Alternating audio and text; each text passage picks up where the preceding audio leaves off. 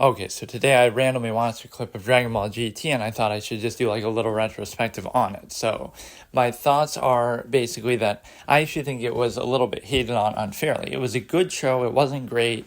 It felt like a little bit, just sequelitis, like maybe they didn't even need to do it. So I can understand the criticism there. But let me just give my background a little bit. So I never saw Dragon Ball, the original series, obviously. I did see, obviously, Dragon Ball Z when I was younger, and I've probably seen it a whole, twice more between all the clips and rewatching episodes and things like that. But I've seen it at least one full time and then a lot of other parts, I've seen it in Japanese, I've seen, certain parts of it many times, things like that. So I would say I'm at least a fan of the series. I appreciate it, but I don't think GT was assessed entirely fairly, right? I'm not saying it's great or as good as the original show, but it sort of does something weird because the pacing of GT is basically what Kai was supposed to be, but that didn't actually turn out. In other words, it does it at a very super fast pace. So even if you don't like the content in GT, you realize that in only about 60 episodes, it goes through so many different arcs. You have the Shadow Dragon arc, you have obviously Sins Shenron, Omega Shenron, you have all the others, right? Trying to find the Dragon Balls, etc. You have Super 17, which is kind of short-lived, but you have Dr. Mew, you have, who else? The Rildo was kind of like a brief little villain at the beginning. And then you also have, obviously, Baby Vegeta, right? Or just Baby taking over everybody, including Vegeta. So that's a lot of content to cover in only 60 episodes. Any one of those arcs could have been 60 episodes in the original series with how much they drag out fights, etc. So at least from a pacing issue, whether you like the series or not, it's very quick. Right, none of the fights really drag out except for maybe the last one with Omega, but since it's the last fight of the show, you can kind of understand it, but still that one drags out. But all the rest of them everything is resolved within like one episode. Like with each of the 7 Shadow Dragons, right, each one of those fights could have gone on for multiple episodes, and that's how it would have been paced like in the original series. It would have been, each one would be 2 or 3 episodes, and then the final one would be like 20 episodes, or they'd kind of really drag it out. So I do appreciate the way it's paced. Some of what they do that's negative is with the characters, like they're not entirely a good extension of them. Okay, so first of all, the premise is bad, right? Turning Goku into a kid is kind of stupid, and for that to be the baseline, I don't like. And also what they treat Vegeta like even more of a sideshow than what he normally is. Normally he's sort of a pseudo sideshow, but he'll get his moments, like he at least kills like minor villains like Pui Pui and Q and stuff like that, however you say their names. But he doesn't even get Dodoria, Zarbon, stuff like that. He doesn't even get too many good moments like that, and instead he's reduced totally to a sideshow where you either don't see him enough, like when they're out in space, or when you do see him, he's only like there for comic relief and stupid stuff, like how he shaves his mustache, and that becomes a little running joke or something. And then he gets taken over by a Baby, which that part is actually fine. That feels like a natural extension of the Majin Vegeta saga in itself, like how he still has some evil in him. Maybe that's why it makes it easier for him to control like that. But I wish they would have written it like that, because instead, Baby just takes over everybody, like Goten and Gohan or whatever. So that ends up being kind of stupid, because it should make more sense. Because by that logic, then he cuts and beats up Goku when they're all fighting like early on. And so why couldn't he just take over Goku then? He easily could have, but there's some dialogue like, oh, I just don't want to. I'd rather kill you. So he could have easily just taken him over and won there, right? Because even if Goku's able to win the fight eventually through great difficulty, he is getting beat up pretty hard. He is cut. He is bleeding. He can find an entry point, and he can easily do that. So it's kind of interesting that, he, like the same way with Vegeta, he's not winning the fight, but just with a simple cut, he can just go in and enter your body. There's nothing that really qualifies why he can't do that or how Goku really prevents it. He just doesn't want to do it to him. It should have been something like something in your nature has to be susceptible to that. Maybe Goten because he's younger and he's this brat or whatever. Maybe Vegeta because he has some evil in him still, stuff like that. So that's why Goku could be immune to it potentially, but... And then I also like the transformation. Super Saiyan 4 is pretty good. It's a good callback to, the original Abe gorilla state, basically, where you're able to, transform into the giant Abe that was even in Dragon Ball. And so now you kind of look like that a little bit, and it feels like this is the true final form where you harness it all the way, like in a more humanoid form, and you're combining the two. So that part I like. I also like the callback to the name itself, where it finally addresses, like, why is this even called Dragon Ball? Like, to just because we're using them all the time for all these wishes, that's why it's called Dragon Ball, but that's just in the background and forgotten about.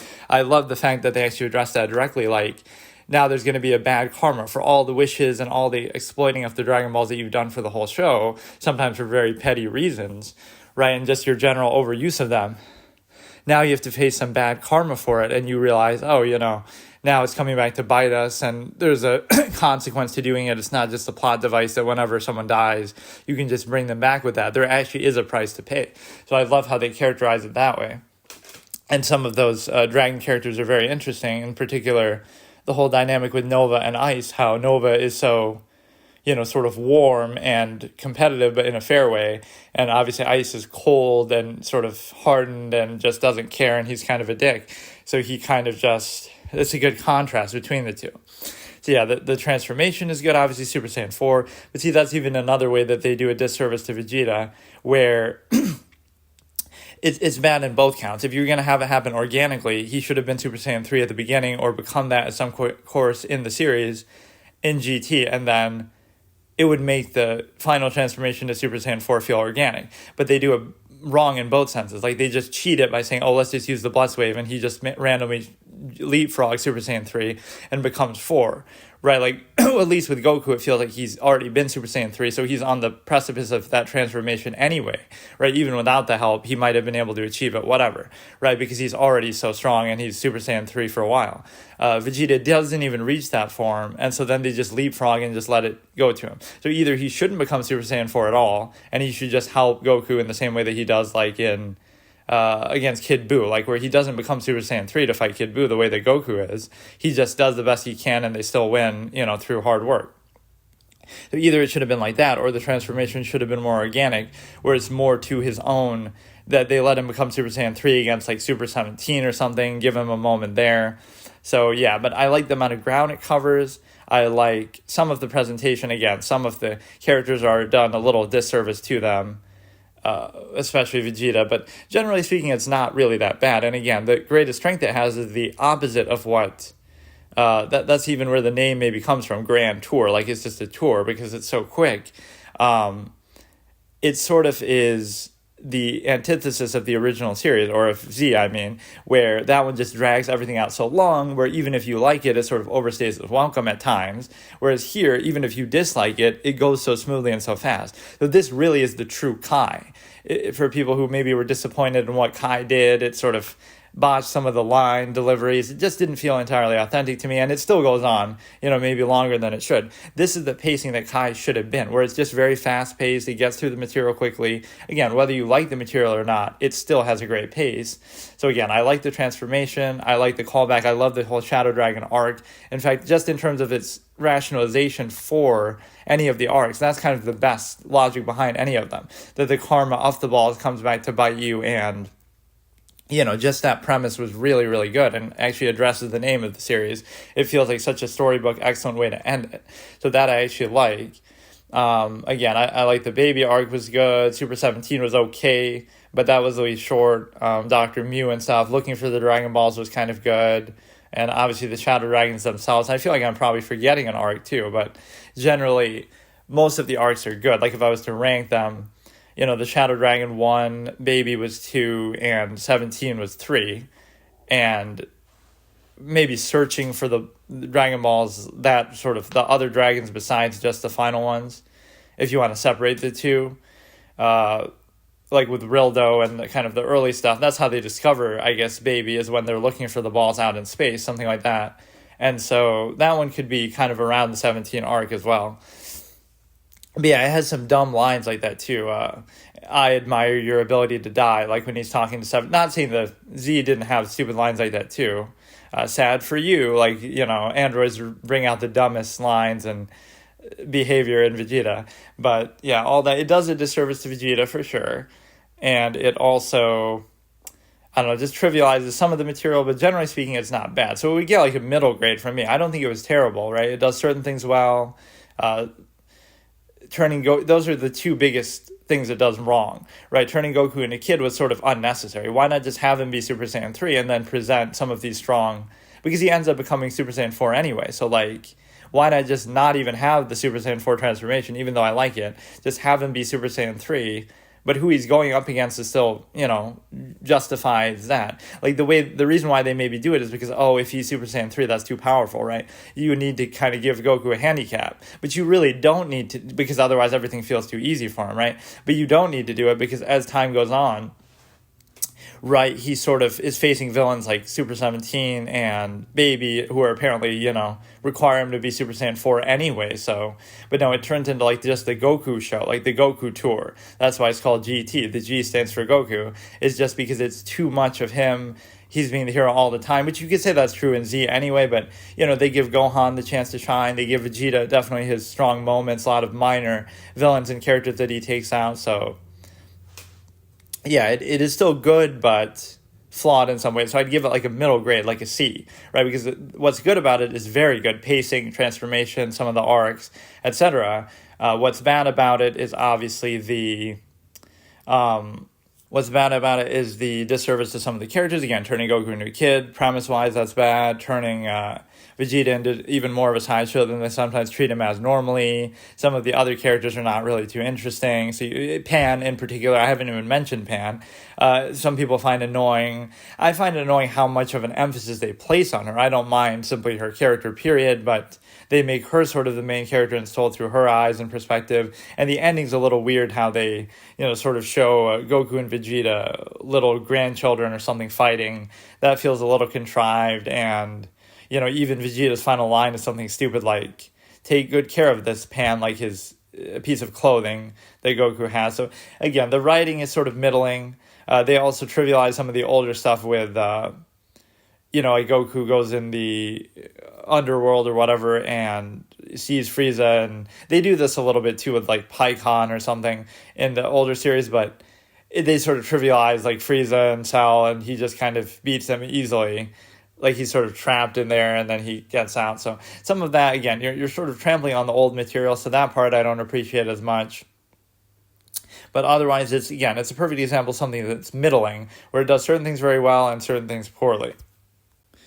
Okay, so here I'm going to review Roger Ebert and Gene Siskel's televised review of The Good Son. And so now, The Good Son is not even a movie that I would necessarily recommend or that I like too much. If I was giving it a star rating, I would only give it a 2 or 2.5. It's sort of marginal. It's like a TV movie, typical sort of structure where everything's very predictable. It's short. It's to the point. It sort of does what the premise you expect. Like this kid is evil and he does evil things. And it doesn't really go anywhere super deep or interesting with its material. So that would be my critique. It's not great. It's not terrible. The premise is kind of interesting in a way, a little out there, a little different, right? To have this kid who's just so evil and he has all these good tricks up his sleeve. In particular, I like the Mr. Highwayman one where he comes up with this, doll figure basically that looks like a real person, like a mannequin, and he throws it off like a bridge above the highway, and then it causes like a multi-car pileup. That's a great example in fiction overall that I've sometimes actually mentioned where it's a case of being able to sow so much chaos with so little effort. Like, he's just a kid. He doesn't have any special powers, any special resources or anything. But yet he's able to cause so much chaos just because he's so devious and creative with it. So that I kind of like as a characterization. And he's always doing like some interesting tricks and gaslighting his parents and stuff. So the character is interesting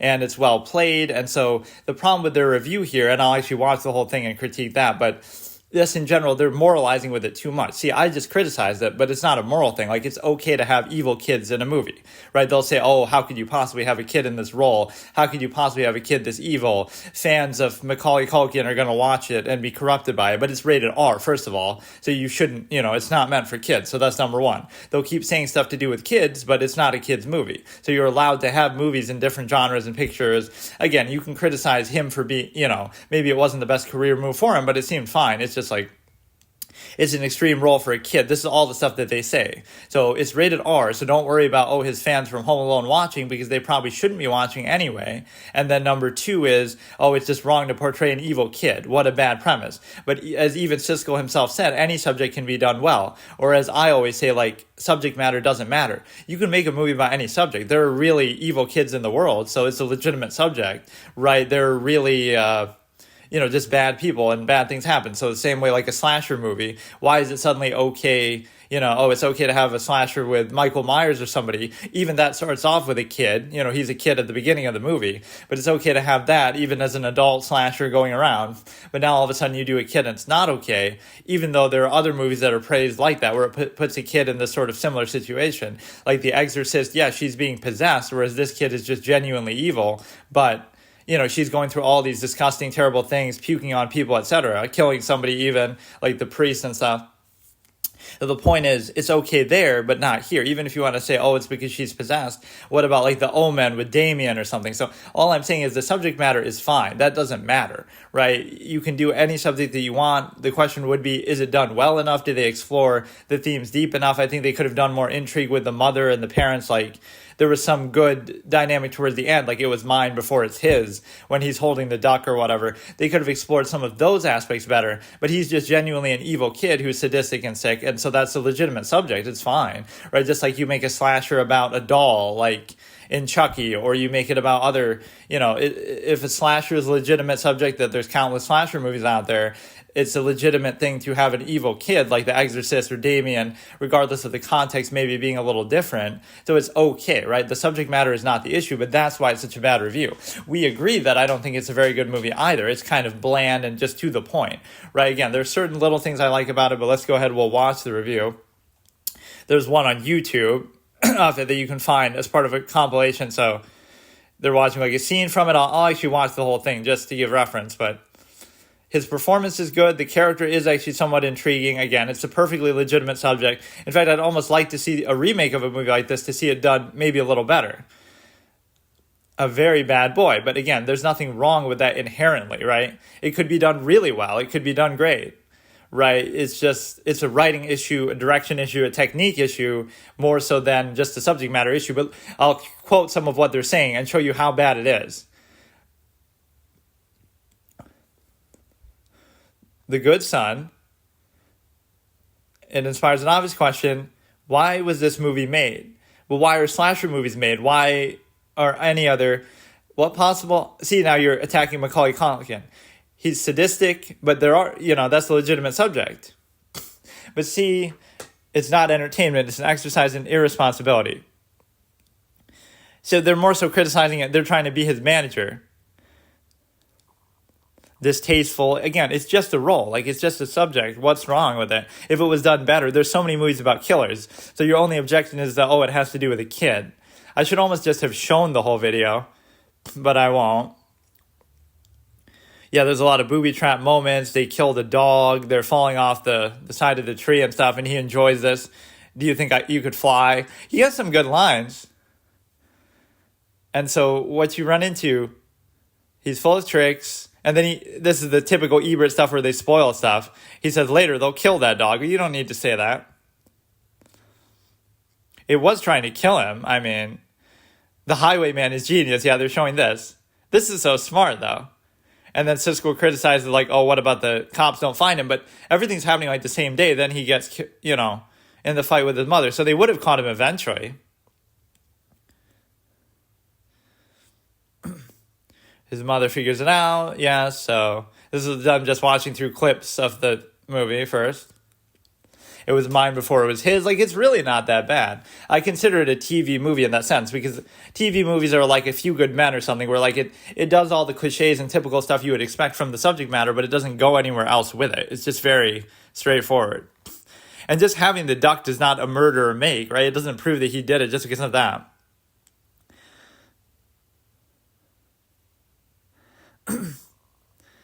See, reprehensible. I wouldn't moralize about it. That's the difference. Preying on children. See, the no redeeming value, though. What's the redeeming value of a lot of these movies? They're slashers. They're thrillers. Small children in danger. But that's just a character. He's playing an evil character. He's a villain. Like, what's wrong with having an evil villain character? If it was an adult, it would be okay. If it was possessed by a demon, it'd be okay. Right? It's the same subject matter. Yeah, he even says it's rated R, but it's rated R, meaning the children issue is moot. But see, awful is fine, but okay, at least he gives a legitimate criticism of the material, like, oh, the police didn't catch up. But I feel like it happens very quickly. I feel like that happens towards the end. So, they would have caught him eventually. I think they would have caught up to him eventually. The implication is the movie just ends before it gets to that point, so that wasn't the main thing. The ending was kind of dumb. I agree with Siskel here, where he's saying,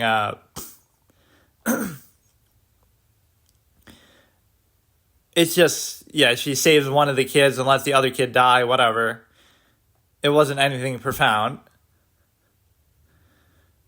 See, they're just criticizing that. They're just obsessed with Macaulay Culkin. He's just playing a character.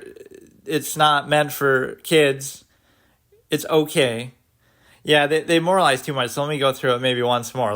They're calling it reprehensible. They're saying, a kid shouldn't play an evil character, basically. They're saying that, it's not appropriate for kids, even though it's rated R. They're saying that, based on Macaulay Culkin's image or something, his star power, he shouldn't have chosen the role. But that has nothing to do with...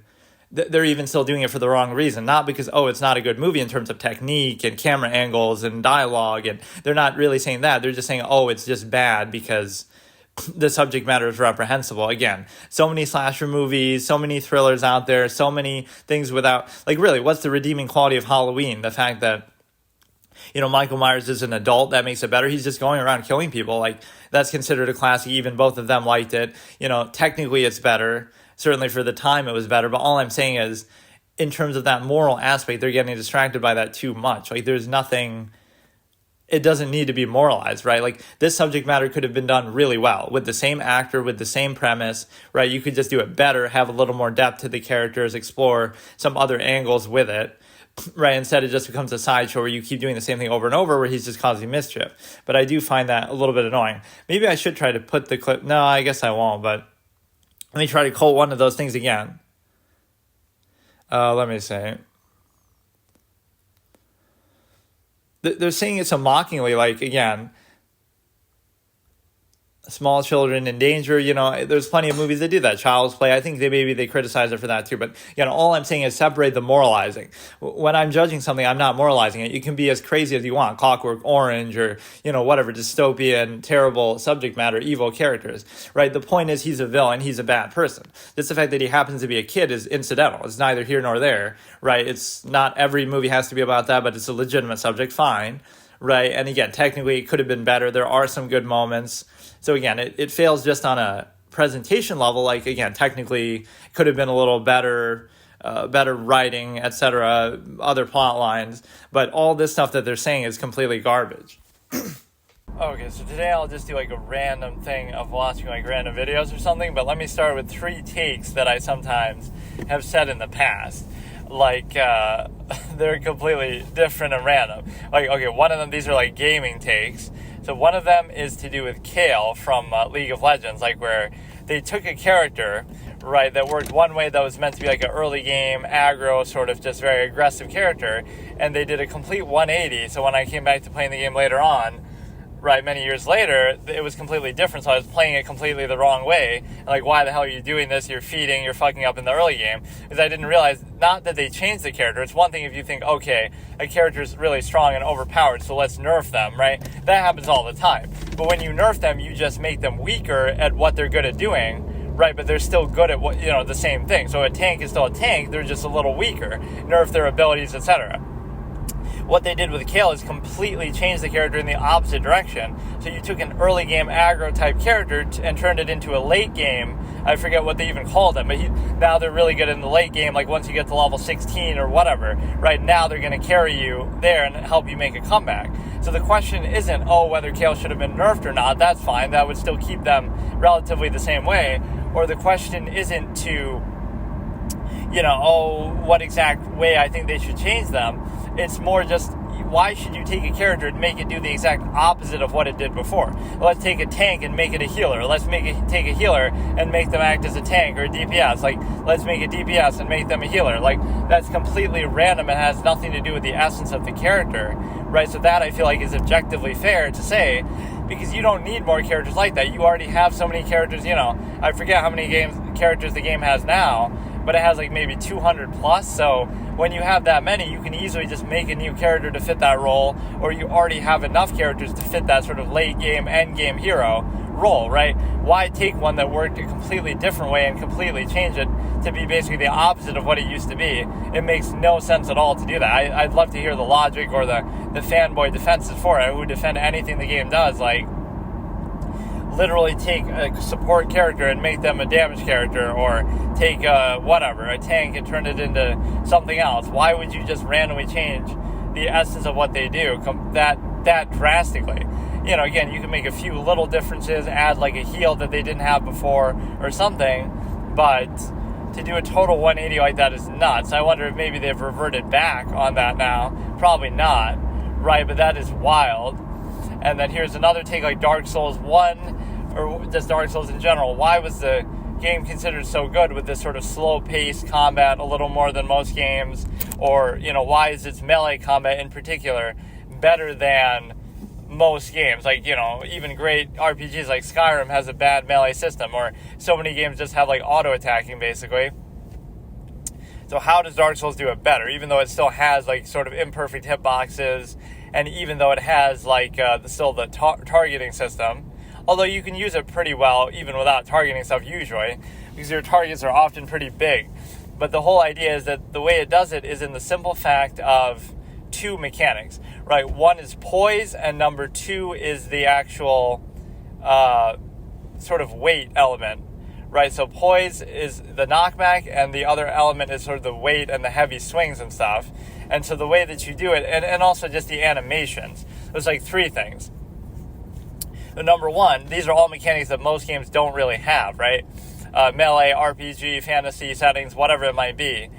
Melee combat typically doesn't have this. So either there's just a hard knockback, like where it's a fixed set amount. So every time you get hit or hit something, there'll be a fixed amount of knockback that's the same no matter what, right? With this, at least, it's different based on the armor class. So if they're really slow and wearing heavy armor, they get rewarded, though, in the sense that if they get hit, not only do they take less damage and things like that, which that's a common mechanic, obviously, just like armor value in every other game, but what's not common is, they'll get knocked back less based on the amount of armor that they have, right? Normally it's just the same. You get hit and you just either get knocked back the same amount no matter what, or, you know, so it's interesting to do that based on armor class, right? Very few games, if any, that I can think of off the top of my head do that, right? Like in Skyrim, it would be the same. You would just, whatever amount of hit you would get, it would be the same. It doesn't matter that you wouldn't get knocked back more or less based on having less heavy armor, etc. It'd be more so based on using a shield.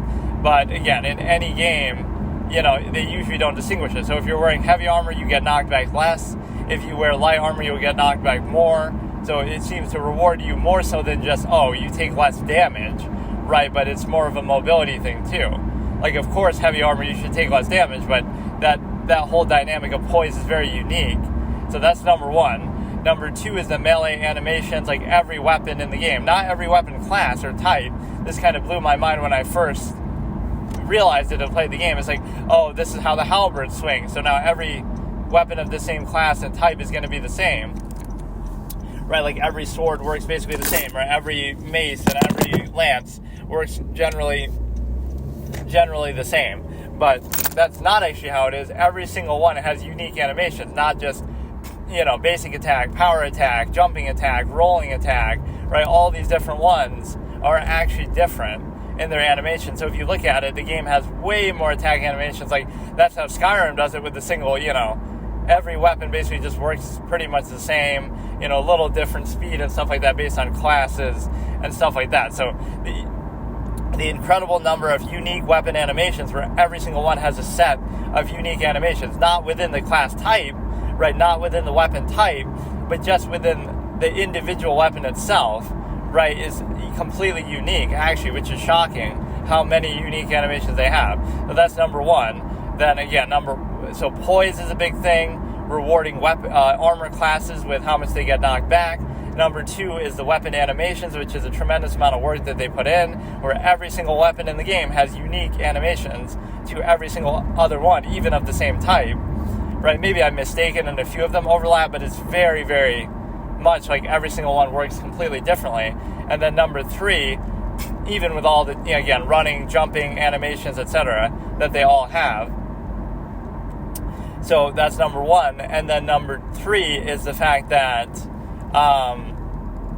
of just the heavy and light swings, like obviously the speed of your swings. This is maybe a little bit more common, that obviously certain weapons are going to swing faster or slower than others, but just still, the sheer amount of variety with that heavy swing, light swing, and even heavy roll, fast roll, all of that consideration is pretty unique, right? So the accounting for the weight of the armor class and stuff like that, and also accounting for the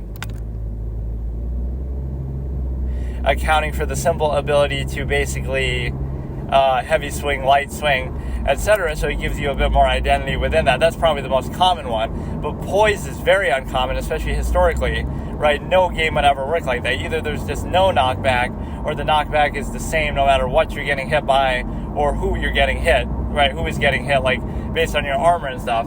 So that's usually not there. The number of unique weapon animations is also usually not there.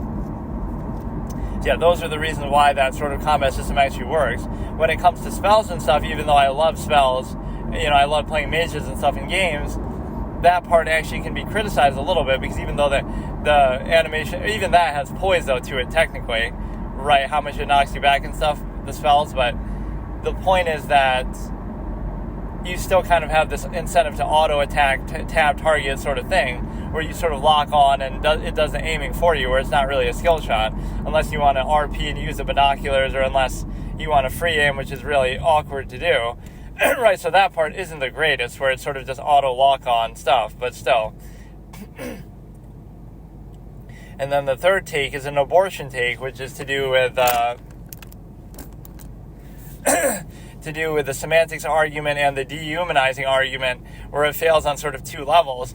I'm not saying it should be illegal, right? I never really argue for it on that level. Like, you should have the freedom to do it if you want, but whether there should be funding for it and stuff like that is a separate issue. And the final thing is the fact that it's the fact that basically you'd be in a position to try to again, you wouldn't argue if you thought what you were doing is right. Then you wouldn't argue in a dehumanizing way to say, oh, well, a fetus technically isn't a person, right? In other words, you're saying that if it was a person and if it was a baby, it would be wrong to do it. So your only escape from your own morality, I'm not even saying it, but from your own morality is to say, oh no, I'm not just doing it for convenience to avoid the responsibility of taking care of a kid that I irresponsibly had, which is the majority of abortions, not, assault cases or ones that involve your health being at risk, right? Those are definitely not the majority of abortions, just based on the sheer number, right? You can easily verify that, but it's not that, I'd rather you acknowledge you're doing it for convenience, that, you just don't want to take care of the kid, so you're doing it, and that's, that's fine even. I'm not even saying it's a bad thing, but at least acknowledge you're doing it for convenience, not because, it's a fetus, so therefore we can kill it, right, instead of a baby. Like, that's such semantics-based argument that you wouldn't use for anything else. If you get hit in a car and somebody kills your fetus that way, right now, is it okay? You won't charge them with anything? They don't injure you, but they kill your fetus, like, based on the impact or something else. Somebody, just walks up to you and rips out your fetus and kills it, even though, well, I guess it's a fetus, so we can't charge them. Is that really how we'd interpret it? They don't hurt you somehow, magically, but they somehow just kill that. Well, it's okay, right? This notion that, because it's not a baby yet, then, okay, that justifies killing it, not just that, think about how limited that argument is. The only reason you're saying that is to justify killing it, just because you want to justify abortion. It's not really founded in anything else. So this logic of, it's not a baby, but of course it's not a baby yet because you're stopping it from being a baby. Like, so yes, it's, how can you use that? You're not killing a baby because we're just trying to change the definition of the language. But I'd rather you say you're just killing it because, again, of convenience, just admit the real reason instead of pretending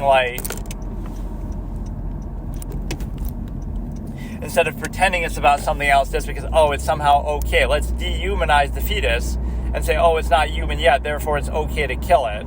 So by that logic, we can just kill all of them all the time, and there's no inhibition about it. So it's just arbitrary, right? Like, what kind of logic is that? So, again, if you thought what you were doing is right, you would just say, no, we are killing a baby, we are killing a fetus, which again becomes a baby. So what is the, that's sort of very limited logic to think that, you're preventing it from getting to that point, but then you're using the fact that it's not at that point to justify killing it. Like, what logic is that? So if you did that universally, like, it's okay to kill a fetus because it's not a baby yet. So everybody on the planet kills every single fetus because it's not a baby yet. So it's okay to do it, and then that's it. Like, so really, that's your logic? Like, why not just say we're stopping a baby from being actually developed and born and growing up and being alive? Because that's the point. Again, it's semantics, because if you have an abortion, a baby is not born and doesn't live. And if you don't have an abortion, they are born and they do live. So that's how it works. So in other words, either somebody is going to be alive or somebody is not going to be alive. So when people say, pro-life, it is pro-life because in one case, somebody is not being born and not living. And in the other case, somebody is born and is living. So it's the direct difference of somebody being alive or being dead and not being alive. So the only way people try to talk out is, they're not fully alive yet.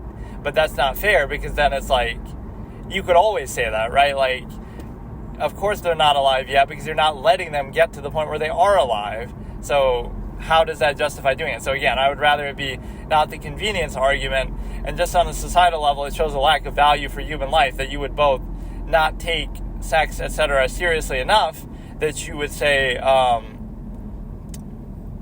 you would not take it seriously enough, so you're getting pregnant flippantly, right? And then number two, you're getting somebody pregnant too, flippantly, but you're also doing it in such a way that, so you'll get pregnant irresponsibly, but then you'll also have an abortion irresponsibly, right, to correct your mistake. So it shows a total lack of value for life and the severity and the significance of that, right? You're just sort of indulging in hedonism and having sex carelessly, and just, you can't be responsible and take responsibility for your own actions. So it's really a very low standard that you don't value human life at all, basically, is what you're saying. But again, even without moralizing and stigmatizing, it's like, again, it shouldn't be illegal. You can do it whatever you want, but that's all it is. It's semantics, right? Because if you thought what you're doing is right, pretend the fetus is a baby, pretend it is alive, pretend, it's going to become a baby and grow up and become a human and a person. So you're preventing them from being born and living and having a chance to, do anything, be alive and be a person. So you're preventing it from doing all of those things, which, again, in a simple sense, without trying to talk your way out of it, you're killing somebody. Because if you didn't do that, they would grow up and be alive and be a person. If you do it, they'll be dead and they won't be, they won't become a person. So that's literally what you're doing. And people compare that to like a tree or an acorn or something.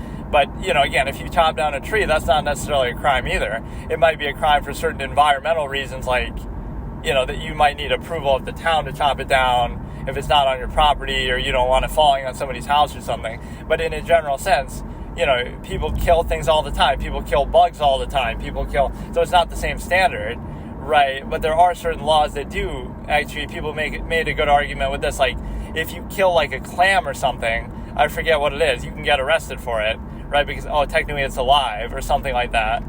But no, people eat meat and eggs and shit like that all the time. So it's not the same thing, obviously, because we treat human beings by different standards. But again, it makes no sense, because if somebody else was to do it, would you justify like, somebody killed my fetus, so it's okay, it's no big deal because it's just a fetus. It's not a baby yet, so you could do that with every single one on the planet and it would be fine, right?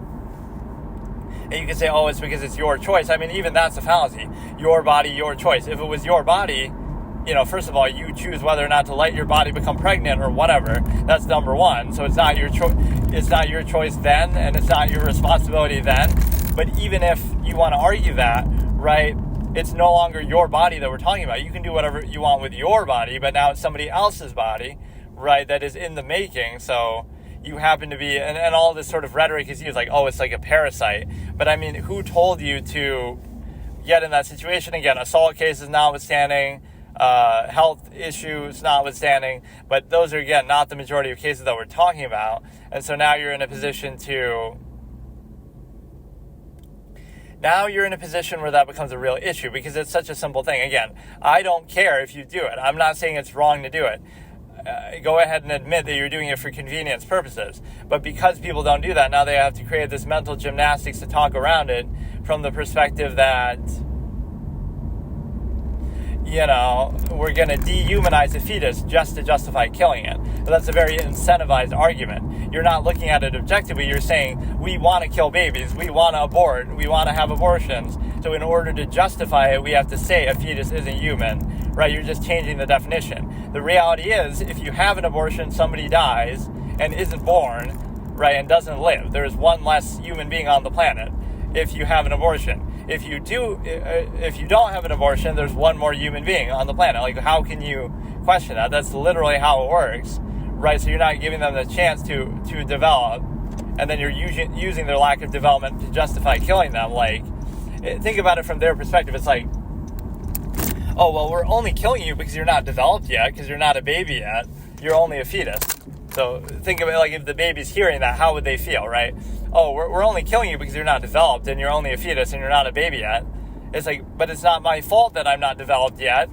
You're not letting me develop. So, like, think about how circular that logic is, right? It's like, I don't know how to explain it. You're not an adult yet, therefore we're going to kill you.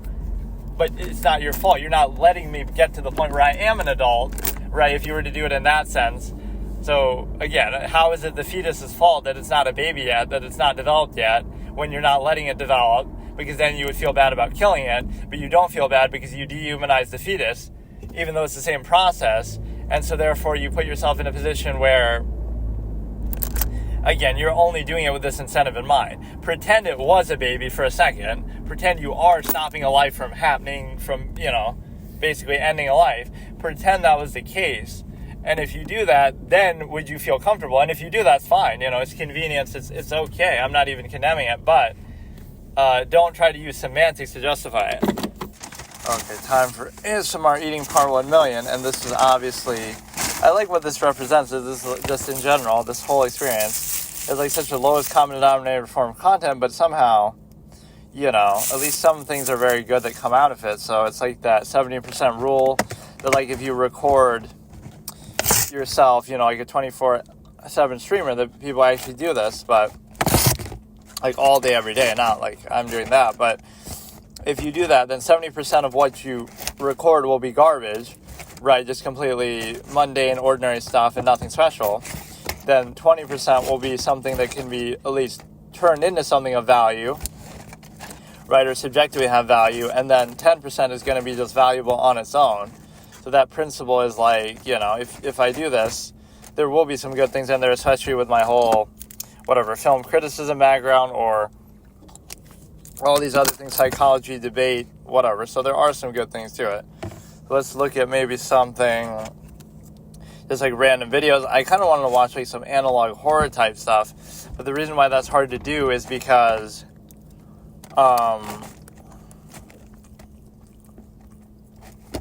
for those, you often have to read it, right? There's just like a lot of text-based where there'll be like these little flashing images and stuff. It's got to be more like audio-based stuff. But those can be kind of fun. I like these sort of horror short style things that I was doing before. Yeah, this is the most meandering, lowest common denominator shit, at least as far as what you're reacting to. It's just like whatever you feel like in the moment. Like what you would do in your own time, just like randomly watching shit, but it's the kind of thing I would always make fun of. Like, who wants to watch somebody just watch videos, like react to videos? It's one thing if you're an expert on the subject, like, okay, fine, you're a film critic talking about movies, or you're, you'll react to some video, but you're like an expert on cooking, and it's a cooking video. So you're not just reacting, you're giving like some sort of deep analysis, but it's devolved even from that point to something less, where it's basically like, it's not Gordon Ramsay reacting to food-related videos. It's like actually just random people, right, who are famous, popular for whatever reason, like celebrity, streamer, or whatever. And they're reacting to stuff just like random, like XQC watching MasterChef. Not because he's a cooking expert, but just randomly. Or, just anything like this, like random people watching movies. I'm not saying you need some special qualification, but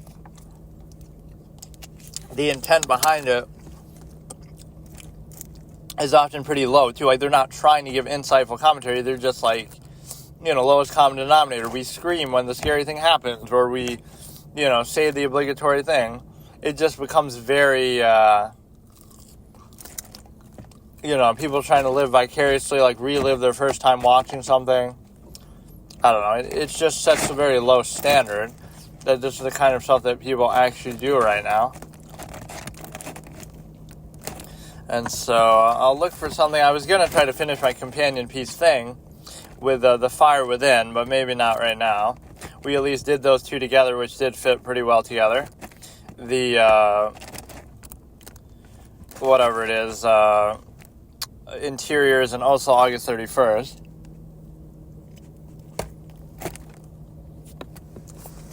Let me see what comes to mind here.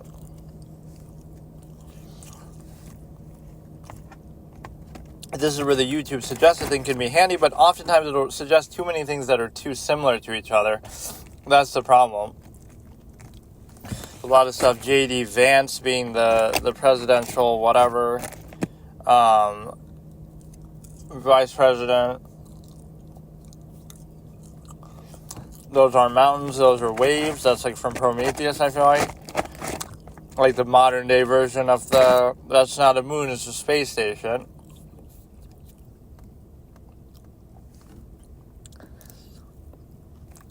A lot of stuff to do with Caitlin Clark and Bronny, just in your suggested. So this is one good example of, like, it's not about, like, people hate Caitlin Clark.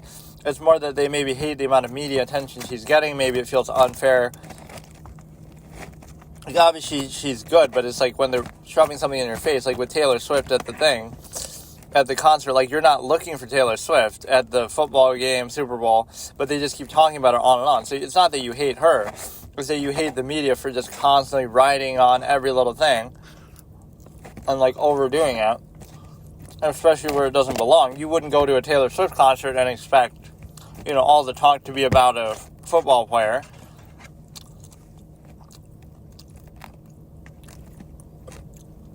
And so now you have a situation where you're obviously going to be with the same thing there. So it's not that people really hate Caitlin Clark, or what's another example? Like, even with Bronny, they're like, oh, he's just a kid, let him be. But you're giving him so much undue attention. At least with her, it's sort of due, although it might still be inconsistent. Like, no matter how good she is, there's other better players in the league, in the WNBA. There's other rookies who are comparable or maybe just as good, So that's just kind of inconsistent. That's why people make it about race. I wouldn't even really say that, but it's like, sometimes you just, the media chooses to ride one person like crazy for whatever reason. So no, it's not hate. It's just more like, you hate the overexposure and the overhype that they're getting. Again, even if it's sort of justified, like with Clark, at least it's somewhat justified because you get to see, that she is actually really good, but then still compared to other people, etc., and it might just be still overdone. And then same thing with, with Bronny, it might be unjustified completely, but again, it's not even that they're hating on the amount of special treatment and media coverage that they're really getting.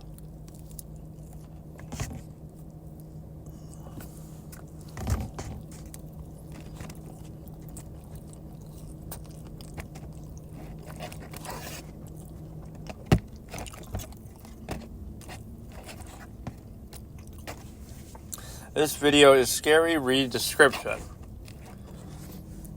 There's some random thing, Cho Charleston. Haven't been this excited for a Cho since Kimball Cho from The Mentalist. I always like the stuff that at least seems real, like cave sightings or, camp things, like just... But then they sometimes extrapolate too much.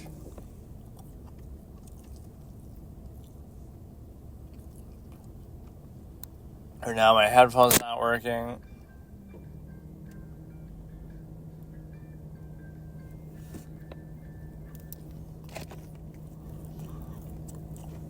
like, real found footage type stuff, which can sometimes be pretty disturbing, right?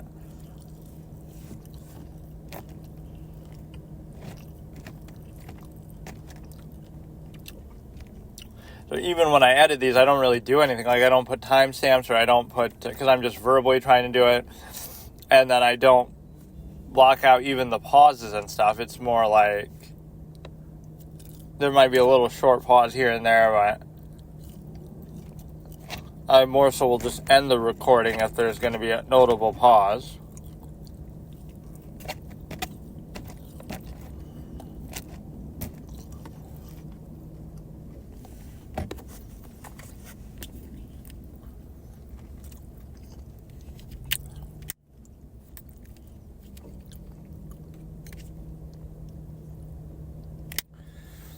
So my headphone's not really working, which I'm sure ruined this short to be very scary video.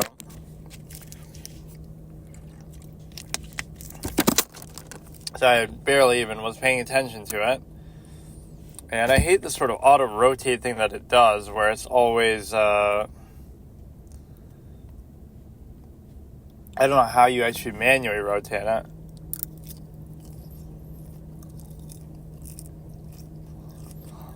And of course, with shorts, it never actually does it with the short. I see now. I love this. It just randomly does it. Like, the phone is at a horizontal, so it should always be like that.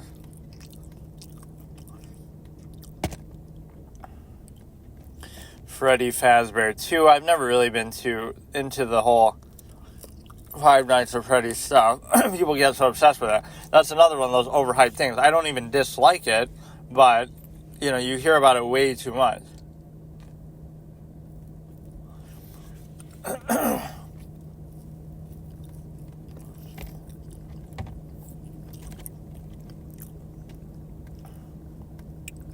Iceberg Vegas traumatized by Mr. The Oldest View. I don't know what that means.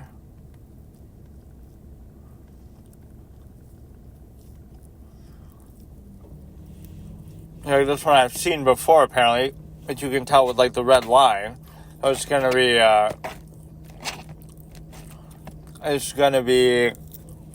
what is it, Nuclear Nightmare. So let's actually watch like this, okay. And if you were to watch this in, like, a public thing or whatever, the emergency sounds would actually get you in trouble. People would think it's real. Like, there's always that classic story with War of the Worlds. Orson Welles is reading it on the radio, and people think it's for real, that it's actually happening, and then some people actually kill themselves or whatever, just because it's so convincing or whatever, and people weren't as used to these things or desensitized to them, I guess, as they are now. And they gave, like, fair warnings and stuff, I think, ahead, but then once they start reading it, right.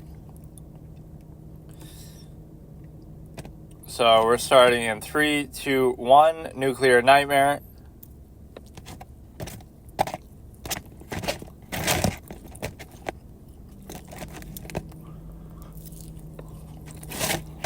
At least these have voices to them.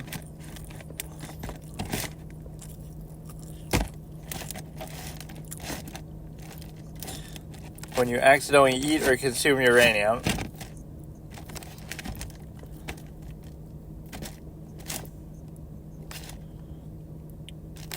This is what they always are about, though. There'll be, like, random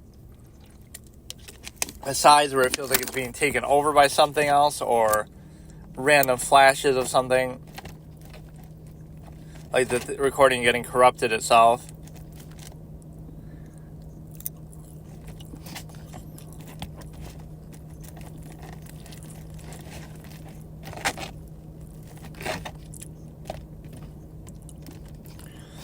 Some of these real-life PSA type things can be pretty scary too from the past.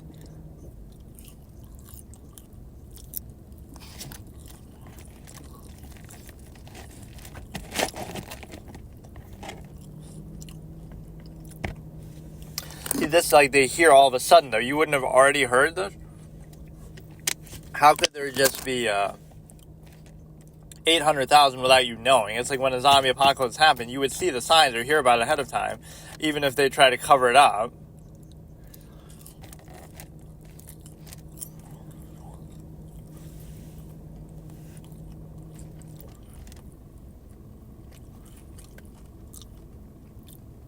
The dude almost looks like Slender Man. Apparently I've seen that before too, but I don't really remember it. Or now we get the orientation fucked up again. Or I keep getting that I don't know Sterling guys in my suggested too. You watch like one video from a channel and then you keep getting spammed with suggestion for it.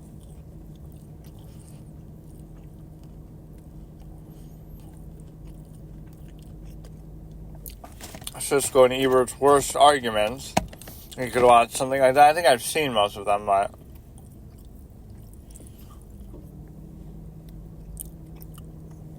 let me see.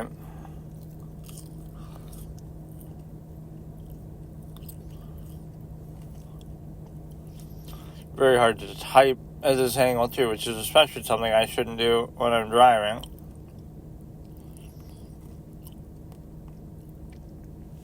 Like Baby's Day Out. Some of these are unfortunately lost to time. The only part of that is taken. Let's watch that. After The Lion King, I think Baby's Day Out is your next best choice. Said nobody ever.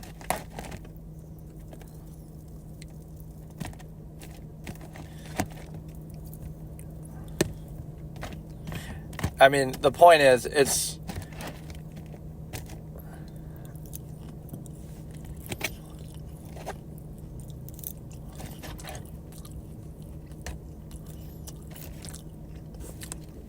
like, I don't think it's a very highly rated movie, so you could put this in a cop and a half type of thing. Or it could be like a guilty pleasure type of thing everybody has. Like, what's one of my guilty pleasure movies that's like, you know it's not good, but, or you know it's not, like, universally liked, but I still like it anyway.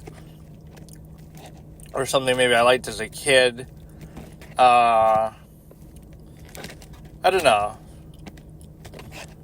I would have to think, like, something that, again, not even that, I like more than other people, but it's still generally liked. Like, what is something that people, like, Signs, I guess, is, even though, generally, it was still pretty well reviewed somewhat, like, it's just sort of all about the aliens that people don't like those aspects, which I still would have to agree a little bit or criticize somewhat, but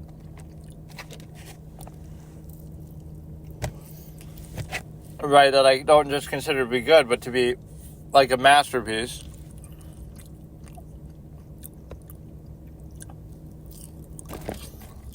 So he's saying because it's real, but it's not real, it's still a movie.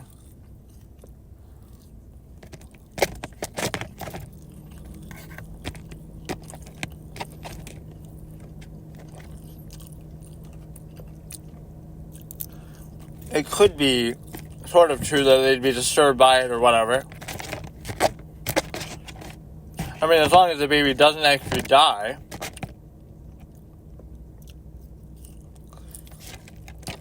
I mean, 3.5 is kind of, some of these ages are just too young. I was scared by the Grinch trailer. The way they show him, when I was pretty young, but the way they show him is actually kind of menacing. There's one where it's all in the dark and then he's talking shit and stuff. They do almost deliberately shoot that one like it is a horror movie, though. Okay, let's just do random stuff then because my phone died, and for some reason, it's not like my phone's broken, but it's either been charging really slowly or maybe the wire I'm using is just bad, I don't know. But whatever, so let me think about some random subjects.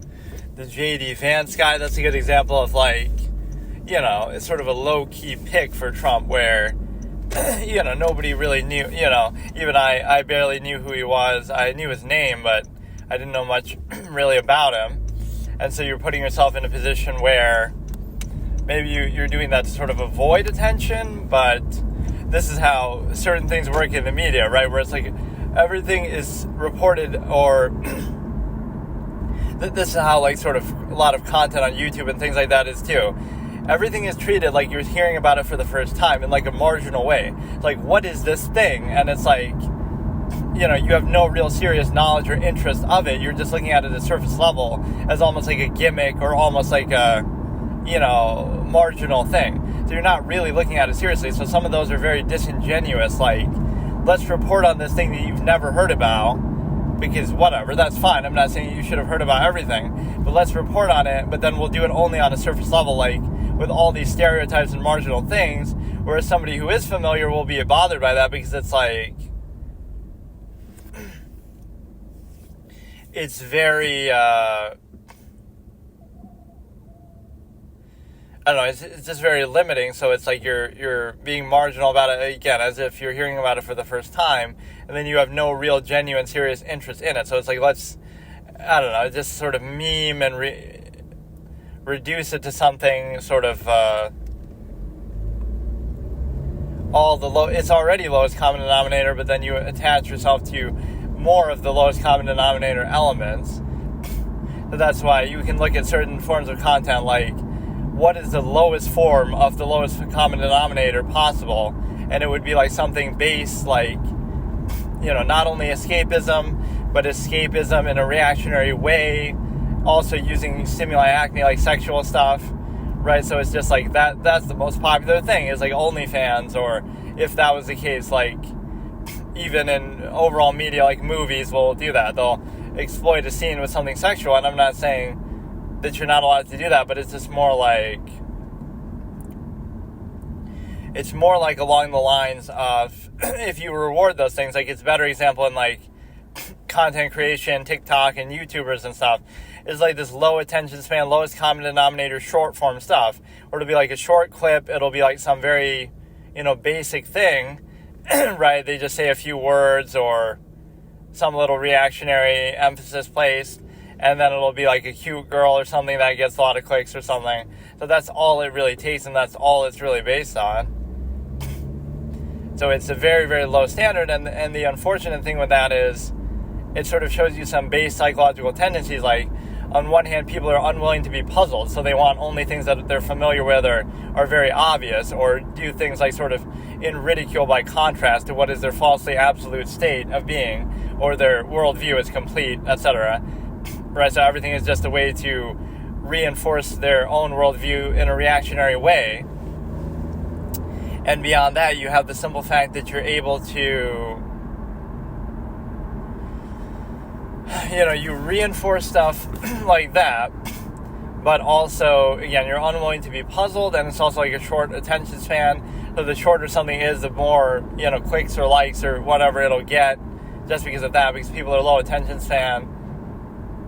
Yeah, and I'm not judging the quality of the content. Maybe it's good, maybe it's bad, maybe something longer is good, maybe something longer is bad, but it's like this unwillingness to, even in an escapist form, you're not like really thinking or taking it too seriously, which is maybe the point of escapism, but it is disappointing with sometimes how these things are reduced to a certain state of being where, again, the bar is so low, so then you end up rewarding the wrong things, and then you get more of them. That's true on a societal level too, not just in terms of entertainment. So in terms of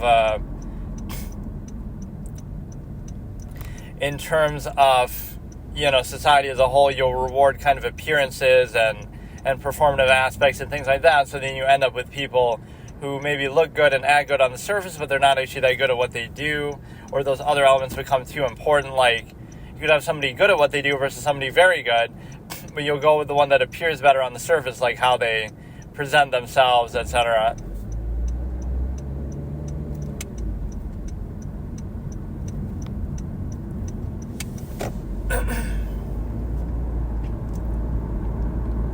So much of what you see in human behavior is like doing something without thinking, and you see that sort of embraced in certain processes too, like, oh, just, you only live once, or just have fun, or don't overthink it.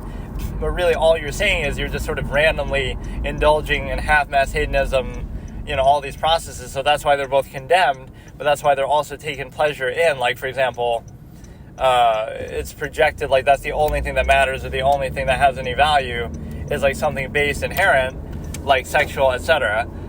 But then you're exposing it a little bit because, again, you condemn it, or you allow society to condemn it because, oh, we want to restrict it somehow. We want to restrict it somehow so people don't do it too freely. We have to control it within society. But then on top of that, you get to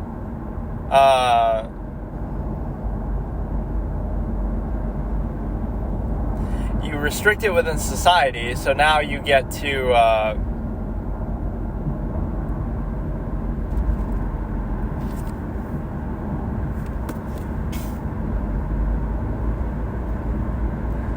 like, you do it to restrict it, but then you take sort of pleasure and freedom, like, oh, look at me breaking out of society's half-mass contrivance state that I willfully take part in every day, and take as absolute and the false inherent, this contrivance response to the inherent state of man. Let me now take pleasure and indulge and act like I'm kind of being rebellious or doing something interesting by simply bucking it a little bit, like I'll ignore it partially just to go to a party and indulge in my base inherent tendencies that, again, would be the constant urge to do that, but let me selectively do them. So it's like society tells you, here's when you're allowed to engage in your base tendencies, here's when you're not, here's when you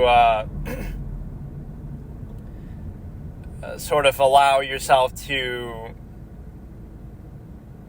be reduced to like a human function in that sense, like where, you gotta, it's like this incomplete state of existence that you have, right, where you're basically,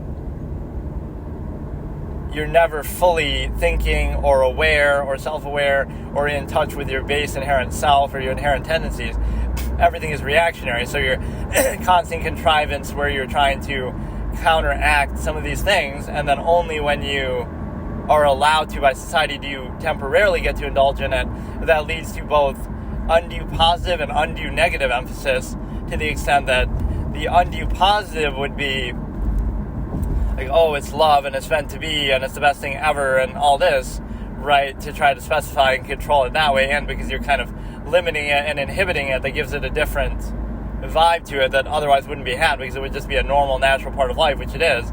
And then the negative emphasis is like, oh, you can't do it too freely, you can't do it too uninhibited, otherwise we're going to stigmatize it like, oh, just being promiscuous or whatever it is, open relationships.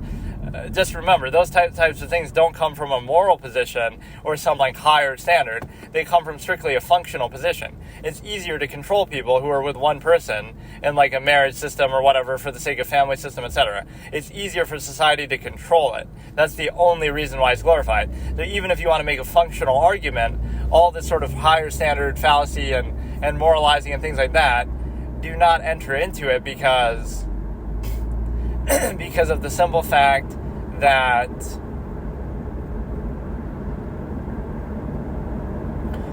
it's just, it's more useful. And then you would have cognitive dissonance, like, people aren't going to care about what's useful for society. They'll still do their own thing anyway, which they do anyway. But instead you have this sort of false inherent pose that like, it's inherently right to do it this way, or it's inherently wrong to do it this way. When again, all that's just reactionary contrivance response, and in particular, it's like sort of functional at best.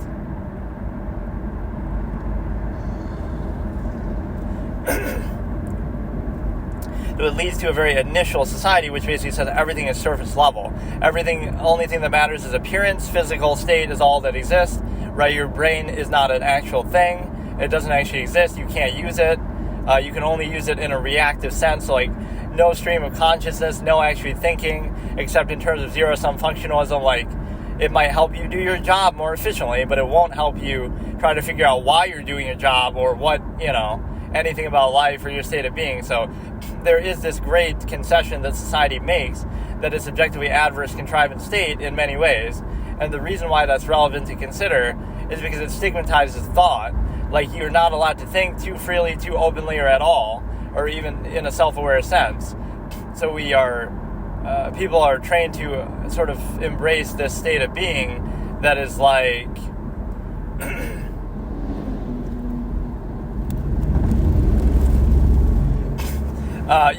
just initial, everything is just reactionary, like your first thought is all that you consider, or you're not really actively thinking, you're just thinking on a surface level. So it's like the difference between talking and writing, or is like the difference between, how people think and how they can think. So for example, if you're talking, you're only saying what is on the tip of your tongue and on your mind at the time. If you're writing, you can think about it more deeply, consider it, do it in long form. It's not restricted to social conventions and norms and contrivances, right? So that you could write infinitely, fully put thought into it, etc. Whereas with talking, it's just lowest common denominator, etc. That's the same thing. That's how people think on a surface level, like just how they talk. It's just, oh, whatever's in front of me, or just a basic level, or they're not even aware of really what they're thinking. They just sort of act on it, and they're not really, it's not really a stream of consciousness or anything like that. Self-awareness, which is the whole thing that defines human beings in the first place. But what you do have is, again, the ability to think even like this, like you're doing a stream of consciousness, whatever. But even more broadly than that, you have the simple ability to basically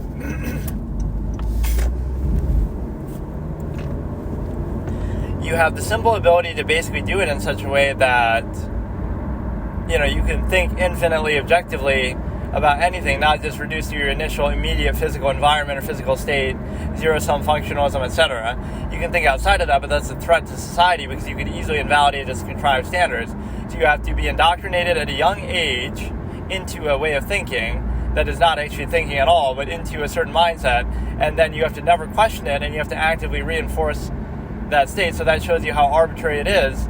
By that same measure, it could be a number of other things that you believe, right? Get them when they're young, and then, you know, never get them to actually critically think about it or question it, and then any attempt to do that is just, anti or some sort of label or condition or whatever. So society is very rigidly insecure, so you'll see this outward insistence all the time of its own overextended standards that are, again, not even saying they're not useful or functional, but then I would love to see that be the basis. Acknowledge that it's a functional basis, and then it becomes zero-sum functionalism, and we can have that be the broad standard. Then the most useful standard would be at work, but instead it's this half-mast state where you're split between multiple things. Like, it's sort of based in usefulness, but then it's also based in other fallacies, and, you know, people start to believe their own lies or contrivances that they say, like, we're doing it for the standard, but the standard is just based in zero-sum self-interest or collective overextension of interest or some other useful standard. But that's not to condemn usefulness. Like, if you want it to be, you know, it's easier to organize society this way, but that doesn't mean you can convince people that you're not doing it just to organize society. You're doing it because, it's objectively the right thing to do, or God says to do it, or something like that. You get, like, some sort of gratification that you give people. So if you can convince people it's in their own gratification to do something, or whatever, if you can get them to associate, like, I'm a good person for doing this, that's a good way to bypass their cognitive dissonance, to say that otherwise they wouldn't do it. It's subjectively adverse, self-defeating, finite, and a finite existence to everyone, or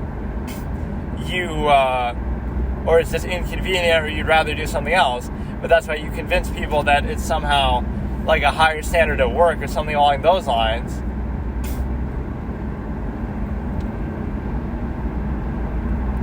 So what often defines these things is the machination process, which just means, one of my terms from the old debate format, like the net sum of technology in an era. So, for example, you know, what technology you have at the time defines your habits or way of thinking or morality more than anything else. So you might take a certain amount of pride in it, but it's still non-choice reaction in the sense that, like, it's chosen for you based on that, number one. That's the defining factor. And then all your little preferences or idiosyncrasies within that come as secondary, right, where that's the much more important defining factor.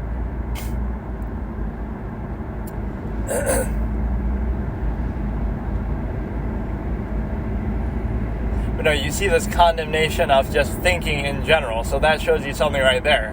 Why would that be a bad thing to just think, or, you know, to always be thinking, or to actually have an active self-aware mind? Or why would any of those things be bad? Or even intelligence is sometimes stigmatized, like, nerd or geek or something.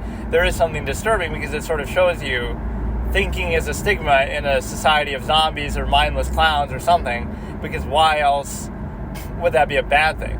Shouldn't human beings whose defining trait is the ability to think embrace that ability and not undermine it at every step that they can? Let's drink alcohol to dumb ourselves down. Let's use escapism, folly, favoritism, entertainment to dumb ourselves down. Let's try to distract at every turn.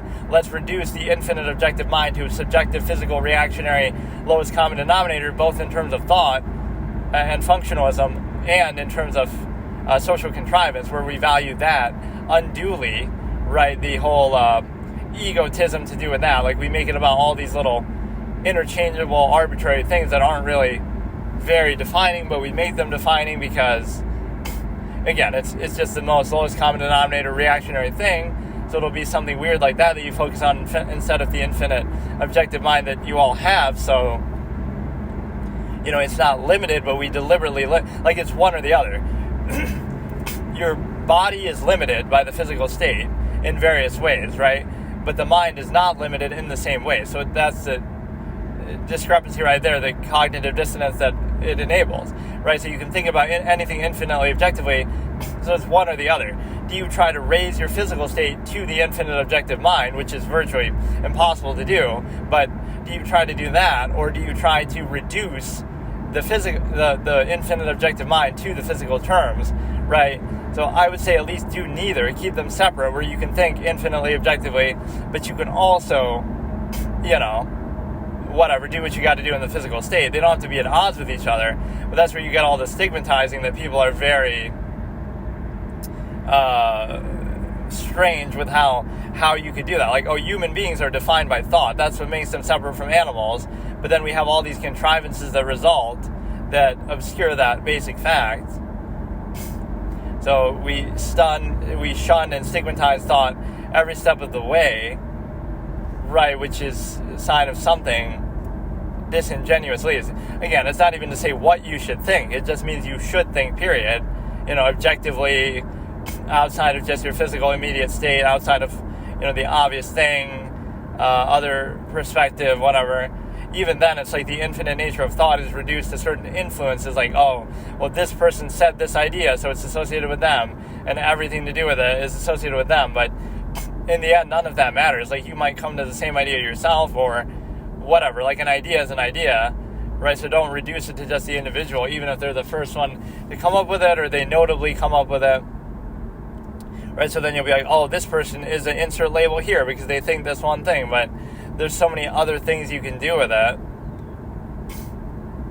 Right, like it's this oversimplification that people desire. They'd rather label something than actually consider it with any amount of thought.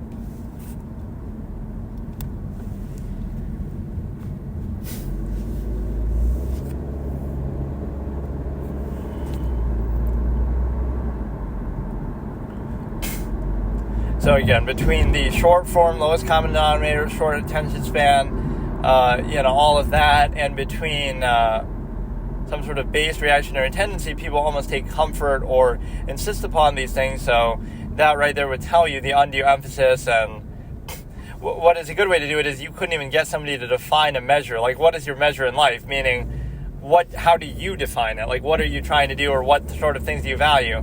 Get people to define their own standards fully, clearly. And oftentimes people go through much of their life without ever doing that. They'll have like this basic general outline, but they won't even sit there ever and just think, like, what do I actually believe? What do I actually think? Right? What is my actual standard or measure? What am I trying to do? What are my priorities? You won't actually even be able to answer that. They're just, you're just kind of going through. So all this stuff are things that people can do. And again, that's why these are objective things, because saying that you should think and define your own measure in life is not saying what that measure should be, right? It just means that you should actually be fully aware and in control of it, instead of, just like this half-mass standard of, whatever, where you get to let it sort of be defined by you, or you define it sort of in a reactionary way. So here's one of those things with the whole objectivity that I talk about, is that it's all about seeing the nature of a process. So for example, be objective and try to look at things objectively, inherently, etc. Right? Your own tendencies, how things work, and how things are reactively dealt with. Right? A lot of things in society, for example, are just a reaction to your base inherent state of being and tendencies, etc. Like, people would do all the things that are condemned. That's why they're condemned and stigmatized and punished, etc. And then people would not do the things that are glorified, right? But that's why they're glorified, encouraged, whatever. So you're creating that structure. So it's not even a question of whether you should do the process or not. It's just a question that you should be aware of it. And if being made aware of it prevents you from doing it, then that's a separate issue. Like, now that we're aware of the process, we don't like it anymore, we don't want to do it anymore. And the reason why is because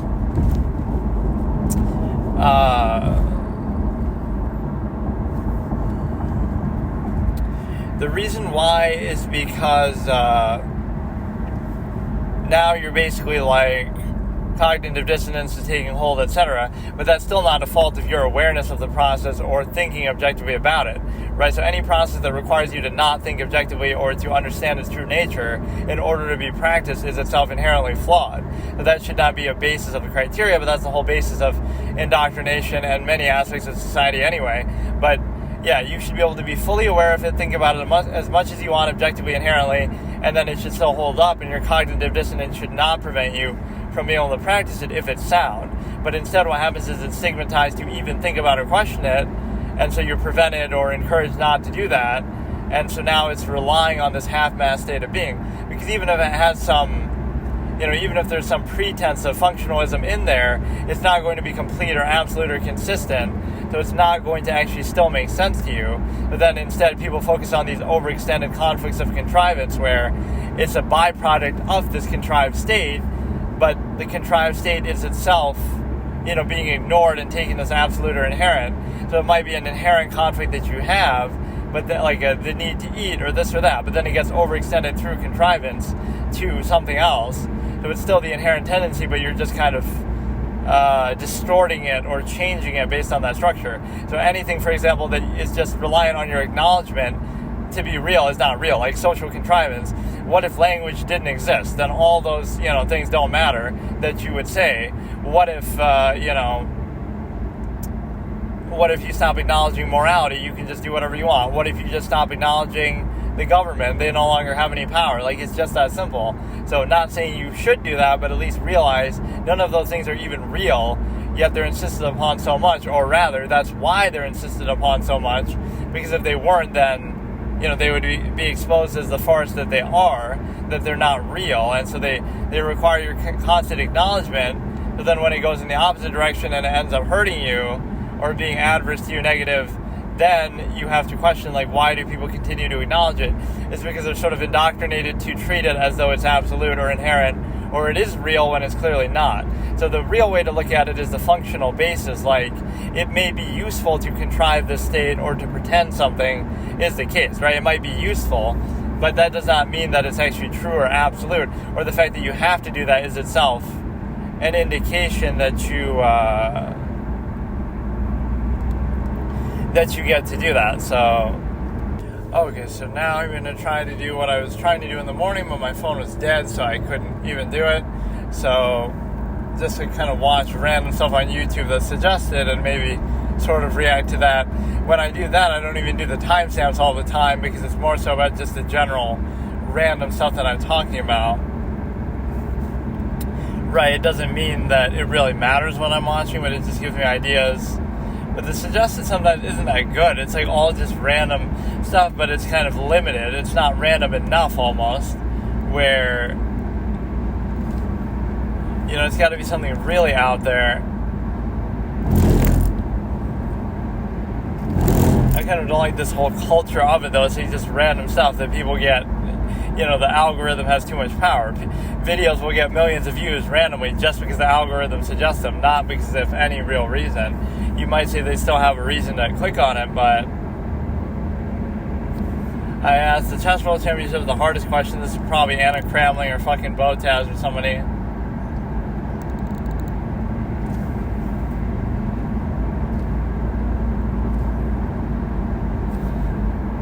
How does the night move? And it is a very illogical thing that I've criticized myself.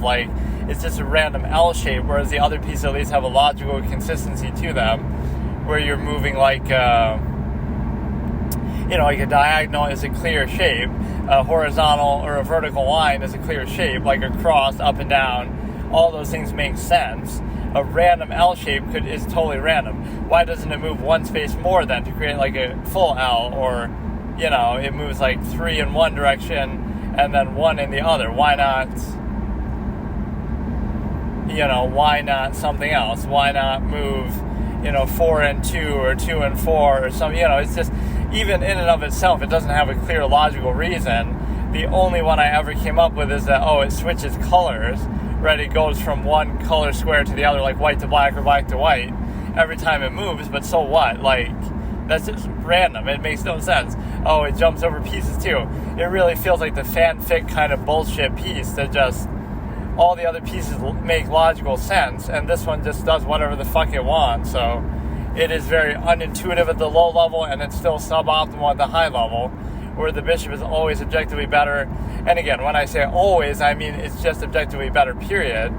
Right? There's a bit of a fallacy with this. They'll say, well, the knight's better in close positions or in certain things, end games, etc.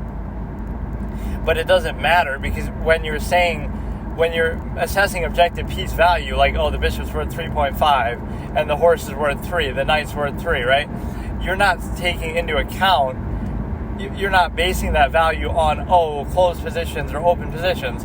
You're basing that on every position in the whole game, period, right? You're just basing it on the overall value of the piece over millions and millions of games. So when you say, closed position, this and that, it doesn't matter, because that's like saying, the bishop in an open position with the bishop pair and the optimal thing is going to be worth way more, like 4, so they're worth like 8 together, right? The bishop pair and the optimal thing. But you're not going by optimal best case scenario, you're not going by worst case scenario, you're going by every scenario combined and the likelihood that they might occur. So what you're doing is you're saying, all the values represent everything over the course of the entire game, not just that, right? Not just the best case, worst case. You obviously, all the values assume that, right? You're assuming, this one game you have a really good knight, octopus knight, and then another game you have a garbage knight, so it's accounting for all that. So that's how you get that the bishop is better overall, right? You can always find like some sort of anecdotal, in this one game from 1964, this GM used a knight and it outplayed the bishop, but, octopus knight on the opposite square color off the last bishop that they have, so therefore the bishop can't target it. I don't know what I even want to watch. You're pointless. See, I keep getting suggested this, where it's like a triangle calling the circle pointless, and then the circle says 39 buried, 0 found, which is just totally random. Like, obviously it implies that he's killed people, and then he'll do it again to them, but it really is very random. Why would that be the thing that he says in response?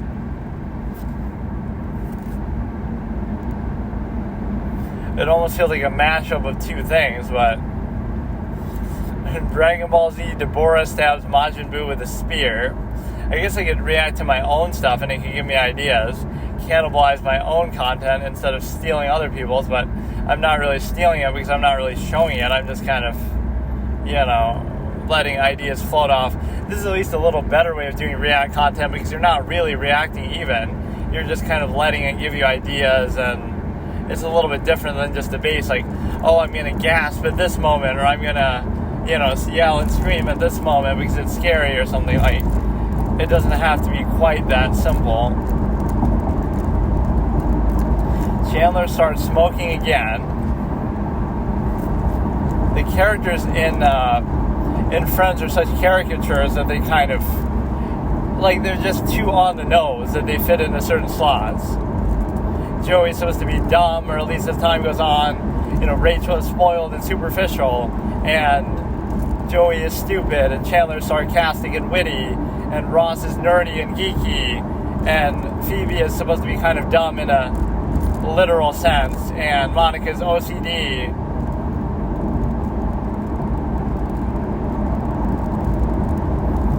I'm smoking still. Really, the only character whose dialogue I truly like is Chandler. All the other characters are so kind of bland and ordinary. And I like Courtney Cox, but she doesn't really look that good in this show. There's something weird about it. She always looks better with longer hair. Like, this is the whole joke. Like, Courtney Cox was my celebrity crush. Oh, you mean from Friends? Yeah, Monica was so beautiful. No, actually from Seinfeld. She looked way better there for whatever reason. She wasn't that much younger or anything. It's just her hair was longer. She just looked better there. Or I could read through some of my friends' comments that are sometimes funny. But I can't do that while driving.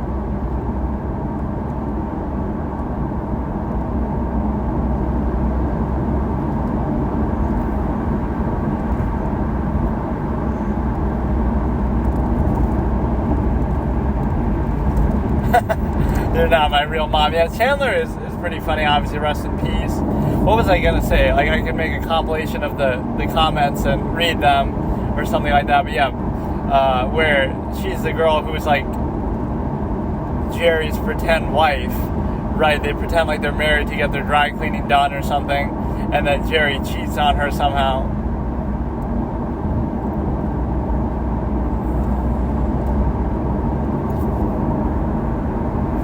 Let's see what else we get here now. It'll suggest like a million things to do with friends.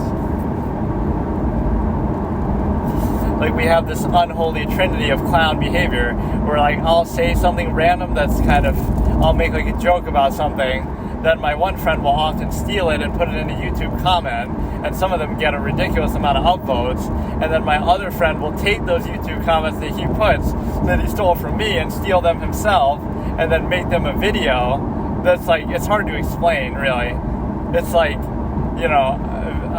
Vishy Anand, a chess player, saying like this notation very quickly of his moves, like Queen G4, this, and then it's like, Eminem's been real quiet since this dropped, and then, my friend will put that, not that they need me to say that one, but a lot of them I do come up with, right, like on stream over the years, or whatever it is that I've done, or I'll just say it to them, like, whatever, since I don't need to be on stream to talk to them, but I'm just saying it's very incredibly stupid, but it's unbelievable how many upvotes this dude gets, right? Like, it's actually mind-boggling. And now the orientation, this is what makes it miserable. The orientation of this changes. I feel like I don't really want to watch anything. I subscribe to Hulu just because it's about to expire, so I'm going to cancel it, right? And then I'll figure out something else. I just kind of got bored of watching stuff. I don't know. Not that I didn't enjoy Hostel August 31st / Interiors. They are serious, but I like them, but I don't know what I want to watch. I felt like taking a break or something. I should watch Dragon Ball Super, unironically, because I don't want to, though. I know it's going to be stupid. I was just talking about GT the other day. I just can't decide. There's so many things I haven't watched, but I don't want to watch like Game of Thrones or something until I have maybe a little better setup, or until I'm kind of established. If I get like 100 subscribers or something, I want people to like ask for it, right? So like these React channels will have, like, what's the difference between my React channel and everyone else's, besides the fact that I'm more in-depth than, whatever, have actual more insightful commentary, clearly, because I'm a film critic, whatever, and some of the analysis and things I go into. But realistically, what's the difference? And the difference is that they have face cam, number one, and then they have they actually show the footage, number two, and maybe the quality of their recording's a little better. They're not fucking driving while doing it. But the main thing is, if you showed face cam and if you showed the video that you're reacting to, then you have a better, both things I don't like, because it's not about me and my face. It should be about my commentary, whatever. And so therefore you get to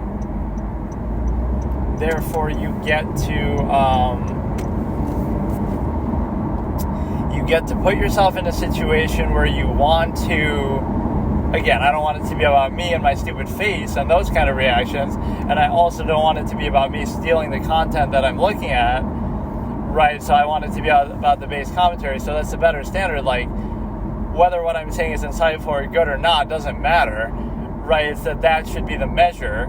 So it may be good, it may not be good, but you're only going off that. Whereas a lot of those other things, you're just doing it to watch the movie for free in part or whatever, living vicariously, and to get like a lowest common denominator reaction and try to relive the experience yourself and get the obligatory moments, like the thing, they'll scream at this moment, they'll be shocked at this moment.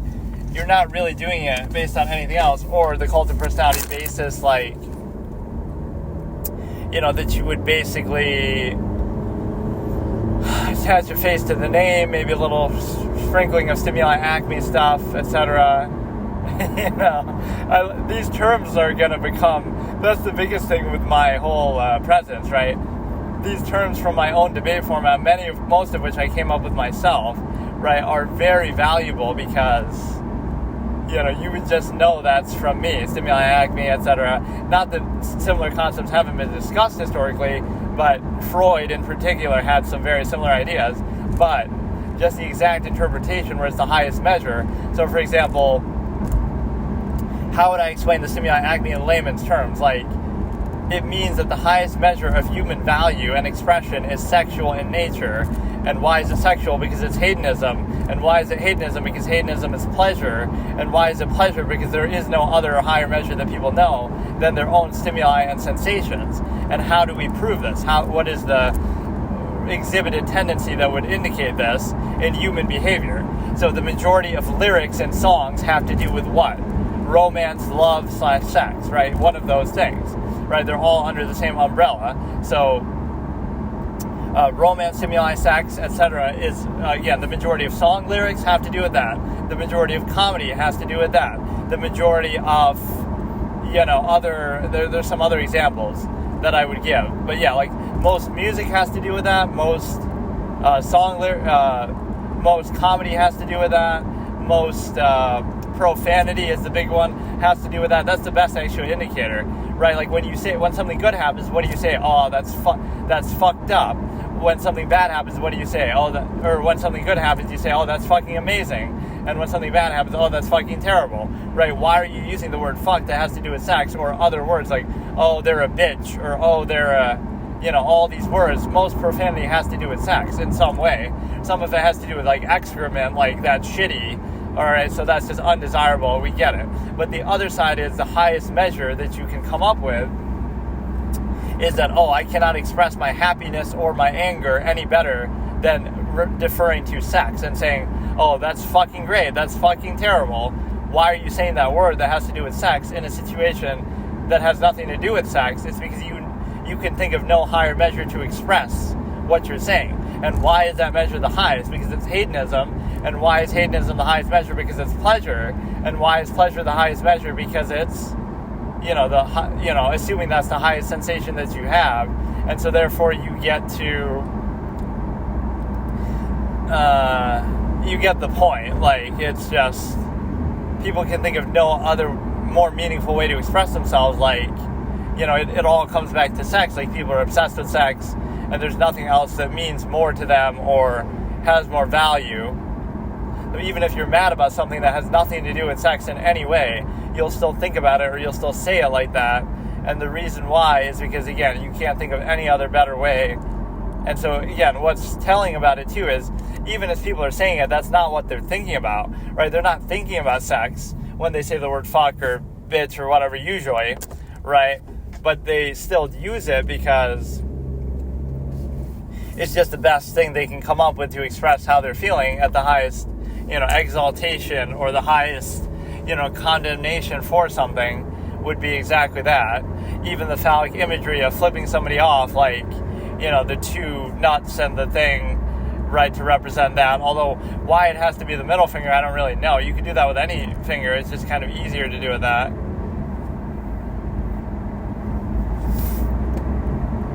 So I'm not actually even watching anything yet. J.D. Vance introduces himself as Donald Trump's running mate at a Republican National Convention. Okay. Yeah, now everybody's saying his victory is assured because, he's so much like everybody's out to get him the whole time, and, him almost getting killed. I don't feel like that should be a good reason, but people are obviously not happy with what we currently have, so I'm more than okay with it. I just don't get the hysteria, because Donald Trump's presidency would show you one thing, is that checks and balances work. Because from 2016 to 2020, when he was president, right, like, even if he intended to do all this horrible stuff, he didn't do it. So, like, either he just wasn't as bad as people say, or he was stopped from doing it by other branches and other people and constantly pushed back on everything he did by the media and stuff. So therefore you get to realize that,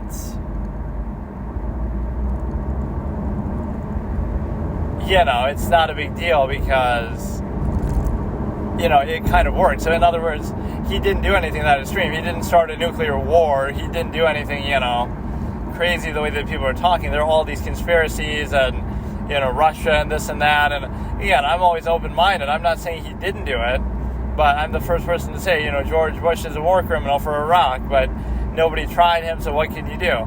But even in Trump's case, it's looser than that because that's easily provable, but nobody wanted to bother trying to prove it. That's why I don't respect all the hysteria, like, oh, no one is above the law, except everybody is above the law except for Donald Trump, apparently, because, the Epstein list, nobody got caught for that. Bill Clinton's fine, Hillary's fine. The emails, nobody went after her for that. George Bush, Republican also, big bad Republican, nobody went after him for Iraq. So many other things. Like, I don't care who they are, I don't care what party they are, like, give us some consistency then. Oh, no one is above the law, but yet, you know what I mean? Like, even Biden with the whole Ukraine thing, bribing them, whatever, the son getting in trouble, the guns, the laptop, save 10% for the big guy, all this kind of shit.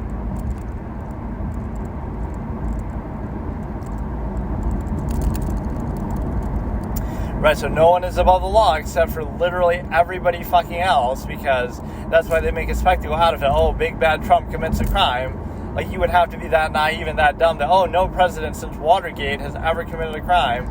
Or like Bill Clinton, but not even that I don't mind. Like, oh, he cheated on his wife. That's not really, that's more like a character issue than should really be an indictable crime, but whatever, that still has some merit. But no, like George Bush with Iraq, that would show you he's a Republican too, so it's not even about that. But why did nobody go after that? Right, where they should try him as a war criminal either at the time or after the fact or anything. But no, he's walking free like a free man and everything's fine. This is why this Trump hysteria is totally manufactured. It doesn't mean he's not even a bad guy or hasn't done anything wrong, but it's not consistent. If you were truly concerned about that, you would have George Bush above on the pecking order, that like you should set a standard by, he's an unconvicted war criminal, so what happened with that? And again, that one's very clear and easy to prove and undeniable, right? An objective fact, right? Declaring the war under false pretenses and committing all kind of war crimes, killing civilians. And there was that one facility whose name I forgot, that some very dubious things happened there, right? It's very clear on record. There's nothing, killing babies in Iraq in foreign soil when you're declaring a war under false pretenses. I may not be a lawyer, but and other international courts even decided on it that war crimes were indeed committed, but who cares? Because it's the U.S., right? And I guess the U.S. does whatever it wants, including not trying him themselves. So, again, anybody who's serious about crime would focus on that before you focus on all these wishy-washy Trump things where you're desperate to try to get him every step of the way. It's just too selective, right? So that's the point. It bogs down to not even a defense of him. I don't really care about him. But I can understand why people support him, because if you looked as deeply into anybody else on the planet as they've looked into Trump, they tried to get him on Russia, they tried to get him on insurrection, they try to get him on this thing now, the hush money thing. Like, they've been out to get him, period. They want to get him. So when you're really looking, it's like that line from Half-Life 2. They don't have any reason to come to our place. Oh, don't worry, they'll find one. Like, Donald Trump hasn't done anything wrong. Oh, don't worry, they'll find the one thing he did do wrong. Like, I have no doubt that he's done things wrong, right? Just like plenty of other people in powerful positions. But why are they going into him so deeply, right? It clearly shows bias, and that bias immediately invalidates. Because people will say, it's like ex post facto justification, right?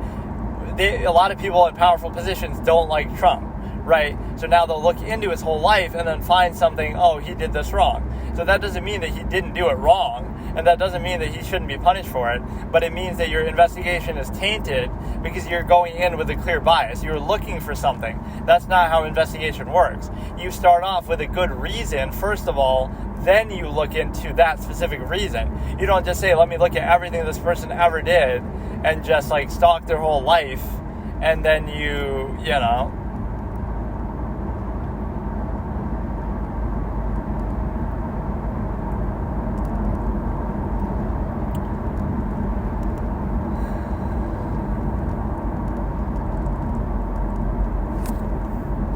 So I still haven't really watched anything. I watched like that one clip. My favorite Bible verse. That was like a funny moment with Trump where he like couldn't name one or didn't want to name one.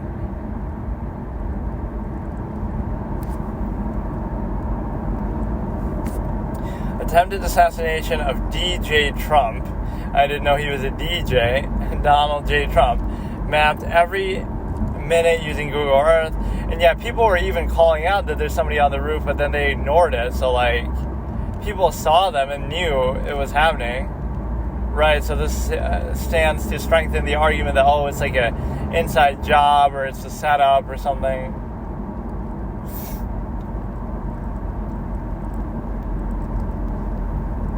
You gotta just find something interesting. Like, I want to watch some scary videos, so I'll try to top 10 scary things on dash cam or something.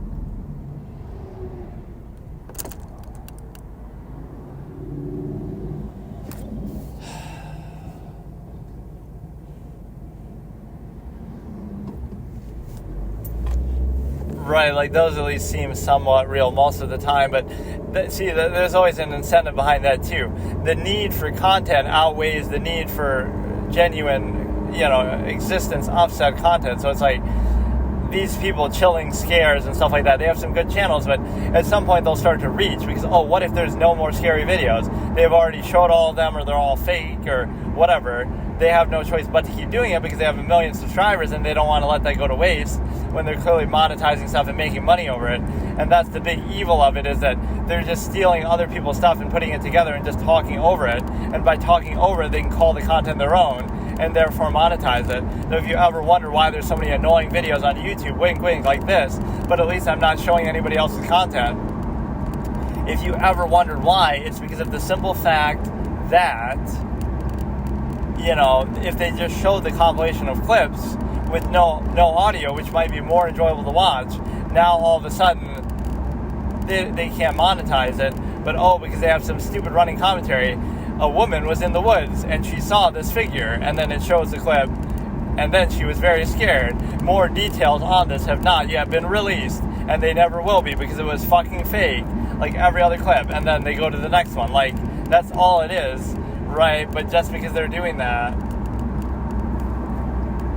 they get undue credit for it. It's kind of like what you see on the news or something. Like, some event happens, but just by simply reporting what happened, you get in trouble. Or, you get credit for it.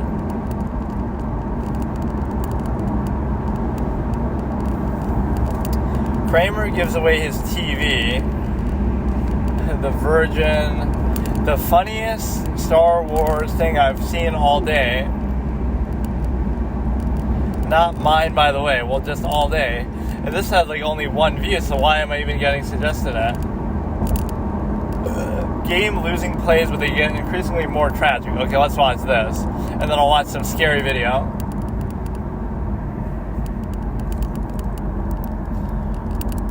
Or I should watch some of these shitty things like, the Rings of Power or something.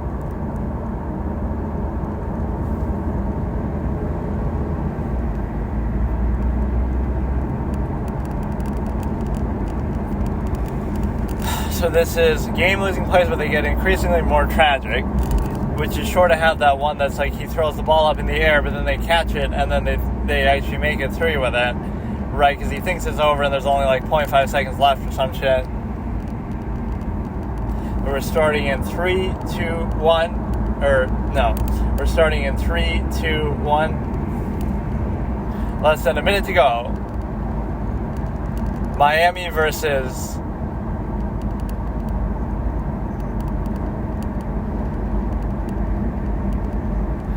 well, they're already down by 5 though, right? So it didn't matter. I don't even mind that one. That was fine, but that's why they get increasingly more tragic.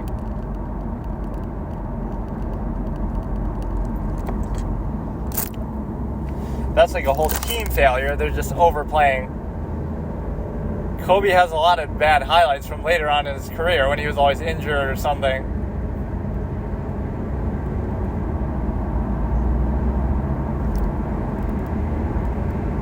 Alright, this one's just a bad shot.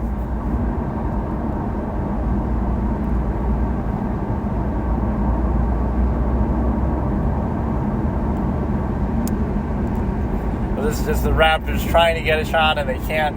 But this isn't even a game losing play because it's still tied and they go to overtime. But I will assume that they lose. So So that's an unnecessary foul for a 3-point shot.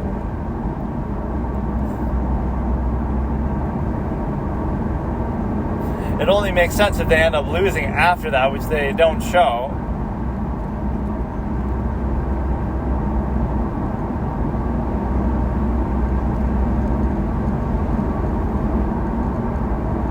Oh yeah, this is a Shaq in a full thing, where he sends Hassan back out of bounds.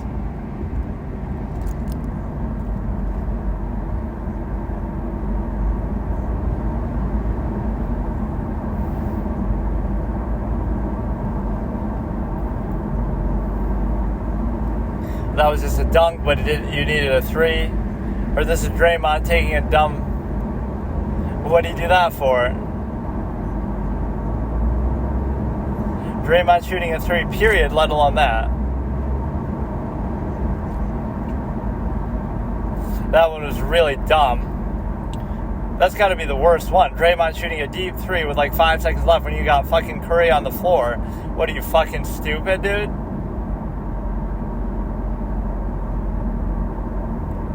Unmolested layup, good one.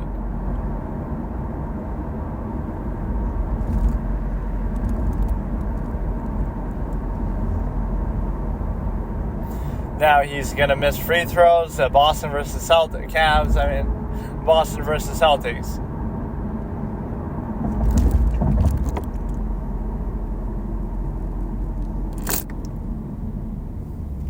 But again, did they actually lose? That's the thing.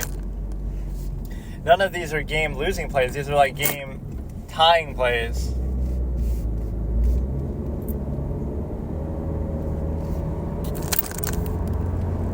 See, this game is going overtime like every other game in this thing. Oh, this one's funny. DeAndre Jordan gets the thing. I've seen this. I've probably seen most of these, but this one I remember very well. He has 0.7 seconds, but to be fair, the clock is fucked up. It says 0.7, but he's holding it. But even when Chris Paul is saying it, the game should already be over because the clock is stuck. Right? The clock is stuck at 0.7, so it wouldn't count then. He would have had to go up with it immediately, so the clock is bugged out.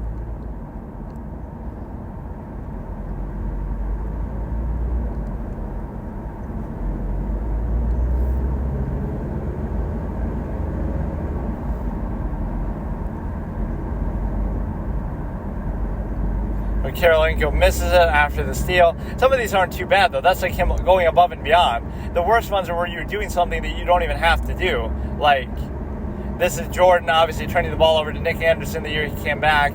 This one is not that big of a deal. Like, look, man. No, it's a big deal in the context, but, like, compared to some of these, okay, now we get a fucking ad, so it fucks up the timestamp. It's a big deal in terms of that, but, like, I'm judging it more by, like, severity. Like, okay, when Draymond shoots that deep 3, like, there's no fucking reason to do that. So that's bad. This is obviously a playoff game, but whatever, dude. Look, dude, we know why that's in there. Just people want to pick on Jordan, whatever. You know, overly defensive Jordan apologist, but it's really not. It's just like, we get it, but that play is kind of different. Right, but a lot of people do make excuses that, oh, it was his year back. I don't even make excuses like that. Like, they lost the series, we get it, but... No, like the one, even that Andre Karolinko one wasn't bad. He gets a steal, like, out of the inbound, and he tries to get a layup, and he fails. So that's not a bad play. He's going above and beyond. You wouldn't expect that you would even get that steal. So that's not a game-losing play. That's tragic. It's a game-winning attempt that is heroic and above and beyond that he just happens to miss. Right? Like, that's not an easy play. The DeAndre one is a clown show. He gets the offensive rebound, and then he just stands there and doesn't even try to do anything and just ignores Chris Paul, right, yelling at him. Like a good neighbor, Chris Paul was there, and you fucked it up. He offered you friendship, and you spat in his face. And so now Chris Paul's going to the Spurs, which is, you know, bro wants to be Tony Parker. I want to watch some scary shit. Something,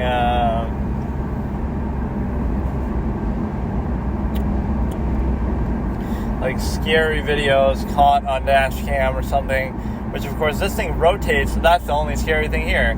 This thing rotates on its own and has a mind of its own.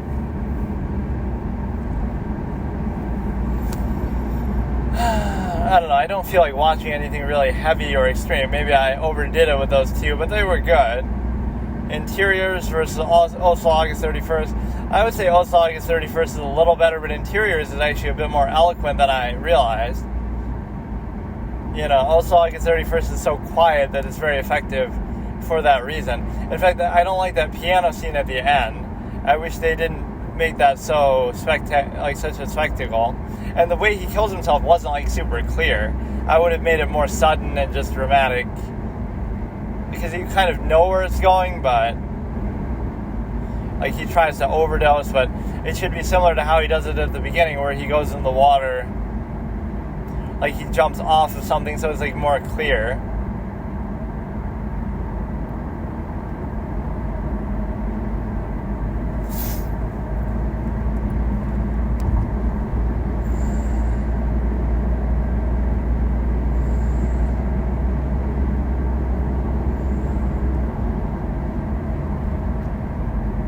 Let's try to find something scary, but I can't fucking navigate this thing because now it's... I love this auto-rotate thing. It's so unintuitive, bro. Right, one of the pitfalls of trying to do this show while driving, when I'm sure people do far more dangerous things. Or like walking down the street in a foreign country, and then the girl falls in like a ditch or something on the side of the road. Like, yes, it might be the fault that there is a ditch there, but it's also your fault for being so distracted in a place that you're so unfamiliar with, that, you know, maybe it's a well-known thing, but then you gotta pay attention a little bit. You're too busy on your fucking phone, like, I don't know. It's one thing, okay, you're in your normal neighborhood and you're walking down the street and you know, you're familiar with it, but you're in a foreign country, right? She doesn't know where she is. She's just kind of wandering around, and then you're doing something like that.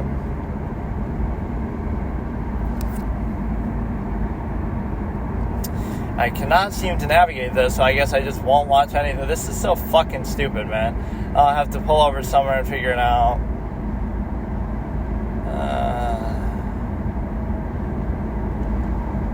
Yeah, some of this I kind of tried to do where I'm not even reacting to something, but it's kind of like light reaction, where you're kind of just talking about random stuff anyway. Again, where I'm not even showing the video, but I always say the name, and like, well, not always. If it's like just a bunch of shorts and stuff, and I'm just kind of skipping through different things, then it's not. But it's like,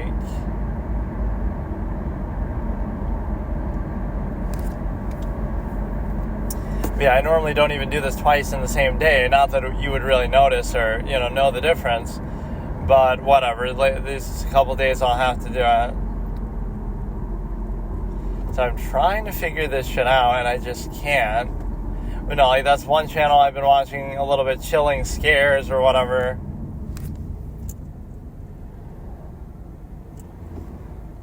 I should have it in my history and shit too, but I can't fucking... Okay, now I love it. Now it changes orientation, so now at least I should be able to see it. But no, this whole comment, Unholy Trinity, I come up with the ideas and I say them usually. Then my friend comments them, and then the other friend uploads them. Like, it's just dumb, but I mean, somehow people like it.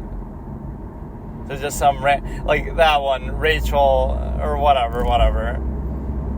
Rachel and Ross, the Married Years, where it's a guy saying fossils, dun dun dun, in bed with his wife. So it's like, that's Rachel and Ross, because we know that Ross is an archaeology buff. So it's like something that is obviously not accurate. It's not like that's really what it is, but it's just a joke, like, oh yeah, that's what'll happen in their marriage. It's like a clip that fits in an uncanny way with something, like the first thing that comes to mind when you see that clip. I don't even know what it's from, but Phineas and Ferb or some shit like that, probably, that I haven't seen. Or there's a lot of series like that, like Futurama or Star versus the Forces of the Universe.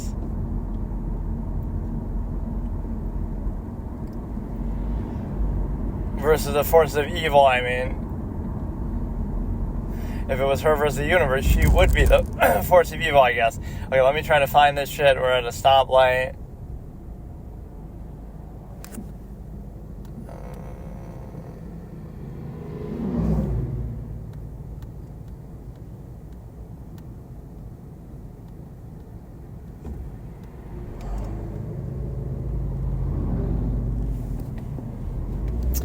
God damn it, bro. Why is this so hard to fucking navigate? The real responsible thing to do would be to pull over, but I don't feel like it right now. I'm in kind of an annoying, congested area. Just ignore it. This is kind of a good little thing. Alright, here we go. 30 scary videos recorded by doorbell camera, even though maybe I've already seen this one. But no, they start to get desperate for things at this point, like they keep reusing the same clips that have been in another compilation, or this is the other guy, like Mr. Nightmare, somebody who has like the weird voice, or Chills, or whatever. I mean, not Mr. Nightmare. So we're starting in 3, 2, wait. So let me make sure I get the name. 30 scary videos recorded by Ring doorbell camera, and the thumbnail is like some witch costume type dude with a weird arm. Just in case there's probably a million videos, but maybe not with this exact title, like the 30, whatever. So we're starting in 3, 2, 1. Coming up in this video. Yeah, see, we've seen this one. We've seen all these, though. I hate this. They keep recycling. Creepy Chronicles. Yeah, from their compilation. You stole it from them, probably.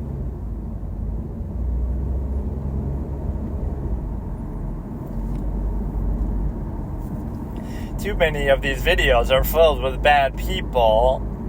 The way this guy talks, it could be sort of like how he talks normally, but he feels like he's putting it on a bit.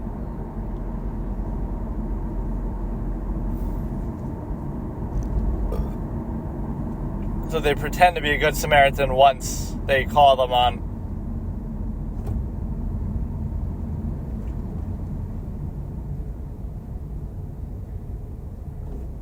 Oh no, maybe he's really trying to help.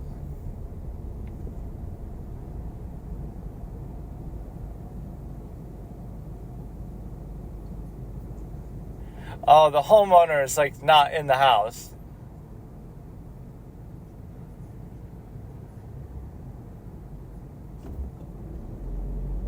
But how does he get in the house? How do you just open the door? Wait, what? Or does she have the ability to unlock it, or it's just like a glass screen door that anybody can just open? How convenient. You would think the dogs would be smart enough to just break a window and get out if it was really gonna... Oh, so he really was a good Samaritan. It was just scary based on the circumstance of the fire.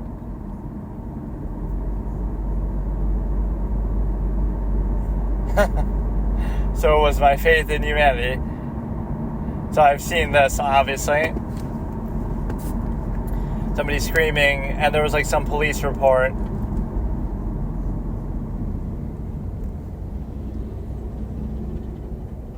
Or they made it like where you can't submit these things to police anymore, though. Right? They made it like inadmissible in certain things. So somebody's screaming in the car, getting like kidnapped or something.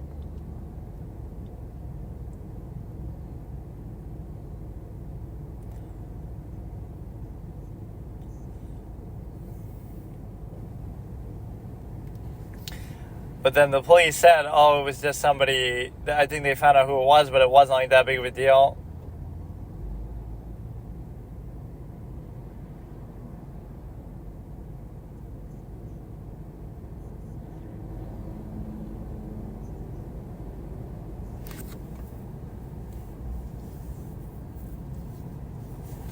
This news story, I like how he said that. I don't want to just pick on how he talks the whole time, but this one seems genuine, though.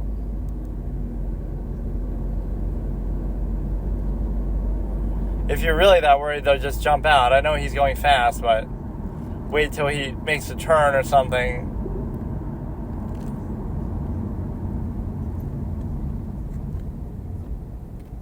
chilling. That means a lot coming from you, Chills. Oh, Scylla and Charybdis moment. Let's see.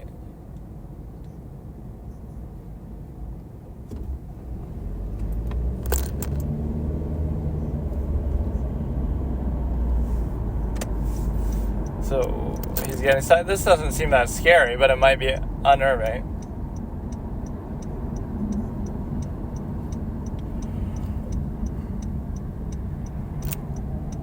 Some of these aren't really scary. They're just kind of disturbing, like the fire or this one.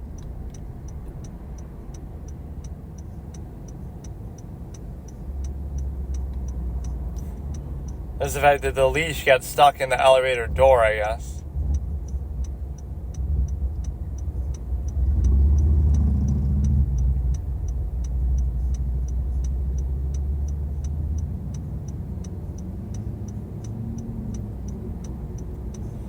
Has to be on the fence.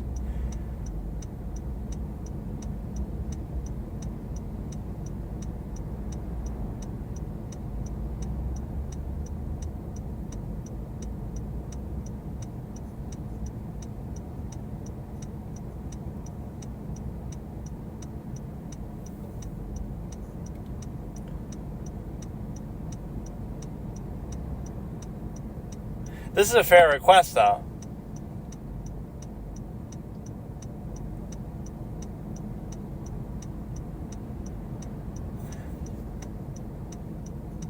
That is fair, though. You can't just have...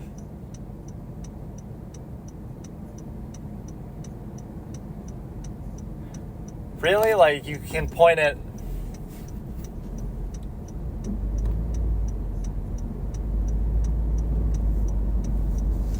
So I can just... So I'm a guy living next to a girl, and I have a camera pointed at their swimming pool where they get undressed and they're in their bikini, and I can just do that. Right, like there would be so many questions there. So I don't think it's that unreasonable. And why is this scary?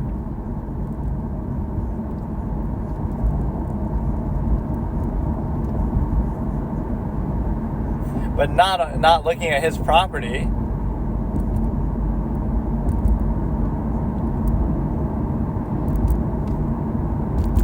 The way he ends his things is so generic. I hope it can be amicably resolved. This guy's eyes are all fucked up. It could be slang for some kind of drugs. This seems more like a prank than a genuine scare, though.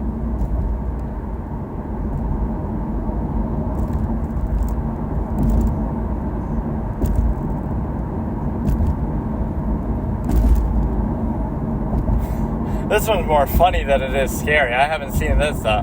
Some of these aren't really even meant to be scary, though. They're just dumb. I could have caught it if he didn't fucking censor it.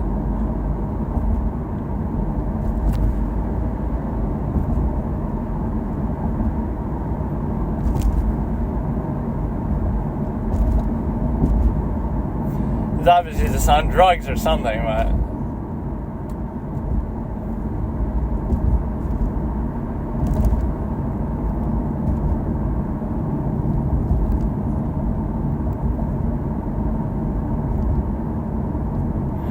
He's mocking him too. Man. Get off my porch. Or his jaw is all fucked up too. His eyes. Look at his jaw moving back and forth.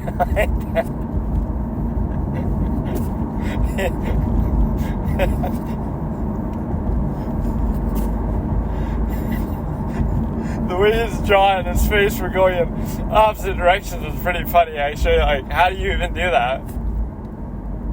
It seems like he's almost trolling and doing it on purpose, but that might be giving him too much credit.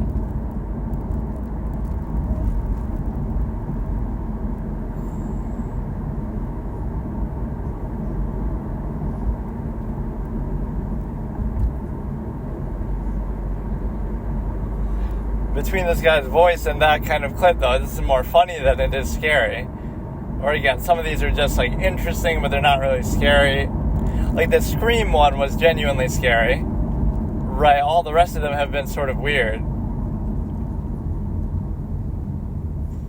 At least some of them are different.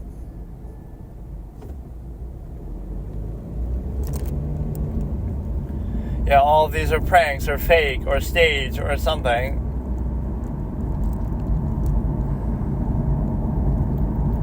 Right, because nothing ever happens. We never get any more details, or it's got to be like where somebody actually, the police have a report that says it was actually like a real kidnapping or something. Not that you want that to happen, but that always proves the legitimacy of the thing.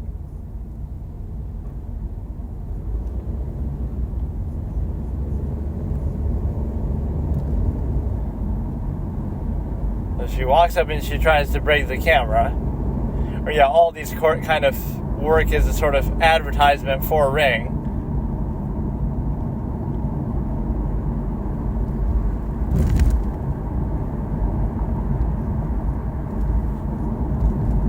So she's a professional. She's done this before. She has a screwdriver and shit. What are you going to do? Take it with you? Like your fingerprints are on there and you're already on there too. Like the video should be saved. Right. Well, obviously it's saved because... Or maybe you couldn't get it off. Like, even if you took it off and took it with you or destroyed it, I think it would still...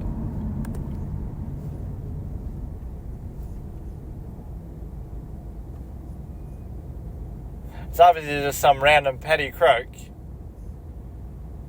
Scary, the way he accentuates his words.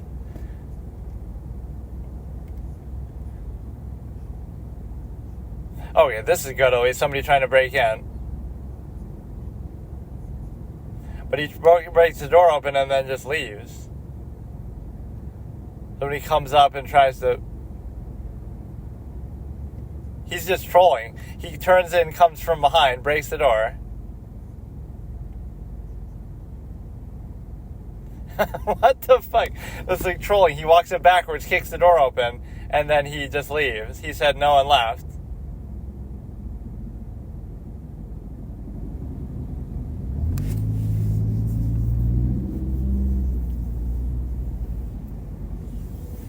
Doorbell ditching. He's just trolling.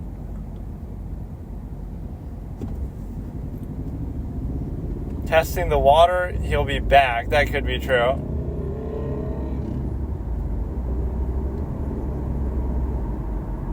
It seems more like they're just messing around, though.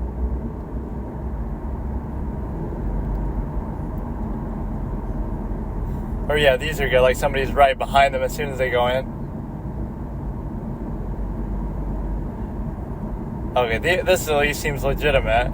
So there's another one like this where a woman's with her daughter and somebody's following them.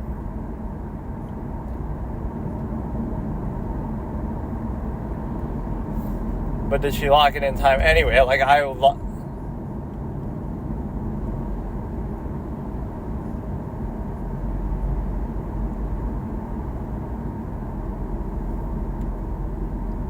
yeah, see, this is at least a quality clip.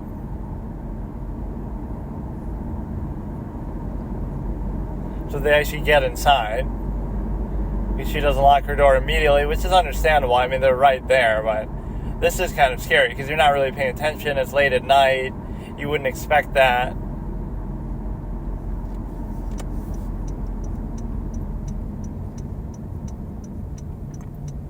Okay, don't become a doctor now. You have PTSD.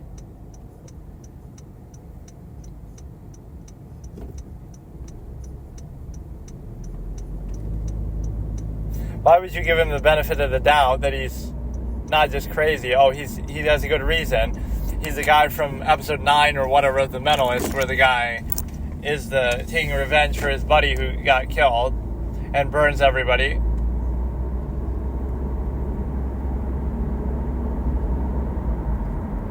I love that. He's taking this guy's side. Who knows? That's your job to tell us, you fucker. Or you're putting all this creepy stock music that we've heard a million times and other... None of these have really been too scary, aside from like maybe the last one and one of the first ones, like the...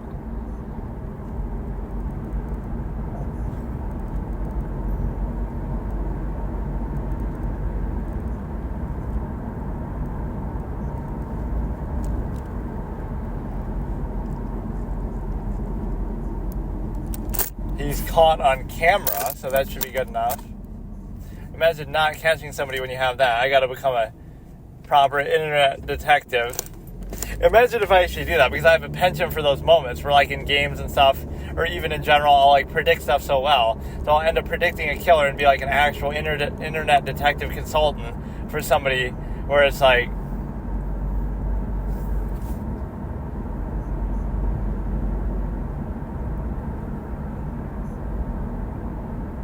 okay, this one's at least scary.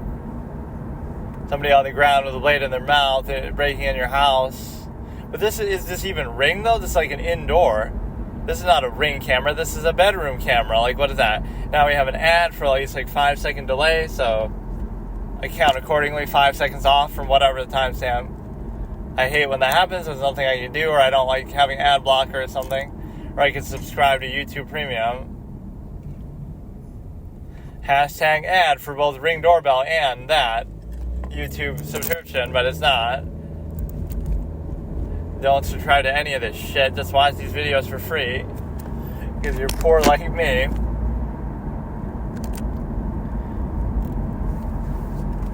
But no, this channel has only 1 subscriber. And, like, I don't know. Some the videos that have gotten the most views have been, like, short. Or, like, you know, I uploaded, like, my Man of Steel review from 2013. And that got, like, 45 views.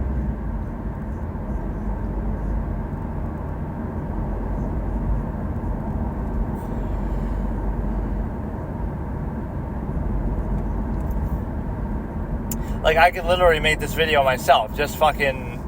It's a little bit of editing logistical nightmare, but just download 30 random clips from random channels and just combine them.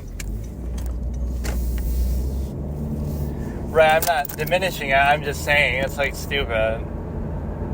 And how many times can you do this? You'll run out of clips, I guess, but... all you're doing is compiling other people's shit, putting this weird little music and commentary over it. He has a pretty good vocabulary, though, sometimes. Amicably resolve the conflict, or whatever. He said some good words.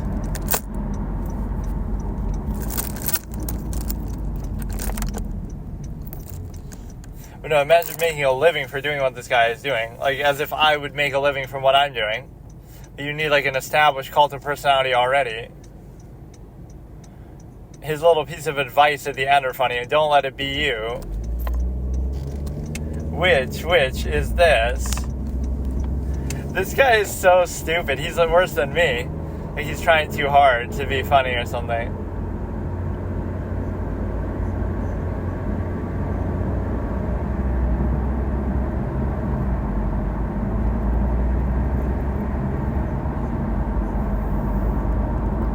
But see, this one's not really scary. This is just like somebody trying to be a troll, and, you know, they're obviously doing it on purpose, and it must be like around Halloween.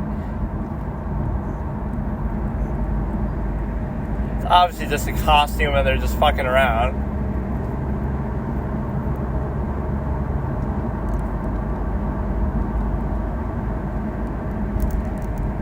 Really, there's a lot of creepy clown type things that do this too. But she's obviously just playing into it. She knows what she's doing. Like, what do you think? It's a real witch? It's obviously just somebody trolling.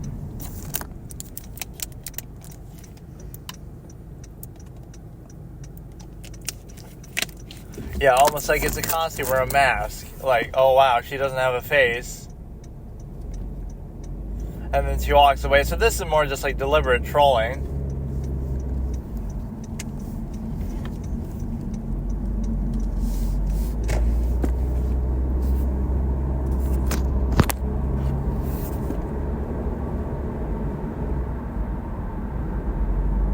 Can we actually hear the barking, or he's just playing it up?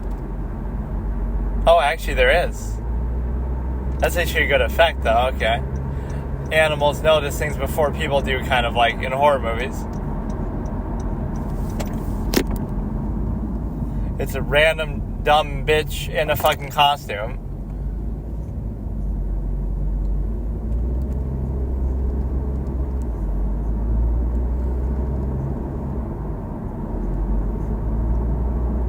This guy's like a junkie.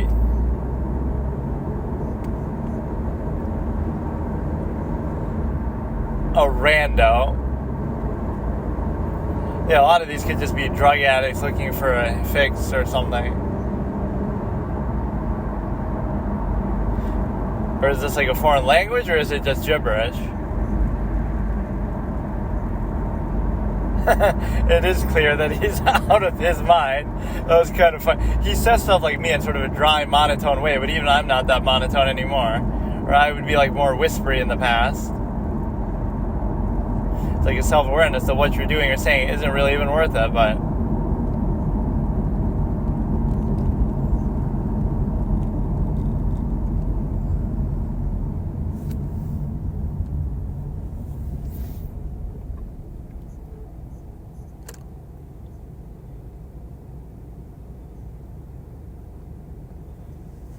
He grabs a cape. He's literally role-playing. But is he a hero or a villain? This will be his closing thought. Not all people who wear capes are heroes.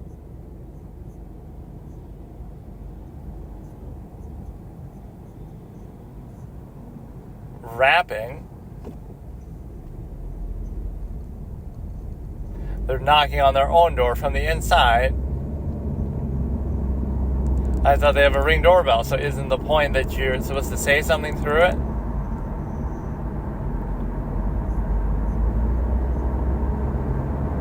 But yeah, either all these are just somebody's on something, or they're just doing it on purpose and stage, or both.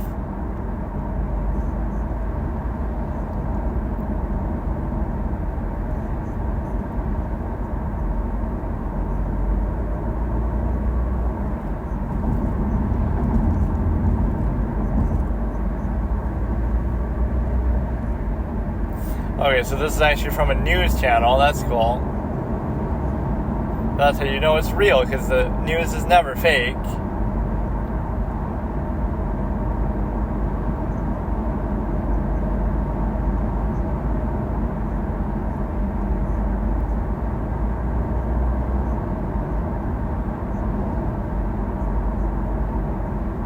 I mean, they're already masked up and stuff, so you know they're sus. So they're not trying to even trick them to get in. They're just trying to break in. And obviously late at night, this stuff is all scary. Like, what are you going to do?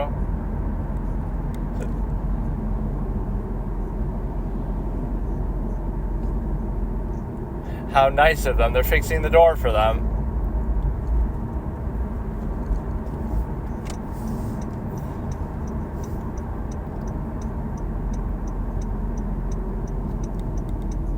No, they're just wearing masks because of COVID or some shit.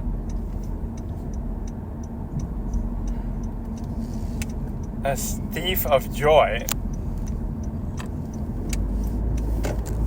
But now this one's in broad daylight.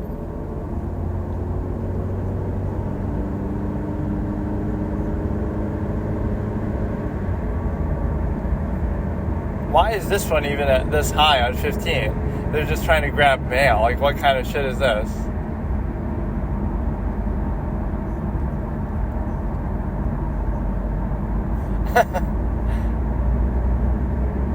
A check from Publishers Clearinghouse, but even if it was a check, you wouldn't actually be able to use it, though.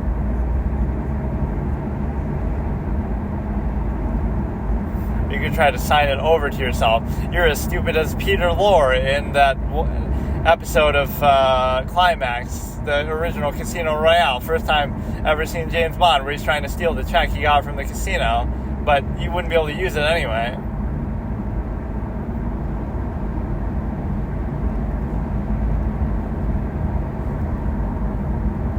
But the music's getting all intense now.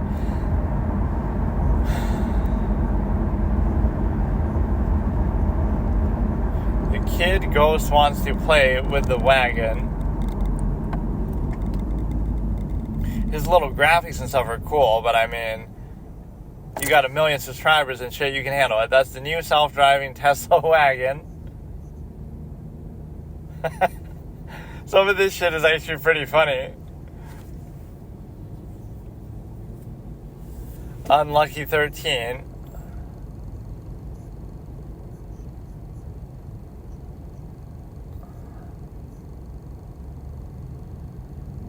Okay, this one I think I've seen let me in, but I think it's somebody doing it on purpose. But you can't actually see it, so they must be off to the side saying it.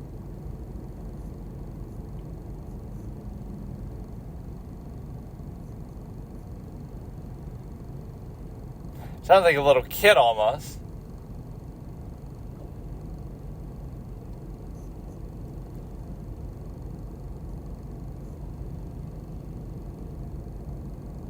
Does sound a little bit like Gollum. Good one.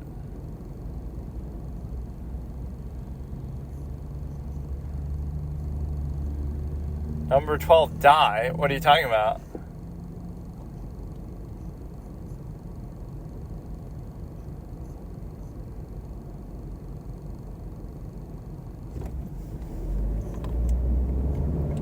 Some of these are reaching a little bit.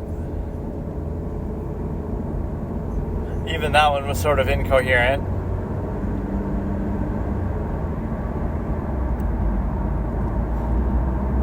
You can't really make out that they're really saying die. It's too vague.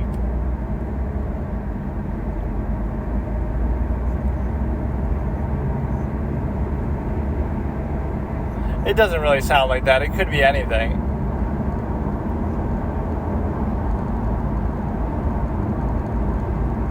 Everything is just reaching. I think there's something dark and demonic going on.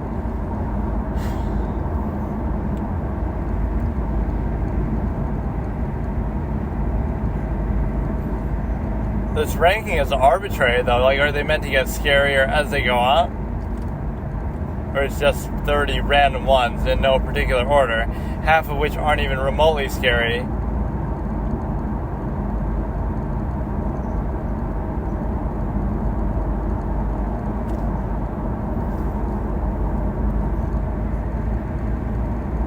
I have no clue what this is, but yet I consider it scary. Reddit user writes, I can't even read all that shit wall of text.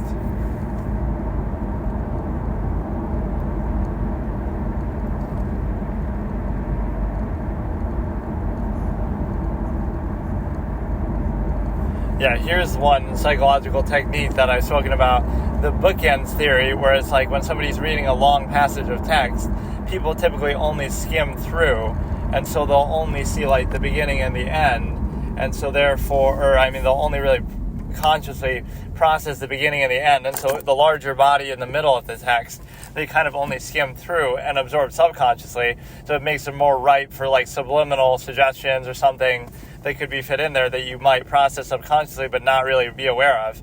And so you won't really fully process it. So like if you're sending a long text message to somebody, say something in the beginning to just get their attention and they'll pay attention to that, then say something at the end to kind of, get them out of their state that they're in, kind of almost like a trance. But then the middle, the larger middle body is better for, kind of giving suggestions and almost subliminal little things, hints and cues of what you want. And so, that's just how people think, like where if it's a long passage of text altogether, they'll only really focus on the beginning and the end. And the middle, they'll just sort of skim through and might absorb, certain suggestions, etc., subconsciously. So that's just like a good little psychological thing that I maybe came up with or whatever. So they're only focusing on the bookends and not the body of it, basically.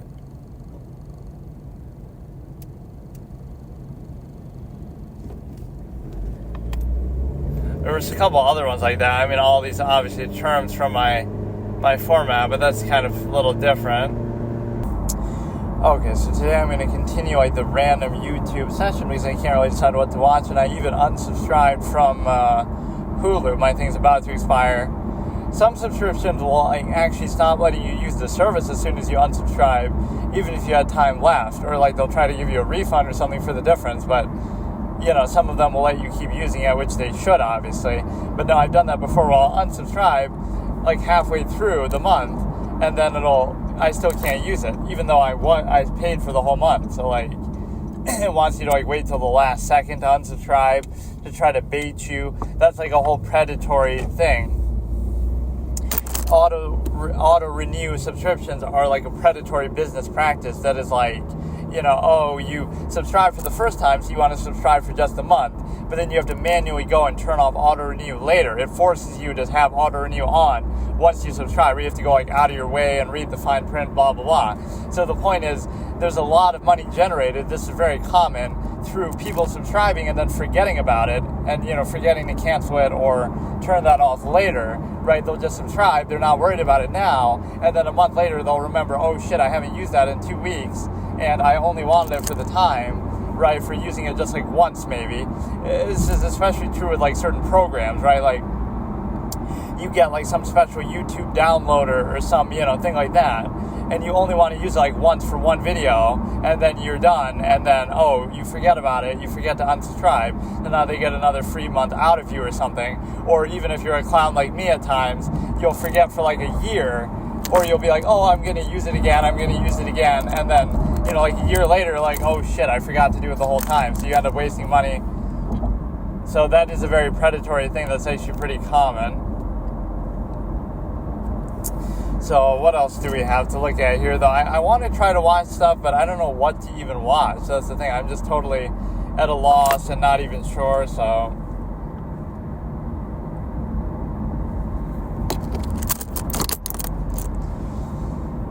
It's annoying because...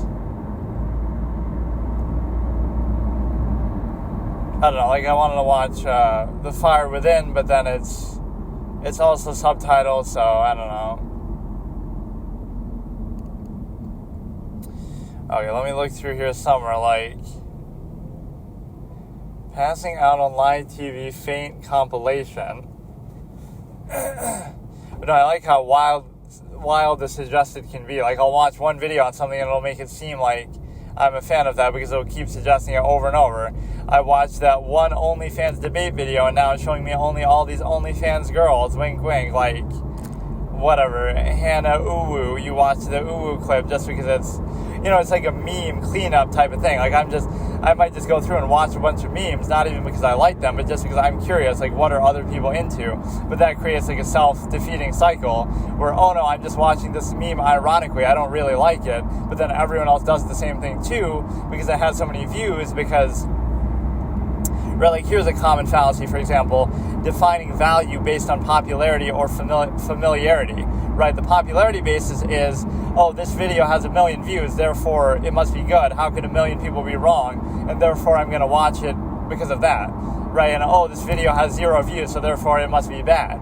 But if you operate on that basis, not just with videos, just in general, but like if you operate on that basis all the time from the beginning, then that video that has 1 million views would have 0 because at one point it had 0, so somebody had to watch it and make it popular. So the point is that it's a total fallacy because you say, I'm not going to buy this product because it's a new thing or because nobody's ever bought it. But how would you know it's good or not then? Right, so if you use that as a preconceived notion of value to measure it, then you'd say, you have some other incentive. So everything is going to have 0 views or likes or follows or whatever at the beginning. So at one point it had 0 and people decided to start watching it or liking it. And so if you use that criteria that, something isn't popular, therefore you're not going to give it a chance, then nothing would ever be popular because nobody would ever give it a chance, right? So that whole logic doesn't make sense. So the only reason why something is popular sometimes is because it's already popular, or, it's like this sort of, this is what happens with cult of personality with celebrities. Like, you become known for something that you did that might have actually been substantial. You make a show, you're an actor, actress, whatever, right? You might do that, but then people get interested in all your other details of your life. So it's like every little thing you do becomes popular now just because you're already in the spotlight, not because what you're doing anymore justifies it the way that it might have done it at first. So like you do something very impressive. I made a TV show back in the 1990s, but now everybody's just concerned with every little thing you do, right? That has nothing to do with it, or anything you do now, even in a professional sense, will get attention just because they already know who you are, not because of the merit or the quality of the work. So that's not even like nepotism, like, your kid's doing it. It's even just like cult of personality that, you're doing it, but you're benefiting from something outside of just pure quality. Right? That's where marketing becomes such a disingenuous sort of thing. So the other part is that, again, you can't judge something by popularity, because everything was unpopular at some point, and so it became popular. So like, all that would do is, something already has to be in circulation, then I'll give it a chance. Like, you understand why people might do that, but still, it's sometimes a very bad basis, especially when you take it in a very direct sense, right? Something isn't popular, so I'm not even going to consider it. Something is popular, so I'm going to consider it based on that alone. But by that logic, then you would not contribute to ever making anything popular. You would only make something already popular more popular, right? And you would keep feeding off of that. So then who is making it popular in the first place? Like, zero. So this is like a social experiment you could do. You could artificially inflate views, right? Something like North Korea or China would do. You could artificially inflate views, like have a video come out and nobody actually watched it, but artificially just make it look like it has 1 million views and X number of likes. So based on that, you could compare two of the exact same video. One that has 0 views genuinely, it could be the exact same content, everything, right? One that has 0 views, and then one that has 1 million views that are fake and X number of likes. People's opinion will automatically improve, right? For the, let's say 10 people watch the video with 0 views. It'll have dislikes, or people won't like it, or they'll just dismiss it. But because the other one has 1 million views, now all of a sudden they give it the benefit of the doubt, they come up with theories, they analyze it, they maybe are drawn to like it, etc., and have a stronger opinion on it. So based on that artificial just impression of popularity, it's automatically going to, you'd have to put some bot comments and stuff in there too, but based on that artificial appearance of popularity, you're giving it some sort of benefit of doubt, even if it's the exact same thing. That's the best way to disqualify it. Those 1 million views, let's say, are fake. They're just bots. They're just an experiment that YouTube is doing, that the government is doing. They're artificially doing it behind the scenes, and you don't know that. But because they're doing that, now all of a sudden it's a better thing. So you're letting it's a zero-sum cycle. You're letting the appearance of something, or even the reality of something, just because, other people like it, now you're giving it sort of artificial value. But you're not looking at the inherent value. Is it actually good? Isn't it? By what standard measure criteria are you using? Right? Are you even defining one? Are you just arbitrarily reacting to it? So if you have some sort of criteria, it may still be good based on that criteria, but a lot of the time people don't even have one, so they just go on this reactionary basis that, it's just popular. And then the second fallacy is the familiarity basis. Like, you judge stuff based on whether you're familiar with it or not, but that's assuming that that's like a very egocentric non-basis of self, right? Like, the only basis you have is that, I've heard it before, I've seen it before. So it's assuming that your knowledge is total or completely credible, that like everything of value in the universe, in existence, in the world, you would know about. And if you don't know about something, it has no value. If you know about something, it has value, just based on that. And that's similar to a nearness postulate, like, that's why your family is valuable. That's why your country is valuable. So it's arbitrary and interchangeable, even by its own standard and criteria, because that means that if your family happened to be somebody different, you would value them just as much on that basis alone, right? That, they happen to be family, so therefore value comes from that. Or they happen to be, you happen to be born in a certain country, therefore you value it. You're not using objective standards or criteria. You're just insisting upon non-choice reaction basis of nearness, etc., for why you're doing it. So that's a whole nother section. But the familiarity basis is to say, again, just because, you've heard about something, it's valuable. Because you haven't, it's not. But that's acting like you know kind of too much, or like, again, that you would know everything. Right, which is, again, you're not, no matter who you are, you're not going to know the majority of everything out there, and so that's a very strange basis to use, right? Rather than using a standard or criteria, you're saying, I'm familiar with this, therefore it's good. I'm not familiar, therefore it's bad. And what that insists upon is non-choice reaction, or nearness, because what you do is, a lot of the things you are familiar with, you're not familiar with by choice. You just happen to be exposed to them as a kid, or again, they're just in your local immediate environment. So when you think about that basis of value, it is a complete fallacy, because it's not even that, I'm familiar with this because it's good, and then I'm going to continue to insist upon it and dismiss other things that are not. You're not even using an objective criteria. This is why they say, like, get them when they're young as a sort of standard, or, you indoctrinate kids when they're young into something so they don't question it as much. Now they're familiar, now they'll just insist upon it. So the way that you become familiar with something oftentimes is, when you're young, you're exposed to it, or, your family is exposing to it, or friends or local environment, immediate things. So all these things you didn't choose are defining what you're familiar with, and then you're insisting upon what you're familiar with as a basis of value and dismissing everything else. So in other words, your basis of value is as shallow as it just has to do with me, therefore it's valuable. It has to be in my local immediate environment. So you didn't even choose those things. You didn't even use a standard for those things. And now as you grow older, now it's like, well, everything that I value is clearly valuable just because I happen to be familiar. But even the reason why you're familiar is not based on any standard or quality. Again, it's just based on non-choice reaction, which means, you happen to be born there, you happen to live there, you happen to have a family, you happen to have been exposed to it for various, random reasons that are not your choice. And so now you're going to insist upon that irrationally rather than going objectively and saying, okay, let me try to judge everything just objectively. And the reason why these things are so powerful to people is because there's a standard of unwillingness to be puzzled. There's way too much stuff out there, so you feel overwhelmed. So you'd rather insist upon something. This is where confidence is valued. You'd rather somebody be falsely confident or use sort of preconceived notions like age or things like that, right? Superficial basis. That's why appearances are such a big deal. That's why preconceived notions are such a big deal to people, like age, etc. That's why confidence, artifice like that is valuable, because it's all about the appearance surface level. You don't want to think too deeply. Everything is done on an initial surface level, right, which is like the stuff of animals, physical state, but that's valued so heavily because people are unwilling to be puzzled. So you'd rather accept a false answer, a false certainty, than to acknowledge your own uncertainty and think about it. So that's why religion, belief systems, etc. work on people, because you have, again, people would rather accept a false absolute than recognize that they just simply don't know something. And so, again, be unwilling to be puzzled. You're not willing to ask questions. You're not willing to think too deeply. You're not willing to admit that you just don't know something. You would rather take comfort in false certainty and absolutes, and it gives you some sort of structure that way. But yeah, the familiarity fallacy is extremely common, where, again, just you happen to see something on TV, and therefore now you're familiar with it, therefore you'll give it more value than something you didn't happen to see on TV or whatever, however you saw it. So there's no real basis to it, it's just arbitrary. And again, it wasn't even up to you. Maybe you flipped to the channel, but you didn't determine what would be on the channel.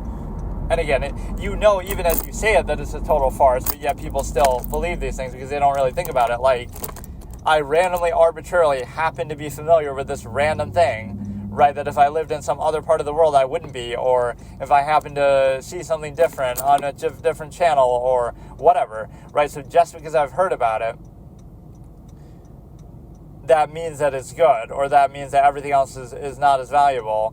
You're trying to reduce the entire world and state to just your immediate awareness, which, again, it's really just giving the individual too much credit too, that, everything of value in the world I'm already aware of, and anything new that I become aware of now is inherently less valuable. Therefore, you're insisting upon, again, the childhood state, like everything I was exposed to without choice as a kid, right? This is why, again, indoctrination, school, family, etc., nearness postulate is so significant to people, because anything new, now I'm 20 years old and I know everything there is to know in the world, and it's like, anything new I see is I'm going to be skeptical and cynical about, but anything I experienced when I was younger, well, I'm already familiar with it, so I guess I can't question that. And so this is where even moralizing and those sort of trained behaviors come in, that if you were to try to teach an adult, this is a good thought experiment, right? Somebody's born in the jungle, in the wild, and they fend for themselves, whatever, right? But they're not exposed to human society. Now they come upon human society when they're like 25 years old or something, right? So they've lived that long in the wild, and they've done just fine. They fended for themselves, whatever, survival instincts. But now they get indoctrinated into society, but it would be a lot more difficult than doing it with a child, because, now they're older, and so now they can think a little more clearly for themselves, and so now it becomes very, that's like, you can't have that. You can't critically think about society standards because they're based in contrivance and they have to bypass logical thought to work. And so now it exposes the whole process that, you have to non-consensually be forced into something and indoctrinated by it, then you accept it. But if you think clearly or objectively about it in any way, now you have a situation where it's much more difficult to do that. And so that's what happens, is that you have a situation where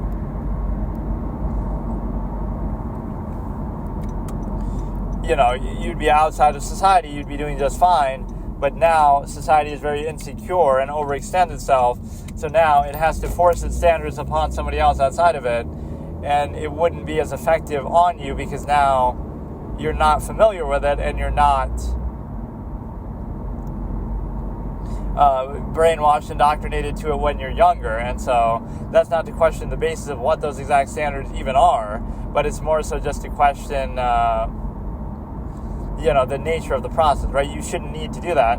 So it's a false inherent fallacy as well with respect to the simple idea that you're able to pose reactionary contrivance responses to inherent man, right? In other words, the reaction to the way that human beings inherently are and all the things they would naturally do is not taken as a functional basis, like, oh, it's useful to condemn this tendency that we all have inherently. It's useful to condemn it so that we discourage ourselves from doing it, right? But instead, you pretend like that's the inherent way that people are, right? So in other words, just because you respond to the inherent state because it's useful to do that, instead now you're going to say, no, that's not a contrivance response. Again, the initial basis, surface level, you would treat that like that's just reality. That's just how it is, right? Oh, this is right, this is wrong, this is absolute. The reason why you say those things is because if you didn't, then people would do them. Even when you do that, people still do them sometimes, but you create that standard and impression because of the simple fact that you're in a position to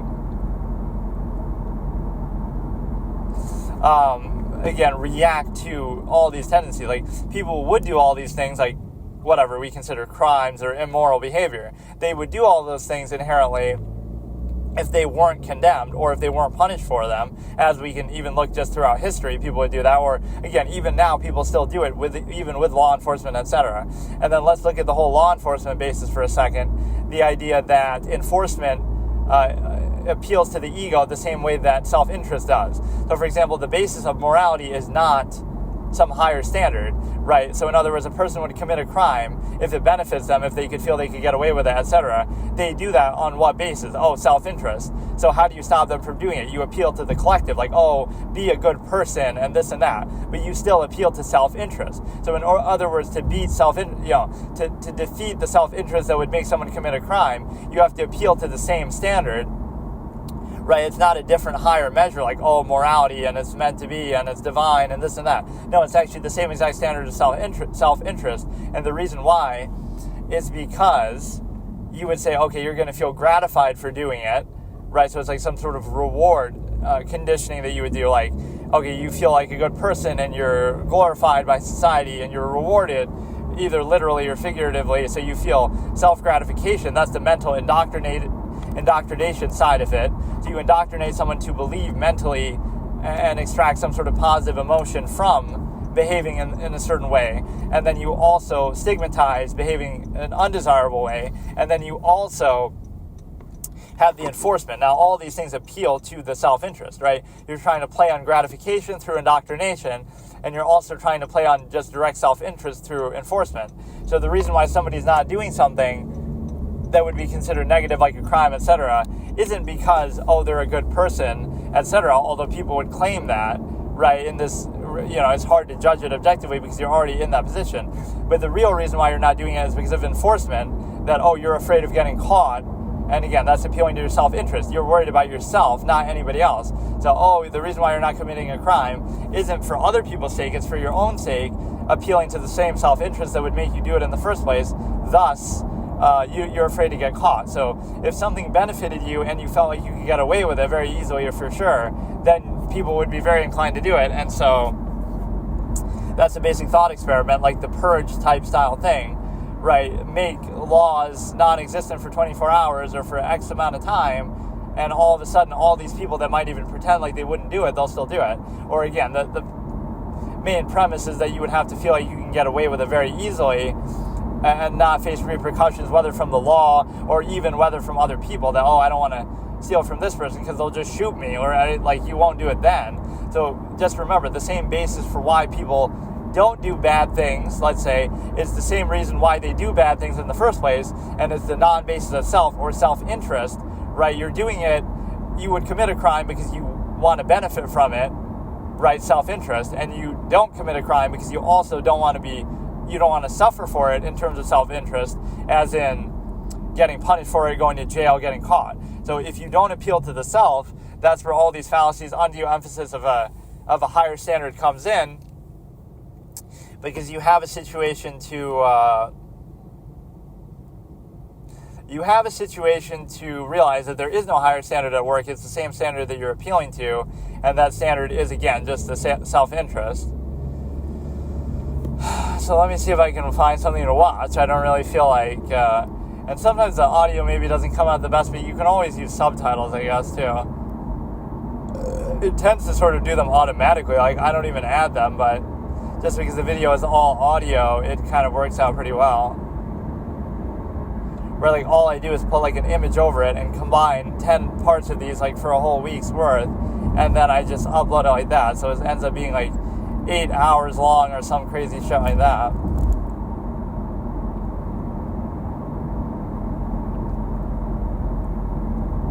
I just don't feel like, always scrolling through this shit. I always keep saying that. I gotta find, like, a playlist or decide what I want to watch before I do this, and then,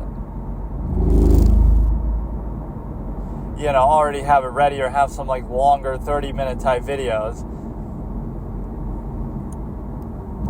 Because going through these shorts like this is not always the best idea. I wish it would play the shorts vertically, though, still, even if your phone is at a horizontal angle. It just always plays it the same way. That's the same way that some of these players were, like, Hulu or whatever, HBO Max or something. It would force a particular orientation just to, it would force a particular orientation with respect to allowing you to not watch it in both ways. So then you have to, keep changing your phone.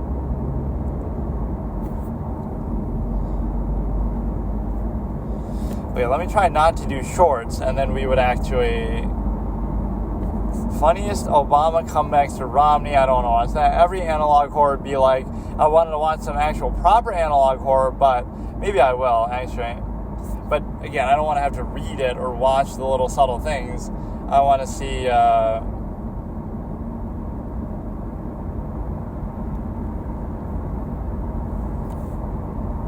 like liminal spaces, dream core, all these kind of little gimmick things that are so popular on YouTube. There's nothing wrong with them, but then you start to see them too much.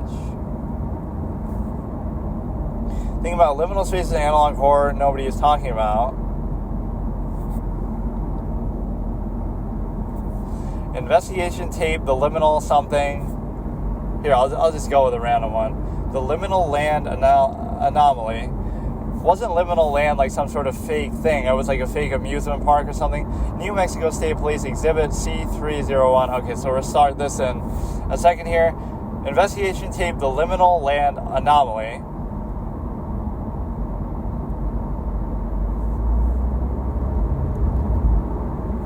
And so we're starting in 3, 2, 1. The only problem with these is, again, they're not going to all have audio. Some of them do, actually. Some of those, like, EAS type ones. These can be kind of fun, but again, it's one of those things that's oversaturated.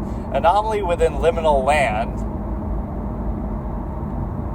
Which I saw some, like, fake ad for this that was like, it's like an amusement park with certain things. I don't know how to explain it, like with some of those liminal imagery type things. The ride, see, I can't do this because I have to read it. I'm not going to read shit. Then I just watch The Fire Within, also with subtitles. We need a dubbed over version of this. I can make it myself, I guess, by doing this, but...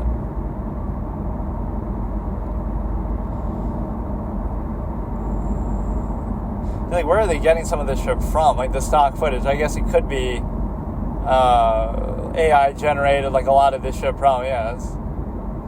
We hope this record will serve as a suitable alternative case study for what? That's what's scary about it. They just randomly are missing words or whatever, have misspellings and shit.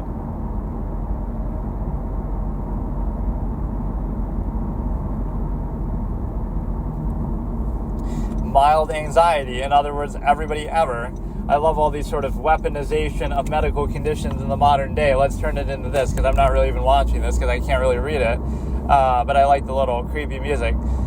Like, everything is weaponized. Oh, you like to be clean and just meticulous. Oh, you have OCD. Oh, you don't like talking to people too much. You're a little antisocial, non-social, whatever. Oh, you have autism or this or that. Like, it's this modern, like, witch hunting standard that's not quite as harsh, but it's the same thing. Like, when people don't behave exactly the way that society models that people should behave, there's always some label. So you can take any idiosyncrasy that anybody ever has, and you can just turn it into a label, or, oh, it's like a medical condition, so suddenly that means something now. It's like everybody is something then, right?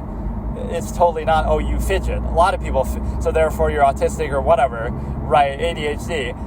Everybody fidgets. Everybody, is a little restless sometimes. You're impatient. You're in a hurry. Like, there's no real standard, but yet people sort of like to use these oversimplifying things. Again, unwillingness to be puzzled, where you just want like a simple absolute label to define someone or etc. because you don't want to think too deeply, so that's all you go on. So it's this lazy weaponization of these labels, medical terms, etc. to try to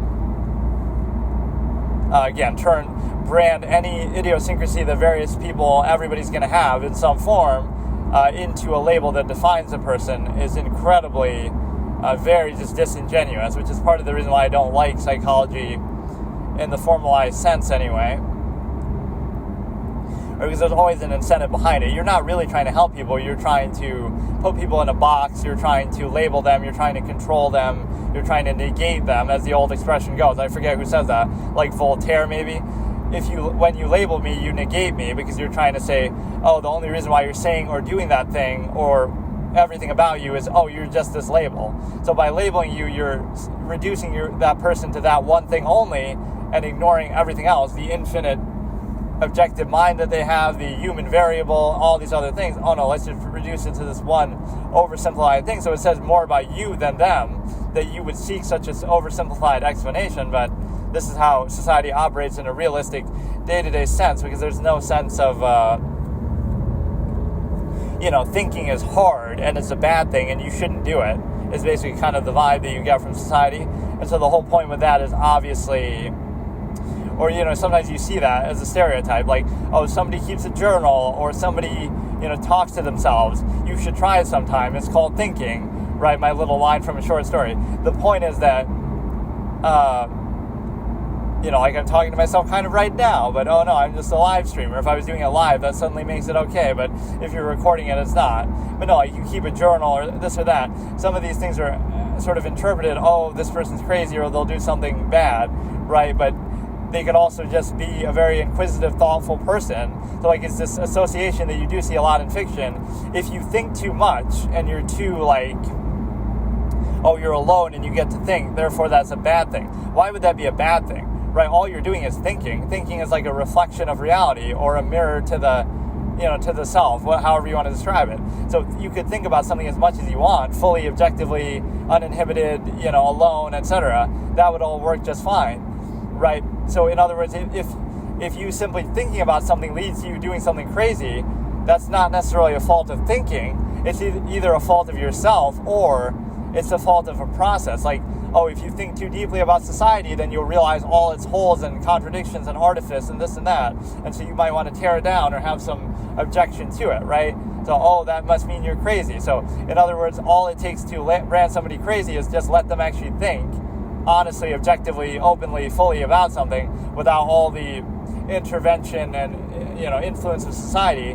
Now all of a sudden they're crazy just because they're not brainwashed, indoctrinated on an initial surface level like everybody else. So that would be this sort of weird framing that society is so insecure about itself that any level of thought that isn't completely controlled, right, based on like functional reactionary terms, like, oh, something that happened at work or something to do with relationships, anything on a deeper level than that is a bad thing, apparently, right? You're just not allowed to do it.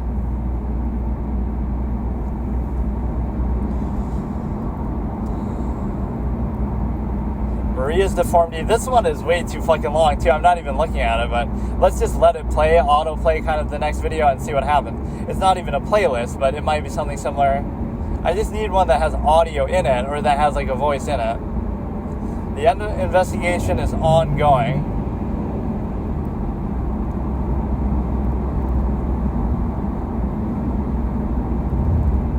State police. Wasn't I trying to do that yesterday and then I just either didn't or I don't know what happened. 6 downright terrifying true horror stories. But how do you prove that you're true? I want to see the news footage and stuff to go along with that. You could just say they're true, but are they really? Now this dude's going to be like just reading it to you, I guess. So we're starting in 3, 2, 1. So who is this? Mr. Nightmare or somebody? I don't even know. That's maybe a good idea. Just let something autoplay. Story 1, something to do with an outdoor run. But see, is this footage actually from the person or is it just stock footage that you're using? Because it seems like stock footage, so it's not actually real. It's all fake fucking bullshit, dude. Yeah, once I become a big streamer or something, I'll do like this IRL stuff and travel the world like that, which would be pretty fun content to do.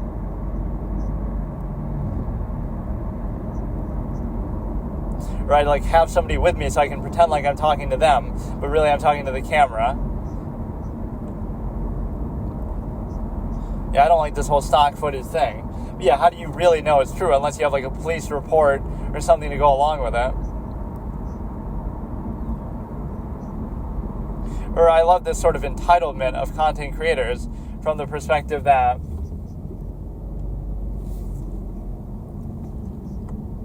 airdrop. This is how you know it's a scary thing. But no, show us the airdrop file then to prove it. But no, just on with the stock footage. The reality is that sort of these entitled, maybe it's somebody, it could be somebody dying and who needs help, telling him to come back and save me. But oh no, you always assume the worst. You assume intent, projection, etc. And the other point is that, and he does end up going back anyway.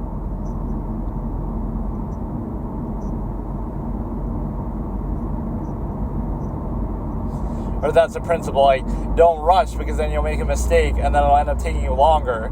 So you'd rather do it more slowly, methodically, but efficiently. And then the other point is that, the entitled content creator, like, you'll be in the woods talking on a camera, right, randomly walking around, and you'll be like, you'll be shocked if you see someone. Oh, I'm scared that I see someone else. Who would be in the woods at this time of day? Says the person who's in the woods at that time of day, or doing some stupid recording video. So you feel entitled, like, oh, I should be here alone by myself. But what if somebody else is doing the same exact thing? You'd be scared by them. So like two content creators get scared by one another. I hear these voices in the woods. Who would be here in the middle of the night walking through the woods, talking to themselves on a camera as you're doing exactly that same thing? So you would find yourself scary, and so you don't have the self-awareness to realize other people could be doing the same thing, or even without the recording part, other people could just be in the woods. Like, you're the one going in on their property potentially, or in the wild, or whatever. So like, you feel so entitled that, oh, nobody else can do the same thing that I'm doing. Okay, this is garbage. I'll still let it autoplay, but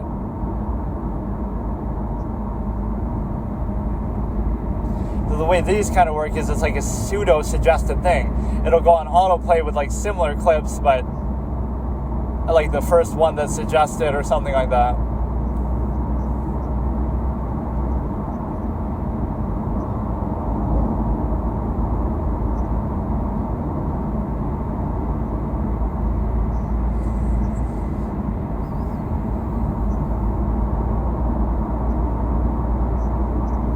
we don't get to see any of the text messages or anything.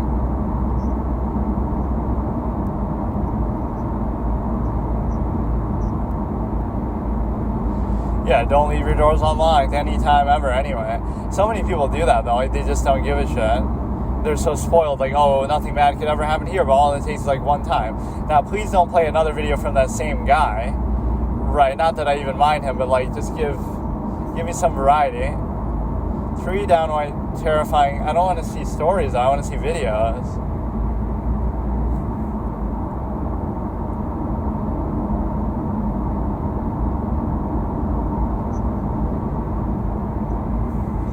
Okay, we're kind of skipping this one too, but it's probably going to be the same shit over and over.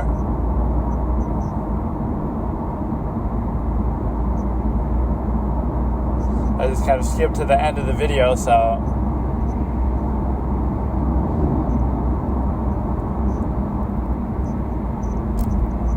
Why would you run from the police? Because you don't want to get caught by the police. It doesn't mean that even if you've done nothing wrong, you don't want to get framed for something. It's police brutality. There's so many of these fallacies, like, oh yeah, why would you run if you didn't do anything wrong? But like, why would you chase me if I haven't done anything wrong then? Like, you know what I mean? It's circular logic. Oh yeah, why are you hiding if you aren't afraid of getting caught? But why are you trying to catch me if I have nothing to be caught for? 3 horrifying blizzard snowstorm story. Man, this is why this sort of form of suggested thing doesn't really work too well. You really got to decide this ahead of time, and then I never know what I actually want to watch. But I do like how I'm at least rehashing some parts of my debate format terminology and things like that. And with stuff like that, just remember, it's objective consideration. It doesn't mean you're making a claim. In fact, not only does it not make a claim typically of some of these terms and observations, it's just more like how you choose to apply them is different, right? Like if I identify society as a construct and morality as a construct, right? They're both man-made. That doesn't mean you shouldn't follow morality. No such claim is being made. It doesn't mean you should. It doesn't mean you shouldn't.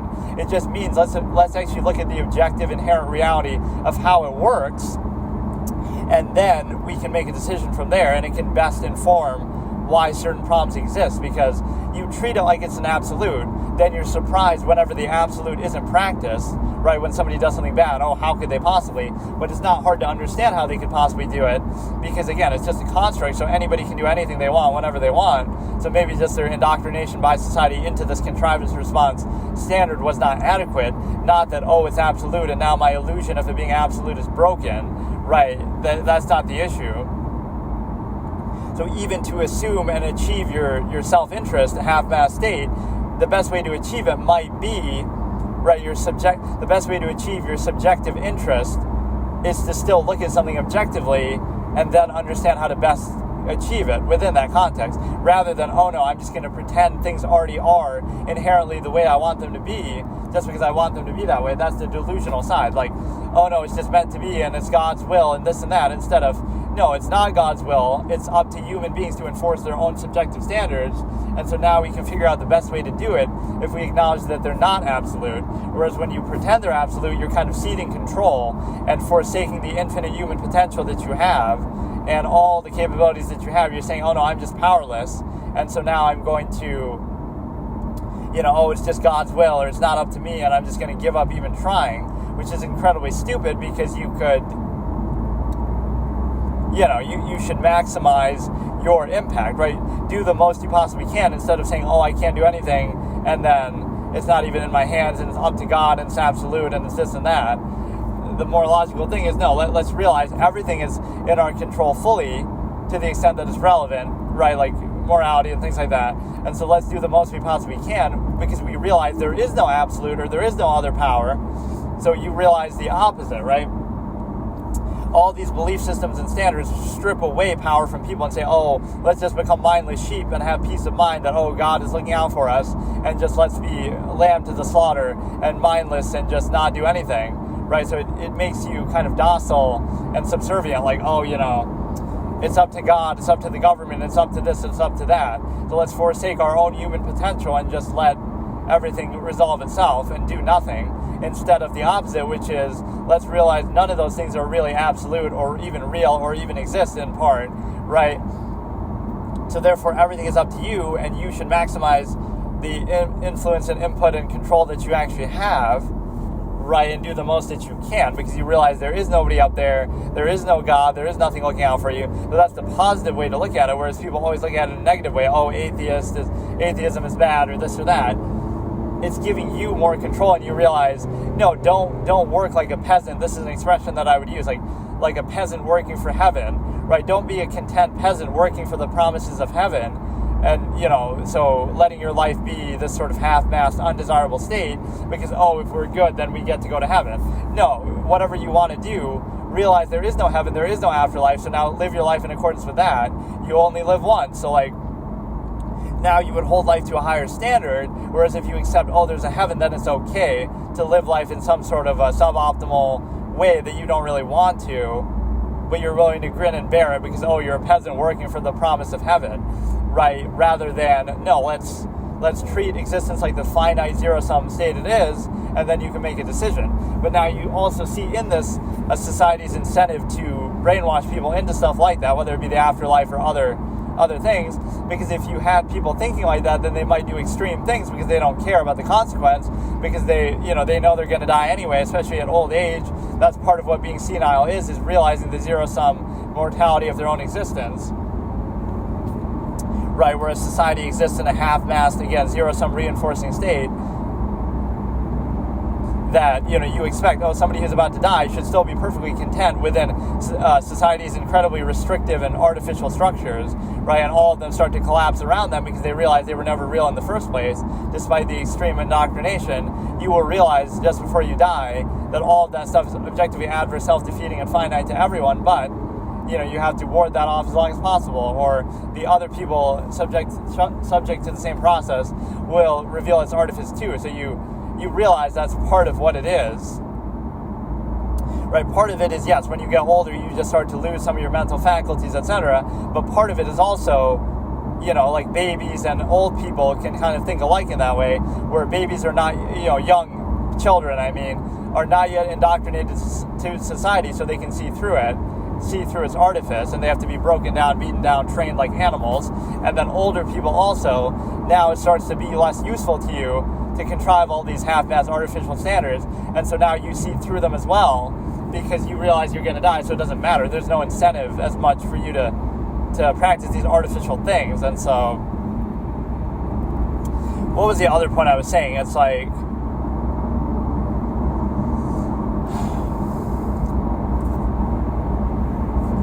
the artificial basis will allow you to basically see that it's a zero-sum state, longevity process.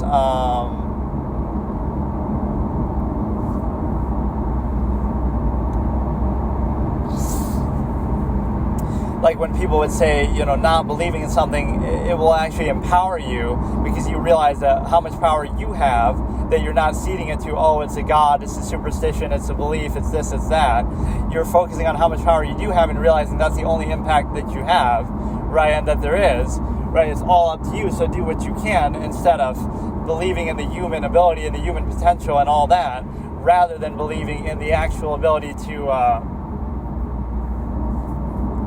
of some otherworldly figure. Even if that otherworldly figure was there, right, and the belief system was validated, it still doesn't matter. Because why would you say, okay, instead of worrying about what I can do, let's worry about what they're doing? But it wouldn't matter, right? What you think isn't going to affect what the God does or something. But let them do their thing and you do yours. So still do the most that you possibly can, instead of worrying about, the absolutist quote that somehow XQC hijacked, which was, focus on things that you can control and don't worry about things you can't control. The original, don't focus on what you can't control is basically the absolutist phrasing. The idea that even if you're bothered by it, it doesn't matter. If you can't control it, why would you worry about it? So worry about what you can focus on or what you can control and do that to the best of your ability. And so what you can't control is going to be the same no matter what. You're just wasting your energy and effort doing that. And then the other side of things is, and you can also counteract your own tendencies by doing that. But the other point is the simple fact that, see, so much of this would be in like a philosophical debate sort of format state, and just observational basis. so much of it would be the difficulty of two things. One is trying to keep your, being able to talk as quickly or as deeply as you think, right? Converting all your thoughts into words. So like you're reducing your infinite objective mind to speech is difficult because your mouth can't keep up with the rate of your thought, right? So that's number one, just the speed issue, you can't keep up with it. And number two is the lowest common denominator, that you have to reduce it to a standard that people would understand. So you have to kind of dumb it down, therefore defeating the whole purpose of it. And in their own infinite objective mind, they would have already seen it or thought it if they were capable or willing to do it. So if they hadn't been indoctrinated, so now you have to reduce it to a lowest common denominator that can bypass indoctrination, but then by doing that, you defeat the purpose, because then they'll only see it in terms of indoctrination. So it's really a choice where there's no point in even bothering to do it, because if they were capable of seeing it, they already would. And so now you're in a position where you're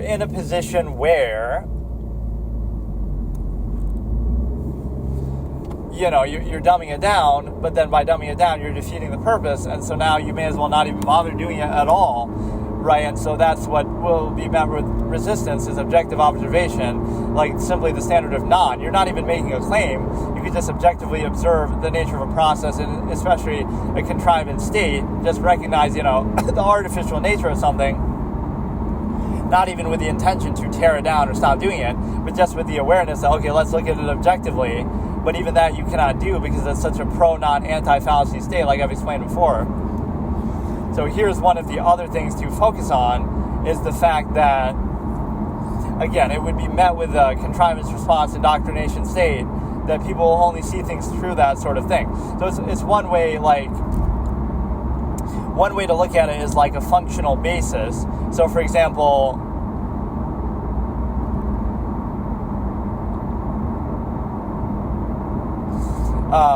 people will be indoctrinated to a certain standard, right, that is useful. So it's like, let's reduce a human being to a human function meaning somebody who's reduced to the initial level, to a functional state, like you're defined more by your job or what you do in terms of that zero-sum thing, right, like a zero-sum practice, or your human function, not a human being. So you're reduced to your physical state entirely, right, and you're reduced, basically, you can be defined by your job, your role, etc., right, so you're only useful for that, or you're only defined by that. You're not defined by anything else more notable, your thoughts, etc. So, you may be reduced to that because, it's useful and it's functional, but then the question is, do you embrace that, or do you realize why that's the case, and then still, like what I'm doing now, I'm not above it. To be aware of it is not to be above it, but there's a difference between, are you going to be a human function and practice some zero-sum process and then act like that process is something more, like, oh no, that's what it's meant to be, or we're proud of it, or we're going to insist upon it? Or do you look at it with the absolutist sort of spite where, oh no, I didn't choose to be, have to eat. I didn't choose to have these zero-sum non-choice reaction needs. I didn't choose this machination process. I didn't choose any of this. So look at it a little spitefully, like, you may do it because it's useful, but that doesn't mean it's absolute or that you should take it as such. So now you can look at it objectively still, right? So two things can be true, but that's difficult for people to deal with, like cognitive dissonance. I can realize that, the only reason why I've been brainwashed to believe this is because it's easier for society to control me, and it's easier to get me to do my zero-sum function in society. But that doesn't mean it's true, like whether it be any sort of lofty standards, undue emphasis, social contrivance, God, religion, morality, all these kind of things. It's only there because it's useful, not because it's actually true or absolute or even valuable to the individual. It's actually adverse to the individual. It's a good way to sort of bypass their critical thinking. And so, again, you can just understand the conflict of contrivance at least. It answers a lot of questions why certain struggles or conflicts exist, because they're man-made. Now, the inherent conflicts would be a lot more basic, not so overextended.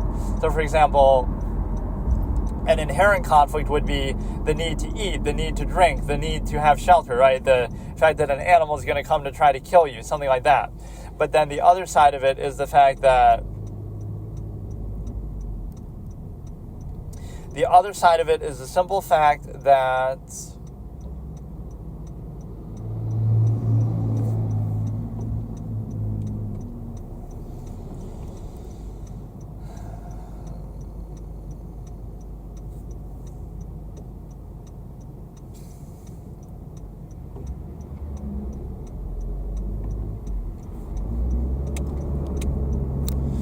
It's the simple fact that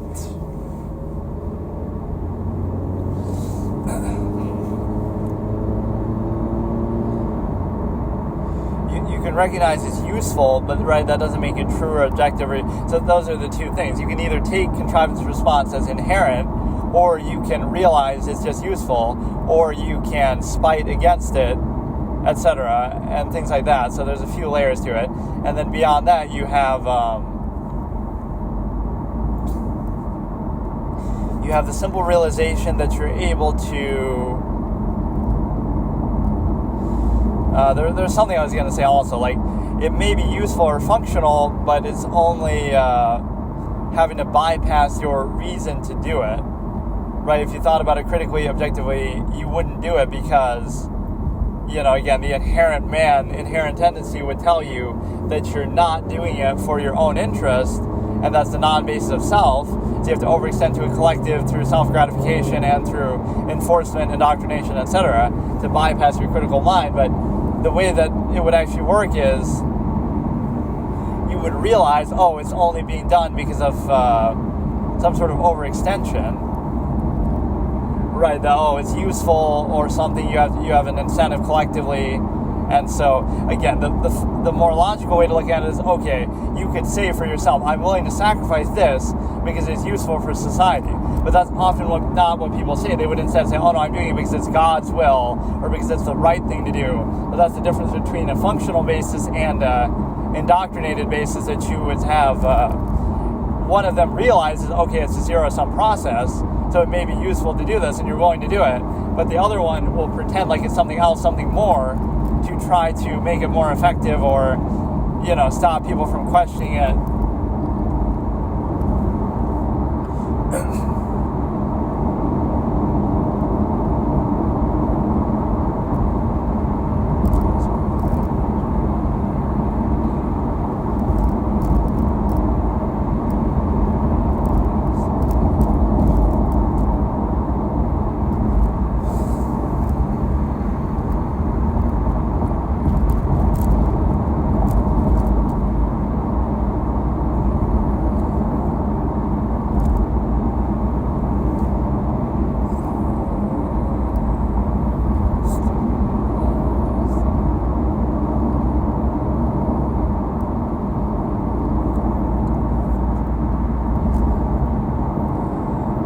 Oh yeah, one other thing is the fact of separating ideas from the self. Anybody can think about something and then, you can think about anything, everything, human variable, infinite objective mind. But this notion of associating a thought to the person or a person to the thought, this one person thought this one idea at this one point in their life, therefore it defines them entirely. But what about all the other thoughts? The easiest way to sort of show this is you could think one thing or say one thing very deeply at one moment, and then the next moment you could think or say the exact opposite or a contrary notion.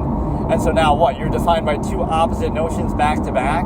So in other words, it's not as simplistic as people like to make it, where they just want to label, look, he's you could, let's think about it in politics, like a false duality sense. I can say something negative about Biden, so then they'll say, you're a Trump guy. And then I can say something negative about Trump, and they'll say, you're a Biden guy. So within 5 seconds, I've gone from being a Biden guy to a Trump guy, but then you'll realize, I'm neither. I'm objective, or I'm capable of seeing, I'm capable of seeing things on multiple sides, so it doesn't mean I'm defined by either one, right? So if you just simply talk about a subject, you're defined by that subject, but then what about every other subject you talk about? So you're kind of narrowing it and reducing it too much to where you can think about anything. Anybody can consider any idea.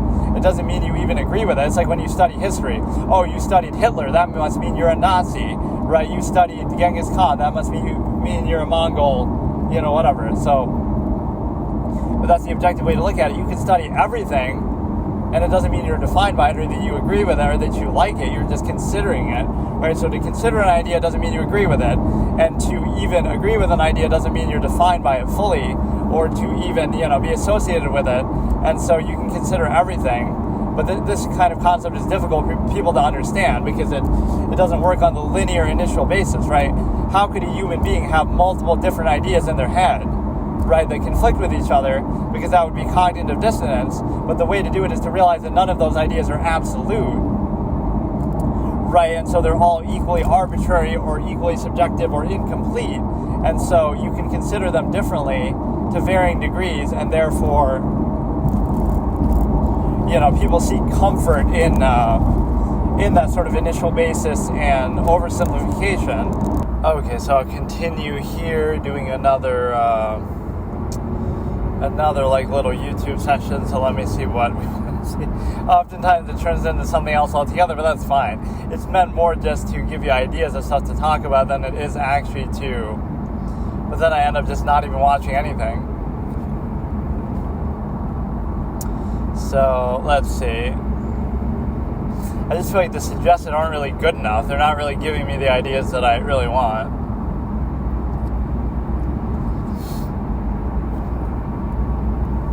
I had to watch like some current event and try to exploit that. Like right when,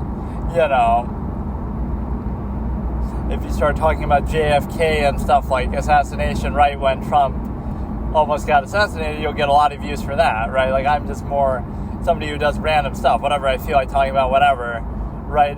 That's the best way to do it, though. Number one, do like short form content, and number two, do like current event sort of content where you take advantage of that aspect. Oh yeah, I just want to watch maybe like some scary stuff. Let's just do it. And again, that just serves as a baseline, like in the background. But now we're having that same issue as before, where it's like at a sideways angle. So I just love this. I would love to see like somebody, not that you should be doing this anyway, but somebody gets in a crash because it does this, where I'll have to wait a little bit. But yeah, we talked about a lot of those terms. I just never formally really did that formats, like in an uploaded archived form. So that's why I kind of do it like this, where at least now the video's there and the take is there. Nobody's really going to steal it, but it's just like, I don't know, something doesn't feel right. Like it's one of those things you do, and it has a high level of value potentially to it, but I just didn't care, or it kind of spoke for itself at the time. I didn't have like a big following. Might only be like 5-10 people in there at a time, and we're discussing, but we sort of took it seriously and just, it was good. I don't know. It's hard to really explain it, but you can kind of see. And again, a lot of it isn't to make claims, it's to just have like logical razors. But once you have those, then it's like,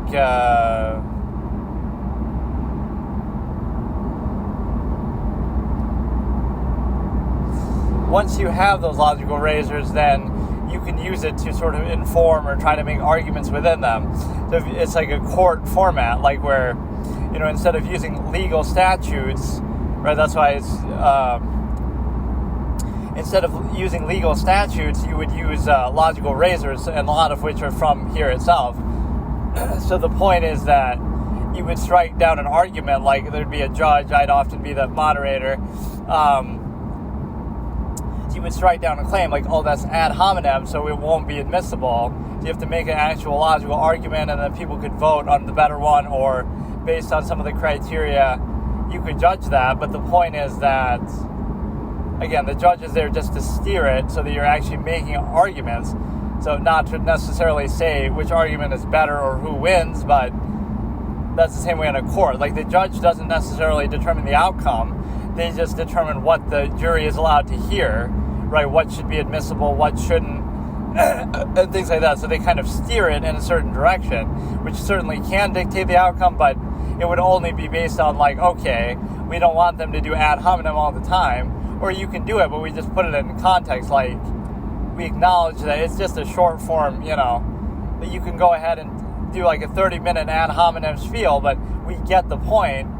Make your little short ad hominem thing, and then we'll it's duly noted, and we move on. Like, so it shouldn't be judged too heavily or used as like a criteria or anything.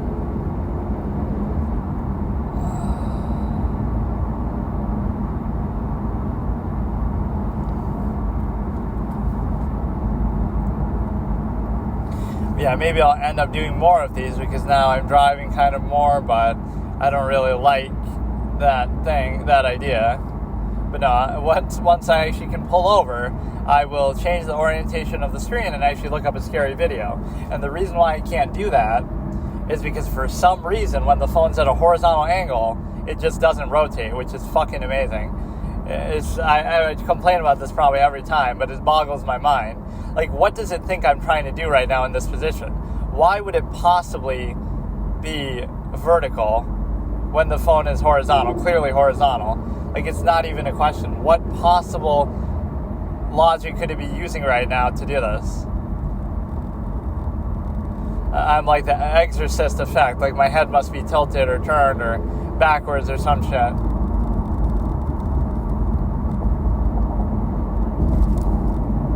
That's always like a trope in video games. Like, if you turn around, right, it's almost like your head is turning around, but your body isn't. Like, there's so many moments. Like in Skyrim in the beginning, when you're on the wagon and you're tied up, you could turn around your head and look behind you. But how can you do that? You'd have to turn your whole body around. But if you could turn your whole body around, then you might be able to escape or something. So, like, you're all in a wagon. Like, it's not like being in a car. You're in a wagon moving slowly. You could just jump out and try to run. But somebody does try to do that, and they get shot. But let's analyze the cutscene and story from Skyrim. But, you know, the whole strength that it has is that even if you don't think the story is good, it doesn't matter because, you know what I mean? Like, you can piecemeal it or you can just ignore it, right? There's so much value to it. That's why Asmongold had one of the stupidest takes ever where he says,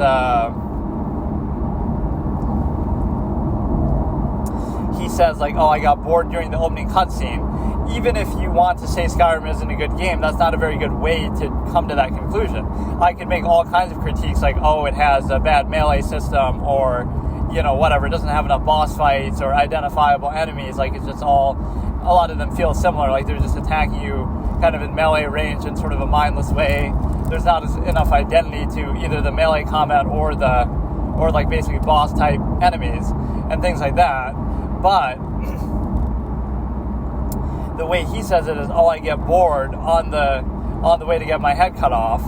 So, like, you're getting bored during the opening cutscene in a game that doesn't have very many cutscenes, in a game where the story is kind of negligible. So after you get through only the intro, right, once you get past that, you can just wander around for hundreds of hours and not talk to anybody and not listen to any story, right? So that criticism of an opening cutscene, that's like saying you get bored in the Deku tree talking at the beginning of Ocarina of Time, or in that opening cutscene with Navi kind of flying around, right? You got bored in that part. Like, you can't do that because there's countless games that have those long story intros, and even Skyrim's is relatively short. And even on top of that, if your criticism is there's too much story or the story's not good, Skyrim is the one game that's the exception that actually gets to bypass that, for the simple fact that you're able to, you know, you can ignore story the majority of the experience. You can play for hundreds of hours, never talk to anybody, never, you know, do any quests, you know, ignore all that stuff as much as possible. Skyrim allows you to do that more than almost any game in existence, right? So I don't understand what the criticism is. Maybe just that you should be able to skip that part, but I don't know. I'm not even saying that part is good or anything, although I don't think it's bad. It's just, you know, it's an obligatory way to introduce the character and whatever. But that's the thing. Even if you don't like Skyrim, that's like just a bad argument that, oh, I got bored during the opening cutscene that isn't even that long compared to other games. Or, again, even if that's your criticism, story and cutscenes, there's less of that in Skyrim than almost any game in existence, which is like, you know, compared to almost any game ever. Ocarina of Time will force you to read more dialogue or, you know, have more story in it, even though it's a much shorter game, much smaller, right? Because there you don't have a choice. There's only so much you can do outside of that, whereas with Skyrim, again, you can explore most of the game, like 75% of the game. You can do tons of stuff. You know, to unlock certain things, you might have to do certain quests, but even then, you don't have to read the quest. You can just kind of ignore it and skim through. Or again, you can just explore, check out the word walls. You'll discover a lot of enemies and items and spells just from going through different dungeons and stuff. you can play like that if you want to, so I don't really get the criticism of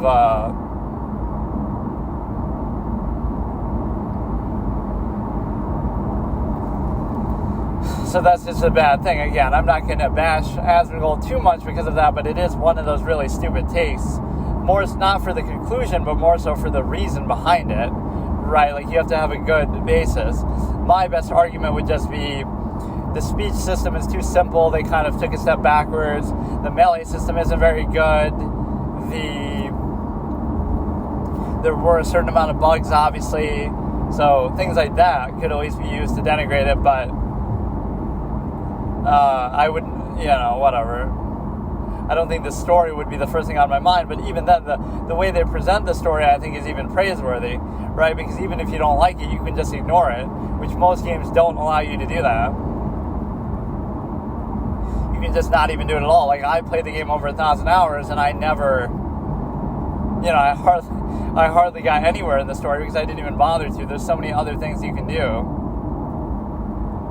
It's one of those things like, make your own fun, but, some games allow you to do that better than others. So we'll go ahead and we will start a video here, like some sort of scary video, like scariest things caught on dash cam or something showing that.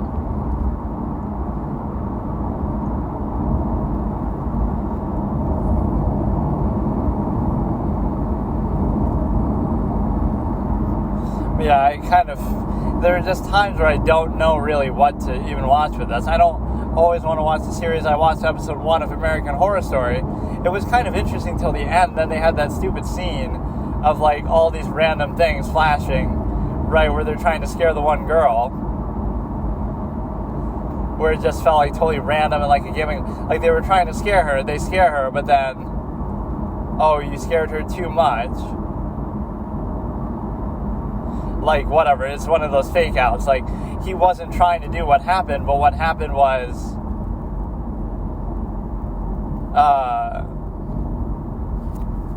some kind of monster took advantage of the situation and came out for real. It's like you're trying to prank your friends, and then all of a sudden the real monster comes out and actually kills them or something. Right, so this is a very common technique. That's what can happen a lot of the time when you've seen so many movies like me or whatever.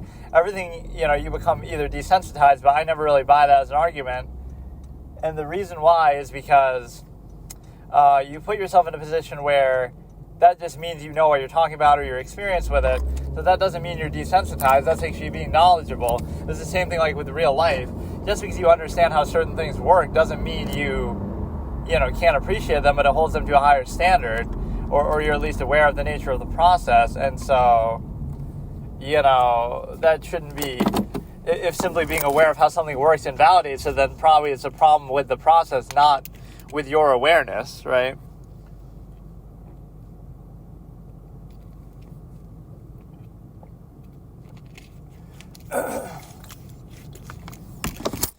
So let's look up, scary moments kind of caught on camera. And again, a lot of these tend to be actually kind of real. 1 year ago, Fear Tales. Okay, let's try this one. 30 scary, but this is going to be like too much narration based, where he's going to be like reaching the whole time. So maybe it's not, right? Let's see what the response to it is. So many of these end up being fake, or they end up being sort of a reach. Should by going out of full screen, I fucked it up. Police officer did a great job, something. Okay, fine, we'll give it a shot. Or some of them are sort of disturbing, but they're not really scary. Right, which is a big difference. So we're starting 30 scary moments caught on camera that will make you weep by Fear Tales. We're starting in 3, 2, 1. Erica Urea.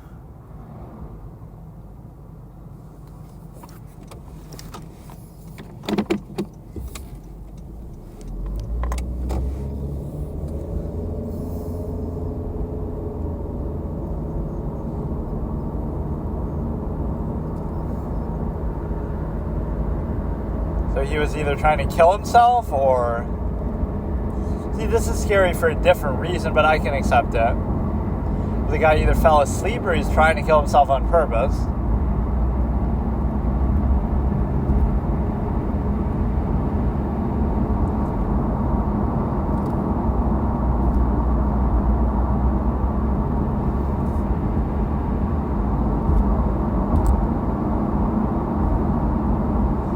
was very clutch, like very quick.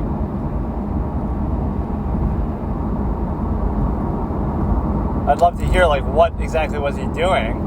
I just happened to fall asleep on the train tracks. Like, really, dude?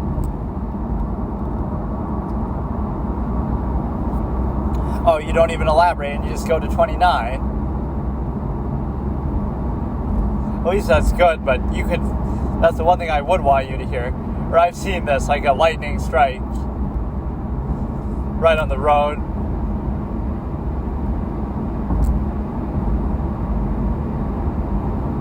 Why do all these people have such weird pronunciations and voices? Like, vehicle, the way he said it was weird. Or maybe it's a different one.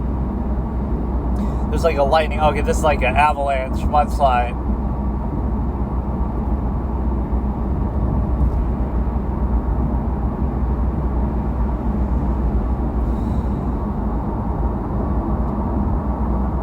Okay, 20. I like how this guy's to the point, but you could give a little bit more of an outro explanation. All of these kind of ones are fake, whether they're at home and they're... Oh, I've seen this too, I think. But if you were calling police, it's probably real.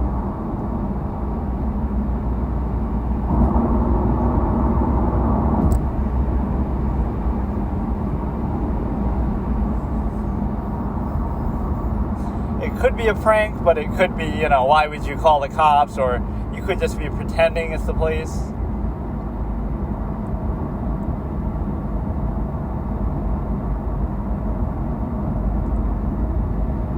Oh, you don't hear the cops, so it could be fake.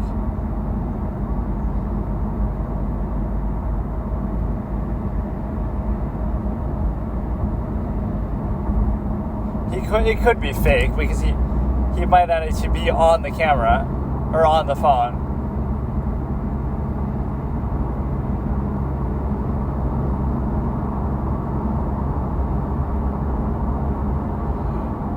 I'm guessing there's no windows in there or something. What kind of work is this? Exit. You see the exit sign right there, but it's the same door. I don't know. This one seems kind of fake.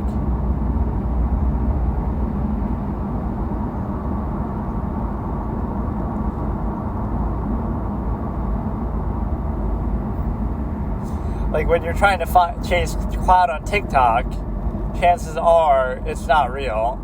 Like if this really happened, I wouldn't upload it.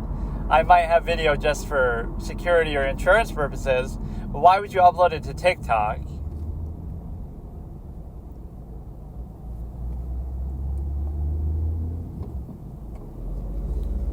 This is always how they end. I never see him again, so...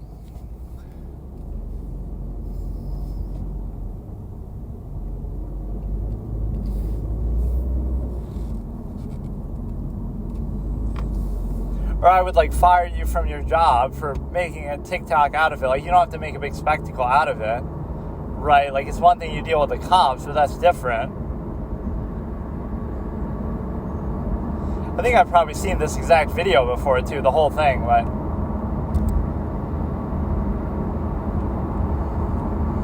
it still isn't really what I want to watch, but it's okay.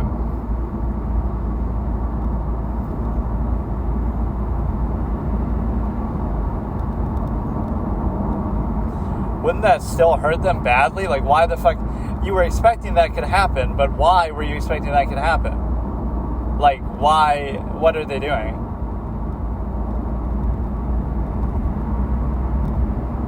Baby's day out. Roger Ebert is scarred for life, am I right? If you think a real baby falling out of a window is funny...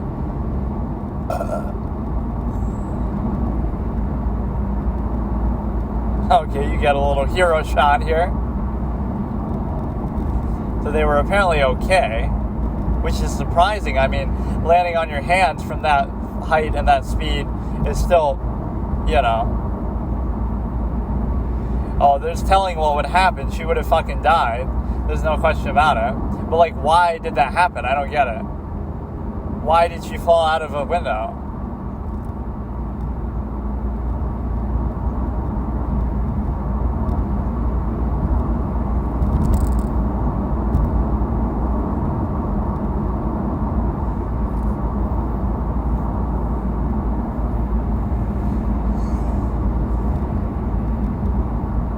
Where these are kind of better when it's just like automatic footage, not like somebody recording a TikTok on their phone. Oh, this is the guy with a knife in his mouth. We just saw the amount that people recycle this shit is annoying.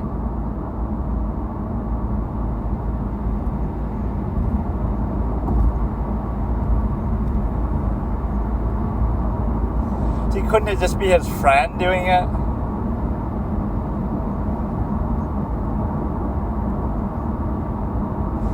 Stealth level 100, you could show him sitting on the floor with a knife and put like sneak level 100, like speaking of Skyrim, right, like bro is actually sneaking, must have been the wind.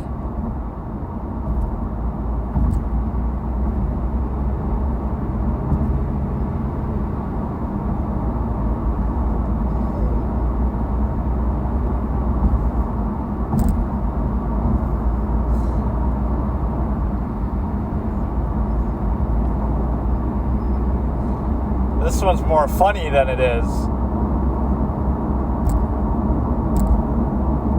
What a dumb bitch. But shouldn't it be locked from the outside too? Like, without the permission of the bank or something? Or shouldn't you just shoot through the window and get out? Like, how hard could it be?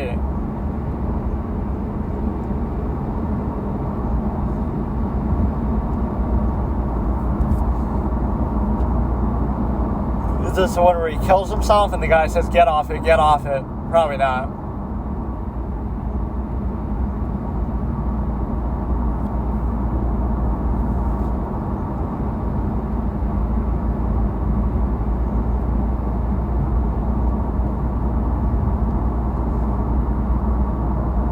What do you really think is going to happen here, dude? Like, you actually think you're playing GTA? If you want to get away, this is not how you do it. Right? You have to not get caught in the first place. Like, don't get suspected.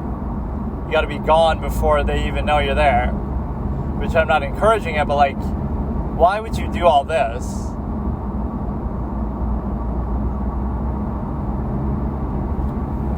So why is this scary though? It's the clown who hits the Coca-Cola truck. That's not scary at all. Some of these are stupid. Even the bank one is kind of comical with them trying to escape. Oh yeah, this we've seen. She's at like a museum.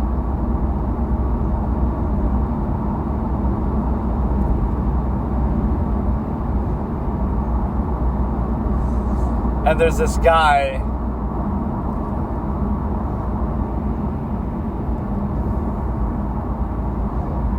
He's wearing like a SWAT outfit or something. Doesn't he look like a cop or something? I can't tell what he's wearing, but he looks like he's wearing body armor and a helmet or something. Maybe I'm imagining it, but... So that could be the killer. And see, this guy's smart. He actually got away because nobody knows who he is.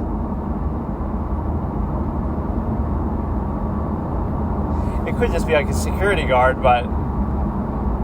Right, it even says like police on his back. So why would you think it's him? He's...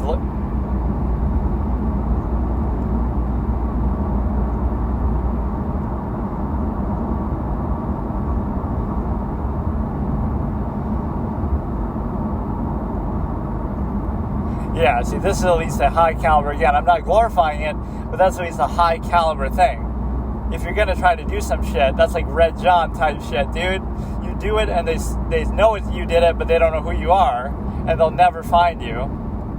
Again, I'm not glorifying it, but in a fictional sense, if it wasn't real life, and he probably didn't even do it. Like, they're probably just scapegoating. Like, where did he come from? How did he get there? What is he wearing? Why does it say police on his back? And some of these people are just dumb too, like the guy sitting on the train tracks. Like, what do you expect is going to happen here?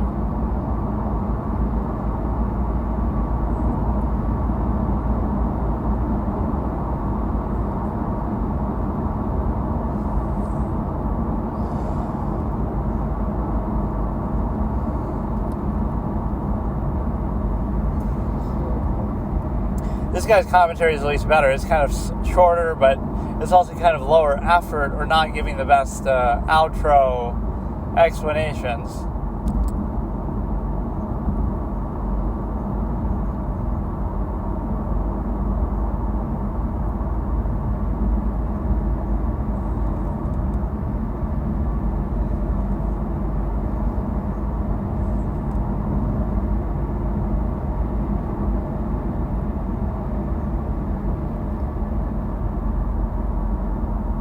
Yelled at from where? From the camera itself?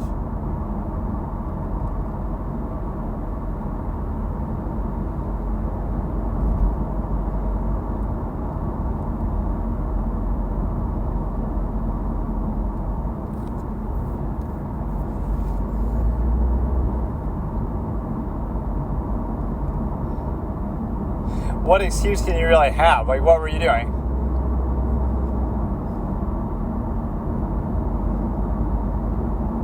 I am doing that. I am trespassing. You got me.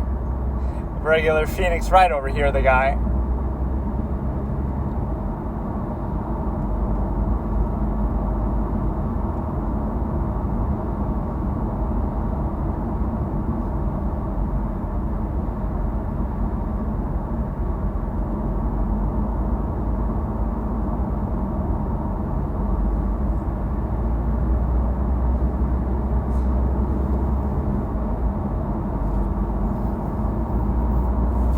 Some of these almost take on a comical thing with how dumb people are, though.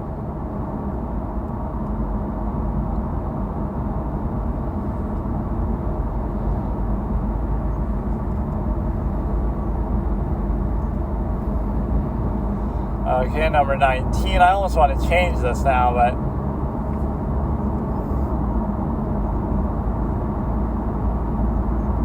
now some big thing falls or something.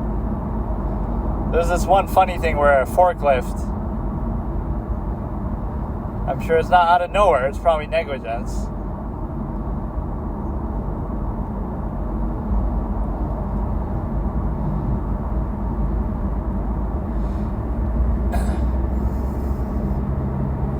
Like, this forklift hits like one little thing and it causes the whole fucking thing to fall down. Baby's day out, number 2.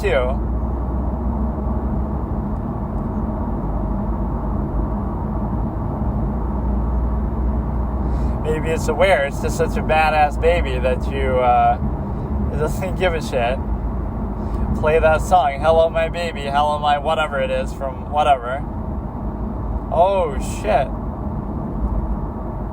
Yeah, nice parenting, dumbass. What the fuck are you doing? Lock the window when you're not there. You would think you'd have some sort of survival instinct. Like, this is Darwinism at work. Is it actually going to fall? It looks like it is.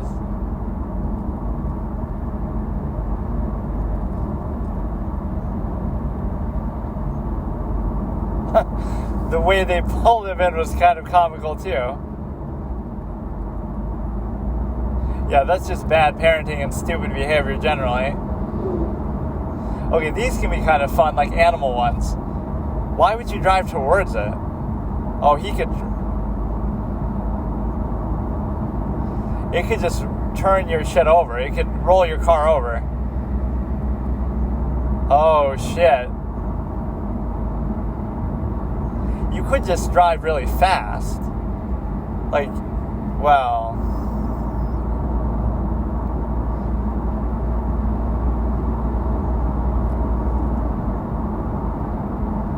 if you go really fast, it won't be able to catch up, right? Just slam on the... slam faster. Does that mean somebody died there, or what happened? You probably still kept going, but it could flip your whole shit over, though.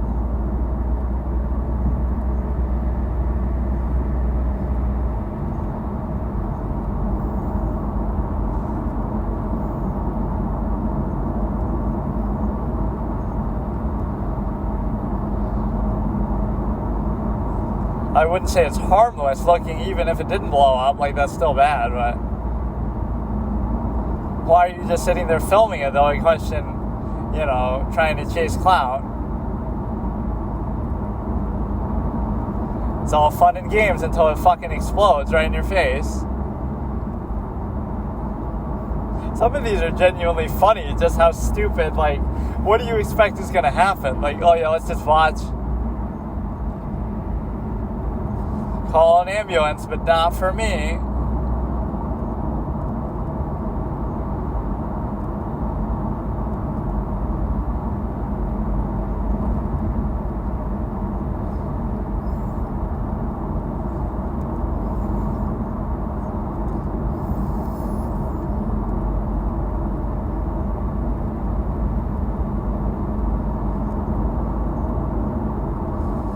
That was pretty smooth, actually, the way he...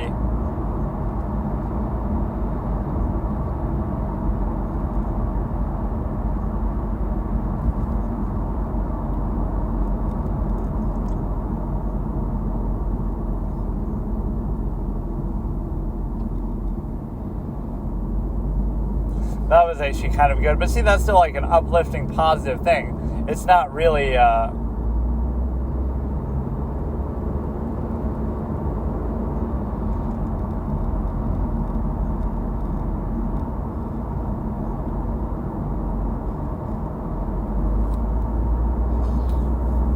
Were there any people actually on this is the thing. I've probably seen this before too.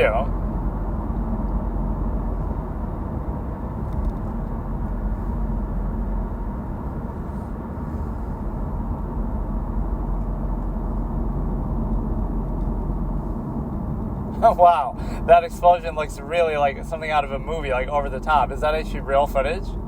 It just blows up the whole fucking area. It's always like a perfect mushroom cloud type of thing. Right, it'll be like one little thing blows up, but it blows up like everything around it.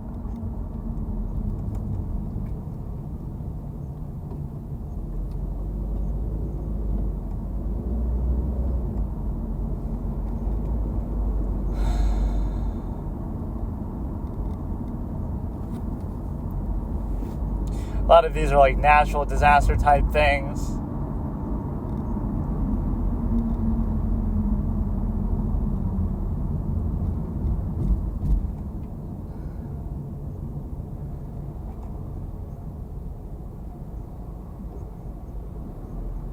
Sometimes historical sites can be kind of creepy, like in The Exorcist, like digging up some old burial site or something. I would do random shit like that too if I was like rich off content creation. I would like go to random places. I'd probably get in trouble, but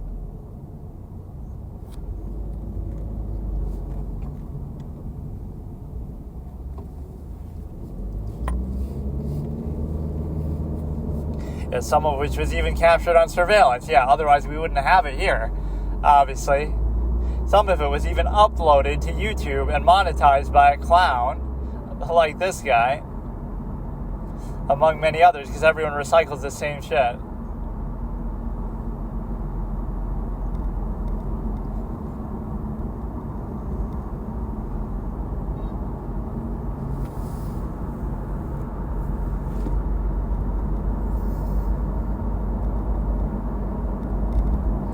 Or this is an ad that we get like a million fucking times, is BetterHelp. So many fucking times, dude.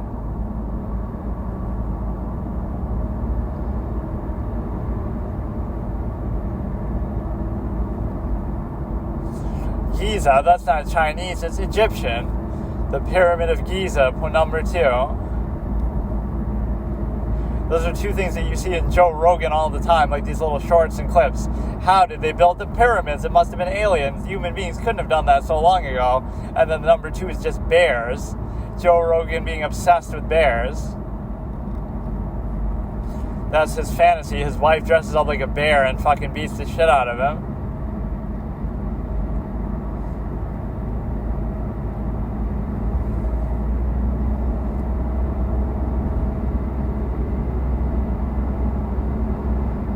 This is another is a natural disaster. This is all just negligence on the part of people, though, who should be doing upkeep.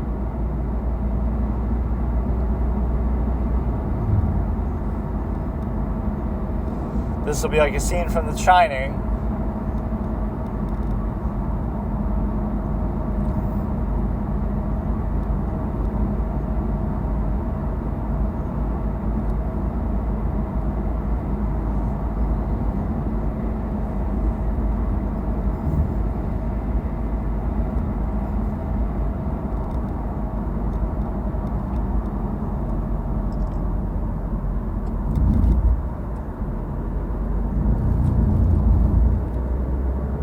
Yeah, don't try to fight him over your little fucking phone.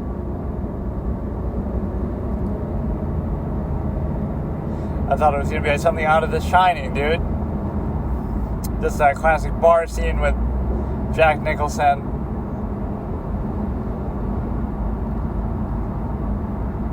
Another rocket failure. This is all different than what I was expecting from like a scary video, though. It's not a bad video, but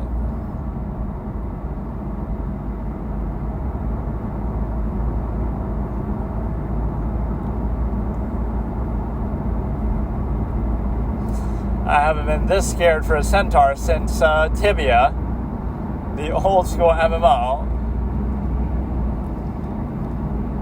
Or that clown from Hercules, if that's even considered a centaur.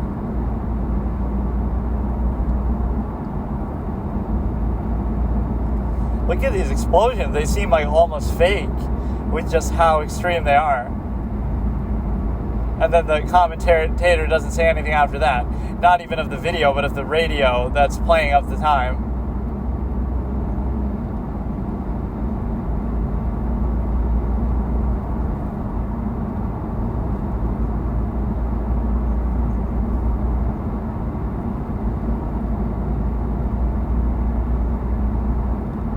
You don't have a gun as self-defense. This is why you should be in the U.S.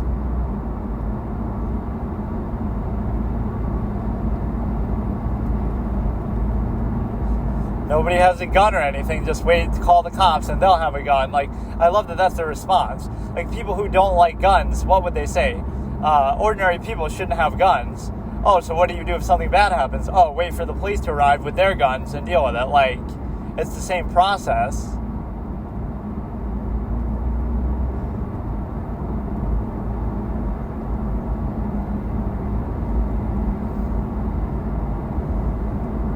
Speaking Nepali, I would have never been able to guess.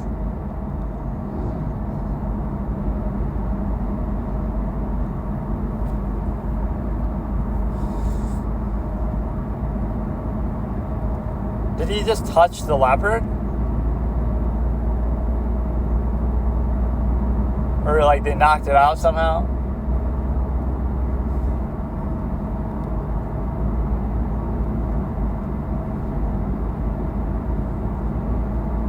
This one's all like natural disasters and stuff. This isn't like really...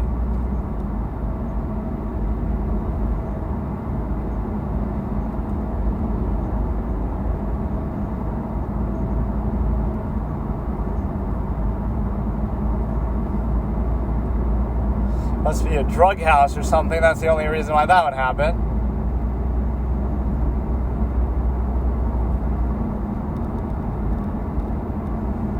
All these explosions, man. Or yeah, I want to see the fire truck itself go up in flames just for the anarchy image of like who cleanses the fire on the fire truck. Like from The Dark Knight, there's that image. There's a fire truck on fire, so who's going to put that out? Like, that's a good image to represent chaos. Like, you know, who watches the Watchmen?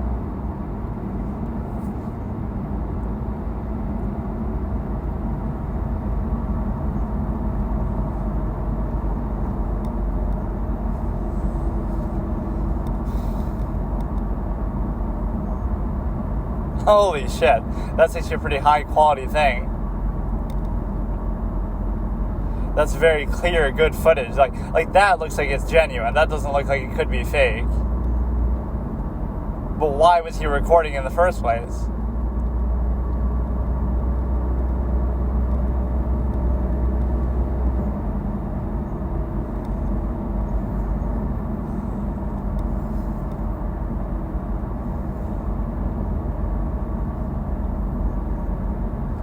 This is really the truck's fault. They were saying like it's the blue car's fault somehow.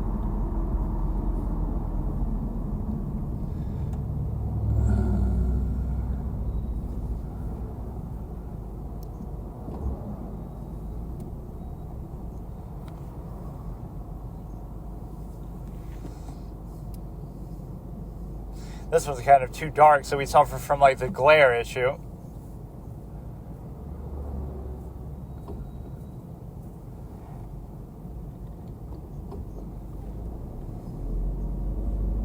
But this was all about animals and natural disasters, less so than, and rockets failing, less than actual, scary stuff like somebody in your house at night or something.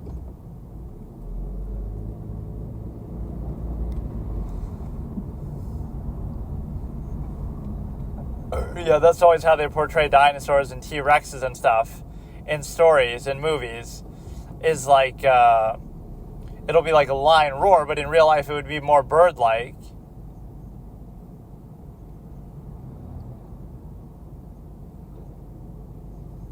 Terrified campers can be heard terrifyingly. You could use a different word there, dude.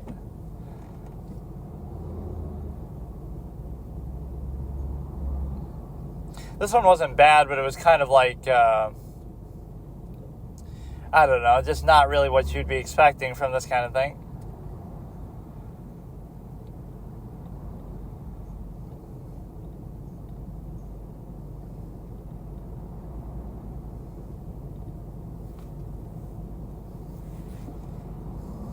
Wow, this is multiple clips from Nepal.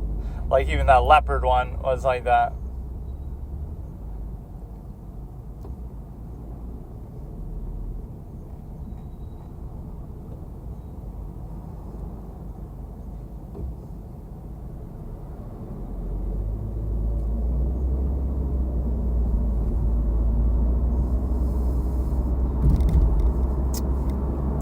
.9, that's pretty bad.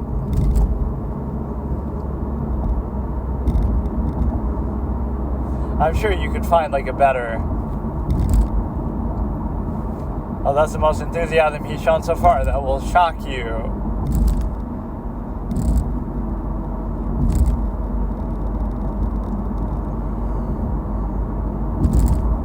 Tries to release it, though. Why not just leave it in there and...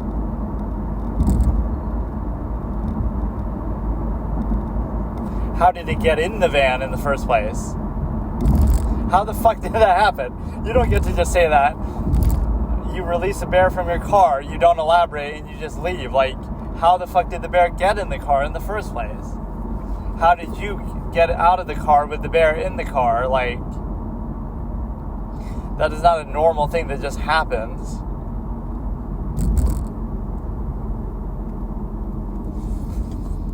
I don't know, like I'm just kind of at a loss for even what to watch or do right now. But whatever, these can be kind of fun. That wasn't really what I wanted though.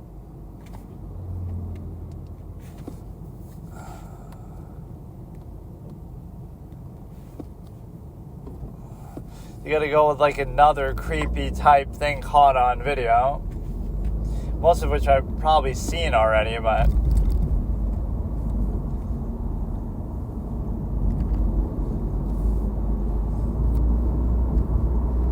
So this one is, I've probably seen this exact one. Most disturbing things caught on Dashcam Volume 6. We're starting in 3, 2, 1. And this one is basically like,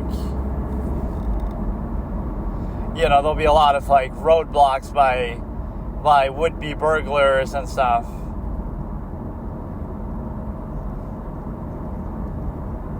I like this guy's voice. I forget who this is even.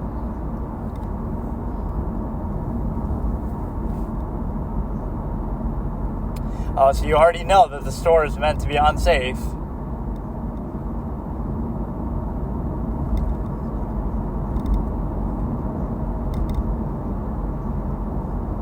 Okay, I think I've seen this clip at least.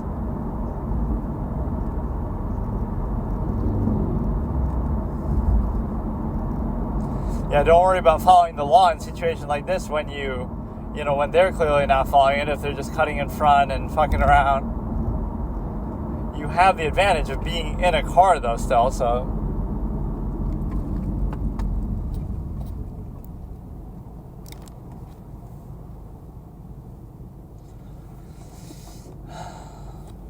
Like, I'd love to hear the explanation. Like, why is he actually doing this? Why just pick a random car and do this?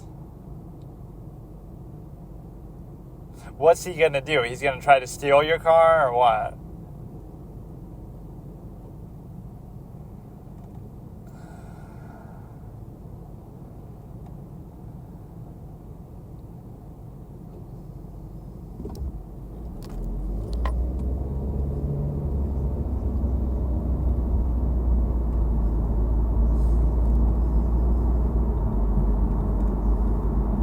Yeah, what a great plan. We're going to try to never come to a car race on foot. Really, never bring a gun to a knife fight. Never bring your shoes to a car race and try to chase the fucking car on foot. Or to get chased by a car on foot. Like if you're trying to run away from the cops, yeah, let's just abandon the car and run on foot. That'll work. Go down into a subway where the car can't follow you, I guess.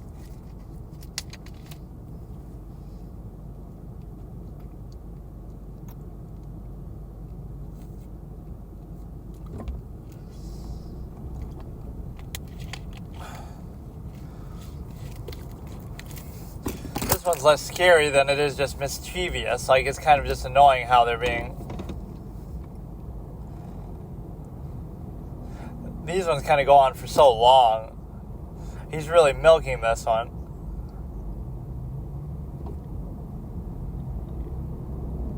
Good thing he has the Bluetooth fucking iPhone 16. Otherwise, you wouldn't be able to make the call while driving. Wink, wink. Some kind of fucking good opportunity for a sponsorship. I'm just making it up, obviously, but...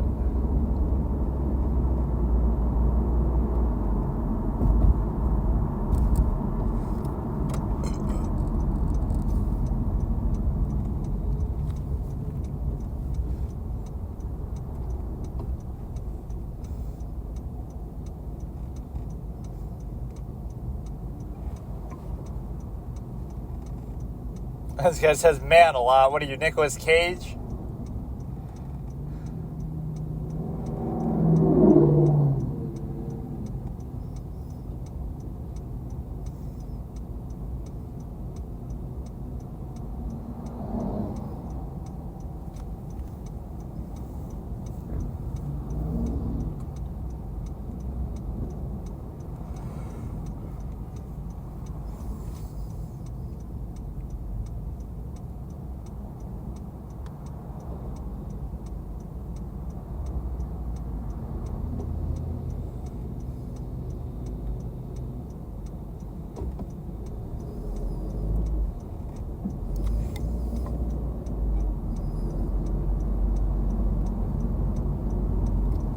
That's kind of good timing. You just run into a cop.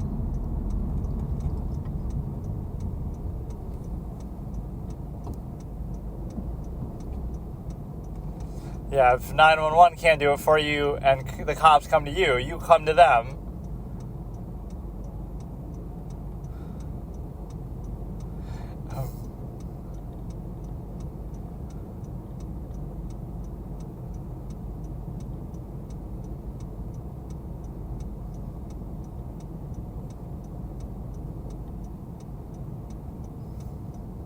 I love how much this guy says man.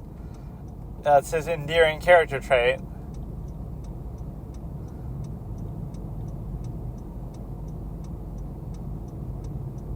He's so excited to have it on camera. What, they never found him after that?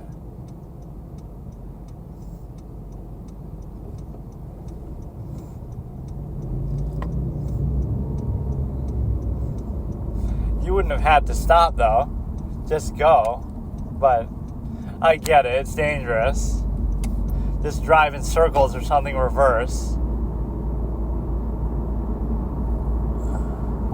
Yeah, why don't I just do your job for you? Oh, no, I don't have the license plate. Fuck the license plate.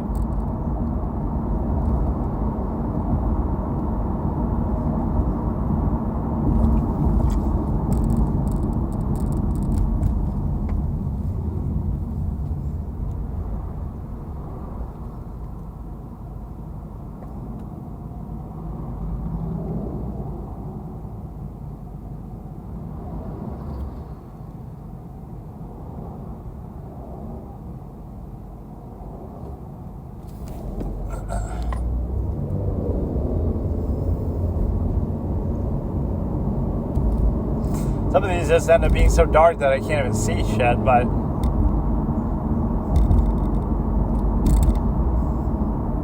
You always have the advantage when you're in a car, though, even against the rhinoceros, apparently. Rock, paper, scissors, the new version. Rhinoceros, zebra, car. motor vehicle, who wins? That is kind of a fun thing. You can make like variants of rock, paper, scissors, like car, train, boat, or something. Right? Helicopter, plane, boat. Like what? Let's try to hash it out. So the plane beats the car. The boat beats the plane, I guess. I don't know why. There must be some. So like a car, a plane, and a boat, right? Some kind of, or like could be like a tank. So like war, weapons of war, right? So you have like a jet, a tank, and a boat, naval vessel, submarine. So the submarine beats the plane because it can go underwater and you can't catch it. But it also beats the car, I guess. I don't know how to.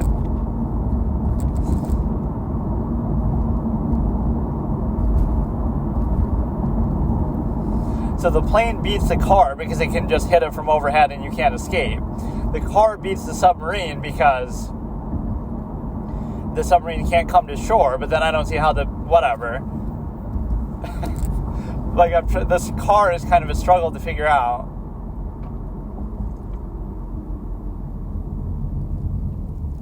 So like a plane would beat the car because, again, it has air superiority. The car would beat the boat because it has land superiority. The submarine would beat the plane because it can't get to it. So the plane beats the car beats the boat beats the plane.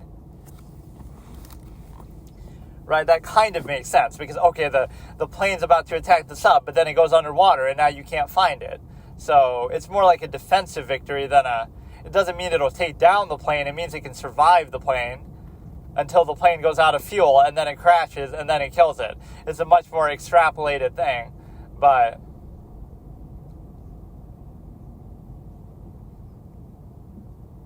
so yeah, the plane goes after the sub, but the sub goes underwater, and okay, now the sub wins.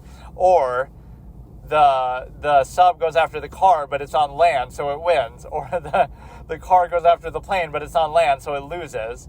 So like, let's pretend we're playing. I play the submarine, and you play the car, so you win. Or I play the plane, and you play the submarine, so you win.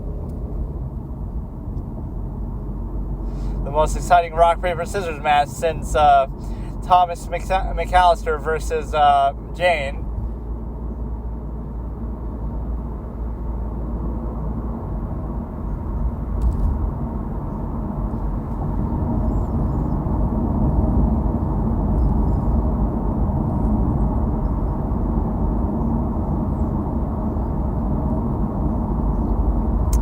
Or like, whatever, the land vehicle, the tank would be still the same point. Right, it doesn't have to be a car, it could be a tank.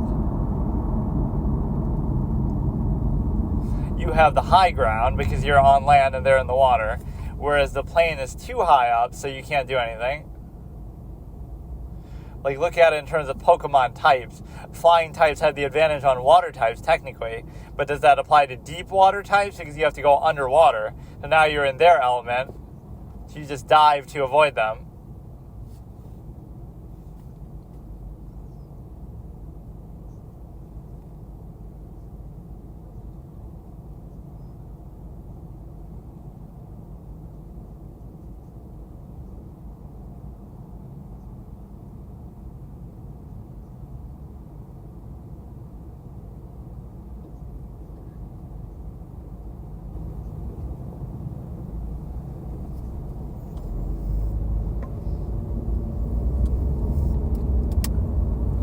I don't know, I'm still watching the same video, but I'm not really paying much attention to it, which is fine, but Reddit, that's how you know it's real.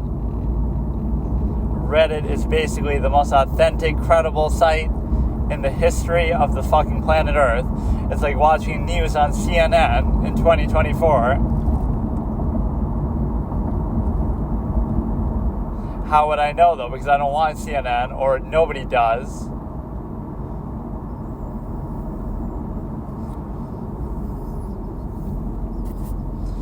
Yeah, like how they put all those little warnings in YouTube. You can always say like, oh, you know, this is funded by Russian TV, RT TV, right? Is funded by the Russian government. So say the same thing with CNN. CNN is funded by corporate interests that have, certain political affiliations, like Democratic in nature, right? I want to see that as a little context thing on YouTube. They have all these ones to do with COVID or mail-in voting or the 2020 election. Like, you don't need to do that.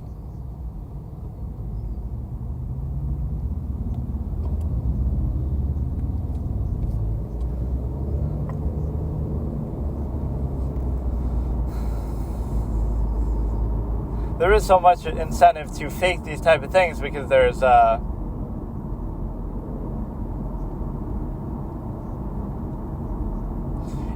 chase clout. Even when they say, like, in a camping channel, like, oh, they post normal stuff, but maybe one time they feel like, okay, I normally post, I have 100 videos of normal stuff, and then I'll do one that's crazy to give myself credibility, but I'll still do it to try to go viral.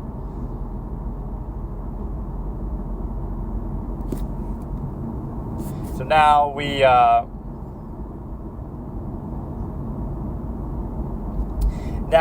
are 5 seconds delayed because we had like a Harry Potter ad. That's one thing I wanted to do too, but we could do like a trifecta. We could read the Harry Potter book and analyze that. Then we could watch the movie. Then we could play the game all in one. That would be so epic and fun, right? We could do all three of them as a companion piece. I need like an audio book then. Oh, that's a good idea. I like that. Which one would I want to do first, though? Maybe I should watch the movie first. So I should watch the movie, then I should do the audiobook, and then I should do the thing. Because it's most exciting to see it first in the movie form. Like, I don't know, I just find that more enjoyable. I don't want to know what's going to happen and then see,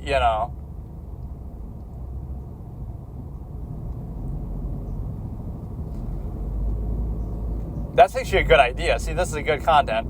So I've only really seen the first two movies, and I don't even remember them. I saw The Sorcerer's Stone again a couple of years ago, so that it's more fresh. So I'll watch the movie, then I'll listen to an audiobook, basically reading the book, but just it's easier if I do it like this. And then I'll play the game, like on stream or something, and I'll do, a first playthrough of the game.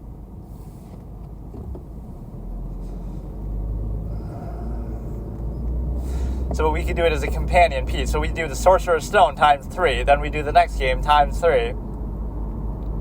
I know that some of the later ones are not considered as good, unfortunately, but I played Hogwarts Legacy for like one session, but I kind of have too many channels and other shit going on now, but it's fine.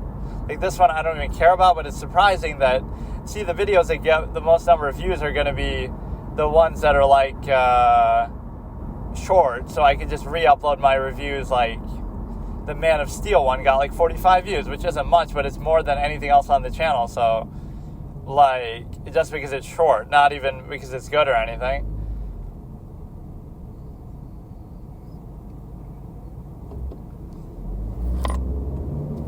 So whatever, that video is almost over, so I just stopped it, but that is a fun idea. So I'd have to figure out, it's going to get too expensive though, I'm going to have to buy all this shit, but that is the best way to do it. I can react to the entire thing, right? React to the entire book. That is a cool idea. That is a genuinely, unironically cool idea, right? Because how long would that take to like read through a book? Oh, this is awesome. You know, a book I got like on my Kindle Scribe thing was like Hellraiser, or it's not called Hellraiser, it's like the Hellbound Heart. But I don't know, I got to find like an audiobook thing, and then I'll just react to books basically.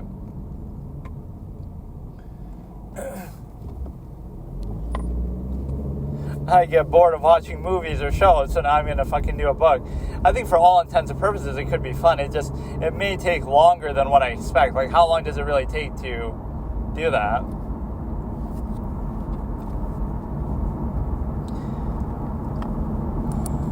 And how would it work for your purpose? Because you'd have to, like, listen. I guess it's the same thing as, like, watching a video. You'd have to listen along with the timestamp, or you'd have to know what I'm already talking about. That bro at the museum or whatever it is, who's like dressed up as a police officer, is actually pretty badass though. Not that I'm glorifying a potential killer, but it's like, if you're gonna try to get away, I'm so confused by that footage. Like, as the ace detective myself, I genuinely don't know what the hell's going on there. Why is he dressed like that? What is he doing? How come nobody knows who he is? How did he get in there? How did he get out? Where did the girl go? Like, what the fuck, dude? It is actually like a, legitimate mystery. He might not even be the one who did it, but he just looks like a security guard, because that's why he has police on his back. So why would you think he's guilty? Right? Like, he's the good guy. He's dressed up as a good guy. But you don't have any outdoor footage that would show you, like, where he came from, where he went. Like, all you have is the dinky shit inside the thing. It's not even a museum, but somehow I keep calling it that. It's like some club or something that she was supposed to teach at.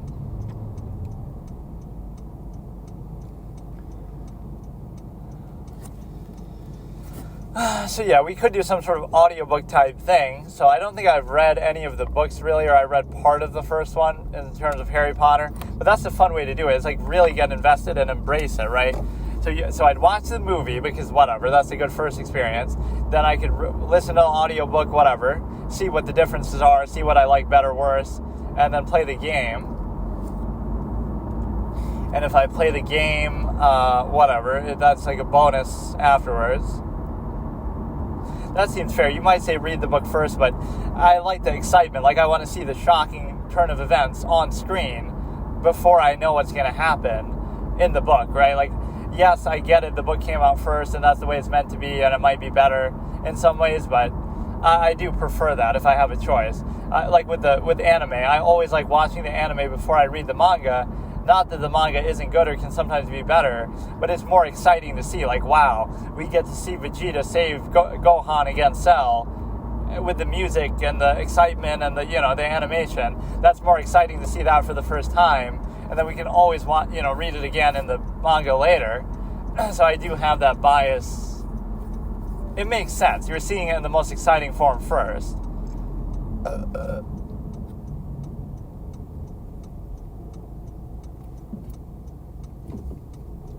Yeah, these videos were kind of a bust and not really what I wanted, but whatever, dude.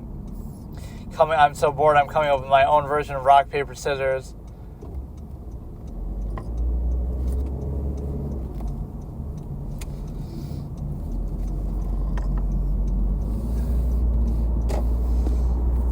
I could always I wasn't minding that, like where I was rewatching stuff, but like interiors and also August 31st, but I just don't really know sometimes.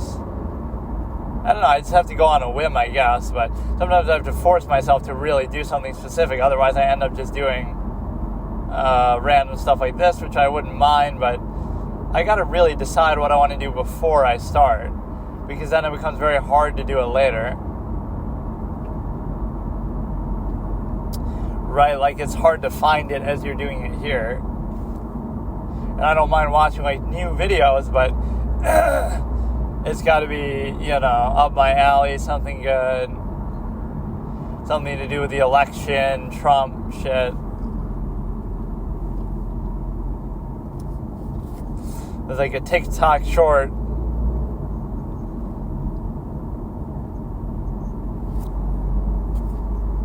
So like we have,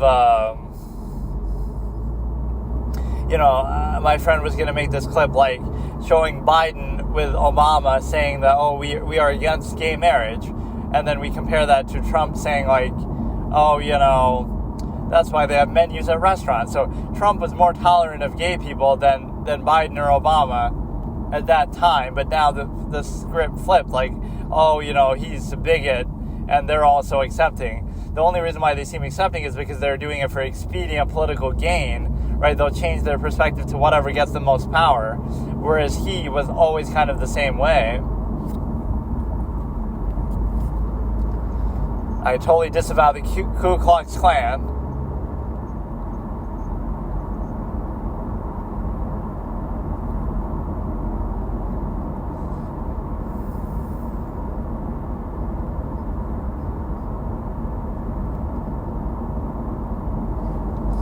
correlation is not causation.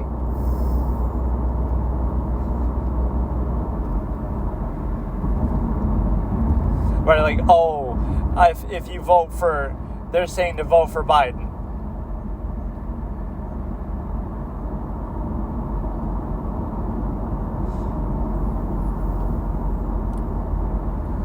Like, oh, if I vote for Trump and I'm like a bad person, that, if a lot of criminals would have voted for Biden, whatever, like, that doesn't mean that represents your whole voting base or should define you. Like, so, okay, maybe the KKK liked Trump, maybe they voted for him for their own reason, but that doesn't mean that he likes that, or, you can't control that.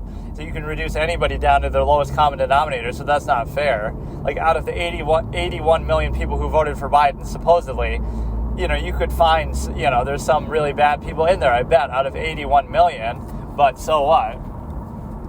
Right, like, it's not...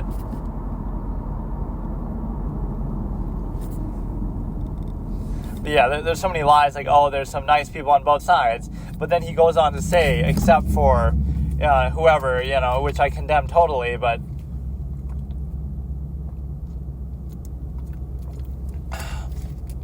just like when he says peacefully and patriotically protest, it's just like there's some hysteria. This is why they say TDS, like Trump derangement syndrome. People just get too caught up on every little thing. I don't even like him, but people do obsess a little bit too much to where it gets kind of annoying, where it's just too much of the same thing, hyperfixation and obsession and trying to twist every little thing.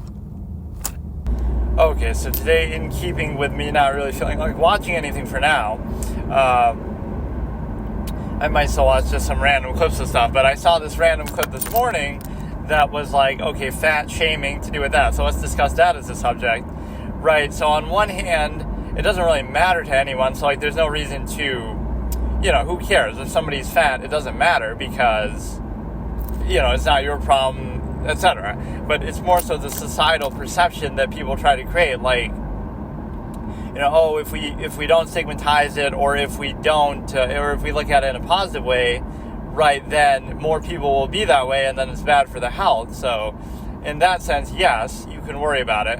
Maybe a good way to look at it is, but see, even then, calling it shaming is kind of weird.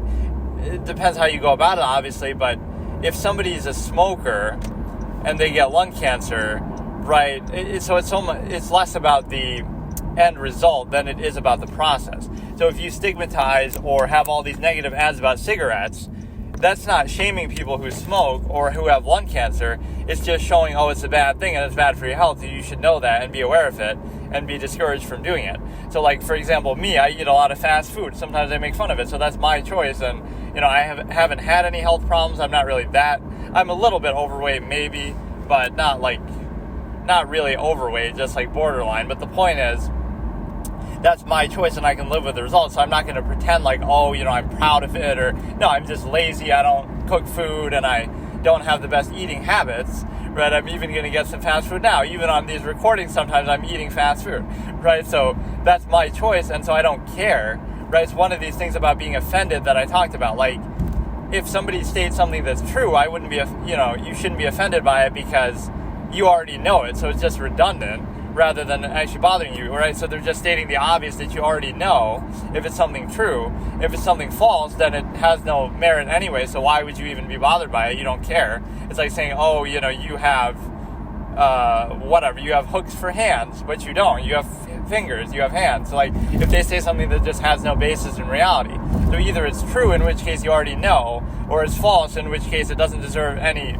acknowledgement. So why would you be offended in either case, right?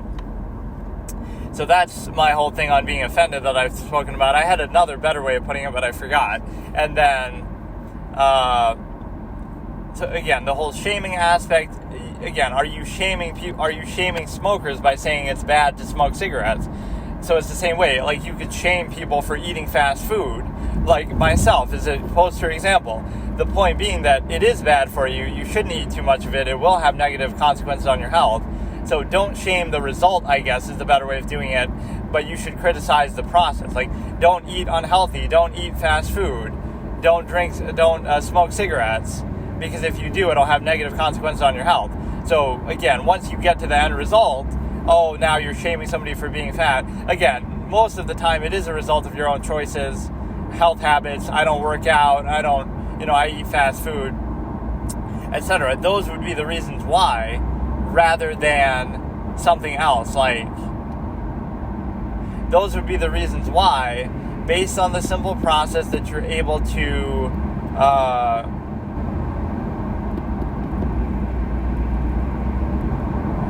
you're big boned or something. Like, yes, there's a certain amount of that, don't get me wrong, but the vast majority of people who are overweight, it's their own choices. And so I don't know why, again, if you have other bad habits, we can stigmatize those in society. I'm not saying whether we should or not. Like, if you drink too much, oh, you're a drunk. If you smoke too much, you're a chain smoker, right? And these lead to negative health consequences. It's everything in moderation. If you eat fast food or something, that's fine. But if you do it too much and it leads to consequences on your health, right, it is still your business and your problem. So there's no reason to shame it as people use this word, but it's just like, I don't know, we don't use that in any other way. Perhaps the reason why people get so sensitive about it is because, or why people fixate on it, whether for positive or negative, like whether you're taking pride in it or whether you're criticizing it. The reason why it happens with this is because simply a superficial basis, right? It's the reason why people focus on race so much. People won't make fun of your ideology or criticize that because they don't know what it is just by looking at you, right? So they have to dig a little deeper, and people are unwilling to be puzzled and very surface level, initial minded, etc., right? So using that superficial basis, the one thing you can't latch onto are appearances. So you can see a person's race, at least to some extent, by their appearance. That's why people fixate on it so much, because it's the easiest, laziest, basis that requires the least amount of thought. So just by looking at somebody, you can judge them based on that, or at least people do. So the same thing with being fat, even though that has more to do with your choices, it's still like, oh, that you can judge somebody because, oh, you can see it, and it's so obvious. Whereas, like, oh, let's say they have a lung condition, they have asthma, or they have some other thing, right? You won't be able to see that right away or tell that, so you won't care about that, or it won't be as big of a spectacle. Nobody's taking pride, like, oh, I'm proud of having lung cancer because I'm a smoker, or I'm proud of having a heart condition, right? It's more just like something you have to deal with, but nobody's going to stigmatize it because they can't see it just by looking at you. And so any internal condition nobody cares about, but because you can see it, now we stigmatize it, or now we defend it and take pride in it. There's sort of a false duality that one creates the other. But again, the only operative reason why we fixate on that so much is because, again, it's just so superficial and it's just so obvious and it can be seen. Right, so that's not a very good basis to fixate on it. But here's a good example, the insurance aspect. The idea that should insurance cover, right, let's just look at it broadly. Should insurance cover life or death situations? So somebody gets hit by a car to no fault of their own, right, and they're bleeding out on the sidewalk. So of course insurance should cover that, right, based on the premise of it's not your fault, it's an accident, you couldn't have controlled that, right? But when it comes to something else, somebody's dying of a heart condition, but now you can trace it back and say, well, that heart condition is technically a result of your unhealthy life choices for decades that led to you now having a heart attack and be dying. So should insurance cover that? Again, just on the principle that, well, technically it's your fault. Like if you're a smoker and now you have a lung condition and you're dying because of that, well, that's your result of your life choices too. So if you really trace it back far enough, maybe it should be unsympathetic to that, just in a hard, absolute sense. Like, technically you're not dying by an accident that's no fault of your own. You're dying because, you had a lung condition because you didn't take care of your lungs and you chose to chain smoke for 20 years, and now you expect other people to feel bad for you for that, but it's a result of your own choices. And the same thing with, like, a lot of other health conditions. It's a result of how you eat. You eat fast food and unhealthy food, right, for decades, and now you eat sugar and candy and drink soda, and now you, boo-hoo, it's, I'm the victim, and, it's an unpreventable thing. So it's easy to look at it like that. Well, it's just natural. This person just passed out. But let's trace it back far enough. You could almost make like a movie premise instead of like, Rosebud trying to figure out what Citizen Kane meant by saying Rosebud as his final word. Instead, here, you could turn it into some sort of dystopian satire like, this is the United States in 2024, and we're really rigid when it comes to healthcare. And so therefore, we have to trace back your whole life story to see, was this really your fault or not? And so we go back through the person's whole life in flashbacks and study, and we figure out, well, they ate a lot of fast food and they made a lot of bad choices. So you'll realize that everything is your fault. Even getting hit by a car, you should have been more careful. So it could be this like absolutist dystopian society where it's looking at it like everything is your fault, so there is no insurance, and you just let you die. Because again, you're only dying of a lung condition because you smoked for so long. You're only dying from a health condition because you ate poorly. You ate a lot of fast food and bad stuff, right? So if you trace it back far enough, over decades and life choices, that's what you'll realize, that almost everything is your fault, but we look at certain things differently. But that's just interesting to think about. So a society with personal responsibility would look at that. Now, I'm obviously the type who doesn't really care. Like, you know, you can do whatever you want, but my only thing is a second part, right? You can do whatever you want, but then don't come complaining and crying and asking for money or help, right, when it comes back to bite you. But that's the part that society doesn't do. So I'm very tolerant, but not because, oh, look at me, I'm so, you know, people don't need your approval or your permission, right? They can do whatever they want just as an objective fact. Like, you know, why should I stop them is more the point. It's none of my business. But the second part that isn't practiced is they, then when something bad happens, oh, woe is you. Like, it's like with this relationship thing. People will criticize open relationships or something else, or glorify, relationships generally, like, oh, it's the meaning of life, and we're in love, and this and that. Like, I'm not ridiculing love or revealing it as a contrivance response state that it is. I'm not saying anything. But then don't have that relationship and then complain later about, oh, you're bitching about your partner, and you're like, oh, look what a sad state of affairs it is, right, when you break up or things don't work out. So you're the one who's posing the absolute. The burden is on the claim maker, and so if I simply point out it's not an absolute state, now all of a sudden you get offended or whatever, and so now when it ends up not working out, that's you're choosing a non-absolute process. But that doesn't invalidate the process and say that, oh, you shouldn't do it or be in relationships. It means that you should acknowledge the way they actually work, right? And you'd realize they're not absolute, and so your expectation wouldn't be absolute, and so you would understand the conflict of contrivance that goes along with that, to at least be aware of the own contrivance that you're practicing. So the whole problem that you run into is the simple reality that, again, people are very divorced from personal responsibility and their own choices and things of that nature, which that I find kind of strange, because it's one thing, like, we've been spoiled by technology, etc., but really, like, look at it in a basic sense. You make choices, you suffer the consequences, and there you go. But instead we have this other layer where you want to either make excuses or play the victim, like, oh no, but it's not my fault. Oh, look at me, I'm in the hospital. Like, it's your, everything is your choice. There's you're walking down the street, you get struck by a bolt of lightning. Okay, that you couldn't really help. We can sympathize with that, right? But most things are not like that. But it's just a matter of, we don't think of it like that. Oh, somebody's dying of a heart attack, how horrible. But the reason why, you don't immediately make this association, but, oh, because they ate burgers and stuff for 20 years, right? So now, are we supposed to be sympathetic towards that? So again, I'm not shaming people or even saying they shouldn't do it, but then when the time comes, don't complain about it, right? That's the absolutist perspective, is like, you don't care what somebody does, but they have to live with the outcome, reap what you sow, live with the outcome of what you do. So now you're dying on your deathbed. The absolutist isn't being a dick about it. They're just looking at it and saying, well, that's what those 20 years of burgers did to you. So that's your own choice. What do you want them to do, right? It was your choices that got you there, so it's your choices that should take care of you once you're there. So it's not even like, oh, don't say I didn't tell you so, but don't say that the reality of what you were doing was not made clear to you at the time, right? So you're aware that eating fast food is bad, but yet you choose to do it anyway, and so now you live with the consequence of doing it, or die with the consequence of doing it, right? It might seem harsh, but the real perspective then is, why don't you take better, it would imply multiple things, right? So this is like the absolutist seeking a measure perspective. If you smoke, you're telling me, right, like, we're being objective. We're not assuming any value in life, longevity process. Like, so you're a smoker, or you have unhealthy habits. So what you're telling me as an objective observer is, you don't really value your life that much and you don't really care. That's what you're saying. That's your measure, right?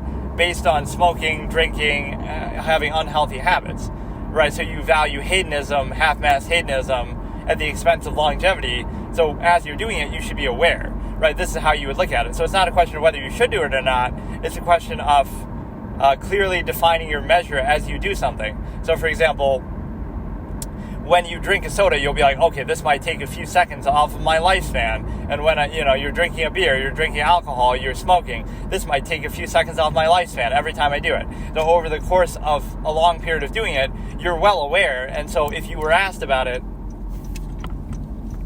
you could say directly that, well, that's my choice, and I'm well aware that I'm cutting a few years off of my lifespan by doing all these things, and that I might die earlier, I might die a painful death, I might die from some unexpected condition that I should very well expect. So the point is that, at least if you're aware of it now, that's the way you would do it consciously. So I'm choosing to do these things that I know are detrimental to my health, and I'm not going to be surprised later, like, oh wow, boo-hoo, I'm dying of something, how could I have ever seen this coming? No, you'd be like, oh, that's a natural result of my life choices, and I'd be well aware of that consequence every step of the way. So you would not be surprised, and you would even be deliberately doing it. So it's like, in my case, it's all part of my plan. I don't want to live till 100 years old, so I'm deliberately doing things that would, align with my desire for balancing hedonism and longevity process. So there's this assumption that exists in society, like everybody's goal is the same, and this is sort of like that zero-sum projection that we talked about. Everybody's goal is the same, that everybody wants to just live as long as possible, and so therefore we assume that in their intent and everybody's action. So everybody's measure is we just want to live as long as possible. But then certain things show that that's not their measure, because if it was, then they wouldn't drink and smoke and eat bad food and things like that, because then that comes at the expense of living as long as possible. So now their measure is something else. It's a sort of half-mast hedonism where they won't fully practice it, but they'll practice it partly. And the reason why is because, you won't engage in full-blown hedonism. You'll do it in part. So you're neither fully practicing a longevity process, nor are you practicing a process of hedonism fully. So you do it both at half-mast, so you're not even sure between which one you're really after. So that's what you would seek, is come up with a consistent measure that you're actually fully practicing, or at least be aware of the nature of the process. But instead, there's a lot of this sort of mindless reactionary behavior. So what you see oftentimes is what people do is they sort of treat something treat a reactionary state as a false inherent.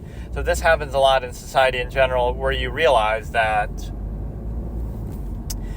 something that is an outward contrived practice, and this is why doing things at a young age is so important, like indoctrinating people. So what happens is they treat a reactionary state as a false inherent, and the easiest way to look at this is like language didn't even exist, right, at times in human history.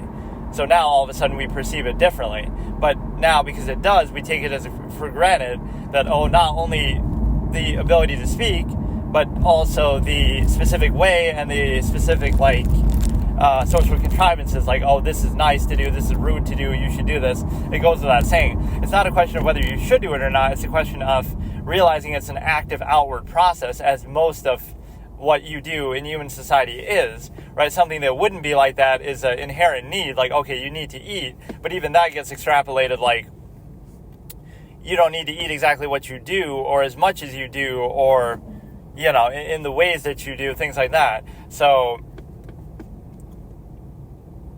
this outward reactionary process is taken as an absolute inherent, and so even the way people define themselves and their personality and their identity is either in vagaries, like they won't really define it, and they'll just say, YOLO, you live and let live, this and that. But what's ironic with that is they won't even truly follow that as a measure. That's what leads to half-mast hedonism. If you truly thought that way, and you were aware of your mortality at all times, you would not do it in a half-mast state. You would be more defined and less inhibited. But also, what you have is a situation where you're able to again, most people would define their identities by, I shouldn't say most people, but the way that identities are often defined by people is that it'll be in a half-mast sense. So either it'll be vague and they won't even really define or be aware of it themselves, or they'll forsake the variable and put themselves in a pigeonhole, like you could do anything at any time, but you'll reduce yourself to some lowest common denominator and some sort of first reaction indoctrinated sense. Like, for example, some people give in to their base tendencies more or less than others, so therefore you're defined by that. Like, you're not realizing that what you're doing is not defining yourself, it's actually reducing yourself. It's actually like this sort of, inhibited state. So, for example, the inhibited state would be that you're able to, you're in this perpetually inhibited state. So it's this like fallacy of permission concept that we spoke about before. The idea that you're basically able to, you don't need society's permission, or rather, having freedoms is a fallacy. As an inherent human being state, you have the freedom, ability to do anything that you're physically capable of doing, right? So you don't need society's permission to do that. You don't need their freedom. It's more that they need a good justifiable reason to restrict any and all of the things you are inherently capable of doing, right? So therefore, it should be a harsh standard, right? You need a good reason to restrict any of the infinite variable things I can do, rather than, I need a good reason to have a freedom, right? So it's not like, why do you need a gun? It's like, why do you have the right to take it away? Why do you have the right to take away any ability that a person has? Okay, so let's look at two more concepts here. The idea that of condemning success and glorifying suffering, or struggle and suffering. So this is sort of we've heard this a bit in the New Age mentality, right? Like, okay, it's one thing, you can be grateful for what you have, benefit from technology, things like that, but you should always have high standards too. So I've discussed in the amalgam theory is a concept I often refer to, like this idea of the human family, that everybody is everybody on the planet is part of your immediate family. Think of it like that. So how could you be happy or eat 3 meals a day when you know that other people are starving? So you can look at it from that perspective. However, on the flip side, we see this condemnation for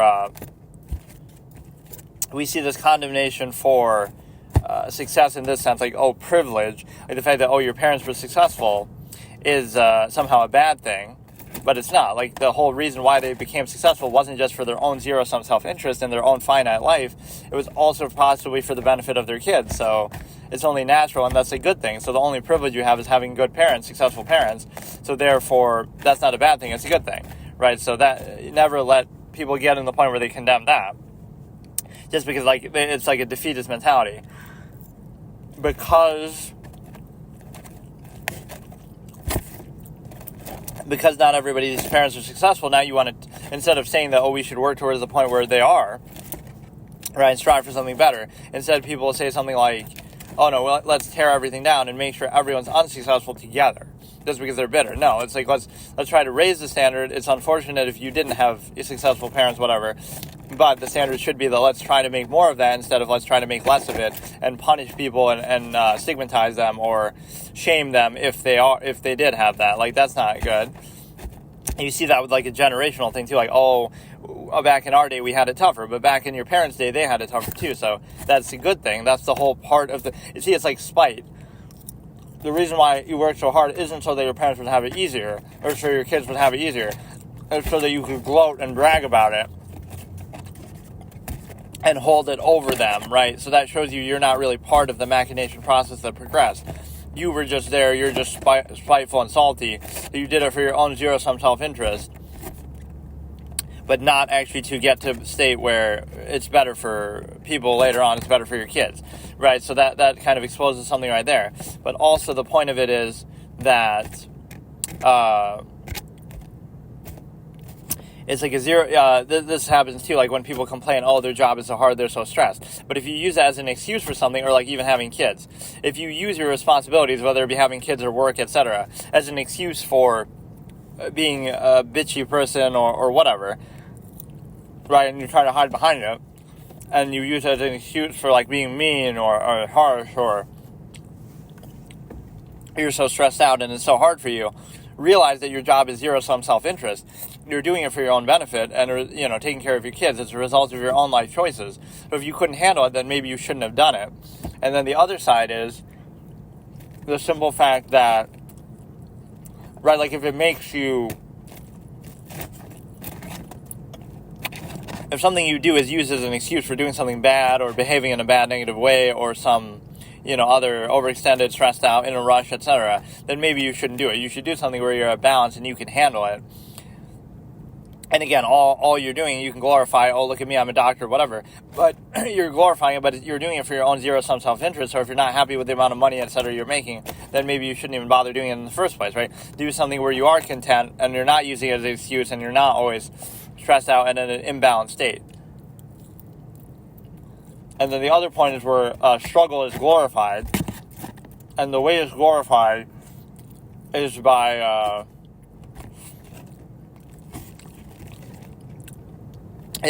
basically,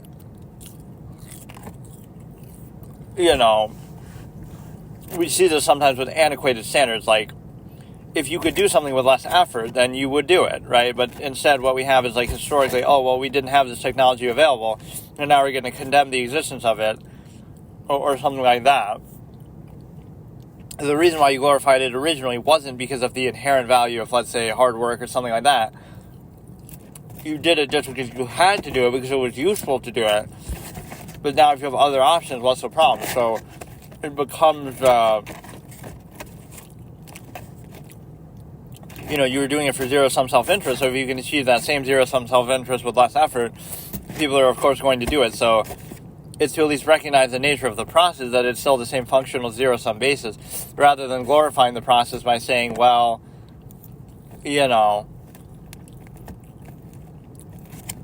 it's the same thing like with the privilege thing, like, let's glorify suffering, like, oh, it was a struggle for somebody, so, somehow we just want to work harder and overcome more obstacles and struggle more and glorify that inherent state. Like, just, it's good to do that when it can be impressive to do that, sure, and valuable at times, but that doesn't mean you glorify it inherently. It's like it's a means to an end. So it doesn't mean that you want it to be like that all the time, forever, for everyone. The goal should be something better, right? You don't just do it so that people can then do it again.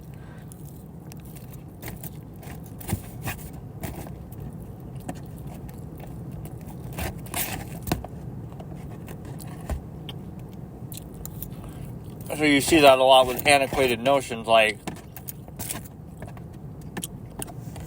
the only reason why something was glorified or a standard belief system was held was because it was useful or necessary at the time in history that it was held. So even today, the same thing. The only reason why people believe or think certain things is because it's useful or necessary given the current state of technology or the contrivance state, etc., that they're in.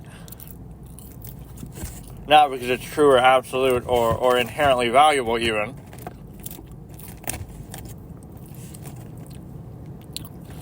So that creates a whole nother dynamic where you realize that all belief systems, etc., are just merely functional and artifice to try to bypass critical thinking.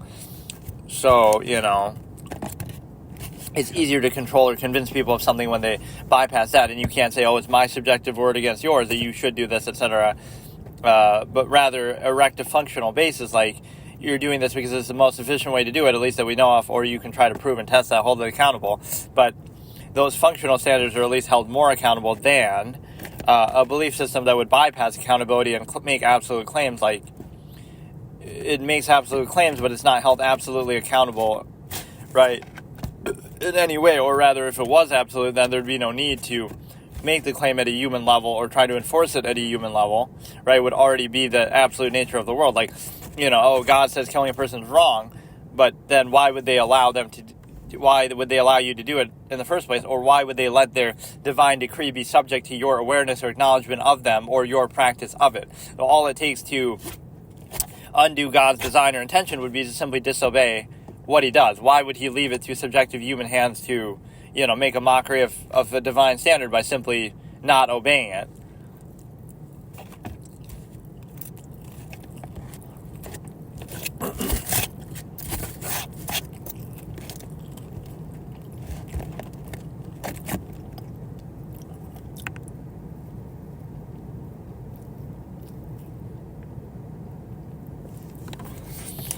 So, I mean, this is almost something totally different than what I was expecting to do on this thing, but it's fine. It's like rehashing old ideas and stuff. Many of which are terms that I should formally, have copyrighted or something, honestly, because of how much I've used them, and I just never thought about it like that, but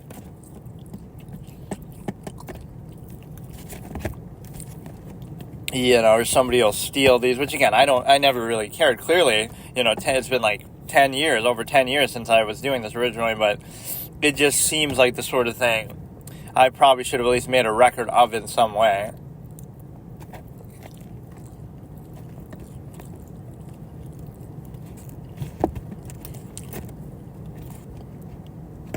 And all these little pauses I won't even edit out because I end up uploading this as like a long ass thing, like an 8-hour video. So unless it's like a super long pause, I try to just end the recording then and start a new one if that's going to be the case. But yeah, it's very open, and sometimes people are uncomfortable about talking about stuff like this, but I don't see why. Like, you should just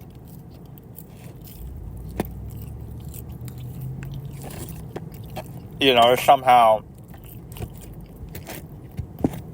combining folly favoritism with something more serious, right? Like, if I react to something, video, and then I am doing this, like, it hurts your credibility or you won't be taken seriously, but it's all part of the same process, right? So that in itself is a concept. Like, the reason why you practice folly favoritism is to distract yourself from the cognitive dissonance of, all the conflicts of contrivance in society.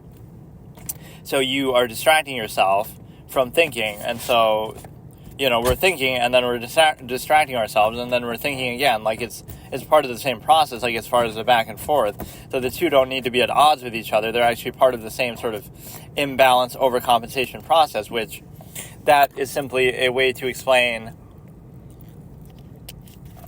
for example, in society, you're imbalanced all throughout the day. Like, you're putting on a contrived state, like at work, at school, you're inhibited in so many ways. Right, so you're being held to one extreme there. So then you'll try to overcompensate when you get off work, get out of school. You'll overcompensate by trying to do something else, whether it be folly favoritism or partying, etc. Well, that's an imbalance that wouldn't normally exist if you were at peace.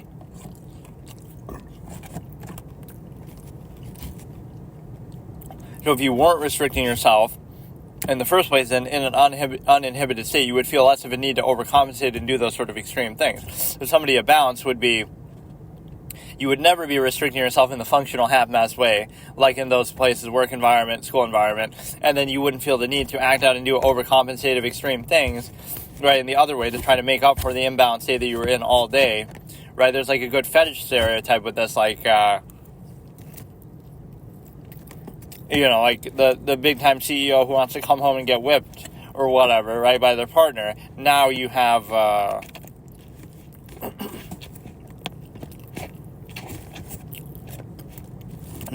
situation where you're able to basically see that they're both in unnatural, imbalanced states, and so now you're contriving them, and so you want one to sort of balance out the other, potentially.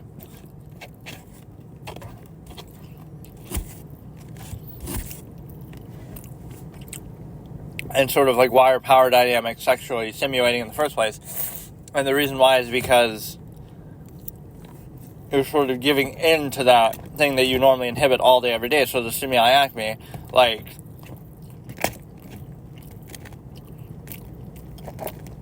you restrict and inhibit your inherent sexual desires all day, every day in society as they demand of you. So then when you give in to them, right, you're giving power to the other person over it, but you're kind of like, it's not really giving it to the other person that is what a person finding satisfying. It's giving into those innate desires that you're always holding back, who you associate the two together, just because they happen to be the one, doing it. That's how fetishes or whatever, stimuli works in general with that, because it's not about the person so much. It's an interchangeable process, but you just make it about them because of the nearness postulate and the, desire to control, etc. Things of that nature.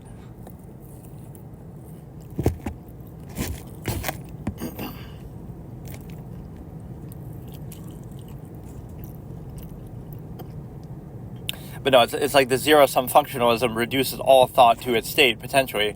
Or, you can still think in spite of that, or you can try to raise physical standard state, initial mindedness to that. But that's what you see so often, is that people reduce their whole being to a zero-sum functional state, where everything is reduced to a half mass that can easily be controlled and the lowest common denominator.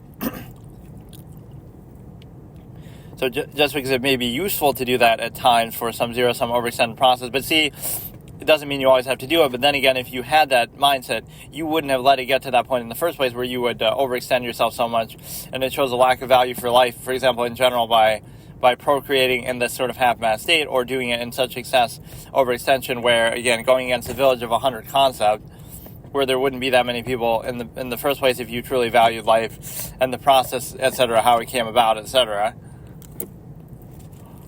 So there would be that element. And then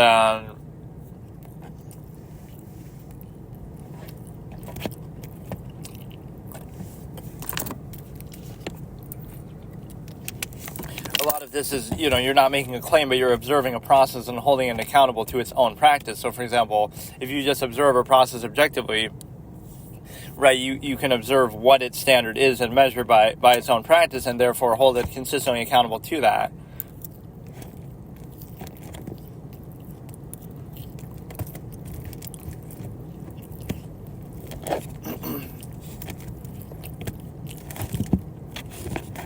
I will try to find something to look at here in a moment. I like the whole audiobook idea, but maybe it's not the best idea. I can't decide. It could get boring at times, but it is kind of a cool way of doing things. I've never really used those either. Like when I would read something, I would just read it, which I haven't done in a long time. Or, I'd rather just watch, that's the best version of an audiobook. It's called a movie. Like you kind of, put it into that form. Right, so you're still listening to characters' dialogue, but instead of describing stuff, you can just watch it on the screen.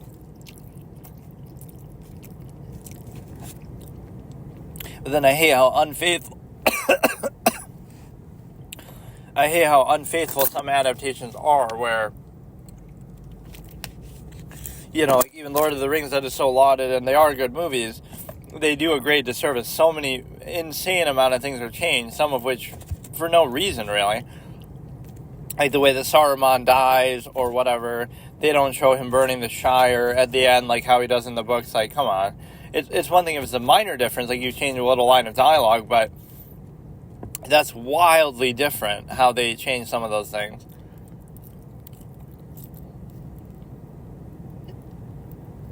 And it's not even destroying by the source material like, oh, it's perfect and unquestionable, but you're the one choosing to adapt it. So, you didn't ask to, let's just make our own little thing. No, you're trying to adapt the work. You're calling it that.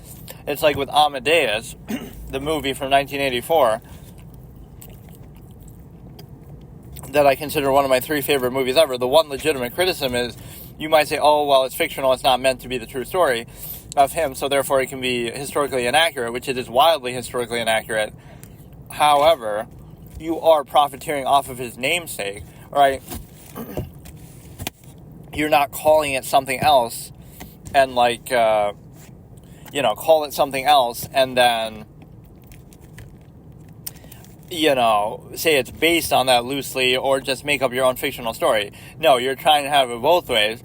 Let's make a fictional story and take all these liberties, but let's name it after a real person and try to exploit and take advantage of his music and draw interest and attention because of that. So you're claiming, oh, it's a story of Amadeus, but then you're not staying true to that. So you want to exploit the person, the historical basis, imagery, and the popularity of the person, but you don't want to pay respect and actually stay true to it. So there is a bit of a double standard there that I can acknowledge even as much. So I'm not saying it has to be historically accurate, but then you can't really claim the name. Why not say it's based on them, but name them something else? Or just not even do that, like just make it fictional, period, and don't even say it's based on them.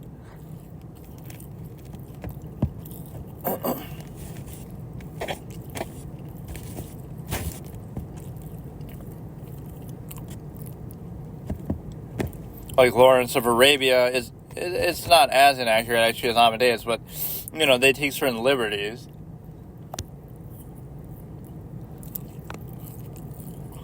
Which again can make it more enjoyable to watch and better than if you just told the story straight, but still it ceases to actually be about that subject, so then you shouldn't call it that.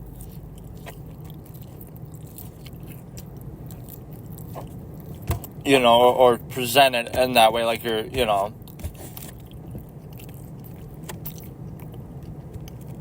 there's no evidence that Salieri did any of the things. He did a few crazy things, but, it really takes it in a totally another direction. So there is some legitimate historical gripe to be had there.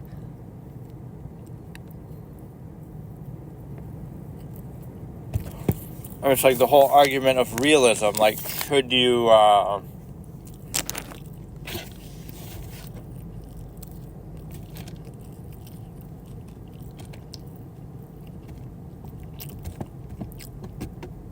should you put yourself in a position where, whether something should be realistic or not, but what people seek in fiction overall is you want it to feel realistic in its own terms, right? There has to be a set of rules. Even if it's a fantastical universe, you want it to feel like it feels real and is immersive within that context still.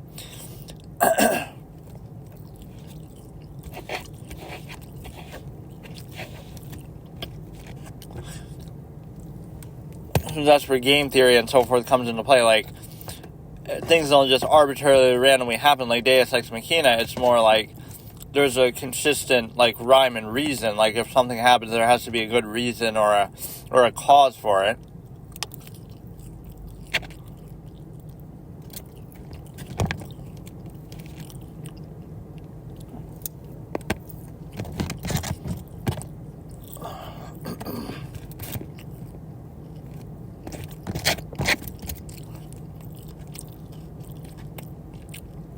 Or some fan bases will be really annoying like that. Like with the Star Wars series, they'll go up and down and try to retcon and expanded universe bullshit stuff and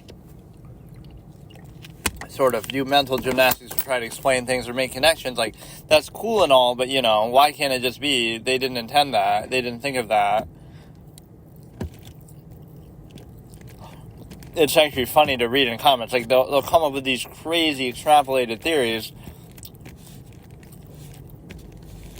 to explain something that's just innocuous. Like, no, there was no deeper meaning. It just, they hadn't thought of that. But now when you retcon and expand the universe so much, you try to draw those connections, which is still fine, but, don't try to act like it was originally intended.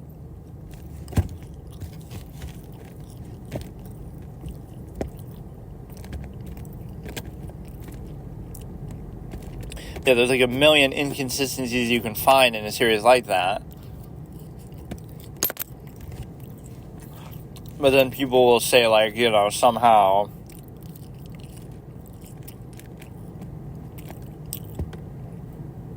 they'll try to come up, well, this retcon expanded universe thing tries to explain it, but that's not what you're talking about, right? Like, I'm talking about in and of the work itself. You don't get to go back and, 20 years later we make this expanded work that tries to explain it.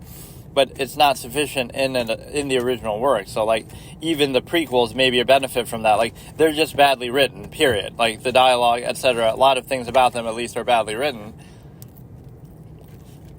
No amount of expanded universe stuff will correct that, but it can be good in its own right. Like, I don't know, you don't get to do that, right? Like, let's have 20 years of expanded works to try to fix and make up for some of the mistakes of this one.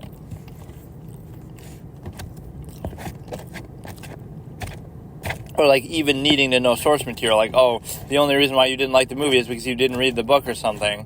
But that's not really a fair basis to judge, because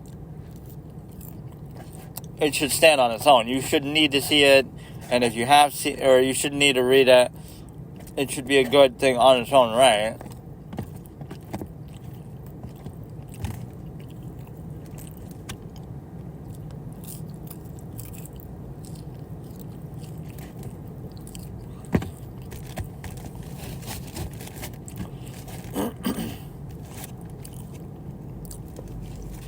or that's like one of the notable things that you could actually criticize about The Godfather, even as great and lauded as it is. There's a lot of like little things that maybe they expect you to have read the book because, you know, like, oh, Barzini is this major antagonist.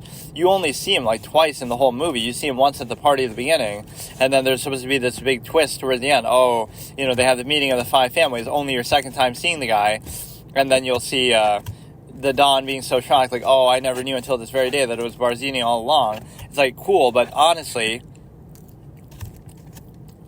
the audience might be asking, oh, who is that guy again? Like, we barely even know who he is. It's not really a very shocking moment because we barely seen Tattaglia or Barzini, so how do we know?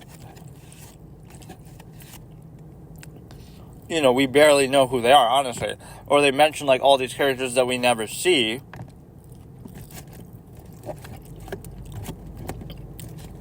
And I'm not saying that's bad, but that's almost like some sort of in reference that, oh, you would know it from the book, but here we don't have the time to show it. So, you know, there's a lot of weird things like that.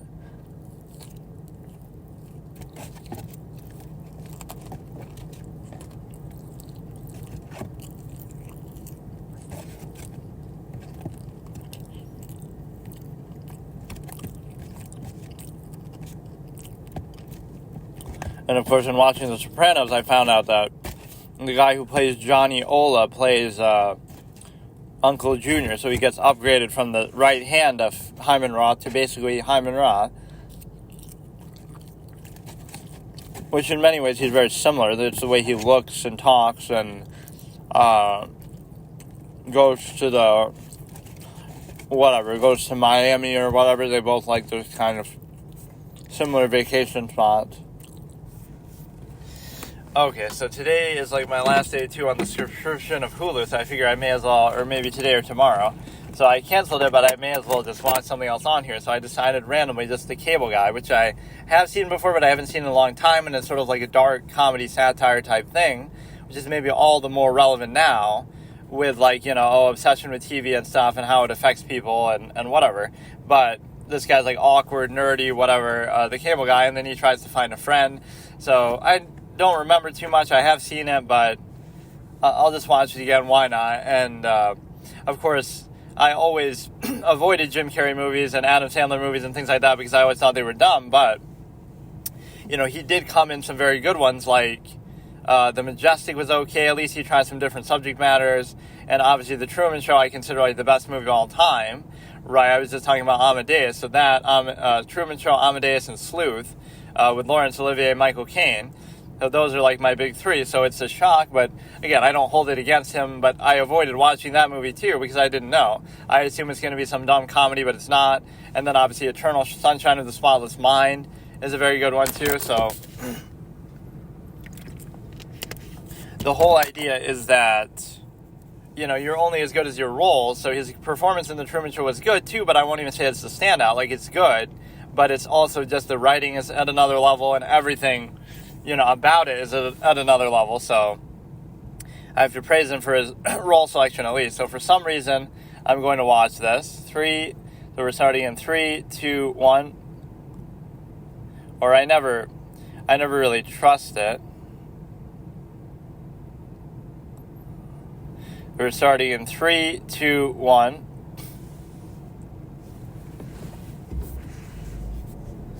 So it's sort of a comedy, but you know, it's like what you'd expect from, you know, it's different, at least. Like, it's not what you'd expect, I mean. Or it's like a dark comedy, satire, something else altogether. Not strictly,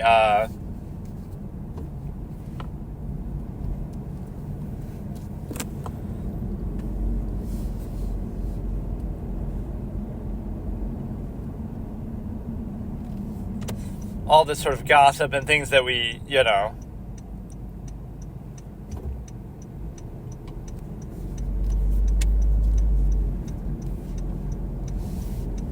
it creates like all these unrealistic standards, right? Like people say unrealistic beauty standards, but you have to take it with a grain of salt. So the issue isn't TV, it's taking TV seriously as though it's real.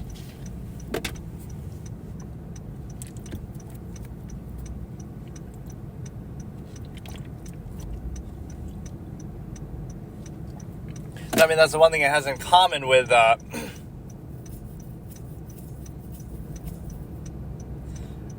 the one thing it has in common with the Truman Show, they're both sort of satires on television, but in obviously different ways. It's nowhere near that movie, and I don't want to compare it, but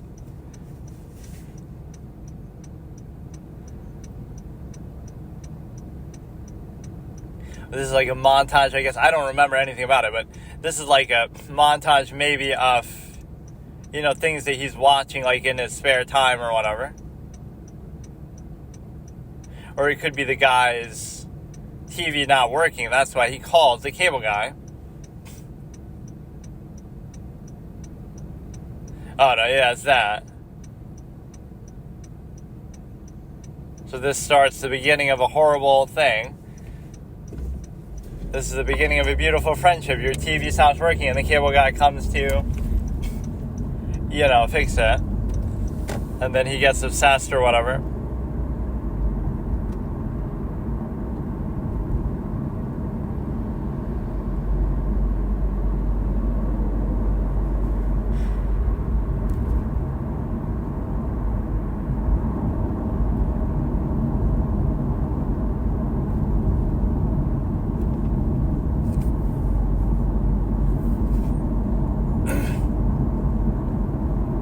This guy is a bit of a pushover, which maybe that's what Roger Ebert criticized or something. Like, it's not fun because he needs to have some idiosyncrasies himself or be a bad person a little bit.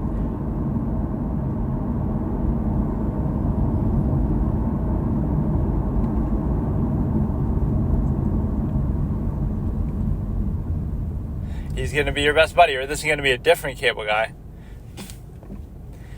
So by asking for some little favor like that, he's going to get obsessed.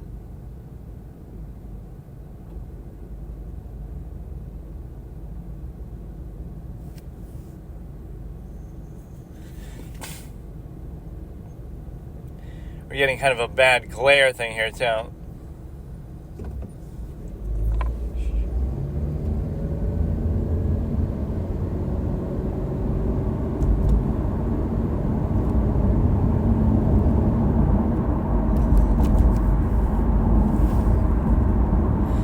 So he comes late, so that's already a bad characterization.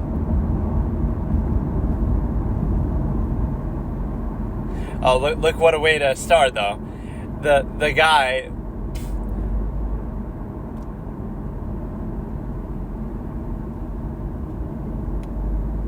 He's telling him not to leave, but now pretty soon he's going to be wishing he left. He's being annoying already.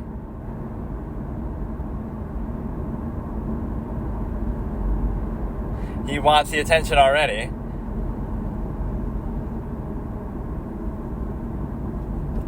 The subtitles are kind of all wrong, too. They change what they're saying.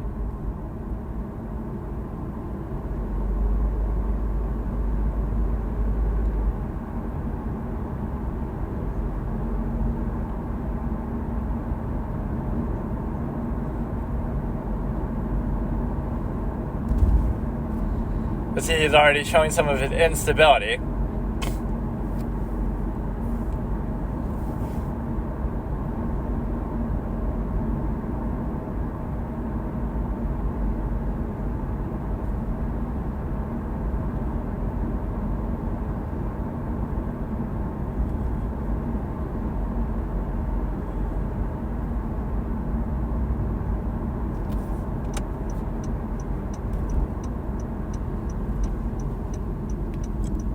It's good characterization from him already. See, at least this is a more interesting, dynamic character than normally what he plays. He can still do crazy things, but there's at least a disturbed side to it. Where this guy, the twist ending could be he turns out to be a killer and he's, kills people that he sees, that he fixes their cable or something.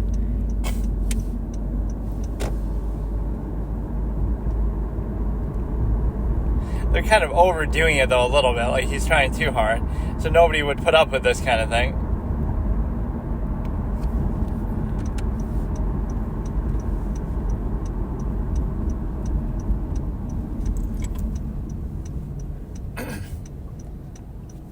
This reminds me of something like Sean Spencer would do, almost. That is a character, like, if you made they have made psych movies, but Jim Carrey can almost play a character like that. Like Ace Ventura is very much like that. He's like kind of zany and crazy, but he's also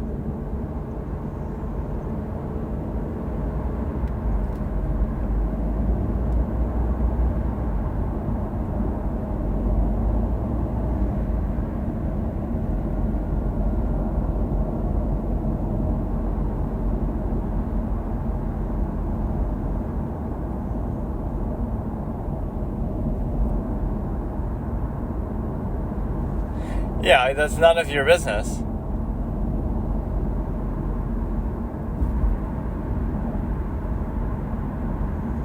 Yeah, that is like a really doxing, weird thing to do.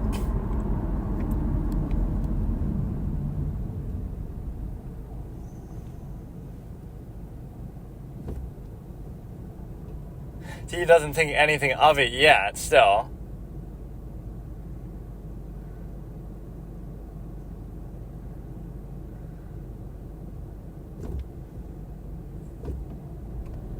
Or he's going to deliberately mess something up so he has to keep coming back. But see, this guy's going to be too stupid. That's the problem. I would have made him more of a bad person with some flaws and idiosyncrasies. Not like really bad, but, flawed. So then you would feel better about him getting picked on a little bit, right? And so what happens is you have...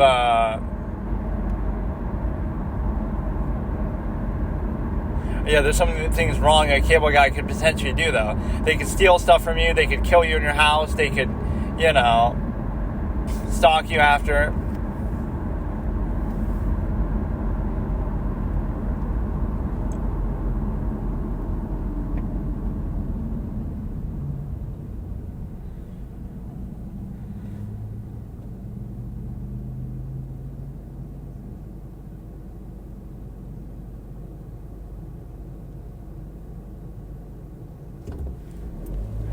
He at least has a good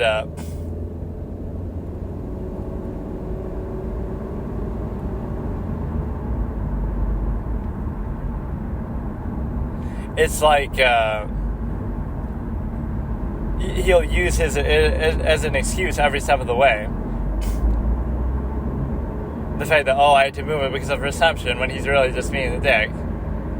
It is a good character. I wouldn't say it's really a good movie, but I like the character, but it still falls in the trap with a lot of these people like Adam Sandler, where they're just doing crazy stuff, and that's it. Like,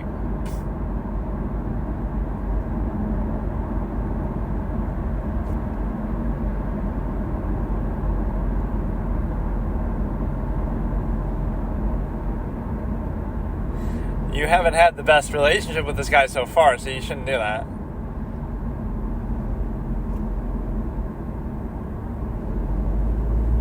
Or like he has a menacing way of...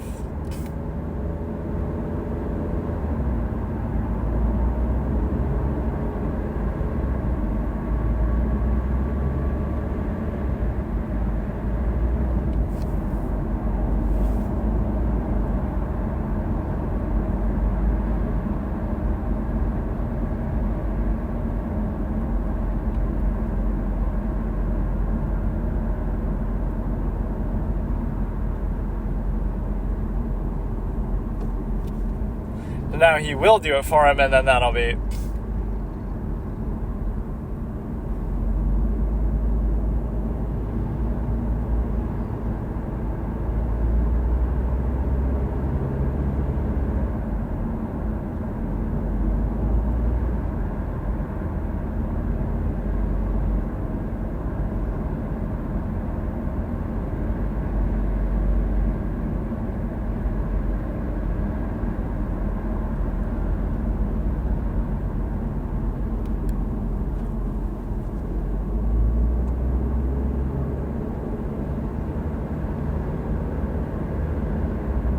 Or yeah, he's gonna like gaslight him, and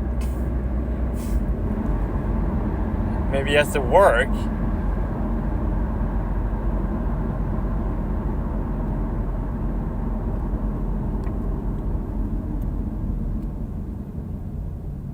Or yeah, then he uses that to gaslight him in the... It's just too, like, you're doing too much.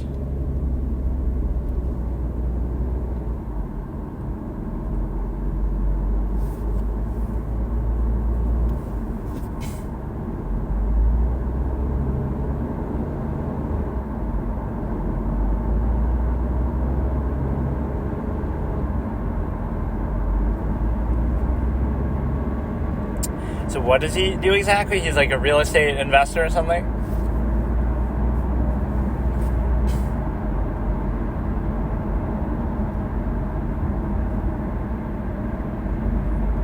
Reminds me of the scene from Fargo where he's like, you know, they're arguing about the finder's fee and he keeps saying the same line over and over. What is it like?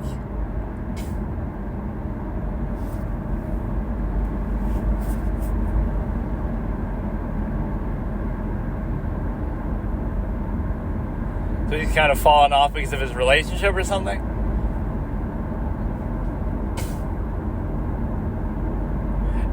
We're not a bank. We're not a bank, he keeps saying. Like, we're not loaning you the money.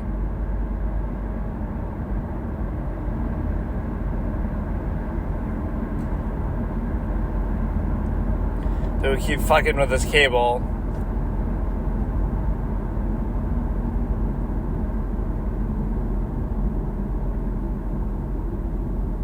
He's so obnoxious all the time. Right? He's so obnoxious already just from the beginning that he would put you off enough to where you wouldn't put up with this. But I guess the argument is that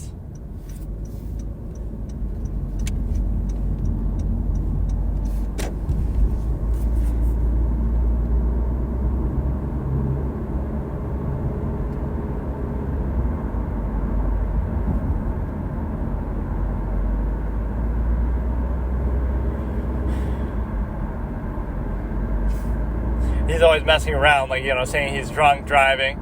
But no, it's like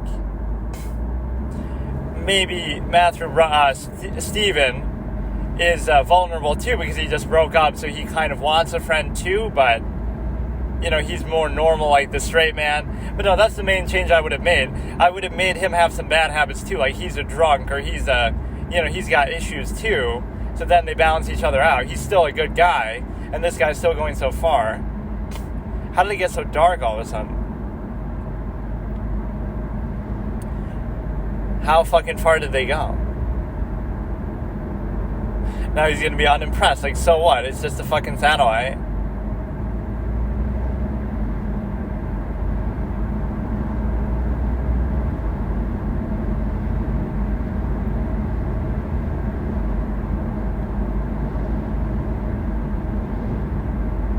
Just the way he talks, like with the lisp and everything. What are you gonna do, break in? Or I guess he has permission to do this. It is kind of a funny characterization, like he wants to show off everything.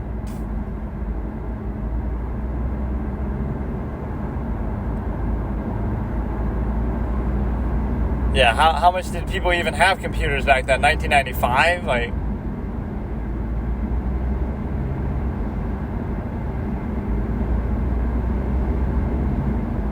now that you got here, what are you gonna do? Just look at it? The most awkward friendship since Nick and Hay from Darker Than Black, where he turns out being the villain, but I think his name was Nick. Like, they both use the same power, electricity or something. So they kind of bond with each other early on and then they fight. But like, Hay doesn't really talk, so he doesn't even say hey, despite what his name might suggest.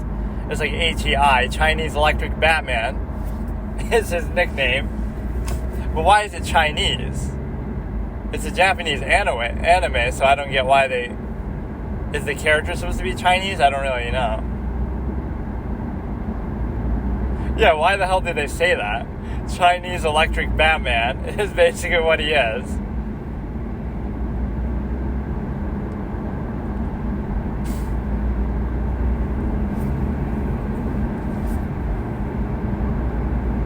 I proposed and she kicked me out.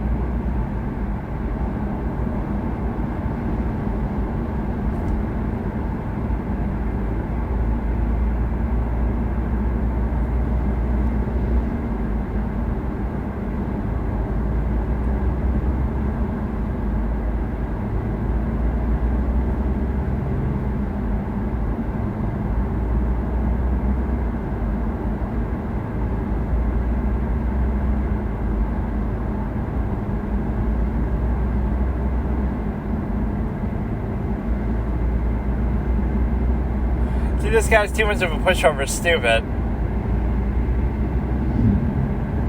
Or yeah, he's just quoting TV. You'd be surprised how much you can get away with doing that too. I have a bit of a personality like that too.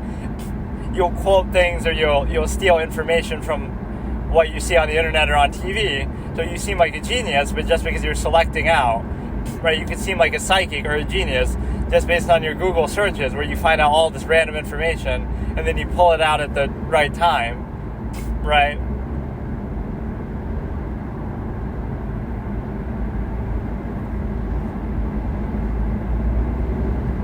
Just call me the cable guy.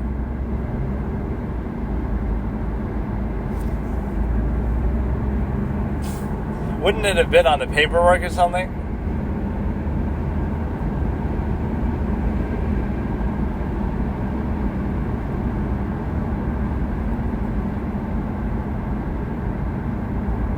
He's trying to do it like he's role-playing in a movie.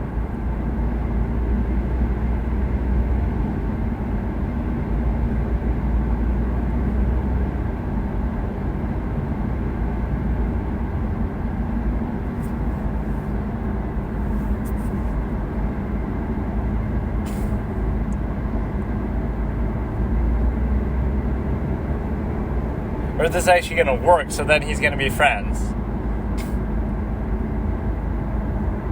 Or she'll know that he saw it on.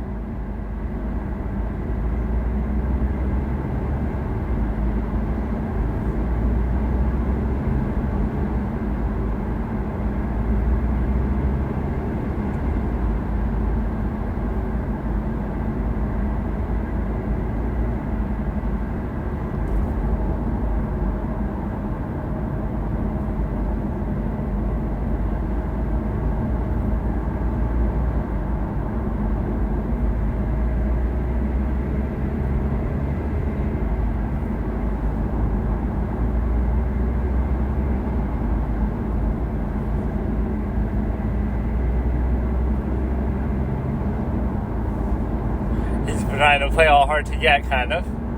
So his advice did kind of work, but it's stolen from the internet, TV, whatever, so.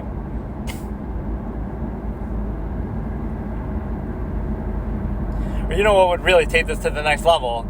If, you kept seeing these things on the news and they seem innocuous, like what they are here, but it turns out at the end, the cable guy's actually behind all this, and he's done all these murders, right, too.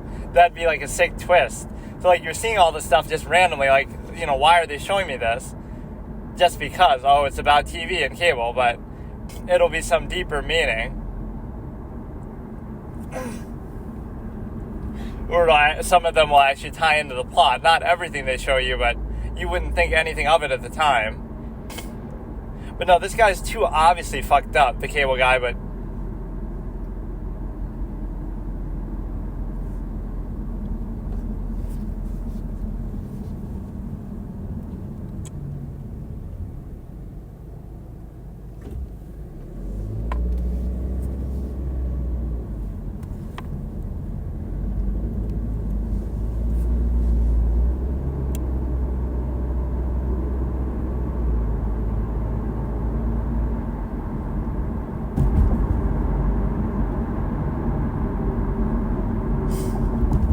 like, he's weird, but he somehow gets away with being weird. Like, nobody really digs into it too deeply. And that's the thing. He's not really a bad guy either. He's just obnoxious and whatever.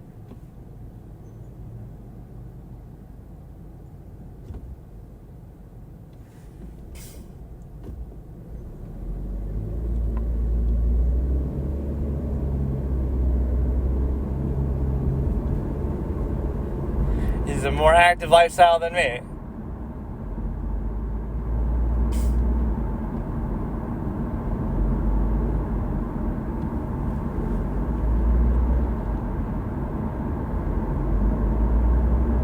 I don't really like his list. That's kind of unnecessary. I gotta watch Siskel and Ebert's review. It's not a bad movie, but it's just kind of... I appreciate the novelty of it, at least, that it's different than the typical thing, right? It has something else going on beneath the surface. Yeah, I would have made it really dark. Like, the end twist is that he kills people.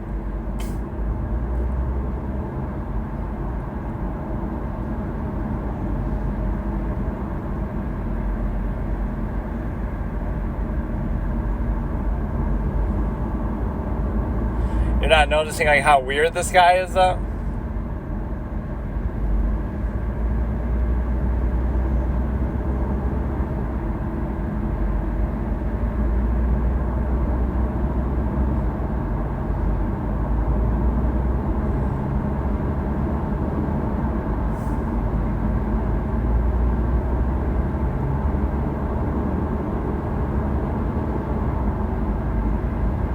Now, what's he going to do with it?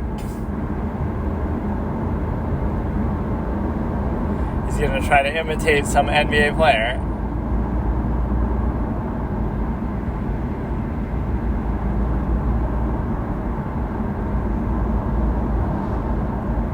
Or he's trying to be like Shaq. He saw this on TV too.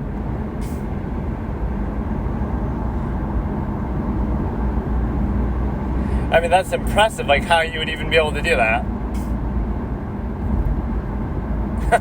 Like, is that for real? That seems like it would just be in his imagination. Okay, so maybe I'll skip watching the Cable Guy for now, but I still want to do it as part of the Hulu finale for whatever reason. So I can do that maybe tomorrow's session. But here, let's actually watch some Siskel and Ebert, the biggest arguments, is the video.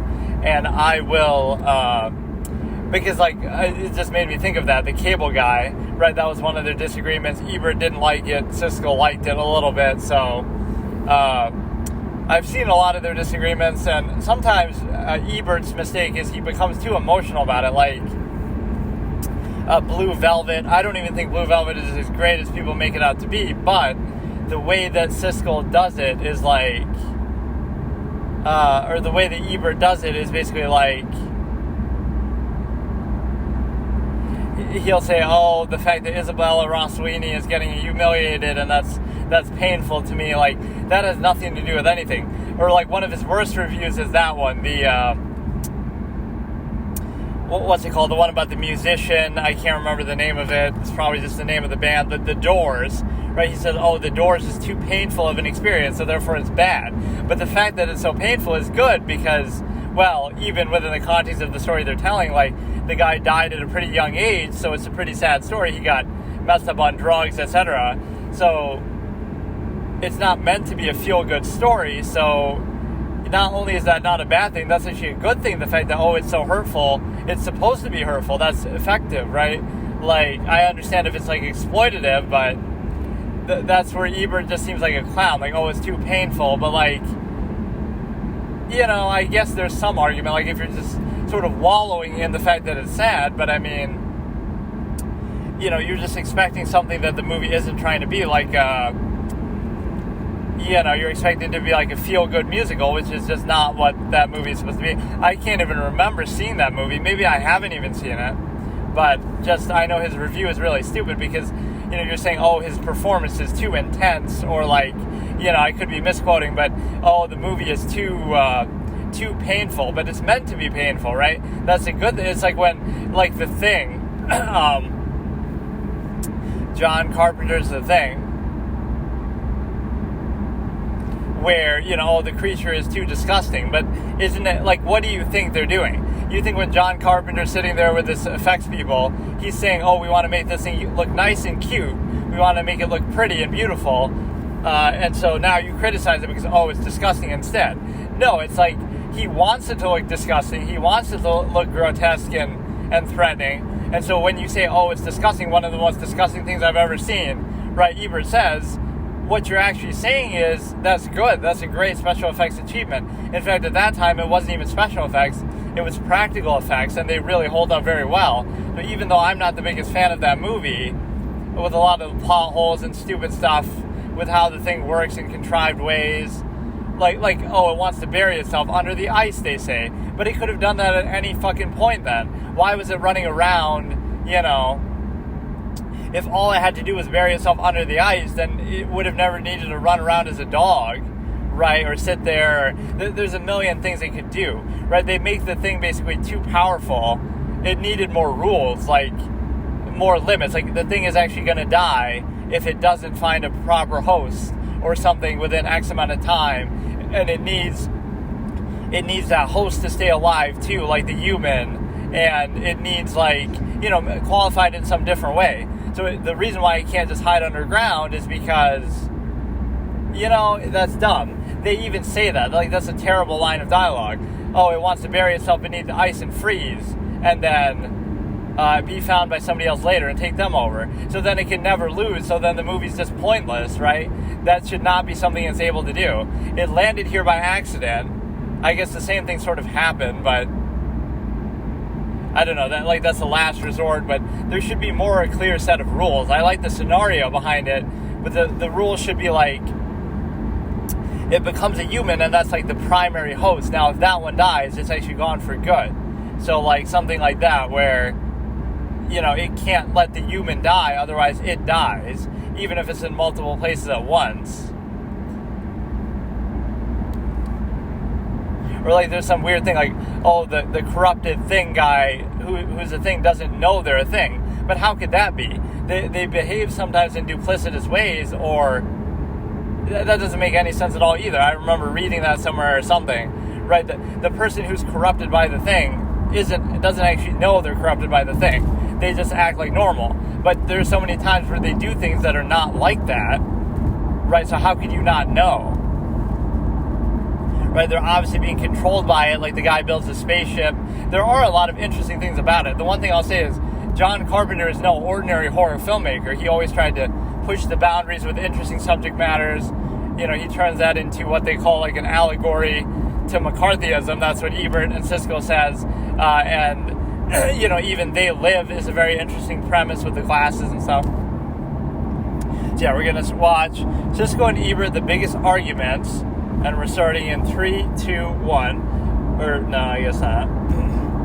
That happens every time. But no, the point is that I might have my reservations, but that's like, I can see that the effects are still great. Right, the effects of that, the thing, are actually amazing. No, but I love that criticism. It's like, oh, this horror movie is too scary, therefore it's bad. Like, this monster is too disgusting, as if it's not meant to be disgusting, as if that's not the point.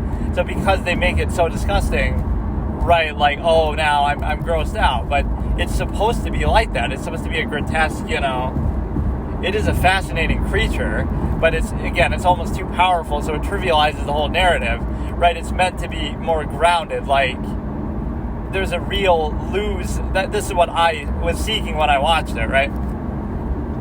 I want there to be a real failure state condition for the thing, where it can actually lose. So the ending could be interpreted that Childs is he Childs? I forget who is who. Whatever, the white guy and the black guy at the end, right? Assuming that the white guy, Kurt Russell, is a human, and the other guy is the thing. By watching him there, right, he's like, I'm going to sacrifice ourselves and make sure that we die, so that the thing can't go anywhere else and take over the world. Because this is the last entity of the thing, right? Somehow we know that, even though everything else around is dead. So this is the last entity of the thing, the black guy. I think Childs is his name. So the point is that he ends up being the last thing. So whether McCready kills him or not, they're all going to die out there, I guess. But, except for that stupid line of dialogue, oh, it wants to freeze. So even if they freeze to death, he'll still be fine, I guess, because he'll be discovered later, right? Like, they make it just way too powerful, which is often a trope in fiction, like, villains are sometimes too powerful, like Father in Full Metal Alchemist Brotherhood or something. So it's hard to explain how they possibly lose. Red John in The Mentalist, like Yagami in Death Note, right? Top 5 villains who were too good to be beaten. So the writers had to beat them themselves, like plot armor. Or plot armor for the heroes. I mean, like anti-plot armor for them, Deus Ex Machina. So the other point is the fact that the other point is the simple fact that you have, so McCready is really still human, and Childs is a thing, but it doesn't matter, because McCready is showing an act of selflessness by letting him, everybody die, letting himself die, to make sure that the thing can't escape, so it'll die right there. And so, they'll be both forced to die, right? They'll both freeze to death, or they'll both blow up and burn to death, whatever. And so now it's over which would be a nice interpretation. Like, that's what it takes to beat the thing, to isolate it from all living things. That's its weakness. So now it's just going to die because it's all by itself and there's nobody to take advantage of, which is why Antarctica is like the best place for it to land for humans, like the worst place for it, because there's not that many things alive there. In fact, there's really nothing alive. I wonder if it could infect like plants and stuff, though. That would be too strong, right? It's always doing an animal like a dog or something, but no, that would set up for a good ending, but then you don't know for sure whether that's the case. Like, let's sit here and wait and see what happens. Which nothing's going to happen. They're both just going to die, so that would be like a heroic sacrifice moment. So, like, whether Childs is the thing or not, you should just kill both of you. That's almost how it should end. He should just burn Childs and then kill himself. So then you know, right, that the thing can't be alive, so it's over. Right, the thing is actually defeated. There's no other life forms around. You know, it just assuming that it can't escape or have like a backup. Okay, so we're starting now. Siskel and Ebert, biggest arguments in 3, 2, 1. But no, there's a lot of debate about that ending. And I don't know. I just, it's a movie that was like trying too hard. And the effects were great, but I have some reservation about it. It's still decent, but it's not a masterpiece like people make it out to be. Cop and a Half is not included because it's on some other list. Benji the Hunted. This is one that Nostalgia Critic makes fun of. Boredom with Benji running.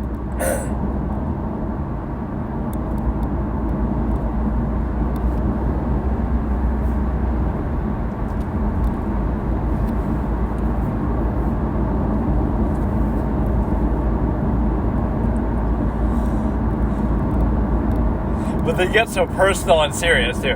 So Ebert likes this one because it's all cute for kids. But again, it's not, you shouldn't judge it like that. Is it just good or not? Okay, so we have a 5-second delay. So we're 5 seconds ahead of wherever you would be because we have an ad, which is just great. Just at the beginning. You know, you should never use that as an argument. Oh, kids will like it because, you know, a good kids movie, adults should be able to like too. And a good adult movie, kids should maybe be able to handle too, although sometimes for rating purposes, maybe not.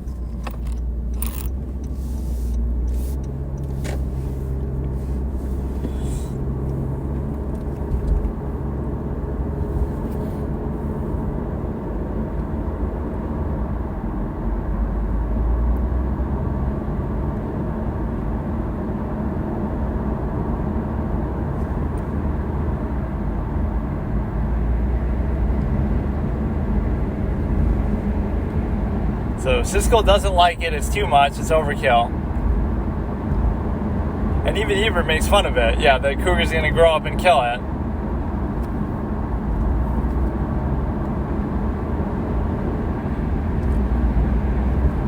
But you're supposed to review it as an adult, not for adults, but there's plenty of good children's movie. Finding Nemo's a masterpiece. It could be a kid's movie, but it's great. Or, you know,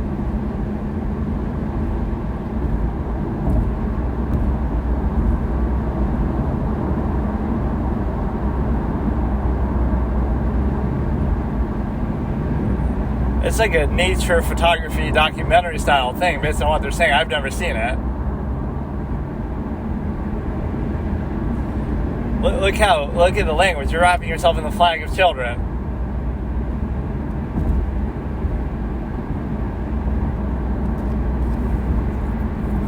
Boredom with Benji running.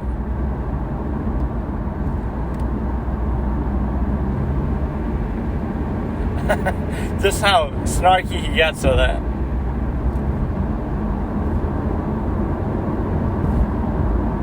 Whether it's good or bad, I think kids will love it, but that's not a good thing. Home Alone 3. So Ebert actually likes this, or says it's even better, better than the original. The thing with stuff like this is they end up being almost the same. I don't remember them well enough, but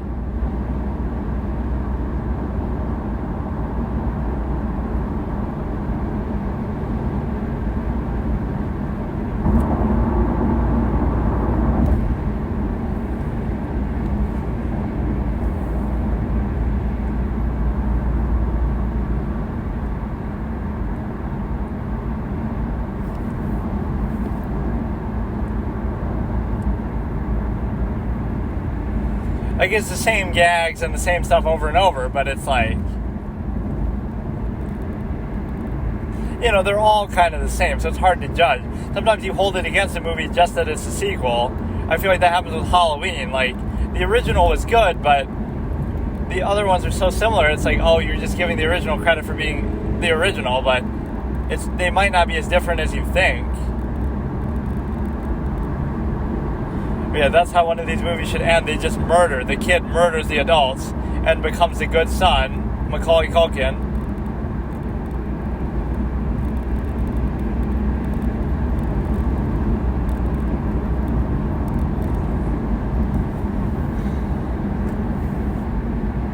Better than you were the day you liked Starship Troopers. See, I know these lines by heart. I've seen a lot of these reviews many times over. He likes it better than the original. See, now, what Ebert says here is very broad, like, and Siskel even says that. They're all like that. Kids love the fact that they have power over grown-ups, but they're all about that. That's just the premise.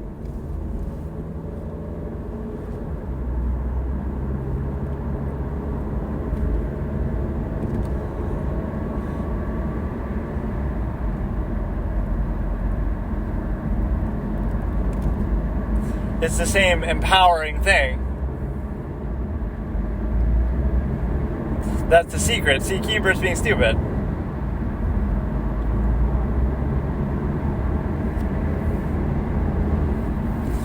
That one wasn't too crazy, but okay, Eddie Murphy. So Ebert doesn't like this one. Siskel does like this. I don't know what to really say about it. I've never been a fan of these kind of things. Like a concert movie, let's watch Taylor Swift hypnotize her fans so they have memory loss after the concert. I must admit, that's kind of hot, actually. Like, your performance is so engaging. I'm not like a Taylor Swift fan, but that's actually kind of sexy, the fact that that's my fetish. I want you to steal my money and make me go to your concert and then make me forget about it so I have to come back again. Like, that's actually alpha. Like, it's so engaging that you get hypnotized and forget about the whole thing, and then you don't even remember. Like, you have such a good experience that it's kind of overwhelming, like sensory overload. That's actually kind of a cool effect, even though people would say, oh, it's some kind of MK Ultra brainwashing, but just on a personal level, I kind of like that. Like you know, time flies when you're having fun, so you have so much fun that you forget what even happens. That is kind of a pretty cool thing to do.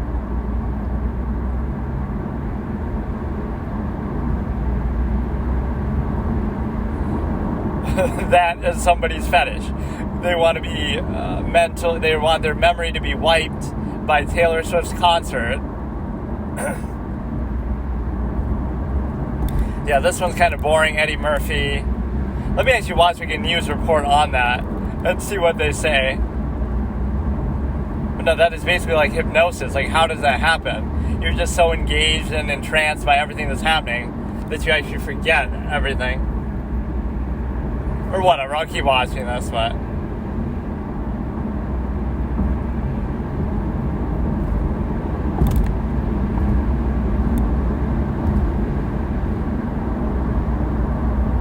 He's, like, stumbling a lot.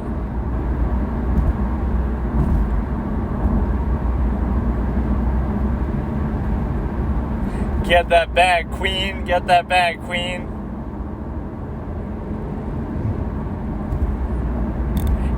She was part of the process. It was up to the guy. You should have signed a prenup.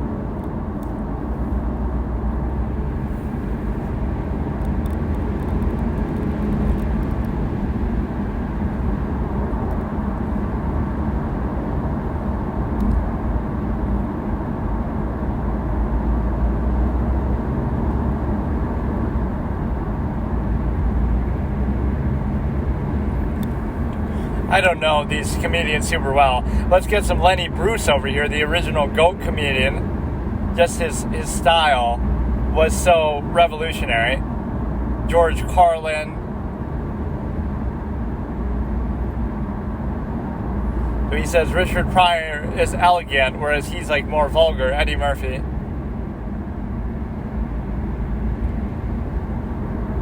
It's the stimuli acme. It all has to do with sex.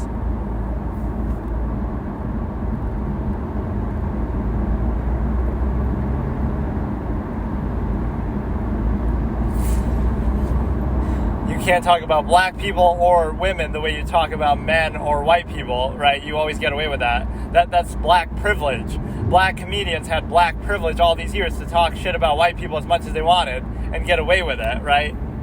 That was like a form of reparations right there. Because you couldn't do it the other way or you'd get in trouble. If a white comedian says stuff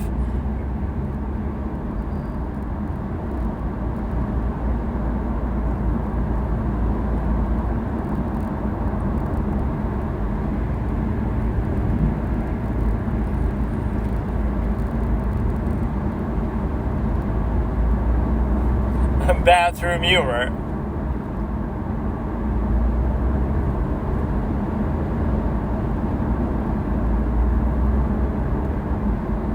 Grow up, be more mature, but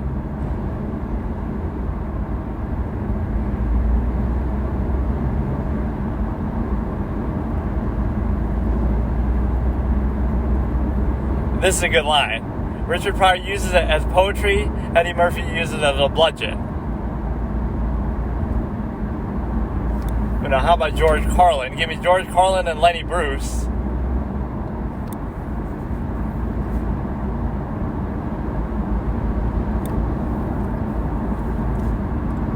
So Dirty Dancing. A lot of these movies I've seen, but I don't remember. These are some pretty well-known ones. I think I've seen most of these clips, so I've probably seen all of them, in fact. I might have even seen this exact video. Okay, so we're going to delay by another 5 seconds. But no, we got to be engrossed by the... I just like that effect. Like, as a psychology fan, I have to be very intrigued. Now, I'm kind of distracted by that. Like, I have to study that phenomenon. When you're so invested and into something that you actually forget. You experience some form of amnesia about it. So it's kind of blurred out and blocked out, so I don't know why this is in the video.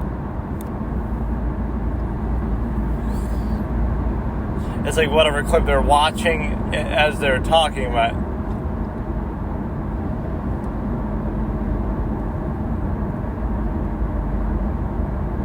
it's PG-13, but apparently I can't see this shit on YouTube because it's all blurred out. He doesn't want to get copyright strike, but some of the stuff he'll show with no hesitation. Or their Teenage Mutant Ninja Turtle reviews are kind of funny. Like, they're saying it's so dumb and it's so... They're named after Renaissance artists, but there's not one idea worthy of any of those people between the four of them. You know, Raphael, whatever their names are, I can't even remember. But I mean, I should know based on Renaissance artists, but Leonardo...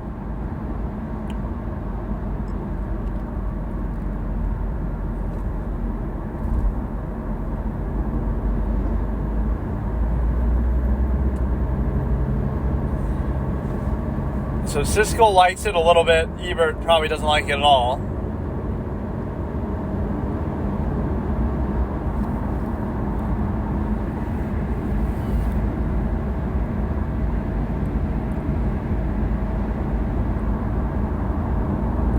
Patrick Swayze. Imagine when you still have to explain who Patrick Swayze is.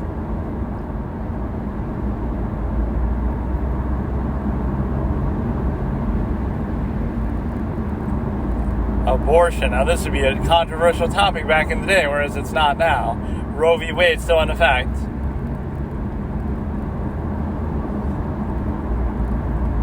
But yeah, let me name drop one of my terms, like a premise picture.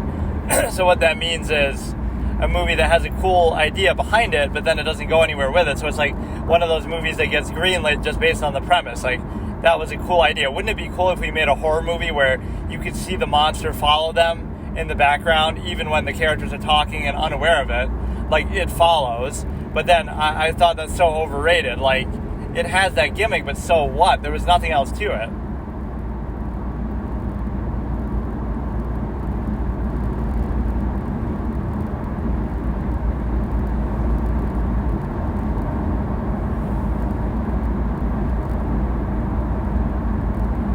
She's okay. Okay, this is a major disagreement. I've seen parts of this movie too based on this review alone, just because I was curious. It's Kids in the Hall. Ray and Candy, so Siskel likes it. I think Siskel is definitely in the minority here. Like, oh, it'll become a cult picture. I don't think it has. I think it's more just, like The Room is what you call a cult picture. This is more just, I think generally people didn't like this. Then or now.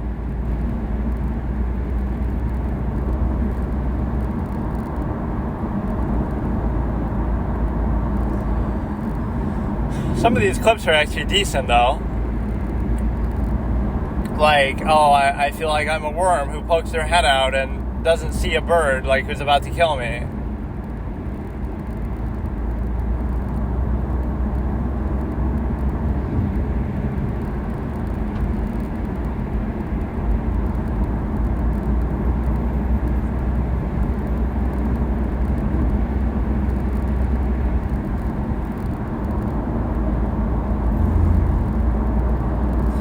So I'm pretty sure Siskel would be in the vast minority, kind of like the cop and a half thing for Ebert, or I should almost just, like, I'll review these movies along with them. That could be fun. I'll watch through, like, some of their other reviews. Okay,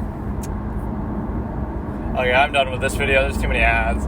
I'll watch, like, just random Siskel and Ebert reviews and take my own position. So I'll inject myself in a third thing. So it's like me plus Siskel plus Ebert.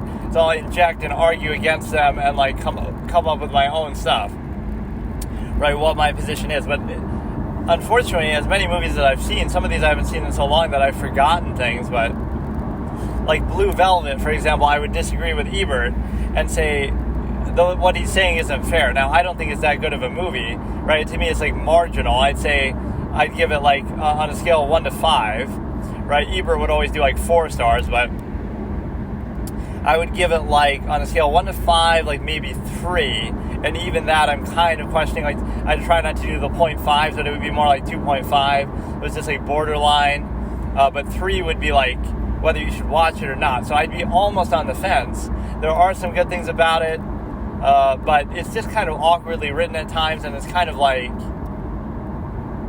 it's just not a masterpiece the way people make it out to be. Like, it's okay, right? It's just kind of okay. Dennis Hopper is very interesting as the villain, but that's pretty much all that makes it unique, is Dennis Hopper is just a little bit crazy. And this, innocent kid kind of goes through a lot to try to catch him, and I don't know, like, what is so brilliant about it? That's what I don't get. It's okay. That's my whole thing. But I would disagree with Ebert still in the way that he criticized it, like, oh, it's maybe the same general premise that we're saying, but he's saying, like, oh, it's offensive to have Isabella Rossellini being humiliated or something. But again, I don't care about any of that. It's just like, it doesn't mean that it's automatically great just because you have those scenes, right? There's some good uses of music, like the scene where the woman's dancing on the car and you're playing, like, In Dreams in the background or some other songs they play, like, I think it's mostly just In Dreams. All the little quirks, like Pabst Blue Ribbon or something. Right, that there are some meme-worthy things. Just the Dennis Hopper character overall. But what I don't like with that kind of thing is, like, random isn't good, right? This is the same thing we talk about with Stanley Kubrick. Stanley Kubrick's a great director. Obviously, David Lynch is very good. But it doesn't mean that just because you put a bunch of random imagery or stuff together, that makes it profound. Like, oh, you play the cassette and you have this guy mouthing the words to it of In Dreams, and it's like an analogy to their use of drugs or something maybe, or some painful memory that Dennis Hopper has, right, Frank? But, that's fine, but that doesn't mean it's profound or a masterpiece. That's just, okay, it's a scene where he's associating something with the song. He really likes the song. Like, it's fine, but just when you do things like that are so random, right, there's just a lot of things like that in the movie. It's just a bunch of random stuff. The girl dancing on the car, like, again, I'm not diminishing this or saying it's bad, but I'm saying that it doesn't make something profound just because you can't explain it or just because it seems kind of a little bit out there. It's still interesting and kind of unique, but no, it's definitely not a masterpiece. Right, maybe for the time it would have been more shocking with some of those scenes, but like, so what? And I forget how it even ends. Like, he gets back with his girlfriend, but what happens to Isabella Rossellini? She gets back with her husband, or what? I don't think she dies. Or there's a little bit of good game theory type stuff where he was pretending to be the guy. Dennis Hopper was like dressed up as the guy that they thought was somebody else. They had like a nickname for him, I can't remember, but that was him all along. And then like, I don't know, he like hides from him in the room and then kills him from the closet or something. So there's some good little game theory type moments.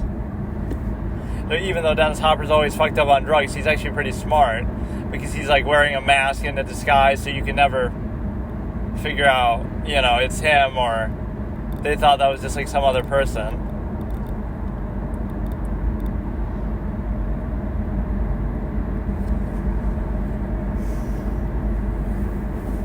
So yeah, I could watch some of these reviews, and the reason why is because, you know, I'll inject and give my opinion on them. Or like I could do that with Nostalgia Critic. I was kind of enjoying doing that to Signs.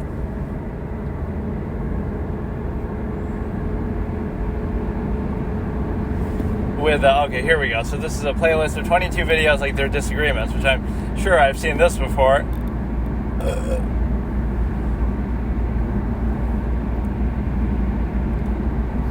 So this one is Dracula by Francis Ford Coppola. I don't remember this super well, but it's like one of those operatic, like just very kind of over the top. So I'd be kind of middle of the road with this one too.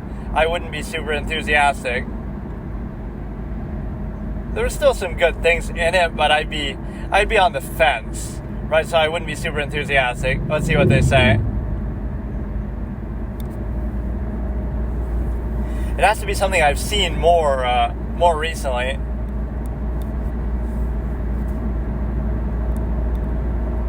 Great looking but somewhat disorganized epic of the supernatural from Francis Ford Coppola.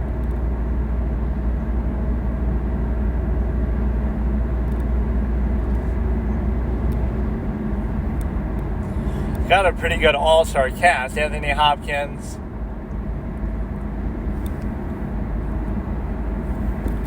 It was like one of those movies that's trying too hard.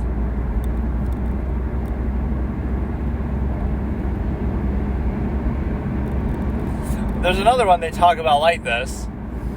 Oh yeah, like Boogie Nights, where it's a little different, but Siskel says like, oh, he has all the set pieces just right. And they both give that a positive review. It's just different degrees of it.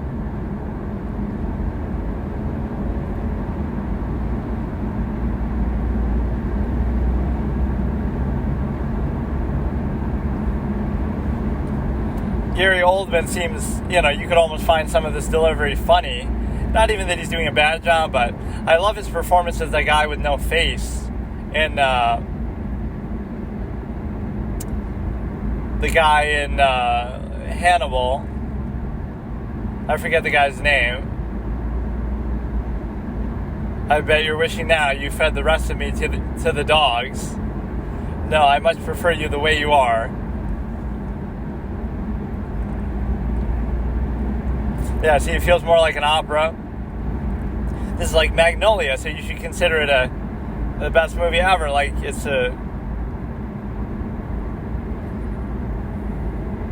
but the ending of Magnolia is so painfully shit that I can never call it like it. I still think it's one of the best movies ever made, but it'd be lower on the list because the ending is just garbage, and Ebert tries to defend that, which I disagree with.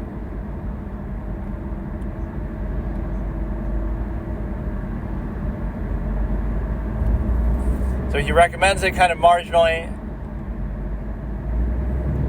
Gene doesn't see any more depth to it, which I'd be kind of like this. It just kind of doesn't go anywhere. So I'm kind of lukewarm about this. There's got to be one that I strongly disagree with them. In a different century. I like when they laugh at each other's jokes. It's kind of wholesome.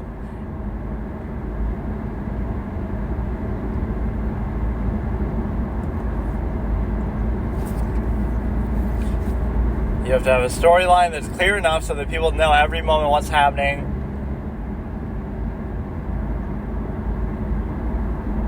It is like Magnolia, just a lot of emotional climaxes, but there's no build-up or payoff. It's just everybody's emotional all the time. Like, it's like emotional porn, basically. Like, just non-stop. And it's good. I mean, Julianne Moore's acting is phenomenal. One of the best performances probably ever in the history of anything. Just unbelievable performance. Julianne Moore as like this drugged out woman. And then, I mean, I can't even describe that performance. Like, when she's in the pharmacy,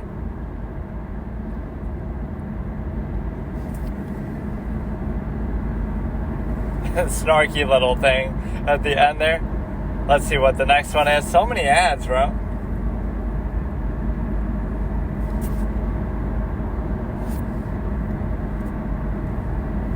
But this is Silence of the Lambs, so Siskel will get clowned for this one. He didn't like it.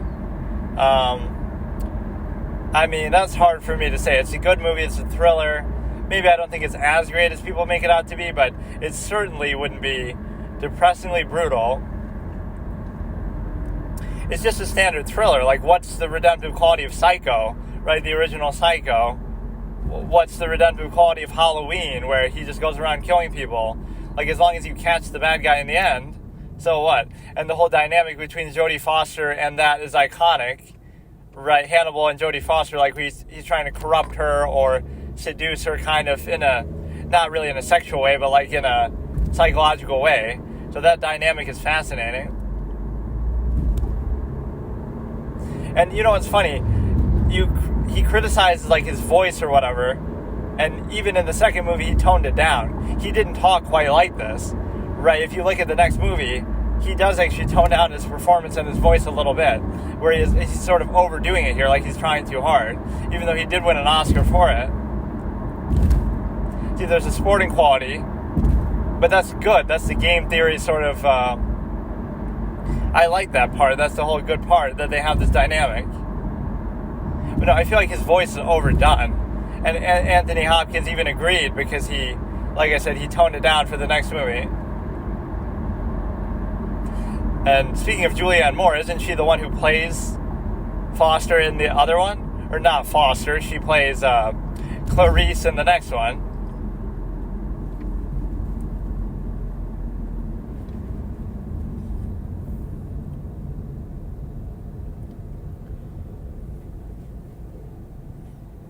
I didn't learn a thing about them, but it's not about that. Henry, Portrait of a Serial Killer. Man, I don't remember a lot of these movies. I have seen them. Star-Studded Freak Show. It's a good movie, though. Like, it's just a thriller. It's an entertainer. It's not trying to do anything deeper. So, I'm more on Ebert's side, but maybe I don't think it's as great as people make it out to be either. It's like a 4-star or 4.5. No, it's a 4-star. So it's still very good, but I don't think it's as good as... The first part is good because of the psychological dynamic between.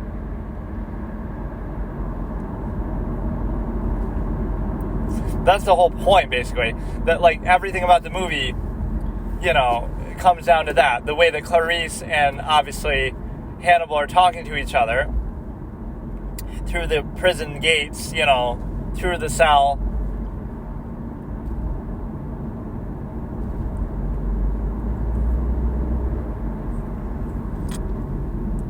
Because it's like the expectation. It's not meant to be like a super deep, profound thing.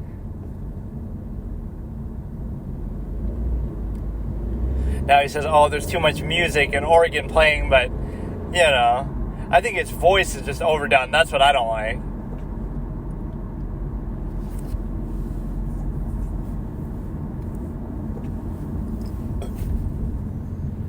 Or now he's draping himself in the cloak of the experienced film critic who's desensitized to everything.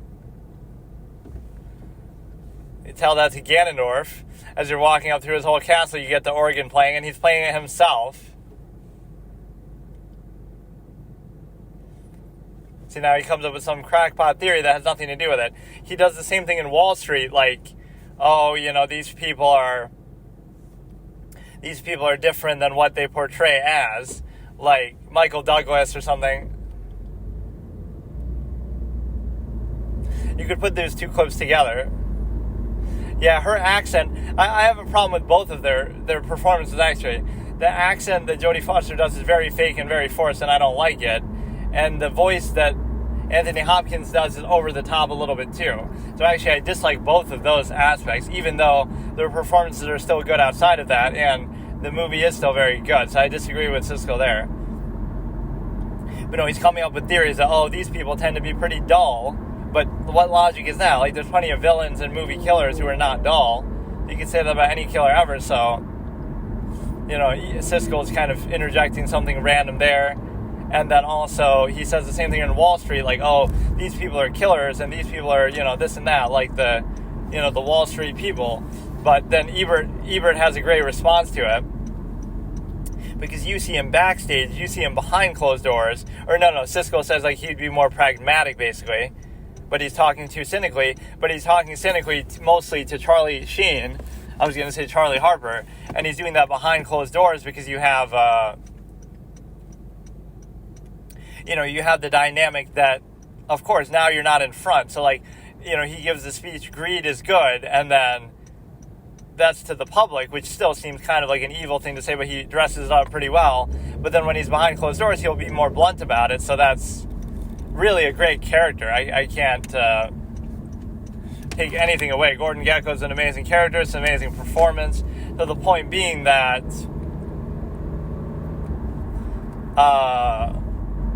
all these theories that Gene will come up with, like, oh, you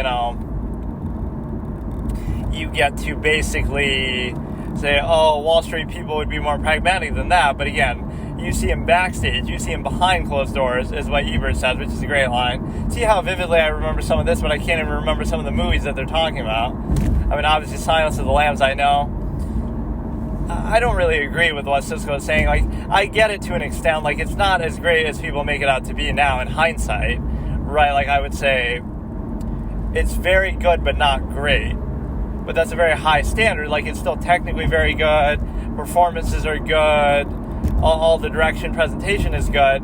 I just think it doesn't have any, like, profound, deeper value to it. It's just, like, it goes where you expect it to go, and that's it. Like,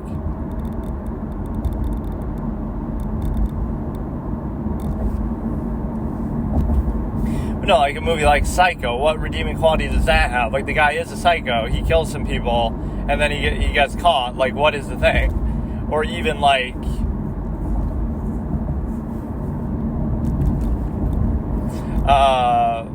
the original Halloween, there's not a lot of redeeming quality to it. Donald Pleasance's character kind of maybe would give you that impression, but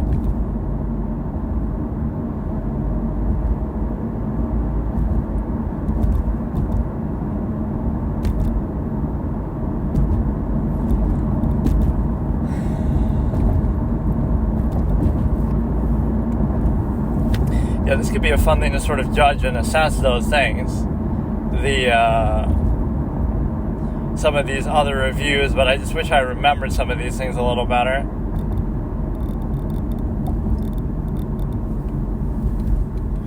Right, like, I don't remember shit about the thing, about a lot of these movies. I remember the reviews so well, which I maybe haven't seen in a very long time, but I probably at one point was watching a lot of them.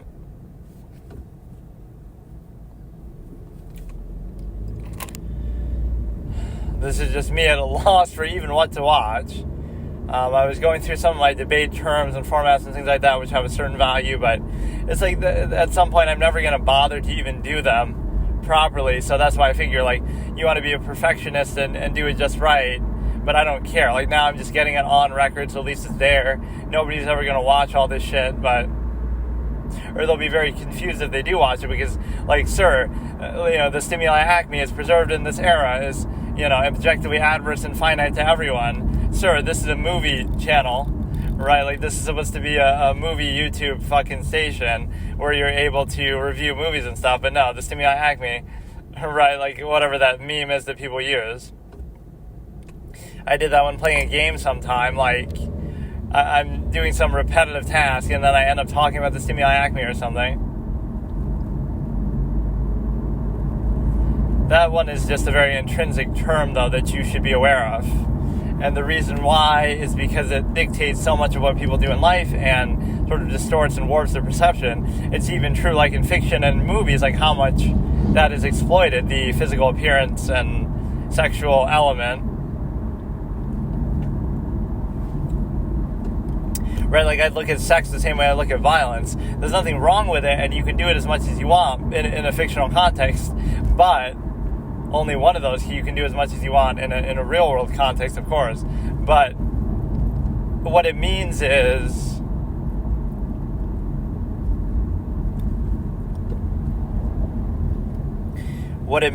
you're basically in a position to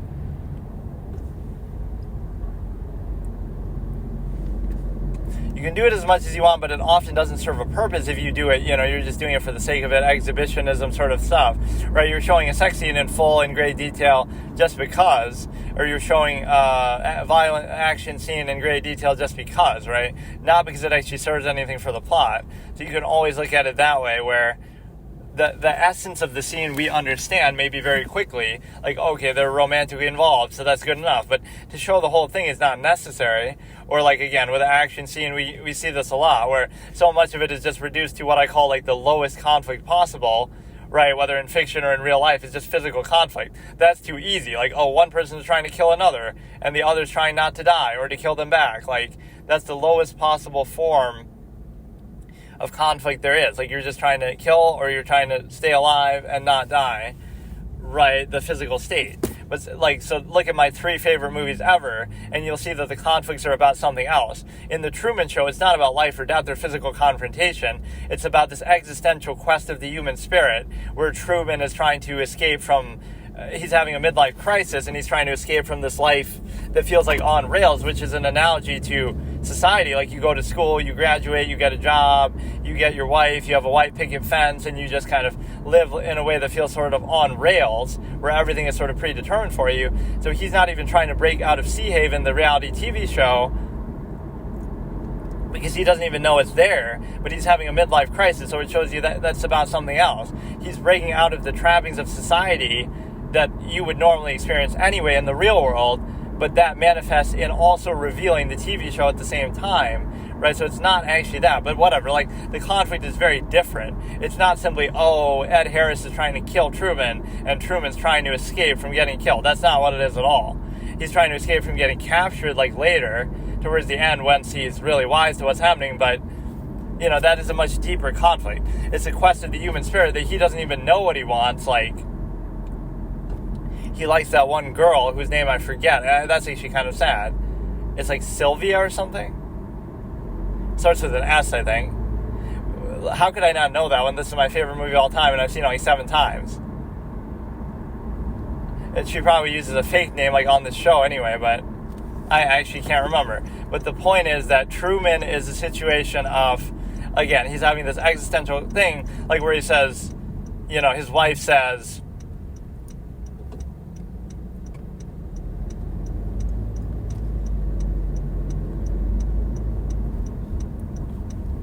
yeah, it'll turn into an adult film when, we're going to have the first live on-air birthing. So it would show them, you could have the adult portion of something for everybody.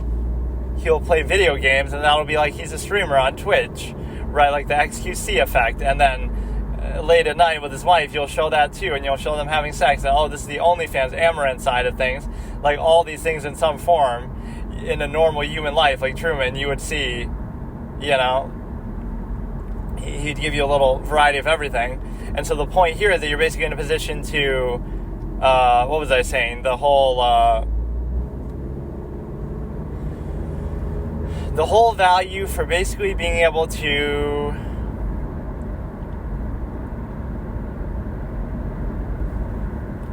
look at these conflicts being more than just the lowest, which I call the physical. It's something mental, psychological, philosophical, existential. So the way that you look at it is something deeper than just a physical surface level. So what you have is you have a situation where he's having a midlife crisis. He's like when his wife says, why would you want to go to Fiji or something like that? You've never been there before. That's why people go places, because they haven't been there, Truman says back. But that's the point. He doesn't even know why he wants to go there. He just has this sort of longing that his life hasn't been enough, basically. Again, like a midlife crisis, again, which has less to do with the TV show and more to do with the TV show's attempts to imitate society, that I feel like not everybody even interprets the movie this way, but that's part of the reason why I think it's so great. It doesn't work just as a satire on TV, reality TV, and all its, dangers and obsession with everyday life. It works on that level, sure, but it works on a deeper level that says Truman is like the everyman. He represents everybody in society, like you and me, who at some point crave something more from their life, like a midlife crisis moment, because you feel like your whole life is on rails. So Sea Haven is an analogy for society. Like, it's not just that Truman's experiencing this, it's that everyone is in a form, because so many things are sort of set on rails for you, right? You go to school, you go to college, you get a job, you have your 9 to 5, you work a white picket fence.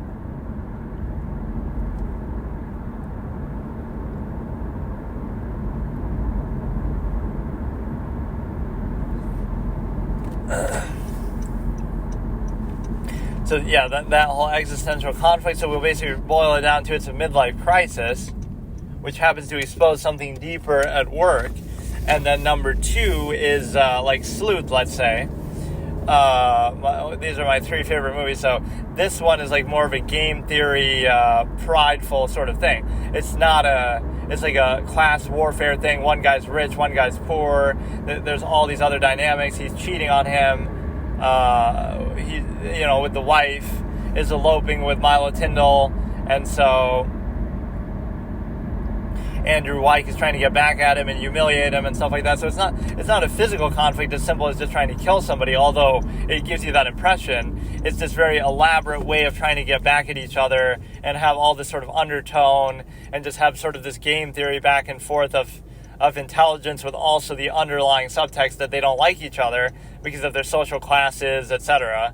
And so Andrew Wyke is able to, play with him, and he sort of plays back all these sort of pranks and little tricks and games on each other. So it allows you to realize that, yes, it sort of comes down to, ultimately you could kill one another or make them think you're going to kill them, but it's at least a little more elaborate, like this sort of psychological manipulation, class warfare dynamic that you have. So that's at least a little deeper. Again, it's like sort of the detective mystery side of things, right? Like what you'd see from Death Note or something. Yes, the end result might be if Kira gets caught, he's going to get killed, or Alf gets found out, he gets killed. But it's not really a physical conflict, it's a mental conflict where you're trying to figure out the identity of each other. In the case of Sleuth, you're trying to sleuth out what what sort of game and trick they're trying to play on you. And then in the case of Amadeus, ironically, written by brothers, Anthony and Peter Schaefer, they're both plays, Sleuth and obviously Amadeus. But the point is that you have, in the case of Amadeus, you have the situation where, what is the conflict there? It's something very existential to Salieri, like his sort of meaning of life for him, his passion in music. He's seeing it as an affront to his whole faith and belief system and everything, that no matter how hard he's tried and worked so hard, he feels mediocre compared to Mozart, and feels like Mozart's an unworthy sort of vessel for this divine music that he plays. So that's definitely very different than, again, just a physical conflict. Right, it's this mental, existential thing that he's having, like this duel with God basically in his mind. That like, oh, I've worked so hard for you, God, and my whole life I've dedicated to music, and I've been a good person, and this and that. And the end result is I get one up by this clown, Mozart, who's vulgar and this and that. So he takes it as an affront and tries to sabotage him from behind the scenes and stuff, all of which is very historically inaccurate, but it is very beautiful. I want something to come out for real in real life, that, oh no, he actually did do all these things. But no, it's a very deeper conflict, because he sees it as like, he sees it as some sort of affront to him and his faith, and also to his ultimate passion, right? Like, it basically shows you, like, to him, music is basically God. He sees, like, everybody sees God in their own way, in their own passion. So I might see it in writing, I might see it in thought, right? So Salieri sees it in music, and then he sees, like, his mortal enemy basically in Amadeus, that he thought, oh, this is like the vessel for God through music.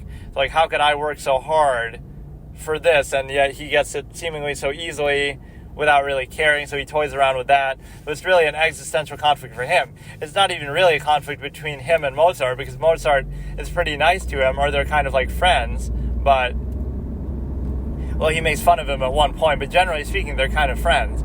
But you're in a position where, again, the conflict is sort of inner, this sort of high standard or passion that you have, this sort of, I don't know, like the whole mediocrity feeling. He feels sort of inferior. He feels sort of, there's like an expression I would have for it. But yeah, it's clearly not just a physical lowest common denominator conflict. But no, it's basically like, you would be in a position to identify Salieri in such a way that the conflict is basically defined as this sort of higher measure that you have, right? You're not just passionate about music, you're finding like some deeper meaning in it, that like that is the whole essence of life. This is like the whole, it sort of speaks to you in some deeper way. And so he hears like the voice of God through music, through Mozart's music or whatever. There's like this passion, this higher level standard, this, extreme absolute devotion or commitment to something that is being displayed there. So like sort of this quarrel of the artist, where you might be good, you might be successful, but there's always something more that you seek from what you're doing, right? That is sometimes hard to explain. So even though he's better than most people, and normally you'd be satisfied with that in your life, right? His standard is so high that it's like, oh no, unless I'm the best, right? He has some issue with Mozart seemingly being better, and it's sort of like,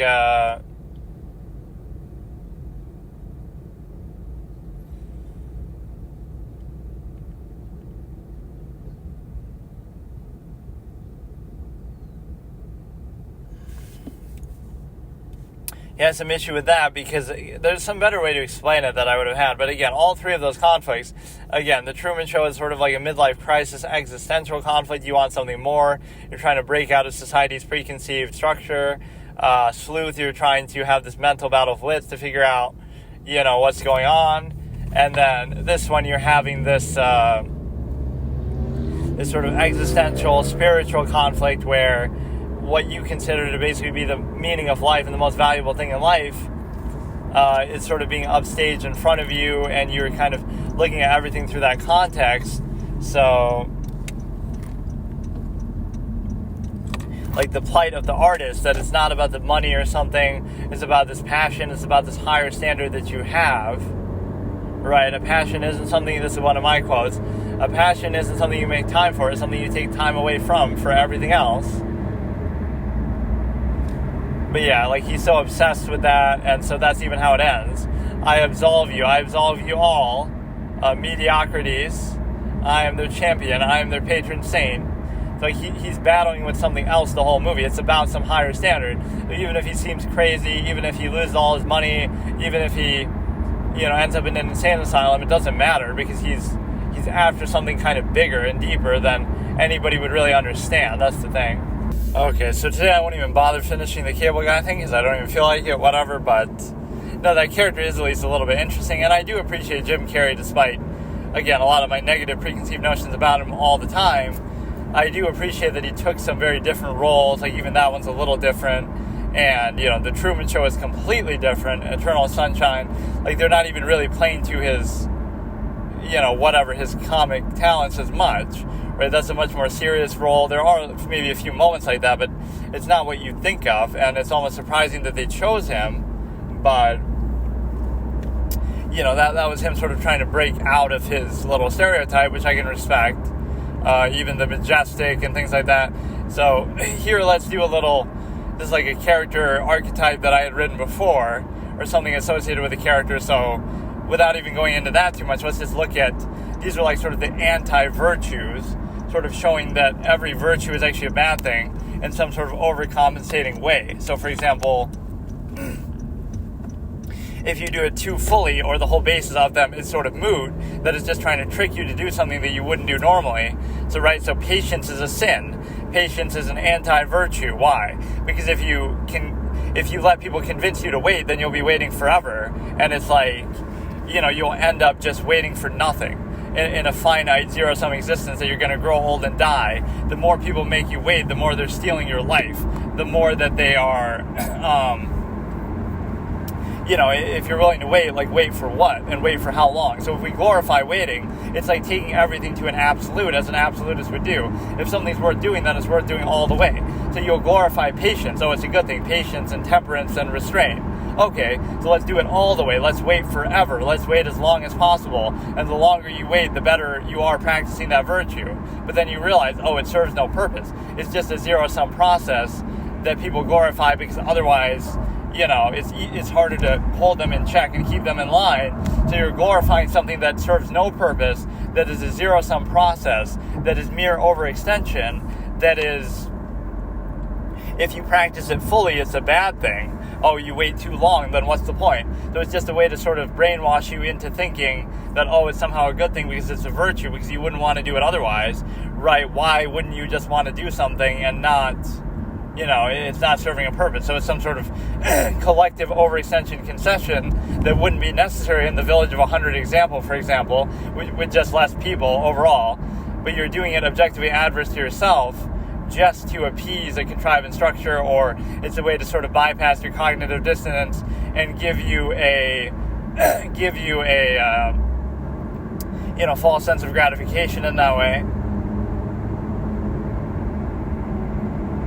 So what you have is the ability to basically look at it like, again, patience is a virtue only to people who want to wait their whole lives and wait some more and just, wait till you grow old and die, and it's wasting your life, right? In zero-sum sense, it's not even productive. So an absolutist would say, no, never wait for anybody, because if they can make you wait 1 second, they can make you wait forever, and you're waiting basically for nothing. So it's just a zero-sum process. So that's, again, why patience would be a bad thing. And then other things like, gluttony is bad, like eating too much or whatever, indulging.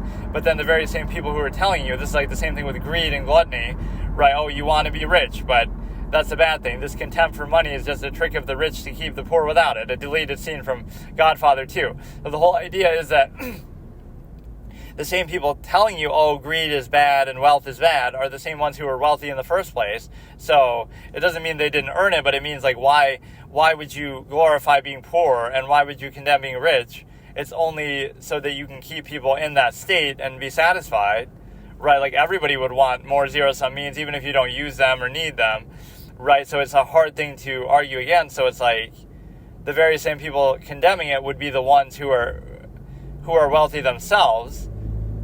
Right, so it's a little bit of a two-faced thing. So again, why wouldn't you want it? The only reason why you would condemn it is because you don't have those resources available, or, again, because you're being held down in such a state that you can't get them. Right, so let's keep these peasants happy and working for heaven, working for promises of heaven and virtue. Meanwhile, we're sitting up in our castle, in our church, whatever, like back in the Middle Ages and stuff, and we're getting all their tribute, and we're getting all the money, and we're eating our lavish feasts and everything. So, again, the same people who are glorifying these things are not practicing them, and they're just using it as a way to control you and hold you down. If you had the option to do those things too, of course you would want to do them. So, what's wrong with that? And so again, it's just a way to hold you in check and keep you under control of other people who themselves are benefiting from these things in some other way. And then, to do with lust, like stimuli acme, like, don't be too obsessed with sex. Also, base your whole life around it and split your life down the middle in terms of your finances, etc., just so that you're basically able to, let society control you through it. So not only are you not controlling it, but you're being controlled by it. Right, to truly be above it would be, let's say, then. Again, one extreme or the other. If you value the stimuli acme like sex, then you would just have it with anybody, everybody, all the time, right, with no restraint. Or you would just not have it at all and not care about it. But instead you have this other standard of, oh no, let's obsess over it, but let's obsess over it selectively with like only one person in a way that society can easily control to encourage the family system, etc. So what you see is like some opposite interpretation with this, where, you'll say, oh, if you have sex uninhibited in orgies and groups and open relationship and stuff, that must mean you're obsessed with it. But actually the emphasis goes the other way. The people who are truly placing emphasis are the ones who, you might just do it. In other words, you don't care and you just do it sort of naturally without inhibition. So that would come more naturally, so you don't really care. The ones who are truly placing emphasis and obsessing are the ones who restrict it and control it and say you can only do it in this way and this way only, right? Like being with one partner, etc. So the people who fixate and place emphasis are the ones who control it or are trying to control you through it, right? Rather than the people who just do it openly. They're not placing any emphasis. They're just realizing for what it is. It's just a natural process, etc. So it'll seem like, oh, look at these people in this orgy or whatever, like some kind of thing, and you'll look at it in a marginal way, but you're only doing that to reinforce your own contrived state, right? They're doing their thing, you can do your thing. Nobody's telling you have to do that, but you're telling them they have to not do that. So one of you is outwardly insisting upon your own contrived state because you have to reinforce it because you feel sort of insecure, right? So people in an open relationship don't need to say anything. They're just doing their own thing. So they're not telling you have to be in one yourself or there's anything wrong with being in a single partner relationship. They're just doing it because it works for them or they want to do it. But you feel so insecure in your contrivance response that you have to go outward and attack everything that doesn't fit with your worldview because it creates cognitive dissonance. Like, oh, I can't acknowledge that I want to do that too, but I'm just being controlled by society or whatever, I'm indoctrinated. I can't recognize that. I have to instead condemn everything that doesn't meet with my worldview, so I'm not at peace with it, right? So in this struggle of contrivance response, you would say basically that you would that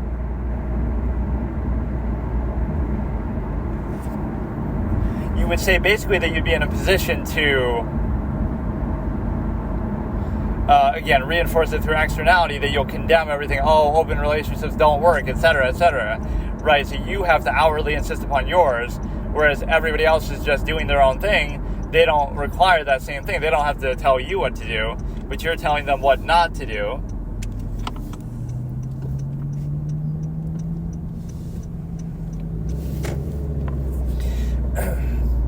So again, we've addressed patience, we've temperance, we've addressed lust, greed, gluttony. So like pride, the whole thing with pride is sort of a false duality. There's nothing wrong with being proud. You just have to have, it's like, oh, you're overconfident. But if you're, you just have to justify the confidence. The point isn't to don't be proud. The point is to have something to actually be proud of. So if you're very accomplished, right, why shouldn't you be proud if you're Elon Musk or one of the richest, successful people in the world, right? Like, be somebody who actually has a reason to be proud, right? Don't be proud for no reason, but then, so you're not overconfident if it's actually justified. So that would be pride, and then what else? So we have lust, gluttony, greed, pride, and temperance, sort of patience. I don't know exactly what you'd consider that under the seven sins. So we have sloth, envy, and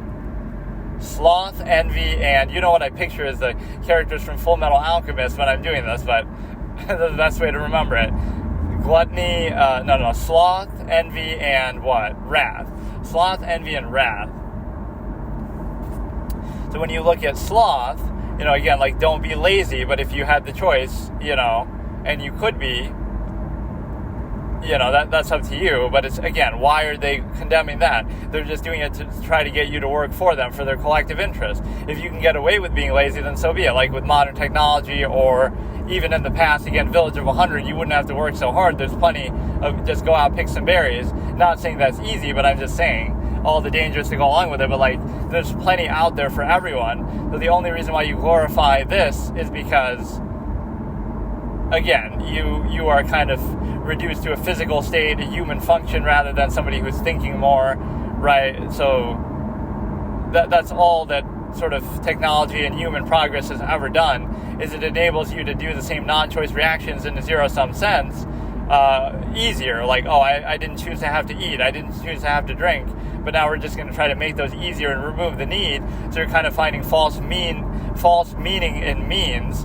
In other words, the meaning of life is not a zero. Well, I'm not saying what it is or isn't, but it would not be a zero-sum practice, because it's like you're only eating because you have to survive, right? So there's this sort of glorification of function in terms of the meaning is the means are your meaning. In other words, your zero-sum sustenance is the meaning of life. So the act of trying to practice that and process it. So finding food, earning money to get food and water and shelter, that itself is meaning of your life, right? Just to do the zero-sum process, just so you can wake up tomorrow and do it again, right? And you're doing this non-choice reaction. So that's the stuff of animals, so to speak. Like, you know, you're mistaking the meaning of your life as simply being the zero-sum sustenance of your life in the first place that you didn't choose to have to do in the first place. So now you're looking for no deeper measure of meaning or anything or experience. It's all just, you know, you were born, you didn't choose to be born. You're alive, you didn't choose to be alive. You have to eat food and drink water. You didn't choose to have to do those things. But the very act of just sustaining that process is itself all there is to life and the entire meaning of your life, right? So that would be why it's glorified. If you could accomplish the same thing, so like sloth is anti-efficiency, the virtue, like, oh, you're hardworking, but you know, like work smarter, not harder, etc. But also the fact that it's something else, like if you could do something with less effort, then you would do it. So it's like, be as efficient as possible. Don't just work hard just to show off and bloviate that point, right? Try to do it in the most efficient. So like an absolutist would look at it in a spiteful way. They would be very efficient, but they wouldn't do it for like, you know, they would hate glorifying hard work, because it's like, it shouldn't be hard if you do it the most efficient way possible, first of all. But also, number two, you're only doing it for a zero-sum end. So you would want to just do it, you know, almost spitefully, like just get it over with, just do it because you have to do it, rather than, oh, look how hardworking they are, look how good they did. But it's just a zero-sum self-interest process anyway, like, oh, I'm working so hard at my job, but you're doing it because you're getting paid, you're doing it for the zero-sum end. So if you're not happy with it, then go do something else, right? Or, you know, like you're a doctor and you're complaining, oh, it's so stressful. Well, then go work at McDonald's. You'll make less money, but it might be less stressful. Or, again, you're doing it only for your own zero-sum self-interest because you're making money, etc. Even when people overextend it to their kids or something, oh, I'm working 2 jobs to put food on the table for the kids. But the only reason why you're doing that is because you chose to have them in the first place. So it's your same overextended zero-sum self-interest that you chose, and you created that process. So nobody feels bad for you. It's your own choice. If you couldn't handle kids, then don't have them. If you can't handle your job, then don't do it. Right, so that would be sloth, and then we have wrath, and one more, envy. So envy is going to be, don't be jealous of other people, but kind of like with good reason. It's like you should aspire to them, sure. So don't be jealous, but be inspired.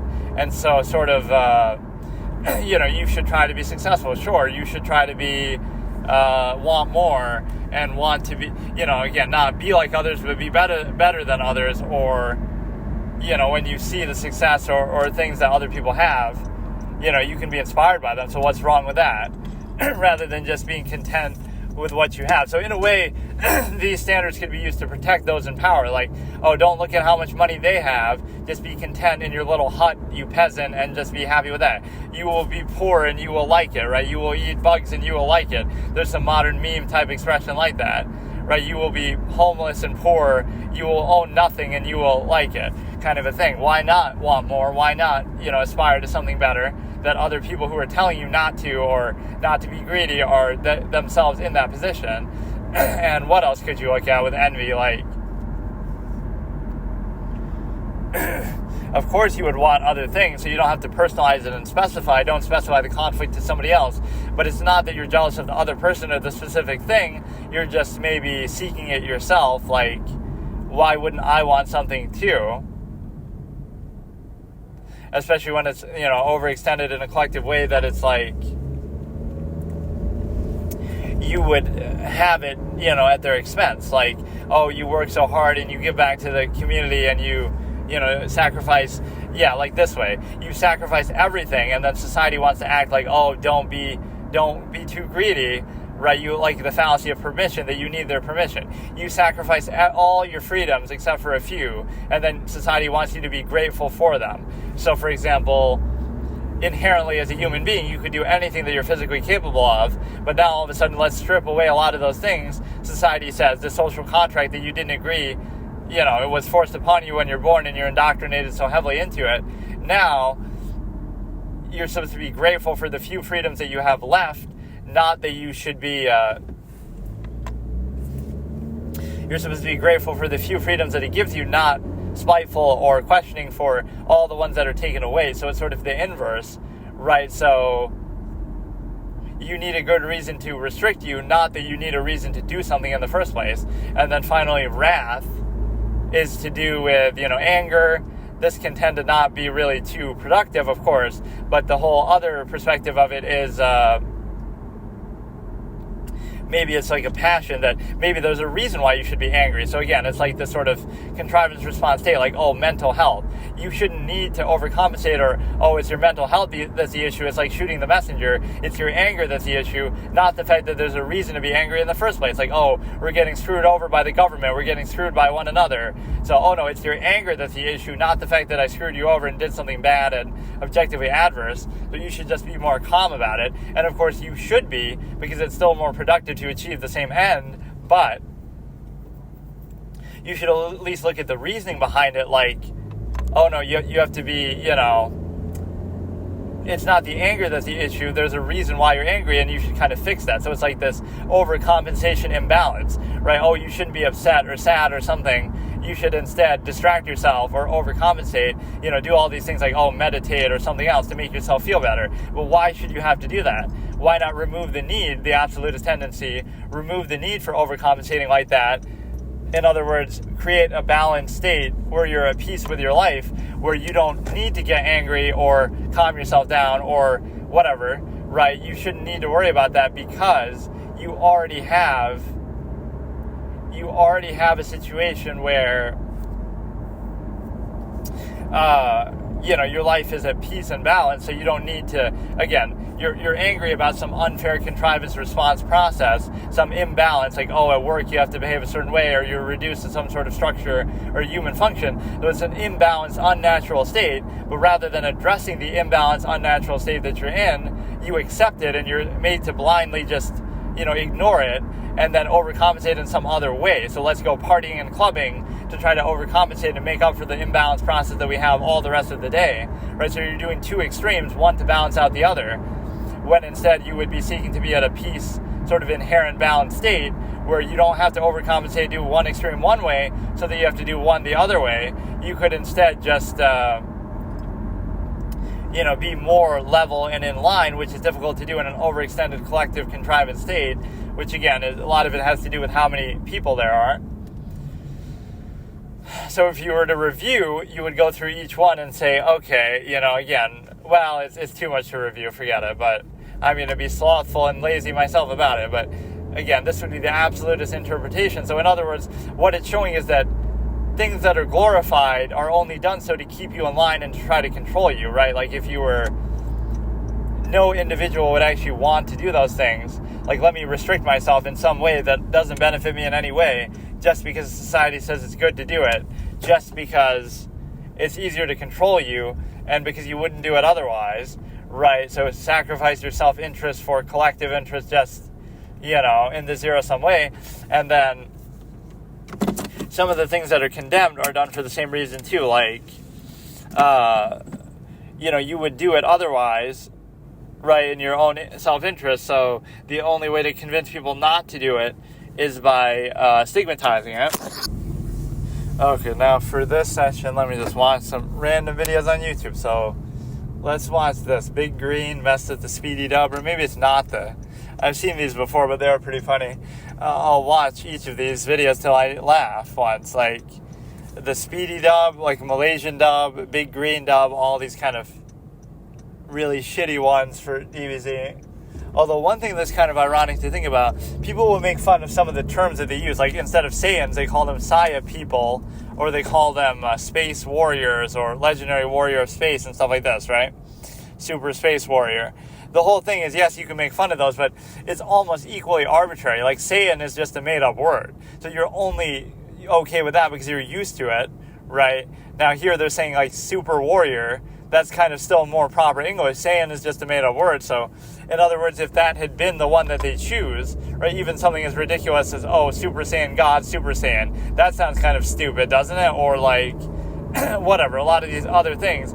The only reason why you think one is normal and one is bad isn't because of how it actually sounds. It's just because of how you're just preconceived and familiar with it, right? Not actually because of anything inherent. So when you say, oh, yeah, super, like, what is it, like Saiyan, or one of them might be actually a literal translation, right? The translation of Saiyan is, I think, in Japanese, literally Saya people, right? That might actually be accurate, but you're just used to Saiyan, and so therefore you accept it. I'm not saying this is better. I'm just saying they're equally arbitrary. You just accept one and make fun of the other just because technically, right? You're just used to it. So if it had been that, then you might have accepted, oh, Saya people, Funimation had done that. So this is Dragon Ball Z Best of the Speedy Dub. We're starting in 3, 2, 1. It'd be like a try not to laugh challenge.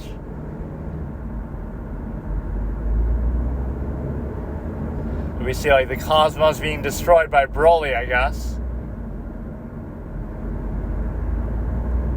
Super Saiyans are attacking the southern Milky Way. Or yeah, there's a classic moment. Black human beings dislike the sound of rubbing glass, probably the sound wave of the whistle, which might echo somely irritating the ears of the Namek people. Their nerve cut any other phase, which is actually him saying like human beings dislike the sound of rubbing glass, because when like Gohan's whistling in his ear, this might actually be that moment right here. It's finished.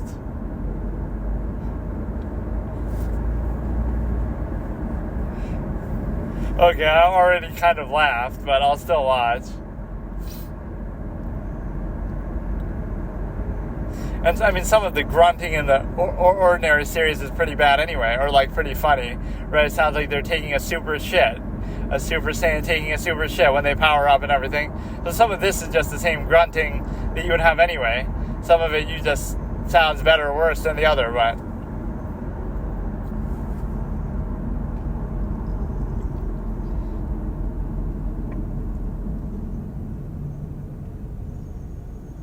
Or you said that in a very musical way almost. Or everybody loves to let that child alone. But that's actually not that bad. I'll defend some of these things.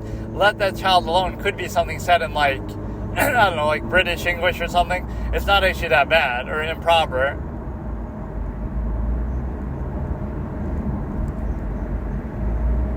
Or like in Funimation, they just call them Namek. That stupid Namek. They don't say Namekian, they just say, right, you're just a pathetic Namek. But here they say Namek people.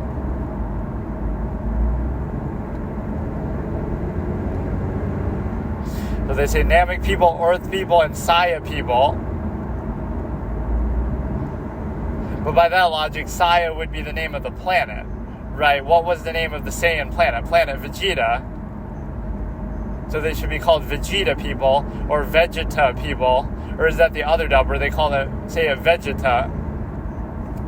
Some of this stuff might actually be accurate. Maybe that's actually the correct pronunciation of Vegeta is Vegeta, but like vegetable. Yeah, so you think about how stupid that is. You'll make fun of the dubs, but why not make fun of the source material? Imagine having every character named after a vegetable, which it actually is, right? Vegeta, because it's vegetable. Goku, like Kakarot, carrot. Even some of the other characters, Raditz is a radish. But this is a little whistle thing. So this is the moment. This is the classic moment.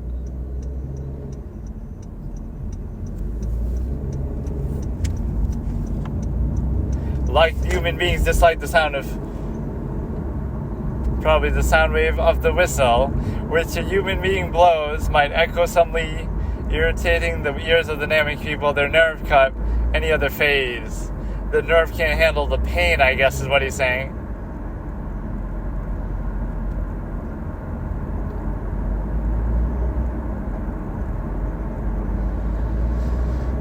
I should... That's a great line. My power get you weaker. This is like Garlic Jr. Or the music gets all distorted and stuff too. I don't get it. They're using like some sort of bootleg version of the music so they don't get copyright. Not even the people uploading the video, but somehow the people making the dub. I don't know why.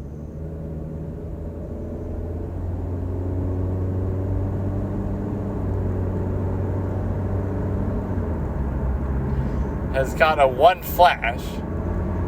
God is dead because of this.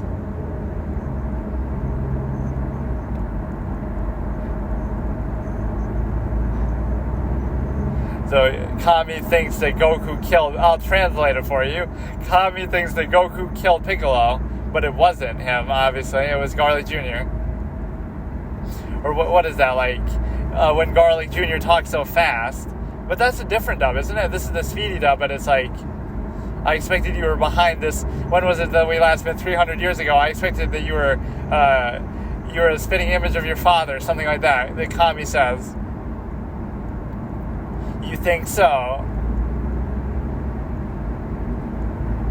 Combine our body also equals fusion.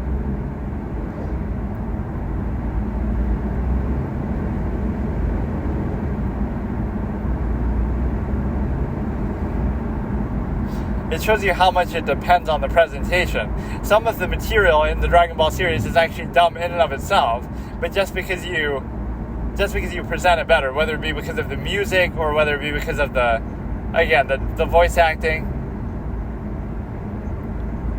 King Kai is especially derpy. He has some of the best lines. Like, what the hell is he saying right now? The supernemic people. This is before Goku becomes a Super Saiyan, but yeah, a lot of the names of the characters are actually stupid. Lord Slug. Yajirobe kind of jump scares them now.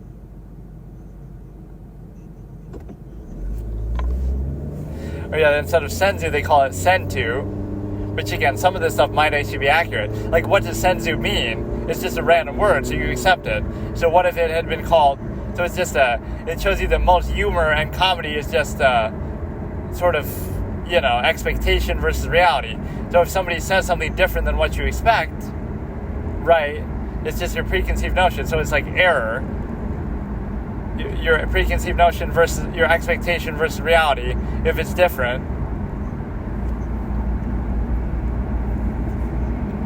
Or like with Big Green Paragus, they make him all like thespian, like Shakespearean. Perish at the hands of my own son, not that. Why his destiny conspired against me so tragically? The Saya people. Who are you? I'm the Saya people. All of them. Put that line from Goku. From Piccolo.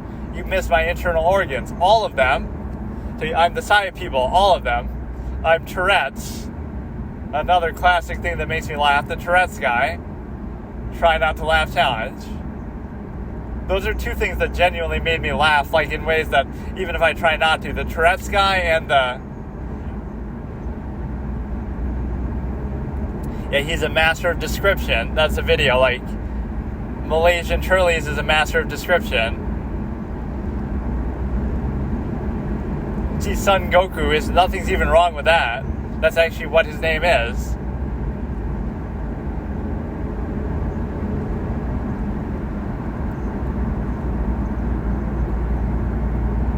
Join us as part of our Pemba. I don't know what that actually means. Like, member?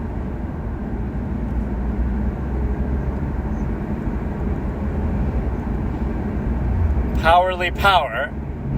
I don't know. See, some of these things I genuinely don't know. There's a big difference between your powerly power. What could he possibly be trying to say there? That's actually a good line. This is a gift from me to you, who was born of the same Saiyan people. Right, that actually would be a good line in context. Or there's a really badass line from the Big Green Dub here. It's true that you did not beg, but I'm sure the rest on this worthless planet will not do the same. Right, when he has his foot on Kakarot's back, on his head.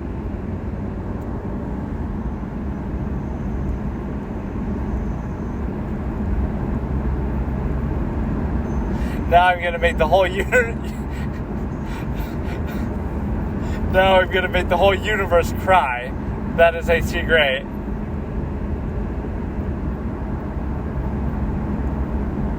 Some words are just like incomplete. You better go back to your plane, to your planet of the Big Gedester, which is like get a star. Gedester, I don't know him, from the Big Green. That is the star that is holding on to the star. I was thinking that after I beat this monkey, I was going to the earth, but it caused me a trouble. That is an iconic line. I love that. Some of these I remember. Or yeah, Piccolo's best comeback line, we are the ones who will cause the trouble. Or there's another good one like that too. Or like, one of Gohan's best lines in any Dragon Ball media is that. Bojack says, all that fool can do is prolong your life for a few seconds. Or yours. Gohan says back, that's actually a good line. Some of the lines are actually good, it's just the delivery that's bad. Like, some of the lines might actually be better than the ones in Japanese or Funimation. See, like, that's not a bad line. That's not a bad line. Even if you beat me in your desperation, I will resurrect in many times with more strength.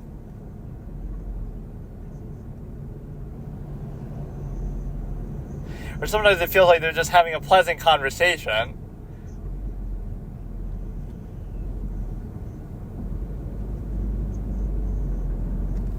And some of it is just making fun of the translations, which, again, some of them might be more faithful and accurate. It's just if you translate it too literally, it sounds dumb. Or he's not real, is what he says in Big Green. Like,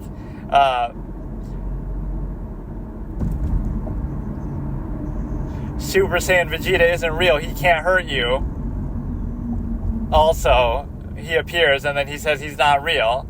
That's what his therapist tells him. That's one of the comments on the video.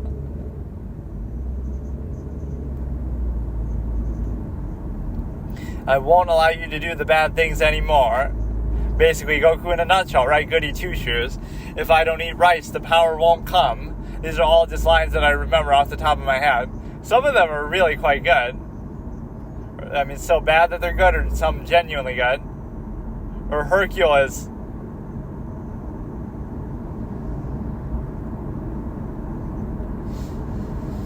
Or my friend did that clip, like, anime isn't bad for kids, and then it's all the characters from Dragon Ball Z chanting Satan, Satan, like as in Mr. Satan.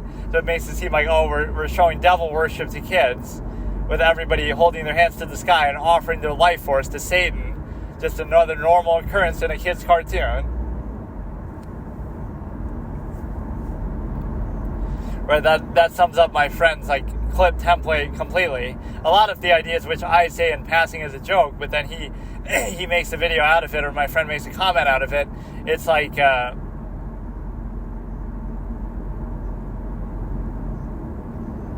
okay, I genuinely don't know what the hell Mr. Satan's saying there. He's speaking in tongues like a devil would do. No, but like, anime isn't bad for children, also, and then the video is just everybody saying Satan, Satan, Satan, as they're holding their hands up and offering him their energy. It's like in the Kid Buu saga, right, where he has to ask Earth to help.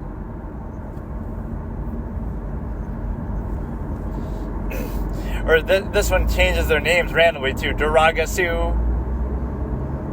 Or they call like Ten Shinhan.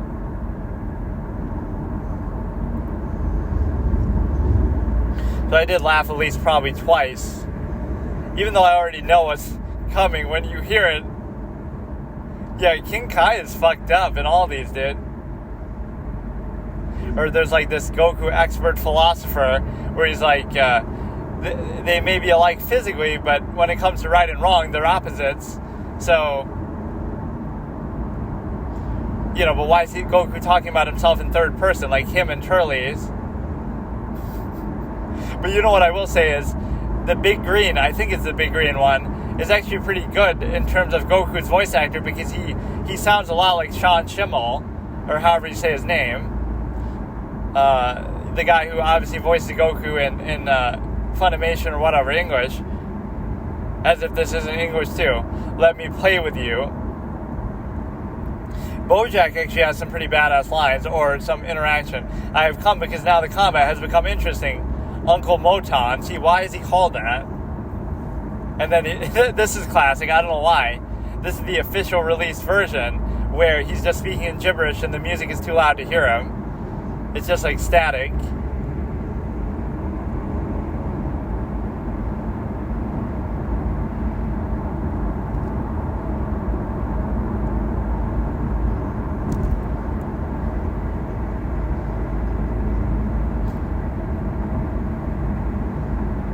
If I don't eat rice, the power won't come.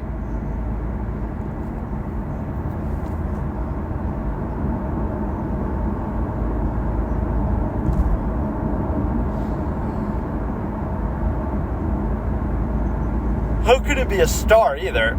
It's like new stars don't just come about, like a new moon. Oh, this is classic. This should be. Oh, that's gotta be. Oh, my friend would upload that. Eminem's been real quiet since this dropped. I'll go back. Look at this. Look at this. Yeah, Jerome saying this. In fright, I came here based on Bulma's kind persuasion, but I won't descend to this time. Holy shit, dude. Top 10 rappers Eminem is afraid to diss. Oh, that's amazing. I forgot about that one.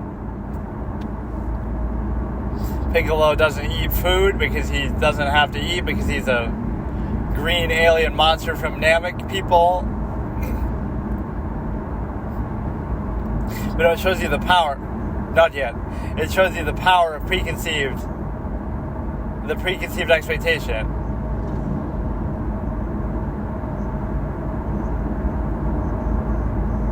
Let my Namek people go.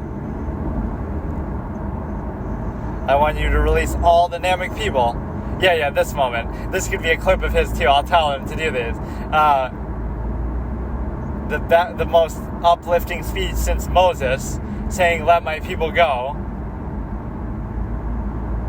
I don't know what this is from, some other.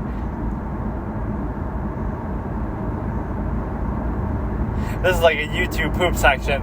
Now that one is classic though.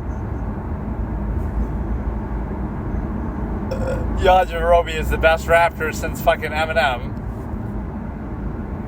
Eminem's been real quiet since this dropped. He did the one like Jack Stauber.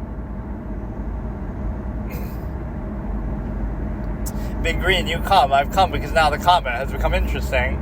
It just shows you random equals funny, too. To people, like anything is gonna be.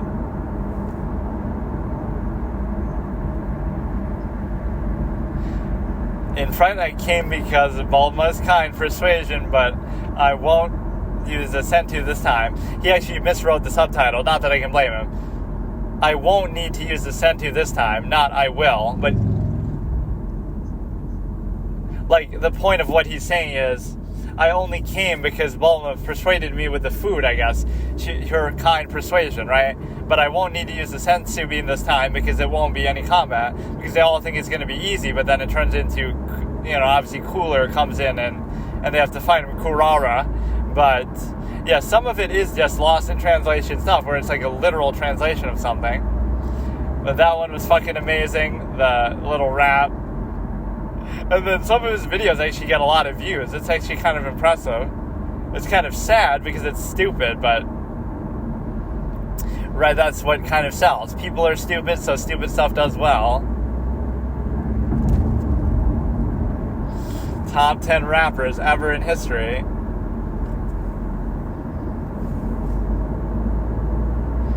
If I don't need Rise to Power... Okay, let me watch it again. It's just too good. Krillin's voice actually kind of matches him. Even though it's a little bit stupid still.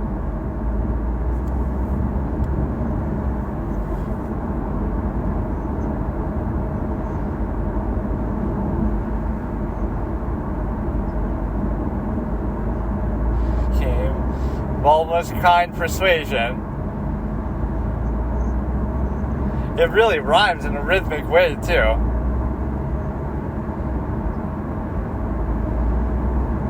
Or maybe he should change the title, because he did like Eminem been real quiet since his drop. Now he should do top 10 rappers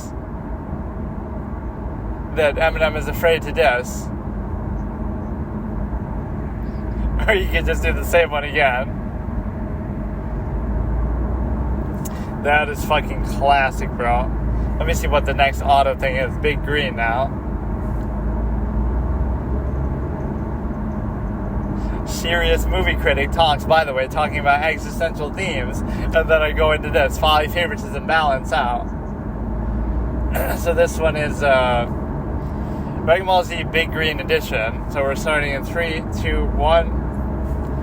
Did they say why? Did they say Goku's voice acting isn't actually that bad? It's kind of the dialogue that's dumb. Or it's sometimes rushed.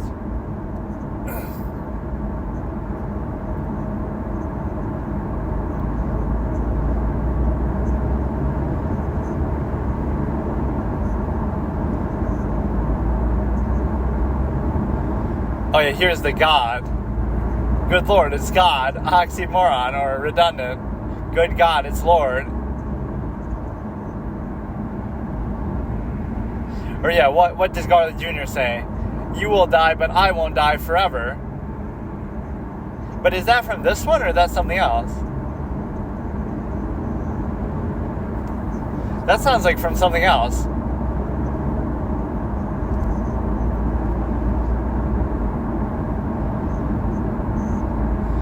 I should have all these kind of saved, the full version, just so I can preserve them for all time.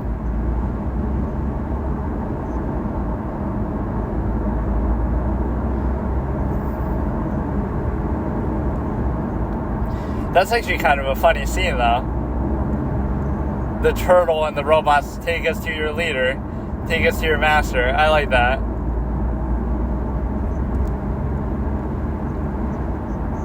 Piccolo's voice there isn't too bad. How can I meditate in these conditions?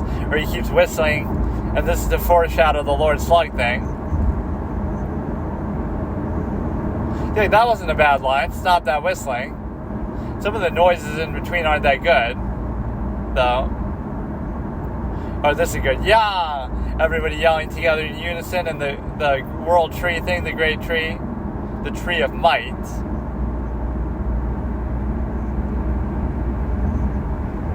I actually kind of like this guy, Dr. Wheelo's voice, or whatever his name is. Or that one's pretty funny. Son Goku, Son Goku, Son Goku. Like, they just keep saying it back and forth. Come Magic Cloud, people make fun of that one a lot. This is pretty fucking hilarious how he's yelling so long. We'll see, but you're using solar flare, so I guess we won't see. Yeah, Krillin's just making all kinds of over-the-top noises. Dude, that's not a bad line. I'm getting warmed up with all this exercise. That's not bad at all. Even his delivery is fine. I want the magic stick. Yeah, see, this is great. That's actually a great delivery. Now I want total power. There's nothing wrong with that at all. Maybe the line feels a little goofy, but that's always a goofy thing in Japanese stuff anyway.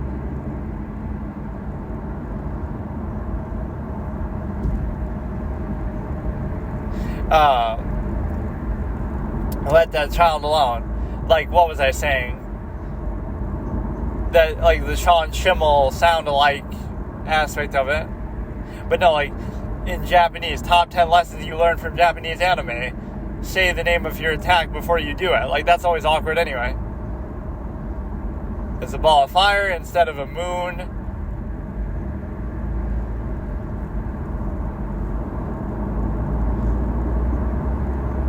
That's kind of a well-delivered line, too. If you seek my pardon, I may forgive you. Or it's just too rushed. The writing and the delivery isn't too bad. This is like a Japanese, people said that in the comments too. It's like a Japanese title, Catastrophe, Increasing Superpower. That's how the titles of DBZ episodes would be like. Or there's a pretty badass line that Piccolo says, so far it's only thunder. Like, I'm as fast as lightning. So far it's just thunder.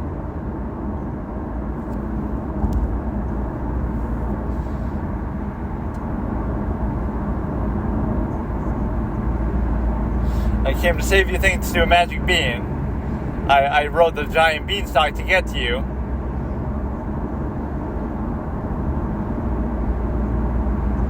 Take it and swallow it. Or yeah, where everything is Kamehameha. This is kind of a surprising mistake to make. Say the name of your attack before you do it, even if it's not the correct attack. He's using the Kaioken, but he says Kamehameha. I think even Vegeta says it at one point when he's powering up to become Super Saiyan. It almost seems like it's fake, like somebody put it over that, but they didn't. Dude, this is fine. Where he's asking for energy from the Spirit Bomb. There's nothing wrong with this. Okay, the little sigh at the end might have been. Not that. Why don't you just start the fight with Spirit Bomb next time? Right, like that's always what it ends with. Let's fight for an exhaustingly long amount of time. Then he does a Kamehameha powering the Spirit Bomb, I guess. Oh, this is really good too. The little mystic guy predicting the future.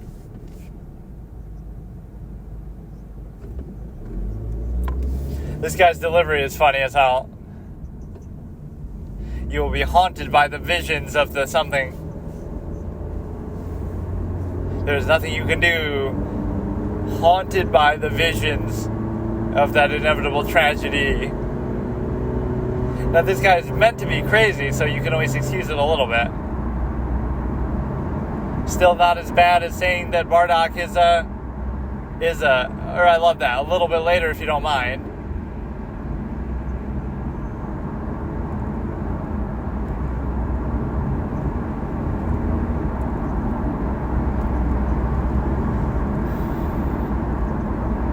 So Krillin is clearing. That's kind of funny. You're right. Why didn't you tell me sooner as he gets knocked away? That's not bad.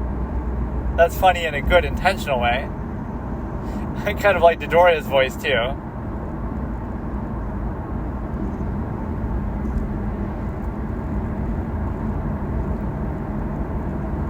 Or Frieza's voice is actually pretty badass, like sort of deep and...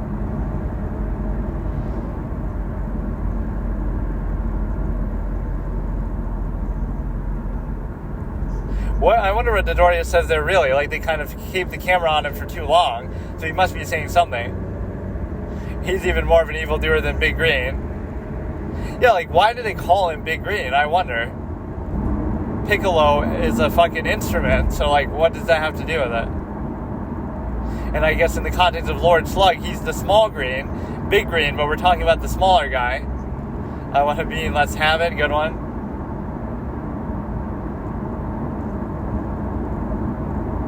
But yeah, what is that line where somebody says, wait till it grows back? Like Tien or Yamcha says that when they lose their arm. But that's in like the Funimation dubs, I don't get it. Or maybe Ocean. But yeah, when everybody dies, they sort of lose interest.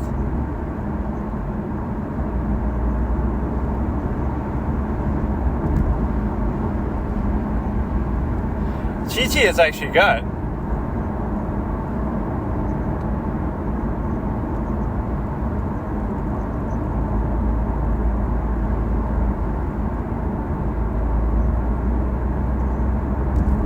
There are a lot of scenes where Chi-Chi is actually pretty good. I actually don't mind her. Son Goku. Okay, the magic cloud thing we know. I mean, that's what it is. It is a magic cloud. What is it called normally? I forget. Oh, this should be a clippable line. We will kill you and your family as well. That is actually a pretty hysterical delivery.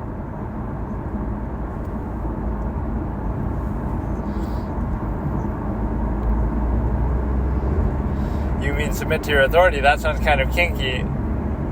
That laugh is pretty funny too.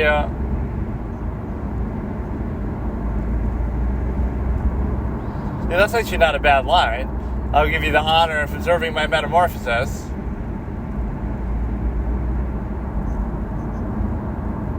This at least makes sense to call this a giant fireball. It actually kind of looks like one.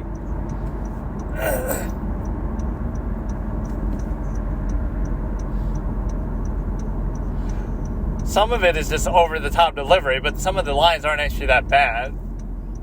Or again, a lot of it's just lost in translation.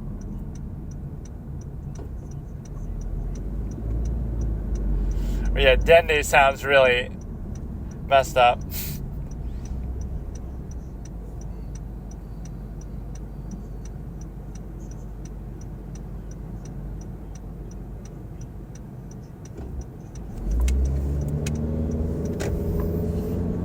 See, this is the same line as before.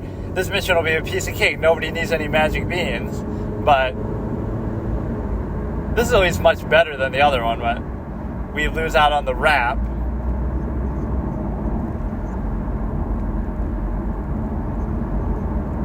I like how Goku buries his mouth in his suit when he says that.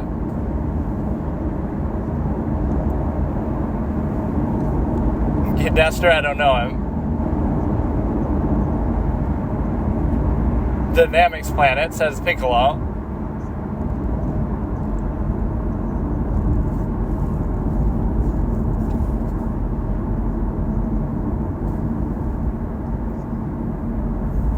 Cooler's voice is actually not too bad at times. It's kind of pretty fitting. I forget what he sounds like in the English normally, but again, wants to imply that this isn't even English. Let me alone, like let that child alone. That might not be quite as proper grammar.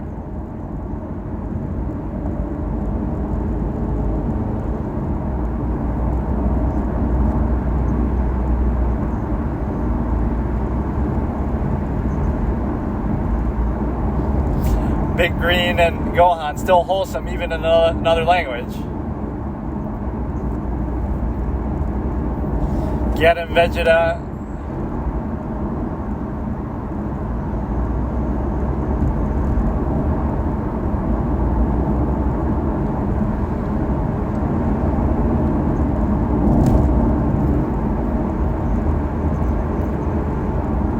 Like he always does, they cut it off. He just took off like he always does. Now, worth watching that could describe the Big Green Dove overall. Right, just I'm sure there's clips like that. A lot of these channels dedicated to that sort of thing, like I'm a Vegeta, where it's just like different lines that Vegeta says, every line in the whole series that he says.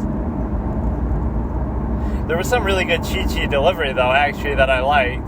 Where, like, I don't know. At times, she's actually very good, so she's one of the standouts from the dub. It must be from this. There's, like, another one that I'm thinking of that I don't know.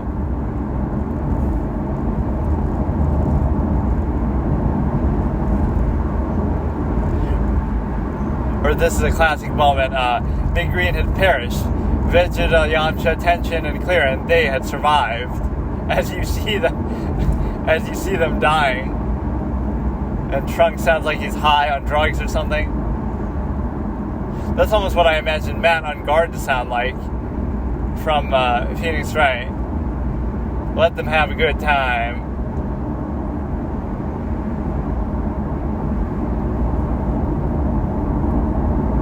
Publisher's clear in house. What's he in such a hurry to get?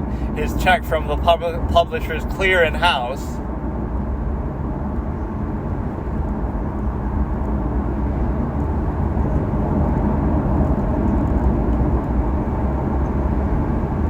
That was kind of a good delivery. Why didn't he just tell us where it hurts?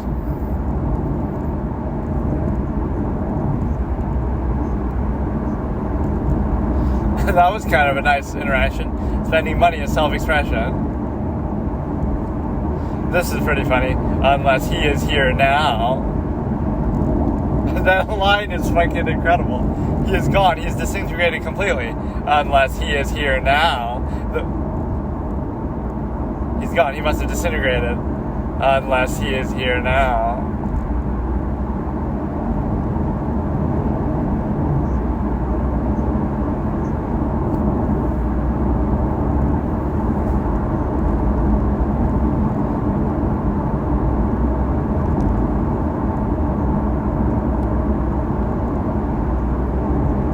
But no, Goku's voice actor at times is pretty good.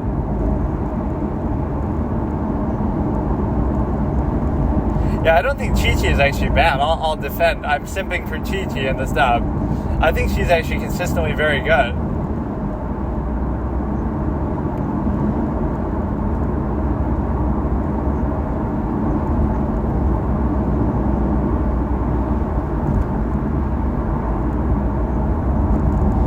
This line is pretty over the top too. What's your name? Who are you? I guess I didn't even say the timestamp for this one. So many of these lines are memeable and quotable. We will kill you and your family as well. Right? That's how seriously he says it. Yeah, who is Big Green? Good question. Why would Krillin not know? Or that's kind of a line too. I will kill Goku and no one else can. Top 10 writers, Shakespeare is.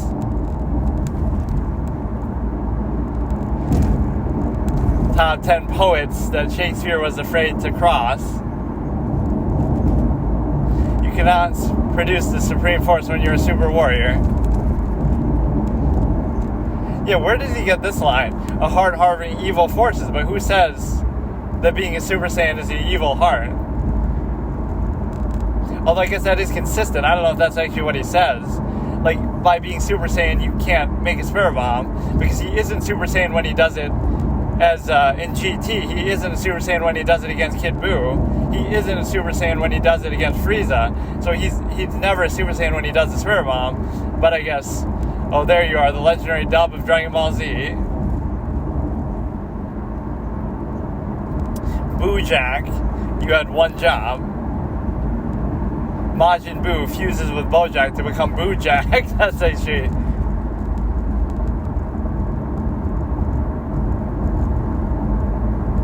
Or like sometimes they just sound too casual.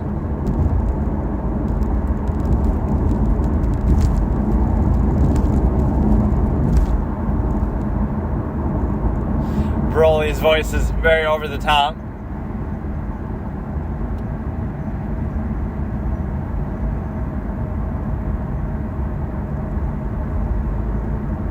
And I still don't understand what happened at the end of the Broly movie.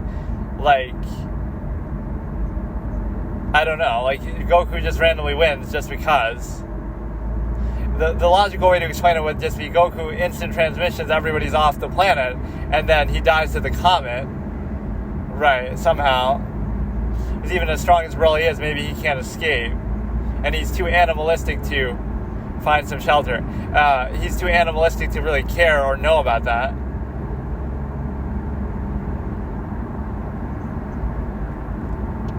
Oh, here we go. Or yours. That's actually a genuinely badass line.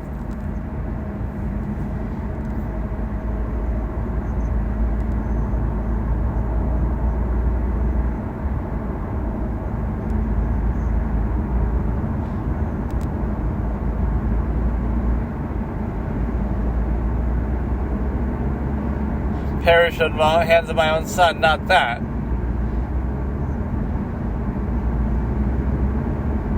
Top 10 characters Shakespeare was afraid to. I don't know how to explain. Top 10 lines Shakespeare was afraid to challenge. Top 10 writers Shakespeare was afraid to diss, basically, is the thing. Or this is most sympathetic death ever. They're laughing about the fact that Goku is dead. Very hysterically and over the top.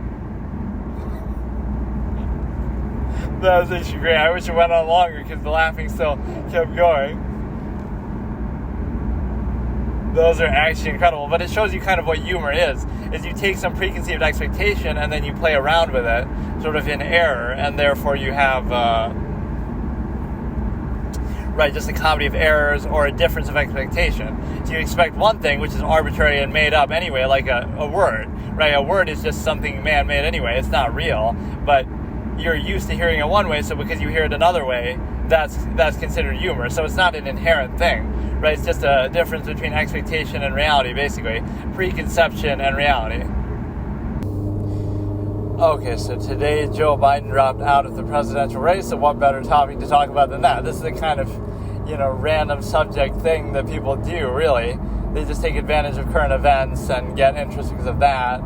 I don't know, I just kind of dislike the whole form of it, but recency bias and undue emphasis just because of that, right? Not because of the substance of what you're saying, which presumably you must have some of that too to have a following, but it's always just like jumping from the next thing to the next thing, like the hawk to a girl. You got to chase clown from wherever you can get it. That's just the model behind a lot of very popular creators, right?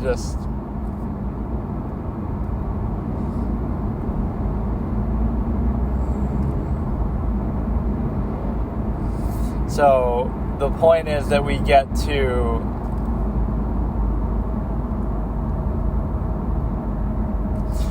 do it in such a way that we can observe some of my older takes on it, like how I said, the 2020 election was rigged, but it doesn't necessarily have to be rigged at the polls. It was rigged with the media bias, and I made a whole super long compilation of examples that nobody can really say are not bias, right? Just where you're clearly saying something that either isn't true or is just a pure opinion. Like, I love that one clip, Anderson Cooper, I believe, Trump is like a fat turtle with his belly in the sun. That's not even a question of, again, that's not a nice thing to say or something. It's a question of, like, what are you even talking about at that point? Like, in a literal, objective sense, no, he's not a turtle. He's a human being, right? So that's number one. But number two is that you wouldn't say that if you were trying to be journalistic or talk about something factual. You're obviously just opining. That's just an extreme example, but there's so many things, so I give a lot of examples. The point is, if you disagree with the premise, that's fine, right? But all I'm saying is, most logical, objective people can see there's tremendous media bias. There's that great Time magazine article that showed this secret campaign that won the election, right? The shadow campaign. And they're sort of celebrating it, that fortified the 2020 election. But regardless of that, at least they're sort of admitting it, even though they're sort of praising it. And then the other point beyond that is the simple fact that you're basically in a position to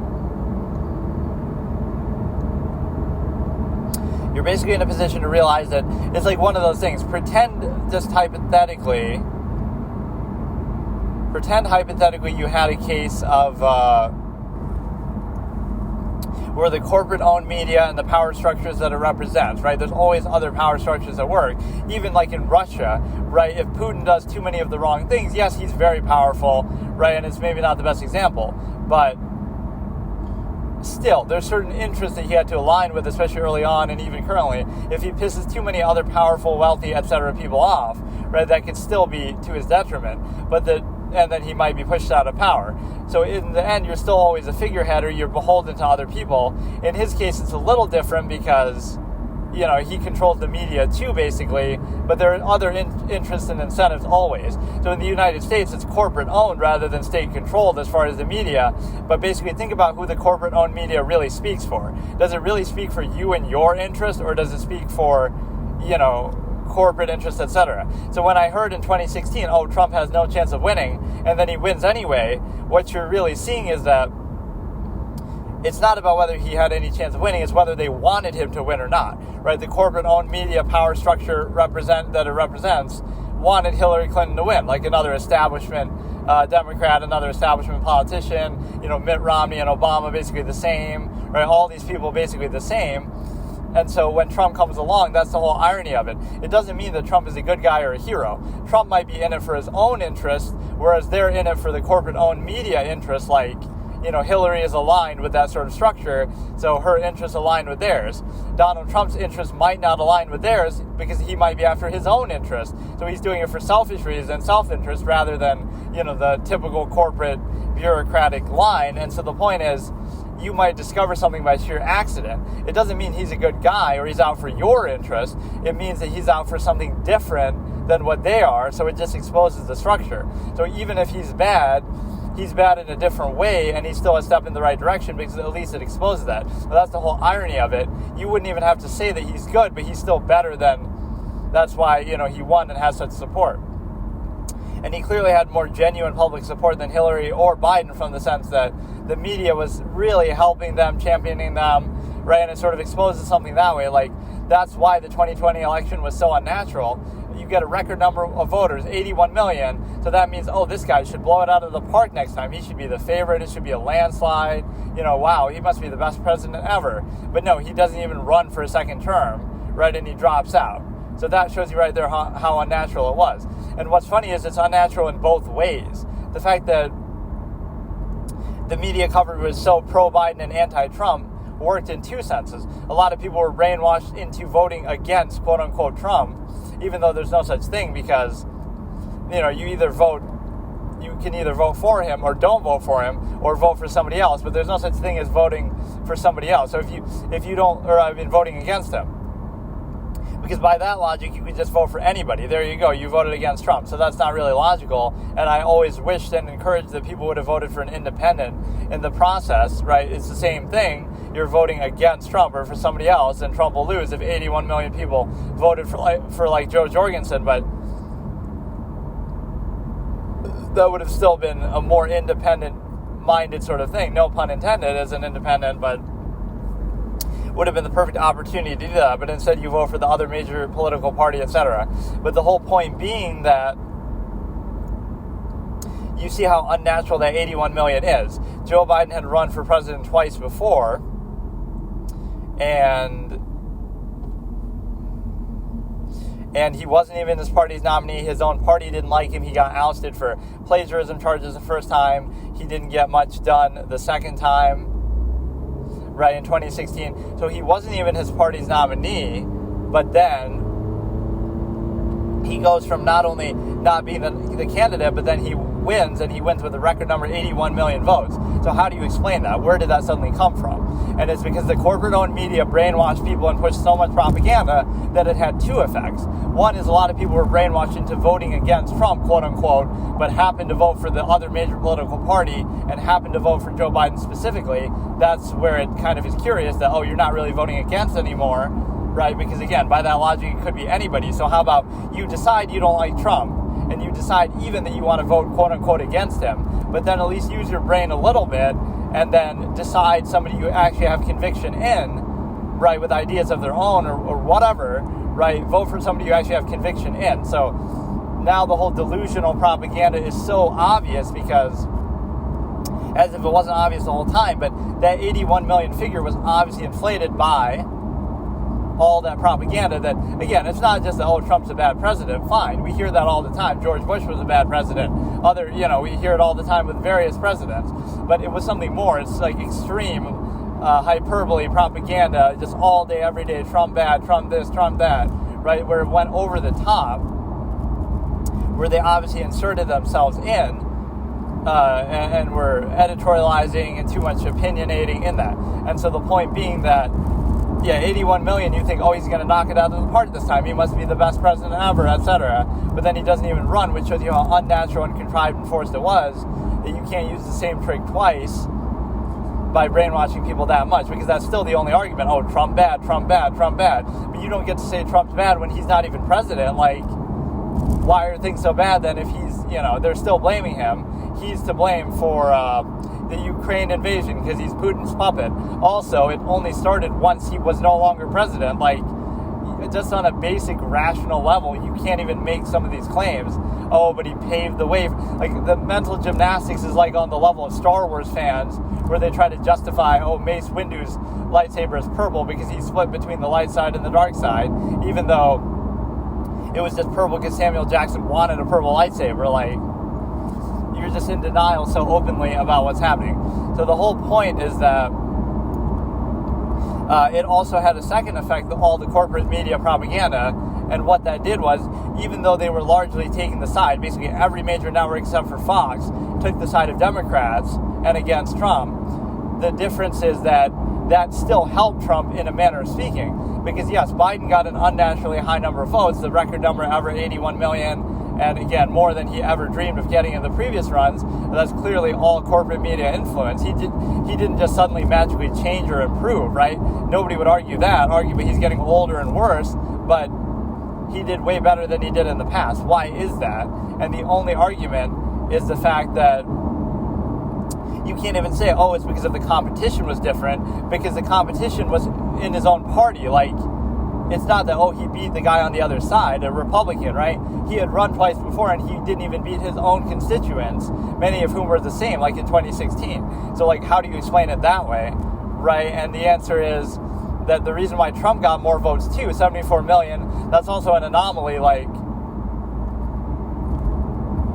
Trump was able to improve his vote total. Just as an example, Obama from 2008 to 2012 lost votes, right? He got less votes in 2012, but he still won. So if you keep it around the same, or even if you lose votes, you can still win.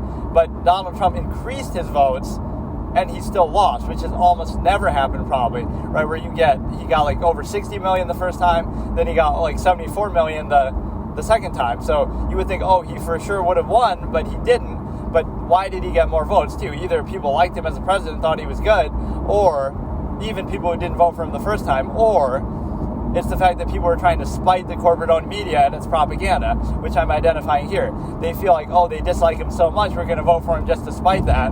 Also, just to spite the fact that, oh, you know, Biden is getting propped up and all this kind of thing. So the unnatural nature displayed itself twofold, right, with record totals both for an incumbent and for a challenger, that you saw, oh, 74 million is a record because people are trying to spite the media and its bias, and then 81 million because they're buying into the propaganda and bias. So just imagine for a second, the reason why they dislike Trump so much isn't because he's a bad guy or a bad president, even if in some ways that might be true too, but because he just doesn't suit their agenda. He's not as easy to control, right? He's not a corporate appointed, puppet like Hillary or Biden or somebody like that. Just imagine that for a second. That's the reason why they dislike him so much. And what's interesting is he has genuine public support, right? 74 million people voted for him, or 60 plus the first time. So where is that coming from? It's certainly not coming from Fox News, because even as major of a network as it is, that's only one network, right? So you couldn't explain 60 plus million votes just from, Fox. People are watching Fox. That could explain, maybe 10 million votes at most, but the difference with the other side is you could explain it. Oh, how come Biden got 81 million? Yeah, it's because NBC, ABC, Washington Post, every late night, comedian, everybody, major celebrities, all the rich class, they all wanted Biden. They were all pushing propaganda against Trump, etc. So that shows you right there. And that's why I don't really respect the whole thing, because at least if you're one of those 81 million clowns, I don't respect you in the first place, but at least you should be able to admit you're wrong now, that you were wrong. Not that, people will still be delusional and say, oh no, well, this is the right thing to do because, he just got older, as if you couldn't see this all along, that he was already old and already a clown. And not saying Trump isn't old. See, it's not a false duality, especially with me. I could care less, but all I'm identifying is the genuine nature of the support. Trump does have a genuine following because he came out of nowhere in 2016, whether it's based on, his reality TV show or cult of personality or whatever. Even if that's the reason, that's still a more genuine thing. Ronald Reagan was an actor, Zelensky was a fucking comedian, clown, So there's always there's always some celebrity culture. Arnold, who is a fucking California governor, was because of that too. So the point is the simple fact that you're able to look at it like how unnatural that was. And so just look at it from that lens, that just hypothetically pretend the corporate-owned media power structure didn't, all the powers that be basically, pretend they didn't want somebody to win, what would they do? And they would do exactly this. They don't like Trump, they don't want Trump to win. So it's like this unapproved candidate, right? That's all it means. So the media coverage would indicate that, oh, Trump is an invalid, illegitimate, bad president, just he can't run, he can't win, he shouldn't win, it's just unacceptable. But where does that notion come from? It doesn't come from the public, because the way the public works is on even footing. Some people like him, some people don't. That's fine. That's how every election goes. But now we try to insert a higher standard. Oh no, it's not acceptable to like him. He can't possibly win. It's just not, we're trying to disqualify him, right? So now you're trying to upstage it and say, well, it doesn't matter if he has genuine public support. It's just not allowed. He's just not allowed to be president because we don't like him. So a small number of powerful people in the media, etc., are able to skew that narrative so much and make it seem like, oh, he's just such a bad guy, even though the public support doesn't match, right? If people like him, tens of millions, 60, 70 million, right, who are you to question that? They like him, they vote for him, you can't stop them. You can try to, again, vote against mindlessly, like a sheep zombie, but again, I always say there's no such thing as voting against, so vote for somebody you actually have conviction in would be the solution. And just like people who are voting for Trump, often, they may have the conviction in that, whether you agree with it or not. But there is this sense that,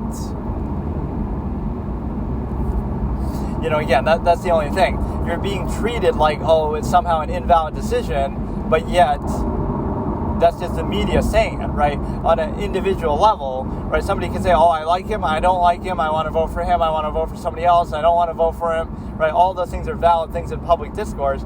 But again, you're trying to upstage that and say, well, this small number of people can misrepresent what the United States feels. And you see this even in other countries' media, like a lot of people around the world, I'll hear this, I'll talk to people from other countries, and they'll have such a negative opinion of Trump at times. But it's like, why? First of all, why do you care so much? But second of all, it's like the same sort of thing. Why is it? I don't know. Like, why is it so one-sided? You don't have to like anybody. George Bush is a war criminal. You shouldn't have liked him. Obama dropped so many bombs in the Middle East that you couldn't even imagine. Like, maybe there's a trend there. Trump didn't declare any new wars and he gets ousted. So again, it could just be he's unpredictable. He can't be as easily controlled, even if, again, it's not always for the best reason. It could be his own incentives, etc. Right? It certainly doesn't mean that he has to be perfect or even good, but it exposes a certain power structure at work that if people are, again, you have genuine public support versus corporate media propaganda, and so you get treated like this, you have genuine public support versus, oh, but he's not an acceptable candidate according to the corporate-owned media, who is owned by only a few handful of powerful people. So you see how explicit that is, that they're misrepresenting the public opinion, right? Even when, okay, Trump loses in 2020, but it's 74 million versus 81, so that doesn't mean anything. Like, it means that he wins Biden, but it doesn't mean that, oh, Trump's a bad guy and he's destroying democracy and how could anybody possibly like him? It doesn't make that case because, all it means is that, okay, that's the outcome, but it doesn't mean that, it helps all this narrative that, oh, it's an unacceptable choice, and how could anybody of this incredibly marginal, mere 74 million people, which is larger than the population of most countries in the world, how could they possibly like him? So, I hear this, like, people from other countries, oh, I hope Trump doesn't win, how could he possibly win? Like, what kind of a stupid, I don't know, it just seems weird and forced, and again, same, like, why would that be so invested to you, and why would that be, I don't know, like, so one-sided?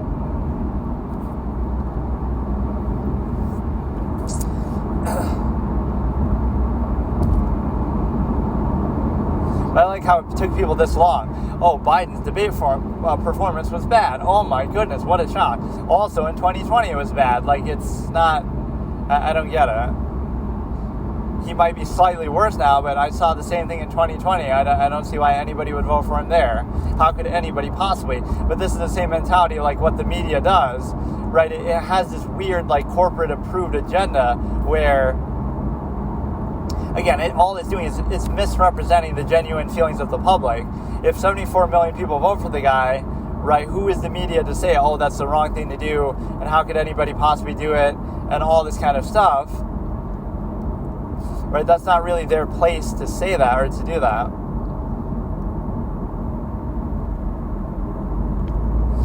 Because what you're really doing is you're basically saying that because we have rich, powerful people on our side, because these corporate-owned media networks that are owned by individuals who are flawed and have bias and incentives of their own, just like the big bad Trump guy does, Jeff Zucker and this and that, just because they have incentives of their own does not mean that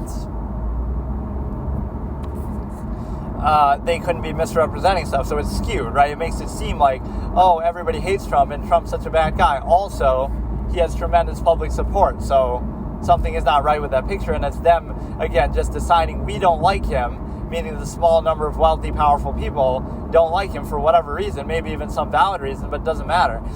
They're injecting and saying, well, because we don't like him, we're going to misrepresent that and take sides, right? That's the whole irony of it. You might think, oh, he's such a bad guy. What if he's Hitler? He'll turn out to be the next Hitler. But first of all, that would never happen the way that the media is pushing against him. Like, imagine if Hitler was being criticized every step of the way, right, of what he was doing. There's no way he would get that much power. But so in that sense, it's good. It's like checks and balances and stuff.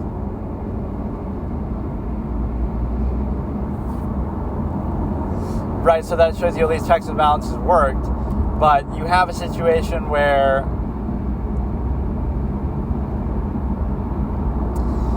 you are able to basically, again, you wouldn't need to interject. So in other words, here's my philosophy. In order to stop the biggest, baddest leaders like Hitler, etc., from coming to power, you wouldn't need to oppose them in the media, right? The media wouldn't need to take sides against them. You know what it would need to do? It would need to stay neutral and objective. In other words, it would need to not take sides with them. That's how you get the worst leaders in history. Not because, the media didn't adequately, fact check and stop them and criticize everything they do and oppose them. No, you don't need to do that. A shadow campaign, as the Time magazine says, to fortify the 2020 election. You don't need the media to take sides against somebody. You just need the media not to take sides with somebody. And what that means is, Hitler, or, being controlled by them. Hitler controlled the media in Germany, or Stalin controlled it. China, the party controls it. So that's the point. The way the truly evil leaders come to power is when the media is on their side and at least when the media takes a side with somebody. It doesn't matter who that person is. So the media certainly didn't take Trump's side, so in that sense I like it, because at least there's a checks and balances at work. Even if both of them have their own incentives, then they might both be bad. But that's the whole idea, divide and conquer from a different perspective. Like, I want the media's incentives and the president's incentives to be separate, so they fight against each other, so they're not on the same side. When they're on the same side, that's bad, because that means, there's too much going in one direction. So it's not checks and balances anymore. So for that reason alone, right, would be a reason to like him. That, again, you're going in two different directions, even if both of them are bad or have their own incentives to them. And then the other side is the fact that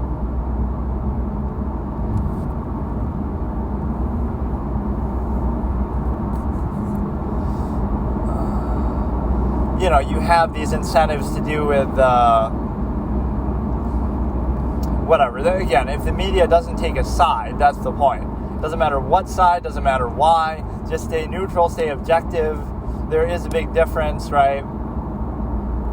When you inject yourself, you cause problems, even with respect to emboldening Trump. Like, again, if he was just a bad president on policy, that's fine, and we've had plenty of those, and that should speak for itself. But instead, and again, fact-checking is itself a fallacy. Like, who are the real fact-checkers? The audience, the viewer, the average person.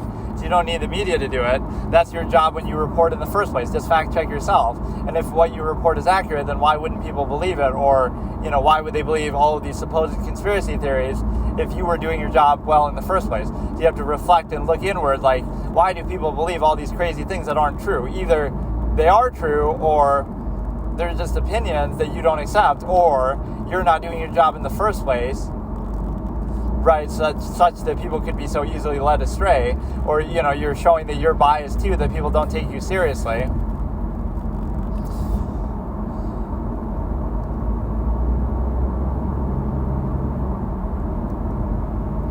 Let's watch some of these meltdown videos. I'm just disappointed because what you kind of realize is even all these people where their whole standard is Trump's bad, Trump's bad, Trump's bad, trumpeting on that like a broken record that they do, it doesn't matter because you're not realizing the big picture. Even if, okay, Trump's bad, as you say, you're not accomplishing anything by doing, by giving us Biden then instead, if that's your answer. Like, oh, we have high standards and Trump doesn't meet them. Also, my solution is this corporate-owned zombie clown, right, who's been in government for decades, who's never been liked even by his own party. Right now, you're showing that your incentive is something else. It's not that you have high standards. It's not that Trump is bad. That's not why you're voting for him. You're voting for him because you're brainwashed by the media and you just do whatever it says, where you would settle even for a clown like this. And so the point is that there's no conviction behind that, right? They just want somebody who could be easily controlled, and it's just as simple as that. It's not that hard to see the underlying process, right? I would just say that. So yeah, let's look at what Miley Cyrus or Ariana Grande has to say about this. Celebrities react. And he's not even saying anything. It's like the media is announcing it for him. It was probably done for him. He didn't even write it himself. He even said that the God Almighty would have to kill me to get me to drop out.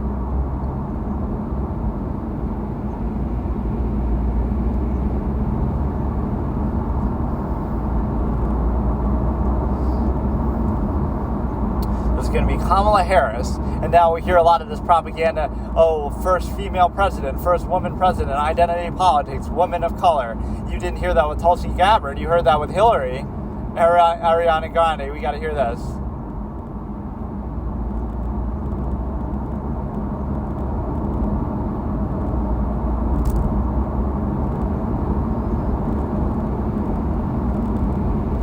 This is the delusion that you can be in shock, like. Cannot imagine, oh my God, you can't even admit you're wrong now, that, oh, he was just a bad president, he won just because, I guess it's just too important to keep the one-party state agenda going, where, that's really what it is. That's all you would need, is like,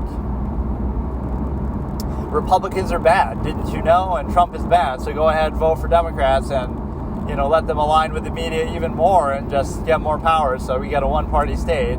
That's all it would take. I mean,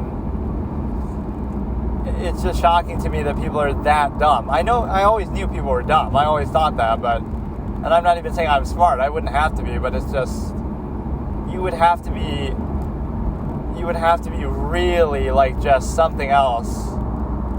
Another level of brain dead, like, just, why not fear the major political parties? That's my point, right? Democrats are bad, Republicans are bad, vote for an independent, or don't vote for either one. But let's vote for the other major dominant political party, because nothing can go wrong there, right? And let's use one to justify the other, because that never happens in a bad way in history, like, oh, it's us against them, and just...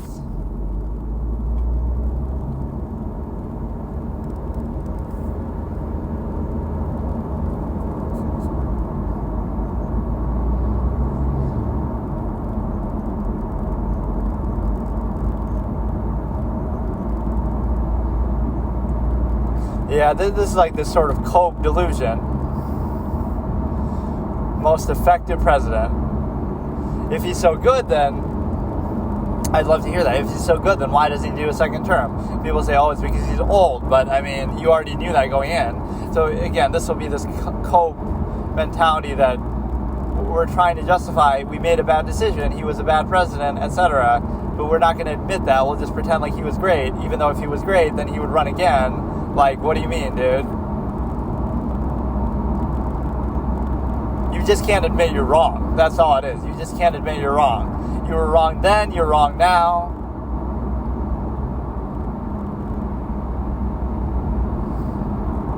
It just doesn't make sense, He got 81 million votes, so therefore you get to... You know what I hate, too, is I'll put, my friend, or I'll put like a comment on YouTube, and then some of them will get deleted, so like it'll seem like, oh, haha, he sure showed you, like they'll respond to a comment, and then it just doesn't show up. Either it gets deleted by somebody else, or it just doesn't go through for some reason, and then I don't want to try to post it again, because then it's like, I don't even really post stuff myself, but I see my friend do that with like his responses, and it's just like something will happen. He'll post it, and then it's just not there, and then he doesn't want to post it again because you get to, I don't know. There's like a weird effect like that I've seen. Yeah, let's see what celebrities think. Let's see what Ja Rule thinks about this. Call him up on the phone. Yeah, if you can't see that, again, I'm not saying you have to like Trump or vote for Trump or, oh, he's going to win, but I'm just saying that if you really, I'd rather you just not vote at all, right? If you don't have a thought in your head, then don't do anything.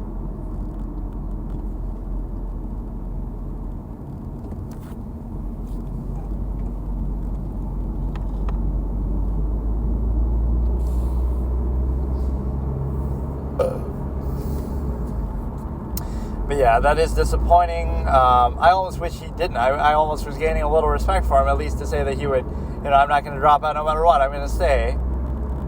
But this just shows you the party angle, that it was never about him, right? That he was just a puppet prop for the one-party state to continue its reign. And that really shows you their power. If you can get, again, it doesn't matter about Trump. If you can get a guy like this to win, that shows you who really holds the power. It's nothing to do with the people. Right, nobody genuinely wanted him to win, but I also don't respect it because people are that dumb that they would mindlessly vote for whoever the corporate-approved candidate is. And so now you have nothing to really say. Like, I honestly gave up in 2020. If that's really what you're going to get, then so be it. You know what I mean? I don't even care what happens this time. There'll be some other fishy stuff that happens around 2024, and you just can't question the outcome. But now the public support has gone so much in the other direction that it's almost like, you have no choice but to do it. That's at least what you have to respect Trump for, is he exposed a lot of this contrivance and corporate stuff, but also he stuck with it, right? Anybody else would have just given up and said, okay, fine, if they hate me this much, I'll just relax, right? I have nothing to gain from this. He's lost money. It's been a headache for him. He's almost died, but he stuck with it. Like, he just refused to let the propaganda and stuff stop him. But that is a great power. If you make yourself sort of inevitable, right? Again, even that the standard might not be that high, but how a guy like Biden gets 81 million votes is very unnatural to explain, right? That's why people question it. That's why it's really just sad. Because I'm not going to make an excuse for people either. Oh, the media made them do it. You're still stupid enough to do it. Like, you didn't have to.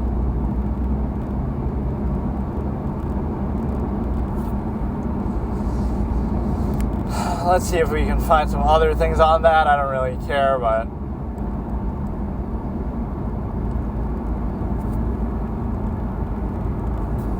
it's just kind of, I wish he hadn't. So now there's a chance that, Kamala Harris or somebody else will win, because again, the media will shove it down your throat, and again, these delusional people will say, oh, she's great, and now just, but no, I mean, we already saw that. The level of delusion for Biden to win is just like hyping up certain things, or like, again, Trump is going to end democracy by winning a democratic election or something like that. It is very strange, but it's sort of a concession of something, but somehow people still won't admit it, right? Certain brainwashed people will still just say it's somehow a good thing. But no, I mean, all signs point to Trump probably should win.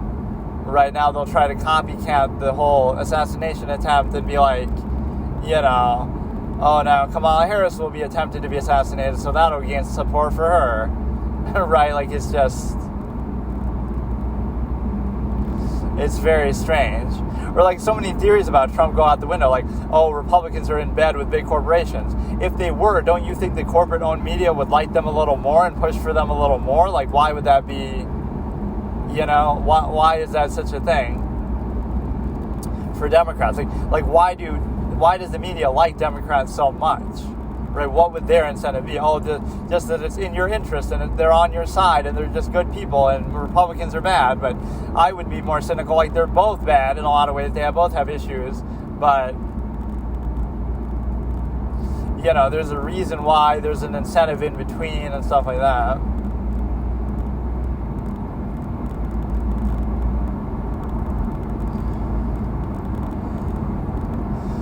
let's see, what do I actually want to watch here? It always does this stupid, but no, I mean, people are just dumb. I don't know.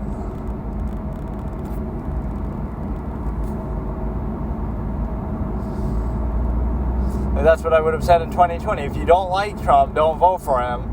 Just don't vote, or vote for somebody you actually have conviction in, or vote for an independent, not the other major political party. Or yeah, all these videos are just narrated. Most popular president ever, 81 million votes.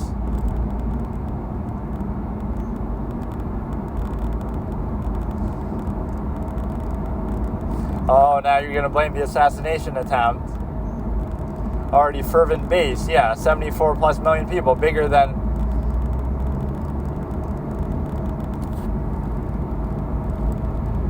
Everything is just so controlled and curated. Like, imagine taking the media seriously at this point. You should always be skeptical and cynical, take it with a grain of salt, right? It doesn't mean you have to agree with it because you watch it, like, you just consider it, but there is something unnatural about it for sure.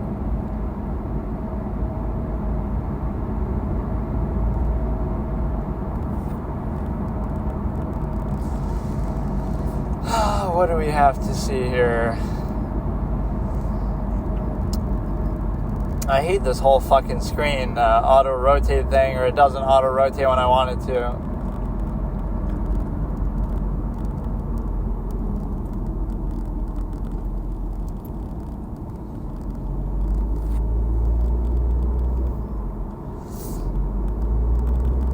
Let's just see what random stuff we have here. New Hampshire is reacting.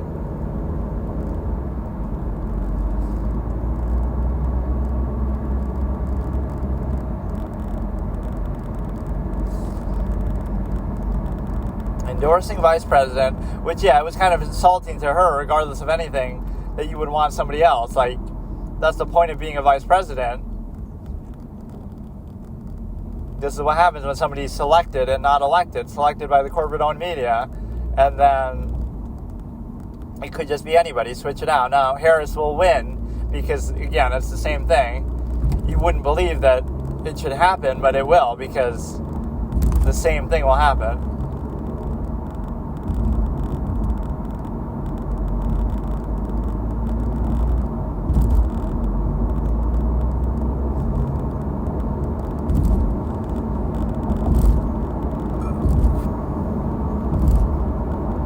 That should be, you should have enough confidence too. 81 million people voted for you, so your VP must be pretty popular too. So you should be accepting that. Like, you should have no problem winning. But now, if I'm Trump, I'll switch out my VP pick for Tulsi Gabbard and have her just destroy her again at the debate. But I guess they wouldn't be debating because it would be VP versus the president. So you're going to get two selected clowns in a row who, again, even their own party didn't like. You know, Harris ran before, but now, again, everything gets sort of retconned, if you want to use that word, like, just, oh, now she's the best, she's the greatest, even though, again, by her own party, nobody liked her, right? But now, all of a sudden, that's just the narrative, like, it just, everybody jumps on the bandwagon, whatever's expedient for political power. The same person who said, oh, Joe Biden's racist because he opposed busing and this and that in the debate, now it turns into...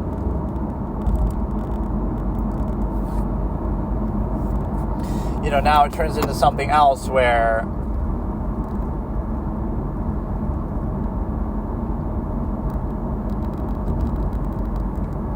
you know, people will say that, oh, you know, some people, Republicans didn't like Trump and they said they don't want him to win. And then they jump on the bandwagon once he wins. But, like, what are they supposed to do? They're supposed to oppose the American public's opinion that if he wins, you have to accept him. Like, how do you do that? They're just supposed to oppose him the whole time and you go against the will of the American people who voted him in. But, like, the same thing happened there. Oh, they didn't like Trump, now they become a bootlicker or whatever. But isn't it the same thing? Like, oh, you know, Harris said something bad, but then you make him your VP anyway that calls you racist. It all just means nothing. It's all just performative aspects.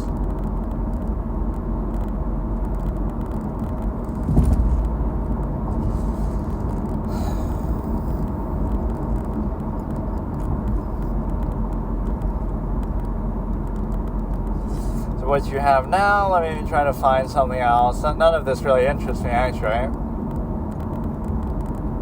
It shows you I'm shit out of stuff I really want to watch, but it's okay. That's really what this turns into, is like a radio show, but it's not even live or anything.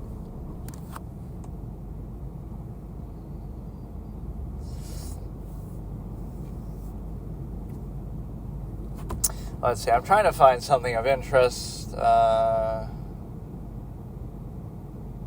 Yeah, that's going to be what you hear now. Everybody jumps on the bandwagon and delusionally does that, where they sort of will act like they liked her so much or something. It's like when What's her name? I live in New York, but what's the girl's name? The governor, Kathy Hochul, right? She didn't actually win even, really. She just took over for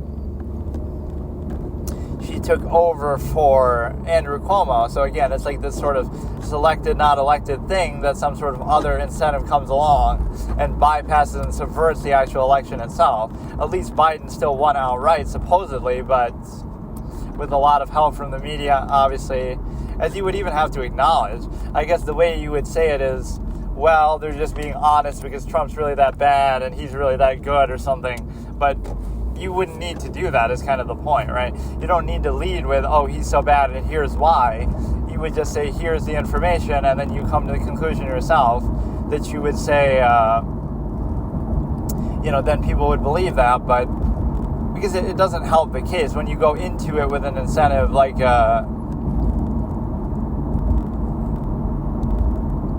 go into it with the perspective that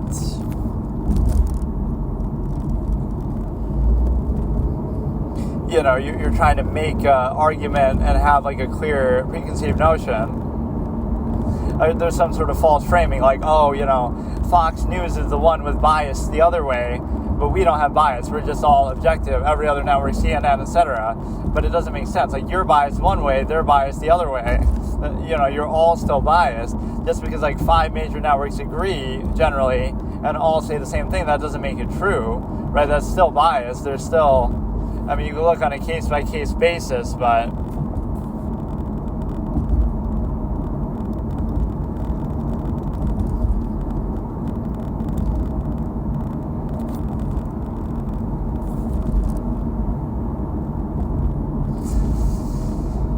let's see what else we have here.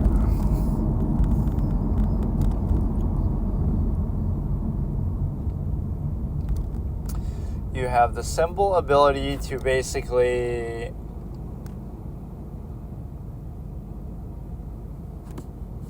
can't really find anything of interest here.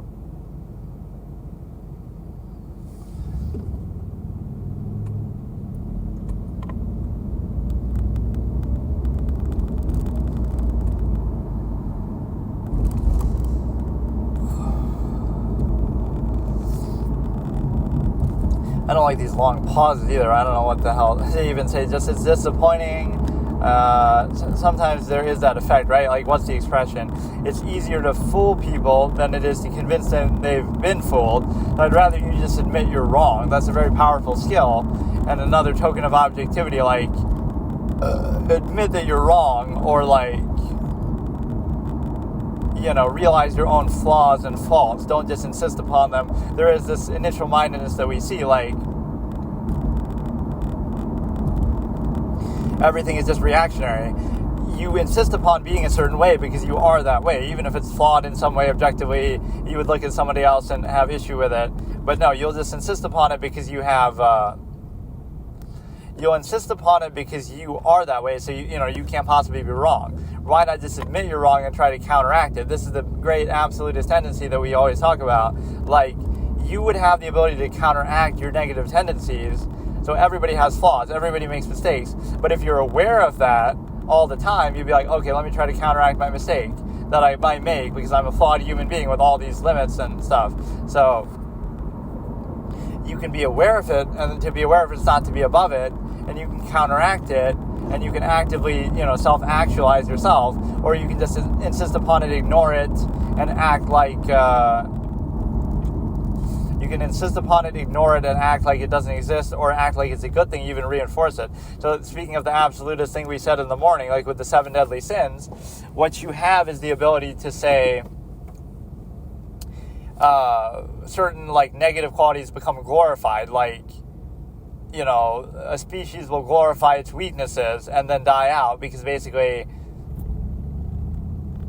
we'll take pride in it, right? Like, oh, we're somehow overweight or something and we're proud of it, or we're somehow, you know, even disabled. Or this is like the whole, there's a scenario that's basically like genocide on the weak, let's say. I mean, again, it's just a tough, heavy subject, but like pretend, oh, your species is going to die out and everybody's going to get like some sort of a condition that makes them weaker or somehow disabled or whatever, right? So it's this idea that, right, in a vacuum, do you glorify those things and say, oh, we take pride in it, in being disabled or having some limitation or genetic issue, right? Or do we recognize the flaw and then not reproduce, or again, even potentially kill off, etc., right? Not saying you should do that, but it's this idea of glorifying weakness to the extent that you're able to,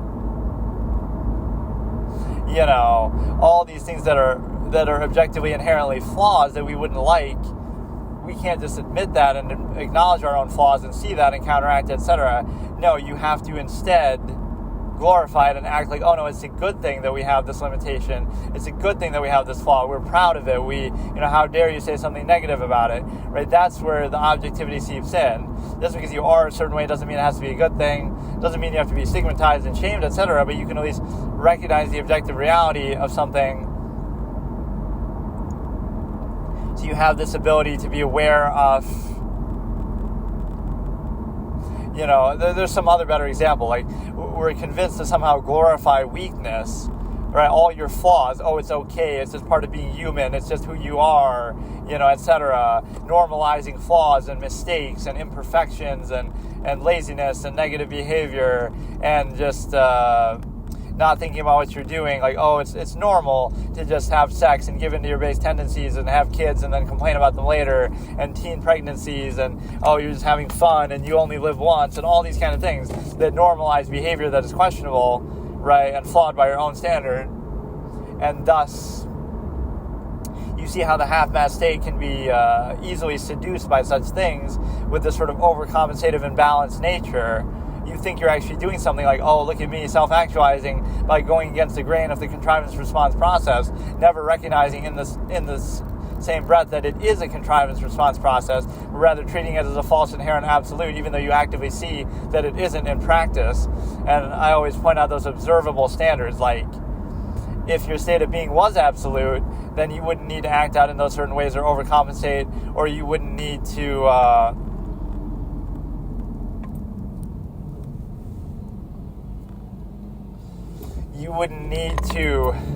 drink and smoke and whatever, follow favoritism, escapism, entertainment, etc. Okay, so today will be another YouTube random session, which I don't mind doing these, and, you know, some interesting topics do come up, like, you know, you might not have a plan, like, I don't know what I want to watch one day, but then, Biden dropped out, so then we'll talk about that. But today I am starting with 8 most scary videos caught on camera by Creepy Tales, and so we're starting in 3, 2, 1. This is relatively new from like 4 days ago, which you wouldn't really know when it is when I've been uploading these actually pretty regularly, but I kind of just put it all together and don't bother doing timestamps or anything. Snakes in a toilet.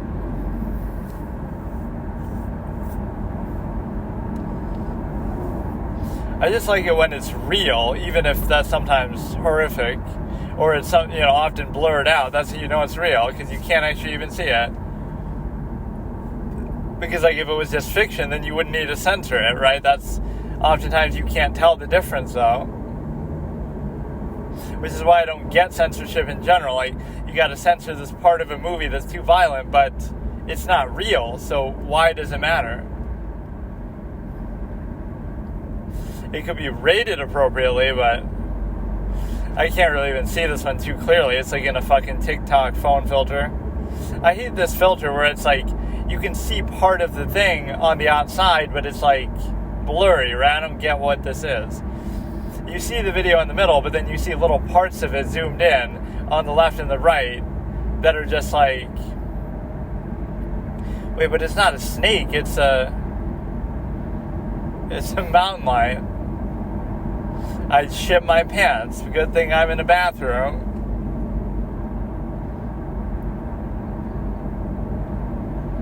Good to keep your eyes on the road. In this case, or yeah, this is like that moment that I always make fun of. Like, I'm watching the videos myself while I'm driving, but this is like the live streamer, unless this is the same one. No, it looks different. Like some streamer on Twitch walks into a hole in another country,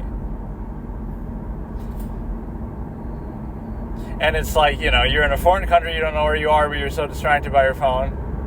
I mean, that is your stupidity. Like, at least the other one was maybe a bit less clear and obvious, like you couldn't really see it as well, but you're not even really looking. Nobody really saw it or cared, or maybe they did. Yeah, like, see, that's just dumb. It's like if you get hit by a car.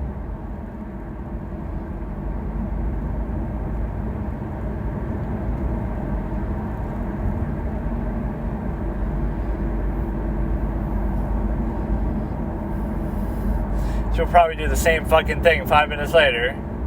She'll be holding her phone even as you pull her out of the hole.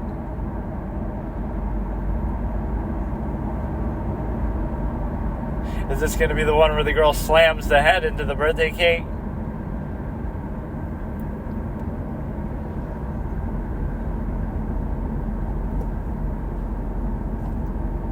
Oh, it's like a supposed ghost thing.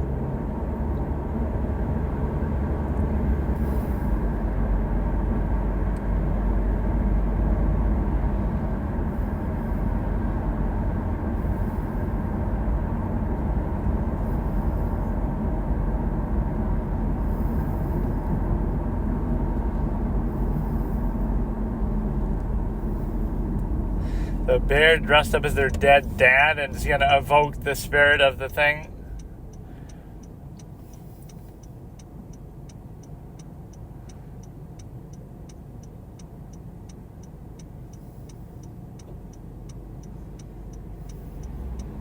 You don't want to remind them of the last thing they said.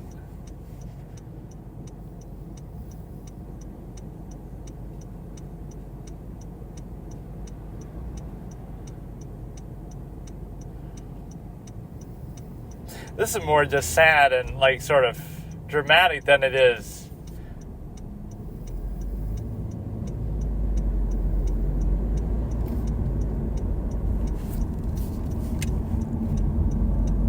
Famous last words. I'm feeling better now.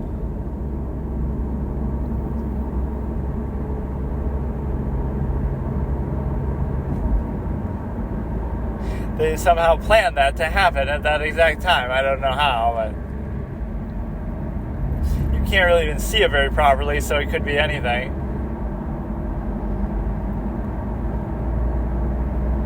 Retired firefighter, so he got a toy.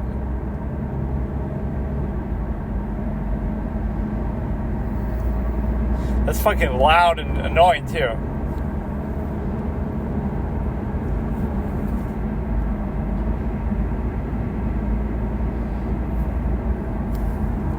Yeah, it's always when you're longing to see them again that you actually imagine these sorts of things, and you use it to chase clout on Twitch, TikTok.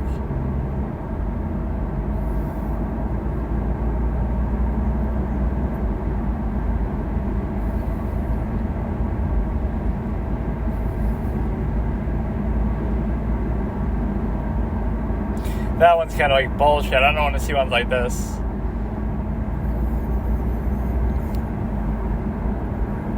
You know, some of these ones are good in like camping in the woods or something. Okay, 5-second delay too, because of an ad.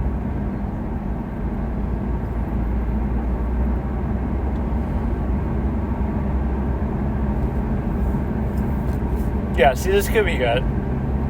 Now, this could be fake, but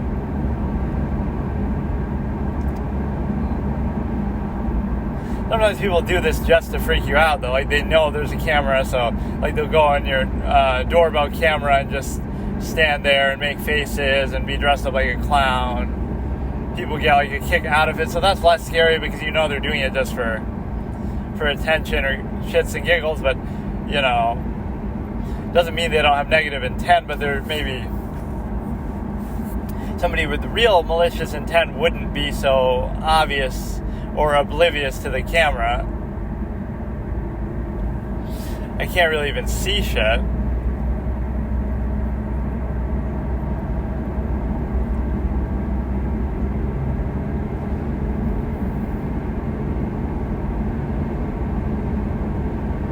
Oh, I've seen this, haven't I? Let me in, but the angle is like different. It's not the same video. It could be easily just you put this audio over it too.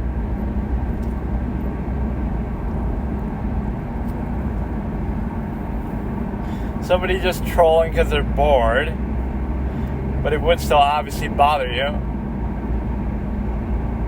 Or like somebody who's actually dying and wants to be let in. No confirmation. I didn't even see the dark figure.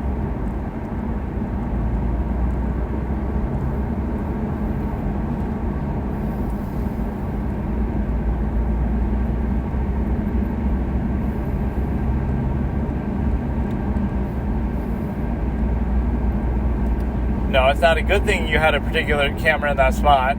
The reason why they did that was because you had a camera there, because they wanted the camera to catch it, because they're just a show-off clown, even though they didn't really show themselves.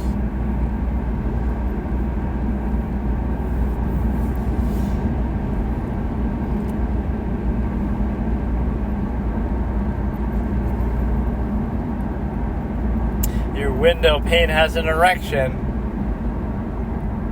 Could be an animal.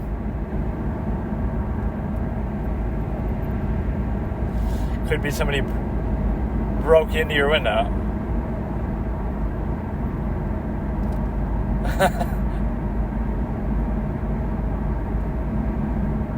What could it be? It could just be a person. It could just be the wind at a weird angle, but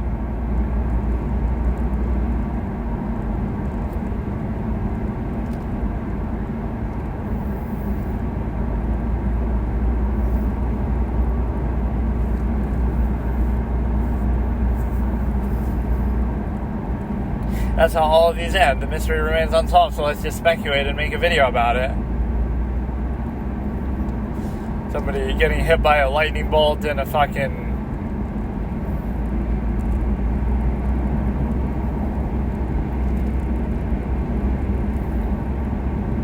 Oh, he was just using stock footage of the street, but what does that have to do with that?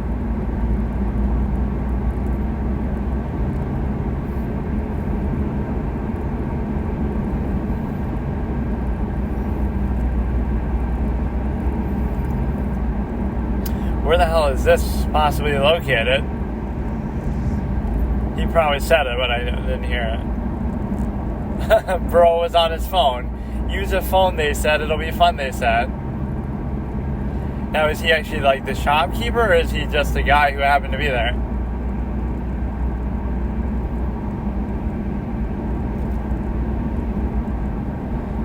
That is a lot of people, though. What the fuck?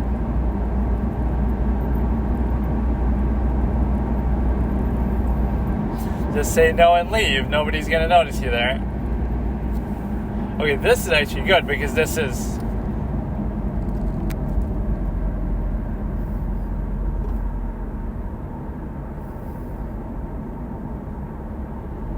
He could have just taken his phone so he doesn't call anybody.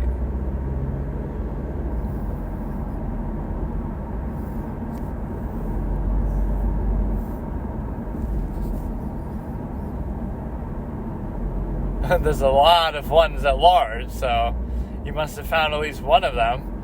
Here we go again, dude. Another 5-second delay. I don't know, something about this video I don't really like, but...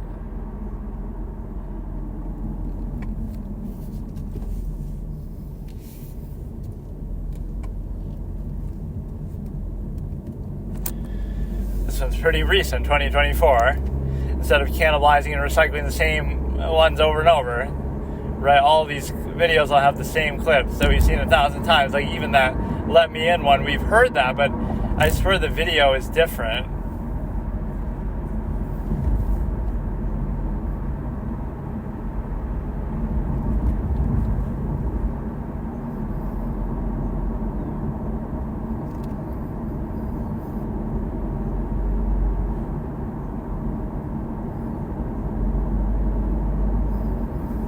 So many of these are probably fucking fake, but you never know.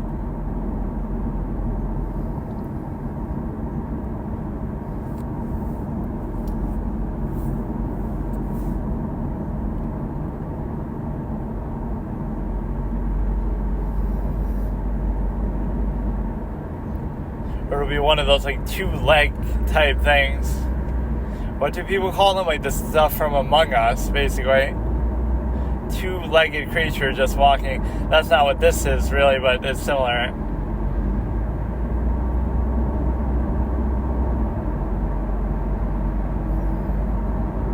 A lot of the time it can just be an animal. Like there's an animal out there making noises or running around.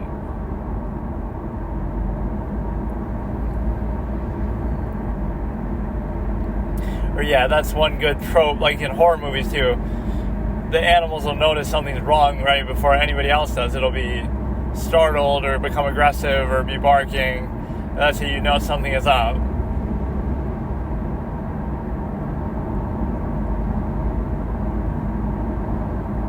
Like, why do people even take videos like this? To prove something later on, to show it off to their friends? Like, there was a natural disaster around where I live recently, and I see people in their car as they're driving by taking pictures with their phone and video. It's like, bro, is this really the fucking priority right now? You got emergency vehicles, but oh no, I gotta snap a shot as I'm going through. It wasn't the driver, it was the passenger doing it, but still, it's like, fuck. It says the guy who's driving and talking, but still.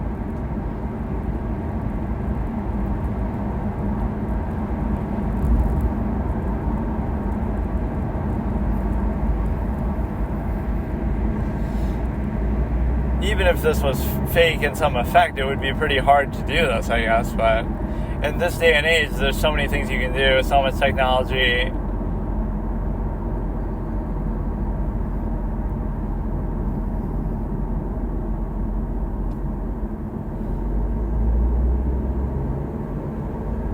And we'll never find anything out, no conclusion.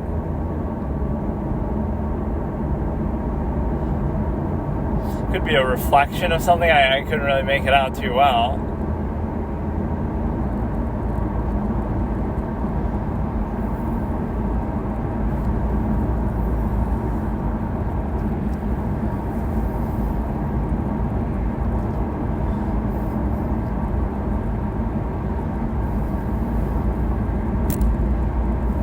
At least this wasn't stock footage. It was actually the kind of... It looks like just a clip from the video that he's showing while he talks.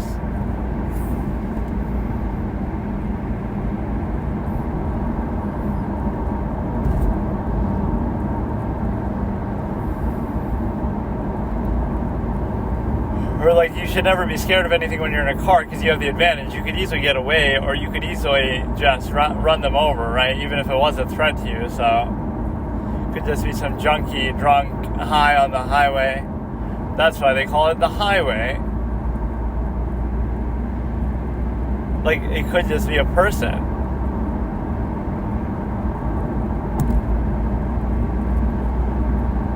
It's just a person. Or late at night. I don't think of that as early in the morning. So that one's not really scary. It's just more like weird. 1 hour of the most disturbing things caught on doorbell camera, volume 3. I've probably seen fucking every single one of these, so I won't even say what I'm... Well, I guess I have to. It's an hour long. It's called 1 hour of the most disturbing things caught on doorbell camera footage, volume 3. We're starting in 3, 2, 1. But the whole thing is that we're going to have seen all of these, so...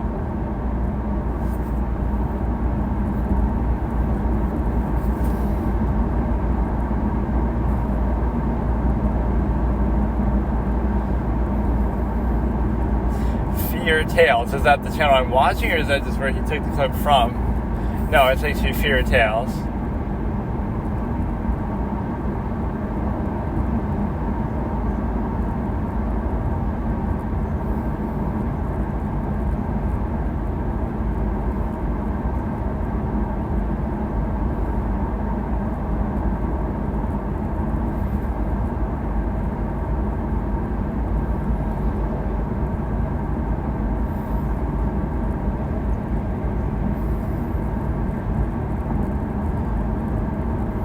It could be, just as a front.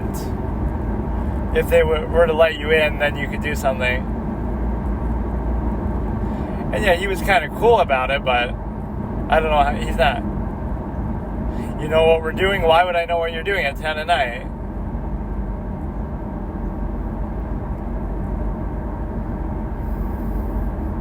Yeah, just because you do something at night doesn't mean you're doing anything bad, but it's just annoying. It's staged not in the sense of the video maker, but in terms of the guys doing it just to troll the camera. At least some of these I haven't seen, so.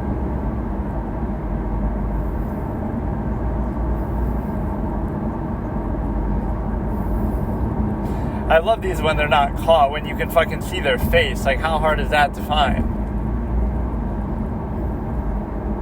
But he uses the same stock footage over and over.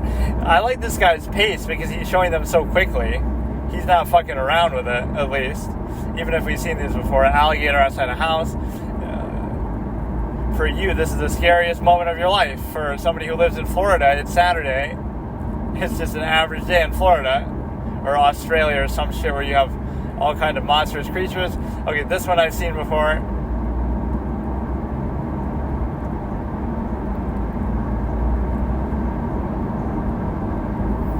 Or no, maybe I haven't.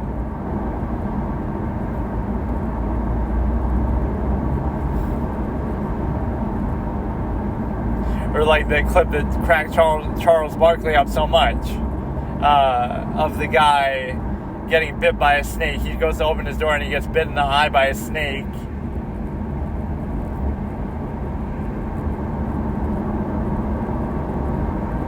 You could always just go away for a second and wait.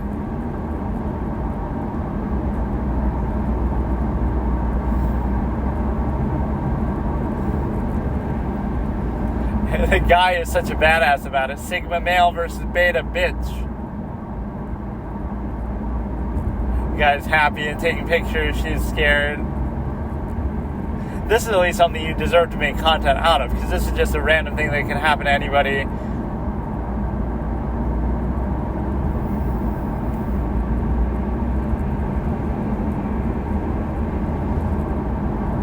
Snakes? Why did it have to be snakes? I'm tired of these motherfucking snakes on these motherfucking Ring doorbell cameras.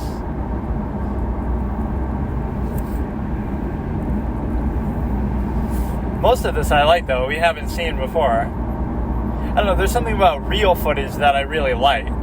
Not, again, it might sound like sick or sadistic somehow, but it's like you want to see like a horror movie, but a real one. Not where anybody gets hurt, or, I mean, I guess if somebody's going to get hurt anyway, right, it's already happened, so it's not like you're really saying you wish it happened, but I just want to see certain things. Not like somebody actually getting hurt, but just somebody being creepy and stalking around or something, I don't know.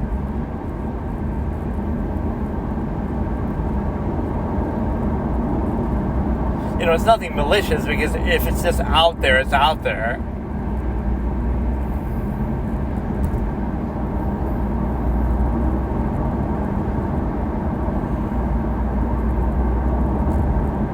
I like that one with like the 20 thieves. That was fucking nuts. Like, what the fuck is that? Why do you need that many people to do it, bro? What was that place they were robbing? Like a jewelry store? It must have been something big. And you know you can't trust one another. Like, how are they going to split it up? And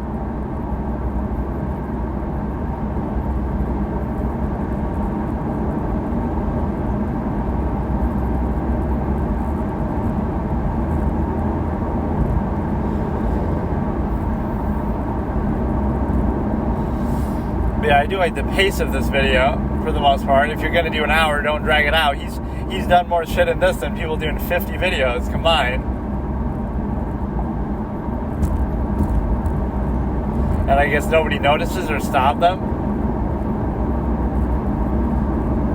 How did they decide, like, which one, though? Couldn't you do it with, like, any fucking vehicle? Like, it's just random. They must have some inside information or something. Least subtle robbery ever.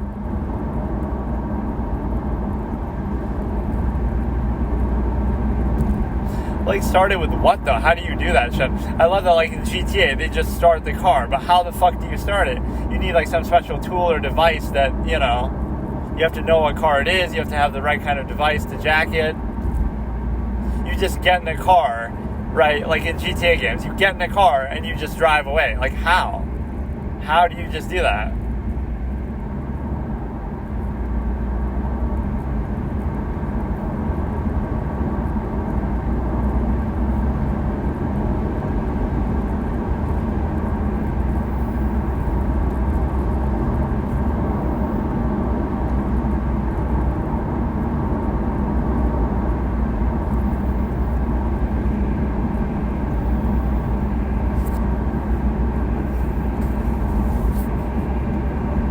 Peculiar. This is a pretty good video, though. I like the way this is going. So what the hell happened, though? Obviously something off screen must have, or it could be just something from inside that blew up. Yeah, it looks internal, like just something internally blew up. That's a recall. That's an easy lawsuit.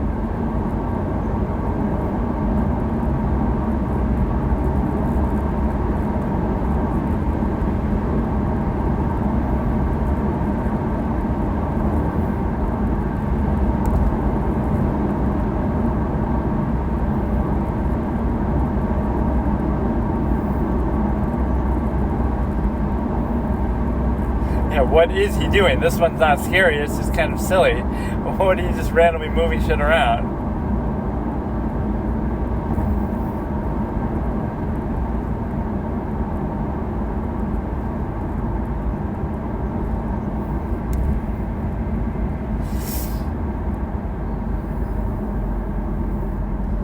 What was he doing? He's like role-playing as a farmer and just moving some shit around? I don't even get it. Lawnmower. Bro just needs a lawnmower.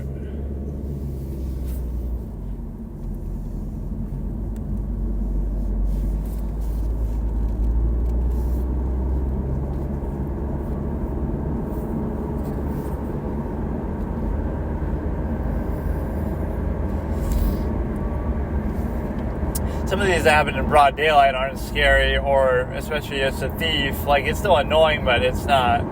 But you know, some of the stock music that he uses over and over gets a little bit old. We'll have to hear, okay, delay for 5 seconds, which whenever I say that, that just means, you know, like pause it for 5 seconds and then keep going to match, because otherwise it's so much easier to do this, though, than actually trying to edit in the timestamp. Like, I just can't be bothered to do that. If I was a big channel or whatever, like, I literally have 1 subscriber on here and nobody even watches my shit, but I don't care for now.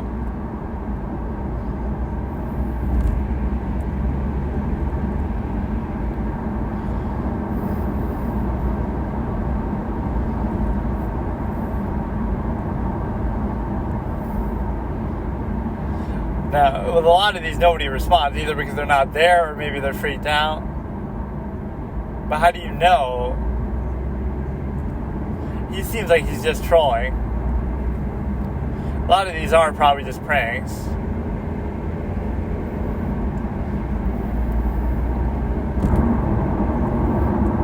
Just a prank, bro, but say that when you're getting shot at.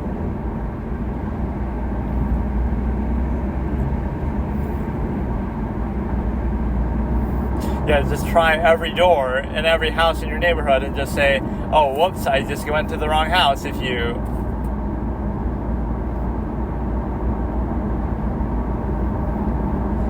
Just the way she had her head cocked at an angle I thought was kind of interesting.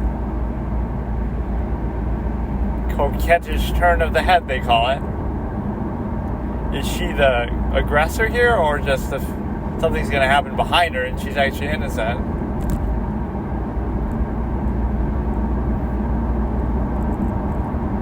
She's moving very erratically.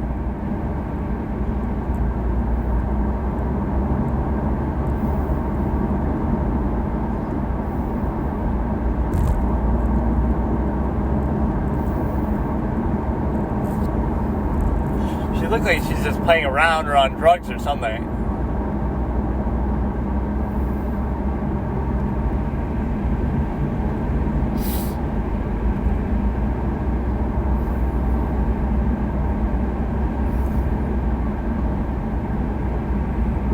If anyone knows him, he knows where to find his glasses. What the hell are you talking about? What does that statement mean? I love those. Like, what are you trying to do, bro? Even if you are drunk. Or what was I watching the other day? Like, all these drunk footage things, like DUI arrests. No, this is a great video in terms of the speed of it. The commentary is not overwhelming. It's fast. It's to the point. It's a lot of variety of clips. A lot of new ones. A lot of ones I haven't seen. Even though, this is really good.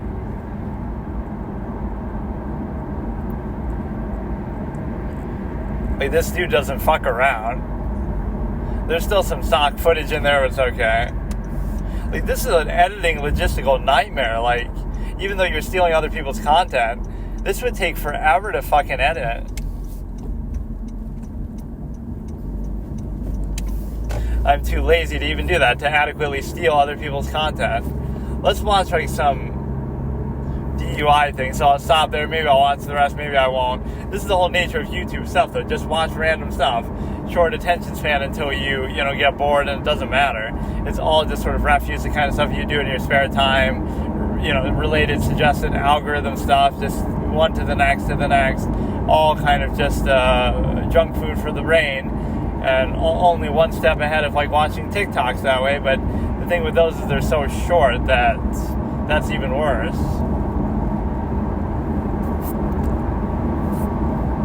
So what you need, I want to see this,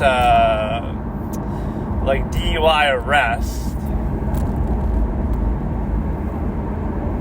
which I maybe just can't even find. I accidentally hit something else, maybe I'll just watch that. Sometimes the phone just decides for me because it's tilted at this angle that I can't change at will, so it's fucked up. It's like scary compilation.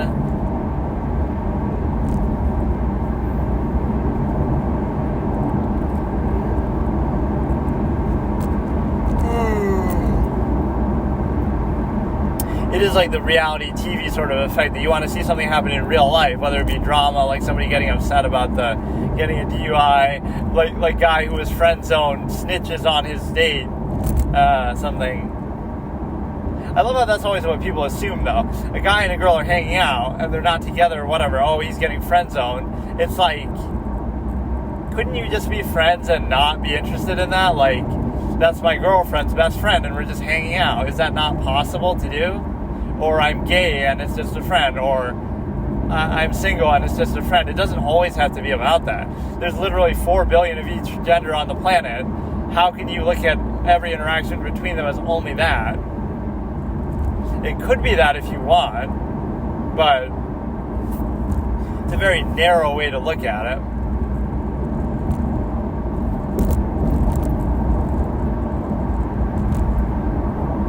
Right, like it's reducing everybody just to what's beneath their belt, if you will. That, oh yeah, you can't just be friends, you can't just be hanging out, your co-workers, it's a night on the town, it's a nice little thing to do, it's a little good gesture, you're just treating them to a night out. There could be a million different reasons why you do something. And the reason why is because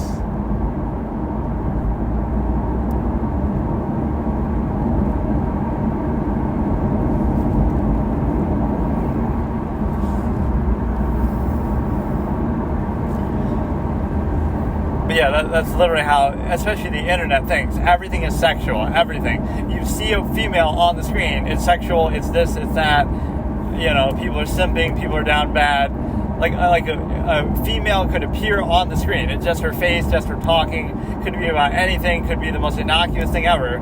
She's just getting a cup of coffee. She's just standing there. She's just talking about a random subject. Oh my God, the most beautiful person ever. Oh my God, this. Oh my God, that. It's like with ASMR.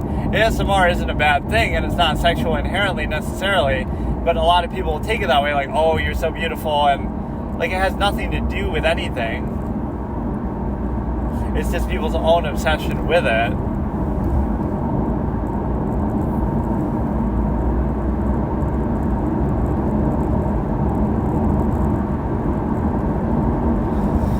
So I'll try to get a DUI thing. This fucking horizontal thing is fucking disgusting. I hate it so much. And I have like auto rotate on, but it doesn't matter because it doesn't do it. Whether you have it on or off, it just doesn't do it. It's like that body cam type stuff I was looking for, which this may or may not even be that, but I want to see somebody get really mad and shit.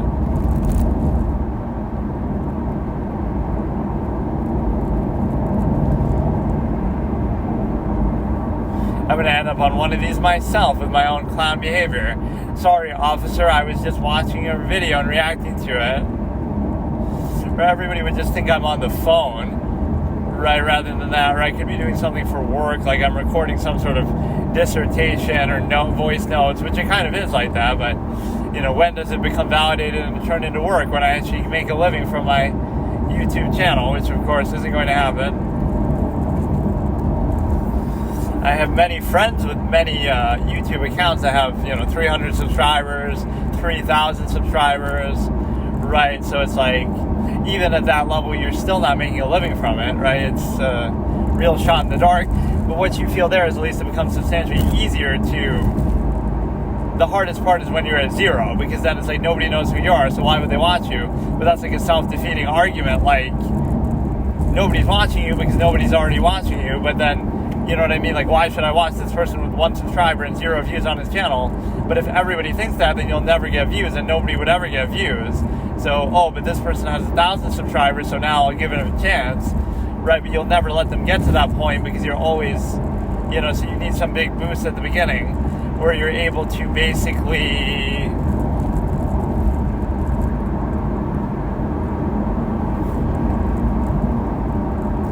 whatever, you're able to basically do something. Let me try to see what's happening here.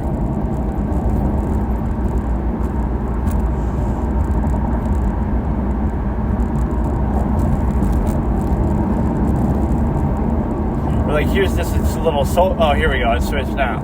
A little social standard. Like, you could compare, this is just like social interaction in general. You could compare, like, 2 people could say or do the exact same thing, right? But because, one is older, they'll be treated differently. They'll be treated with respect. Or even it could be extreme. Like, there's an older person who doesn't really know what they're talking about, but they're respected because they're older. And then there's a younger person who does know, but then they're not respected, or like you think, they're a know-it-all, or they're just trying too hard. So again, the inherent reality versus the appearance and preconceived notion. So like 2 people could say the same exact thing, but because one's older, they think, they have money or something to gain from them, or whatever, they have experience, etc. The younger one, again, they could be doing the exact same thing, but one gets favored differently just for that reason alone, or it's just something you have to work against. It's like when people talk about, stuff to do with race. It is fair, at least to bring that up a little bit. It's not that you have to use it as an excuse, but just like people will look at you a certain way sometimes, and you have to overcome that.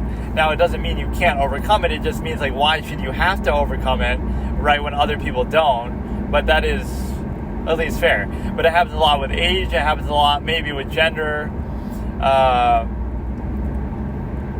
Or, like, again, somebody could do something better, but because one of them presents it better. So, like, picture it this way. Somebody who's older, who sort of feigns confidence and acts like they know what they're talking about, even if they don't. So they don't know what they're talking about, but they act all confident, and they make eye contact, and they're doing everything like that. And so they have age in their favor, they have artifice in their favor, they have social contrivance in their favor, but they don't actually have knowledge of what they're doing or talking about.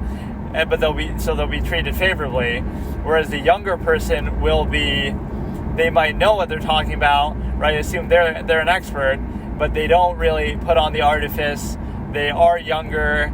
They, appearances defining here, and they also, they maybe don't like to make eye contact, or they're not like super artificial in nature, so they won't be treated as well. So you realize that this is where society shoots itself in the foot, because you're rewarding the wrong things. You're rewarding appearance instead of reality, even at the expense of reality, and so that's what you'll get more of as a result, right? If you reward appearances and artifice, you'll get more of it indeed. You'll be controlled by it. That's all you'll ever see. That's all you'll ever get. So let me try to, and I have that expression, like, artifice doesn't last, as in, like, there's one person, there's like two examples, right? Two people at a job or in a certain position in society and life, right? One of them is there, right, for a long time. They outlast everybody else. So while they're there, though, in a vacuum, in a moment, they're rude, they seem like they don't care, all this kind of stuff. They're standoffish, they're not trying hard enough. They're just sort of laid back and at peace, so they're not trying to overcompensate or show off, but they outlast everybody else. Whereas everybody else, they're super nice and kind and friendly, and they're placing all this undue emphasis, and they're going above and beyond, but then before you know it, they're gone. So one of them is there forever, they outlast everybody else, so their care is shown genuinely by, we're there all the time, and we're there forever, and we lasted decades and decades, because, see, artifice doesn't last. The people who are trying so hard and placing undue emphasis, they want something from it, and they're using it as a stepping stone, and they'll do it, and they'll be done with it, so they don't genuinely care. So they have to show and pretend. It's like opposite interpretation. They have to try so hard to place so much undue emphasis because they don't care, whereas the one who does care doesn't have to do any of that. They're just doing it inherently because they do care, and it just kind of speaks for itself. So one of them is doing it through action. So again, look how rude this guy is. Also, he's there for decades and just, at peace and chilling and doing his own thing and not concerned with what other people think and not showing off. Whereas the other one is, look how nice and sweet. Also, tomorrow they'll be gone and you'll never see them again. Because again, artifice doesn't last. There's a little sort of anecdote that I would use like that, which I have like a million of these, so at least now I have that on video so I can point to it, but I'll never even be able to fucking find it at this rate, so it's kind of like me giving up on ever intending to do something with it.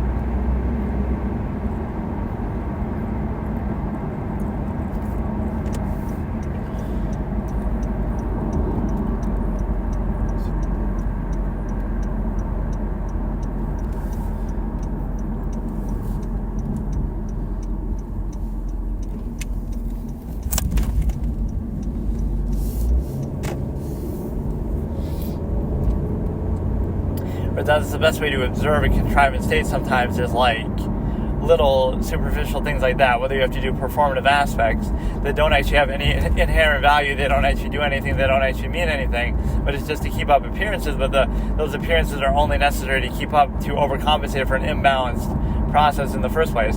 So what you have there is a simple realization that you're able to basically, like making eye contact. Anybody can just make eye contact. Like, I love this sort of psychological standard.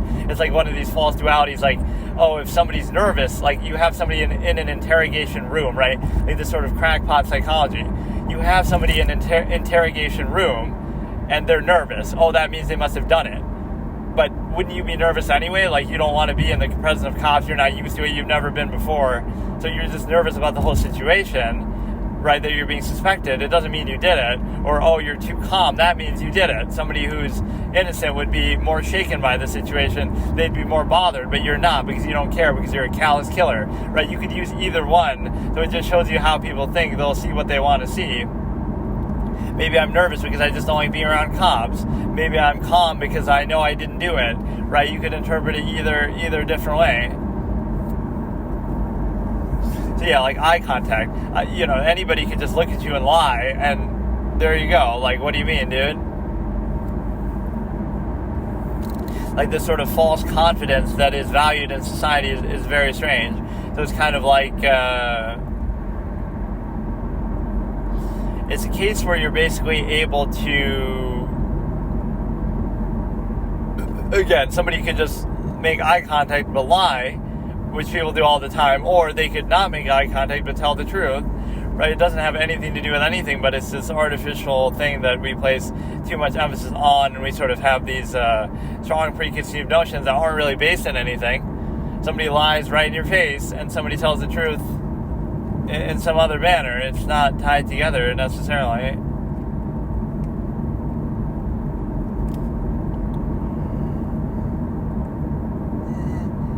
That's almost what I could, interpret it like, between, like, I could stream stuff when I'm doing something, and then I could do it here. Like, it turns into, you could do a 24-hour thing, 24-hour stream, but it's like, it makes you wonder what the point is. At least here, like, I'm talking with a certain amount of focus or a certain amount of something else, like whatever. Some of my old takes that I talked about, and really all it comes down to is thinking. Like, you were thinking about something and you were able to... That's too bad. There was this, like, building that's for sale, and speaking of that natural disaster, and it got destroyed in the thing. So even if they get insurance, it's like, you're trying to sell a place, and what great timing that you get to have it be destroyed for that reason. You could argue that's almost a good thing that you would want. Like, hooray, we get the insurance money, now we can just let it rot. But you would rather, you still would want to get rid of it, basically. And you'll have to put it back in to try to fix it, and then some people do that on purpose, though. They'll burn their own place just to do that, just to get the money. Okay, so today I'm going to continue discussing something I already did a portion on earlier in some other segment, just talking about the whole thing with Trump and Biden dropping out. So let's continue on that idea, and so let's assess Kamala Harris as basically as the quality of her as a candidate. Let's first revisit 2020, right? How it pokes holes again. Let's look at it objectively, because there's a strong false duality at work that I find very obvious and very strange. So let's deconstruct that first. Like, okay, anytime, if you criticize something about Democrats or about Biden all these 4 years, or now about Harris, you'll have, well, but Trump. That's not a good argument, and when you have to keep doing that, you're kind of admitting that you don't have very good standards. So in other words, no matter who it was, and that's exactly what this is. Biden was somebody who wasn't liked by his own party, who, tried to run for president multiple times before and failed. Same thing with Harris. So they're not liked even by their own party. We're not talking about, big bad MAGA Republicans or, Trump this, Trump that. It's nothing to do with it. Joe Biden ran for president twice. He failed. Kamala Harris ran for president. She didn't win. So she didn't, not even didn't she win, she wasn't their candidate. She barely got 1% of the vote. So, like, they don't like her. Her own party doesn't like her. But now, all of a sudden, people will jump on the bandwagon, right? So it shows you something is wrong with that picture, because you don't have conviction in what you're doing. you only have conviction in this fallacy of, well, we're voting against Trump. But that's not a real thing. There's no such thing as voting against. And so when this sort of power structure represented by the corporate-owned media convinces you of that, now we have a problem. It's the same thing I suggested in 2020. Right? In neither case am I saying that I think people should vote for Trump or anything like that. I'm saying vote for an independent. So if 81 million people had voted for an independent, even assuming the same one, Joe Jorgensen or somebody else even, fine, that's good because it solves both problems. It would prevent you from having a candidate that you have no conviction in, clearly, right, even their own party, in Biden or now in Harris, but it would also solve the big, bad Trump question. This is how you know the media is in bed with one political party, because collectively, every major network except for Fox, which obviously leans the other way, so I'm not defending them, but I'm saying every network besides that, every major outlet, social media, etc., is completely in the camp of not that, oh, Trump is bad, and period, therefore you could vote for somebody else, or vote for an independent, have higher standards, etc. But no, instead it's Trump's bad, so therefore vote for the other major political party, vote for, Biden, vote for Harris, whoever, right, just as a puppet, as a prop, not really a serious candidate, not really somebody who's had genuine public support, not really an independent thinker, even like Tulsi Gabbard, even like Bernie Sanders is an independent thinker. He actually ran, as a senator, he always was an independent, but then he kind of latched onto the Democratic Party just because it was convenient for him and things like that. So in a way, he almost changed, people like that changed the Democratic Party, even if you think it's for worse, towards socialism, etc. He had more impact on them than they had on him. So I wouldn't necessarily say I would want him to win, but at least he's ideologically relatively consistent, although vouching for these people doesn't make sense, right? If Bernie Sanders really believed in what he says, he wouldn't have vouched for either one. He would have been against them the whole time, like how Tulsi Gabbard at least has some conviction. And how did they try to get Tulsi Gabbard out of there? Oh, she's a Russian asset. It's almost like there's a pattern here. Suddenly everybody who's against the whole power structure's interest, Trump is Putin's puppet. Also, the Ukraine invasion didn't start until he wasn't in office anymore. Wouldn't it have started as soon as he entered office in 2016? Wouldn't that be something he would have facilitated? But somehow they still find a way to blame it on Trump. It didn't happen until Biden was president, but it's Trump's fault. That's the kind of weak thing that Trump would say about Obama that people would criticize, and I would say is fair. You shouldn't use the last president as an excuse, right? Because that was the whole reason why you won. You won because, this is bad, that's bad, etc. under Obama, right? That's why, that's why effectively Trump won, because it's an indictment on Obama and potentially Hillary, etc.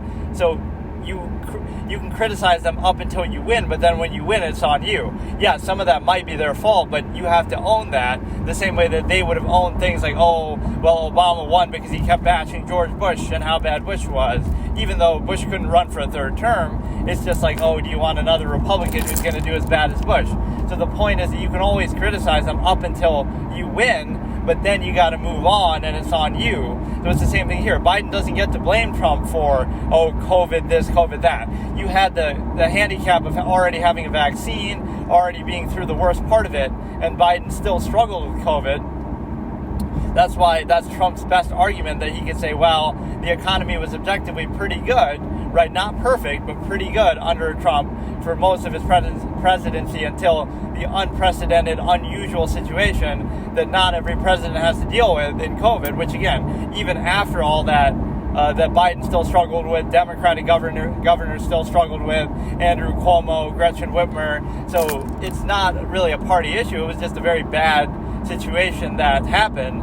And so if you want to use that as an excuse, then you can say, the economy was good, everything policy-wise was generally good, so now you mainly have the hysteria to fall back on, like,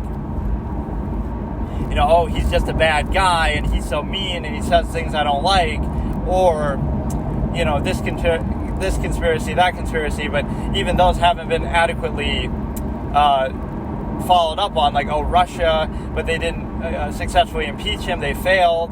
Then they tried to get him on insurrection, and they failed because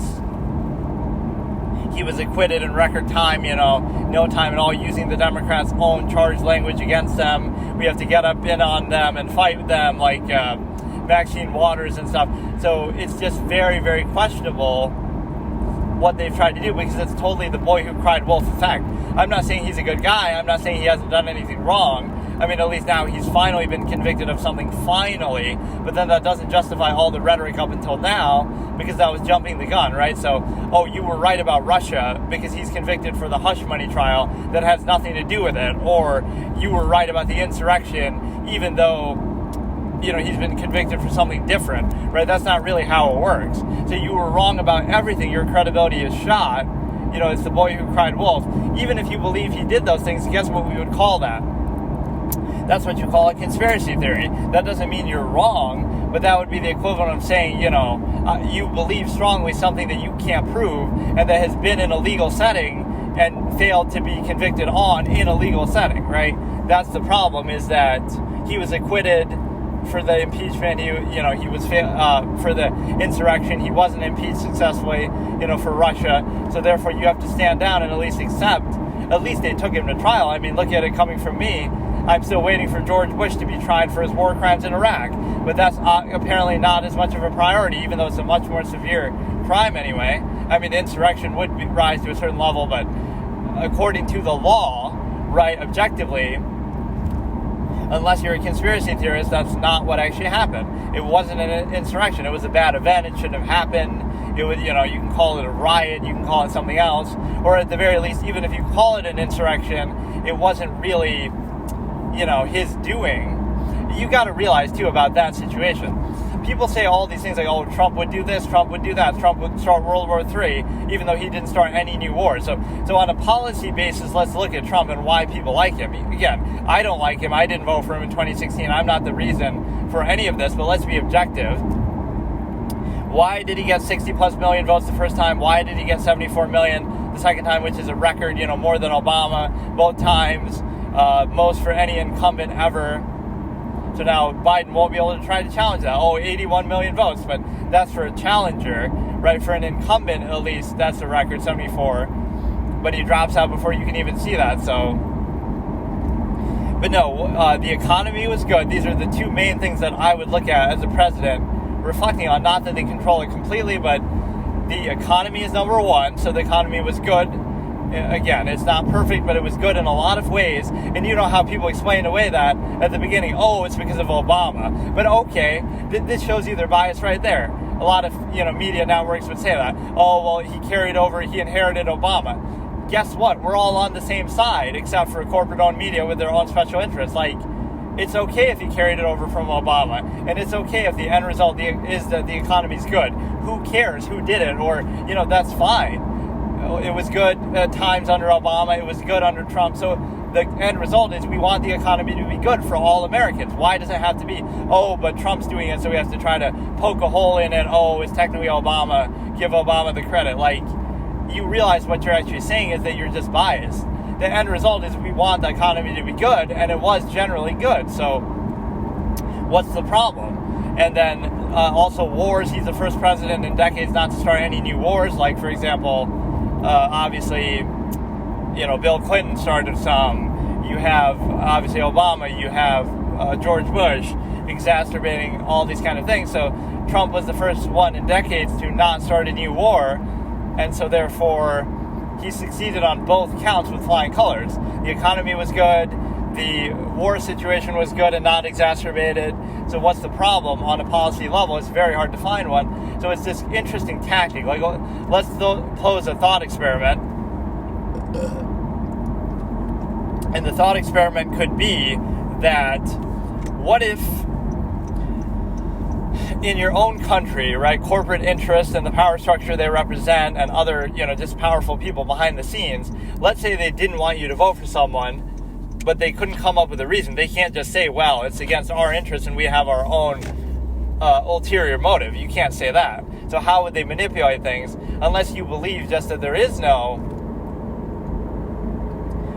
such power structure? There's no powerful people in the country. They have no incentives at all. There's nothing no agenda. They're not represented by the corporate-owned media. The reason why the corporate-owned media, CNN, NBC, ABC, etc., dislike Trump so much, you see, is because it's in your best interest as a citizen, right? They're looking out for your good. It's not that it could overlap with your own good, that maybe, again, Trump could be looking out for his own interest, whereas those corporate-owned interests are looking out for their own and their master's interest. So, again, they could be both looking out for their own self, so neither of them are looking out for you. So at least recognize that, but you would have to be naive and think, oh no, the media doesn't like Trump just because he's a bad guy. Well, maybe he is, maybe he was a bad president, but that's not why they're doing it, right? They could turn the blind eye to George Bush being a war criminal. And actually, if you look at it from a historical lens, what I always say is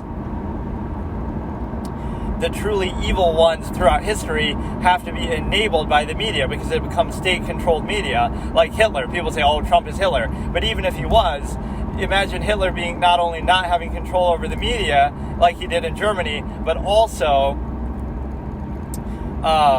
having it hold him in check and attack him as much as it did. So in a way, that's a good thing and an encouraging thing that you should look at. Well, checks and balances succeeded because he didn't really do anything that bad, even if he supposedly wanted to or he was trying to. And, you know, he was president for 4 years and the world didn't end, right? So that is very strange because, again, it is totally the boy who cried wolf. He already won. He already served 4 years. And so people aren't really convinced that the hysteria was justified. But no, like, how would the corporate interests and the power structure of a country, you know, behind the scenes, how would they pull the strings, you know, through their media mouthpieces? And why would they do it? Or how would they get away with convincing you, again, not that, you know, oh, voting for Trump is in your best interest. Not that they should make you not vote for Trump. That's even fine. But that they should get you to vote mindlessly for whoever they want and the major political party that they can use and align with. So, again, people will sometimes cop out of this and say, well, it's not state-controlled media, so therefore, how can you criticize the media? But you can't see that there's some nuance where, okay, it might not be exactly the same as those other countries like, you know, Soviet Russia or even China now, where it's state-controlled media. Why can't it just be state-aligned media? So, you know, it's corporate-owned, which is still free press. That's fine. That's only natural that it'll be owned by individuals and corporations. That's okay. But you still have to take it with a grain of salt and not treat it as gospel, like, oh, they're totally unbiased and they're totally, you know, all doing it for the right reasons, right? They have their own incentives. And so if only you looked at those people as cynically as people look at Trump, like, oh, big bad Trump, billionaire, this and that. Well, what about Jeff Zucker? What about, you know, all these social media people? What about any of them? And so I love how people see it selectively. Like Jack Dorsey was just an objective angel, but now Elon Musk has bias because he's like a human being, man, and we don't have those. You know, Jeff Zucker is just an angel, right? So if only you knew them and paid as much attention to them as you do to big bad Trump or whoever, then you see a double standard. It's not that you're wrong about what you think, but it's like, this is how I think, honestly. I'm skeptical of all of them, so I don't like anybody. I don't like Trump, I don't like Biden, I don't like Harris, I didn't like Obama, I don't like George Bush. I don't like any of them because why should you need to like them? They can just at times be more or less useful to me. So, for example, you know, maybe Trump was a useful idiot. Maybe Biden was a slightly less useful idiot. But that's all I look at. So I don't get emotionally invested. And so this is the trick. How would a power structure get you to vote against your own interest or vote blindly in ways that align with their interest? Oh, we got to make you get emotional about it. So don't look at Trump's policy. Don't look at just policy in general and say, okay, I didn't like Trump's policy on this and this, so I'm going to vote for somebody who has better policy. No, let's not do that. Let's instead make it emotional. Trump's a bad guy and evil and threat to democracy and this and that, all these labels and buzzwords and, you know, get you all emotional and riled up. And so you ignore actually talking about policy and you just talk about all this conjecture in the middle, right, that has nothing to do with it. Regardless, okay, Trump's a bad president, fine, but let's keep it around policy. Let's not do name calling. Let's not do, and you might think that's ironic, but again, I'm saying the same thing. Like, Trump might have done a lot of name calling. He might be this, he might be that, but you don't have to use one to justify the other. Like, oh, two wrongs don't make a right.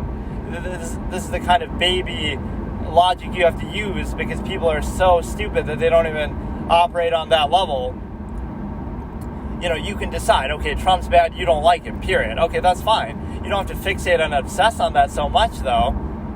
Now look to the other side, or look to a different side, independence, etc., and make up your own mind that now we want to vote for somebody that we actually have conviction in, which clearly people will even admit wasn't the case. They would have even admitted, a lot of them, that, we're just voting against Trump, right, because Biden didn't have that kind of fanfare following. And also, same thing with Harris now. People jump on the bandwagon, at least it's better than Trump.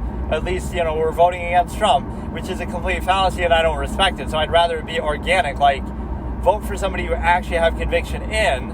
And if you do that, and you might say, well, how do I know that? But people will even admit it. And you can see, the guy didn't even last the full 4 years. The most popular president ever. If you can't see something unnatural with this process, that's my objection.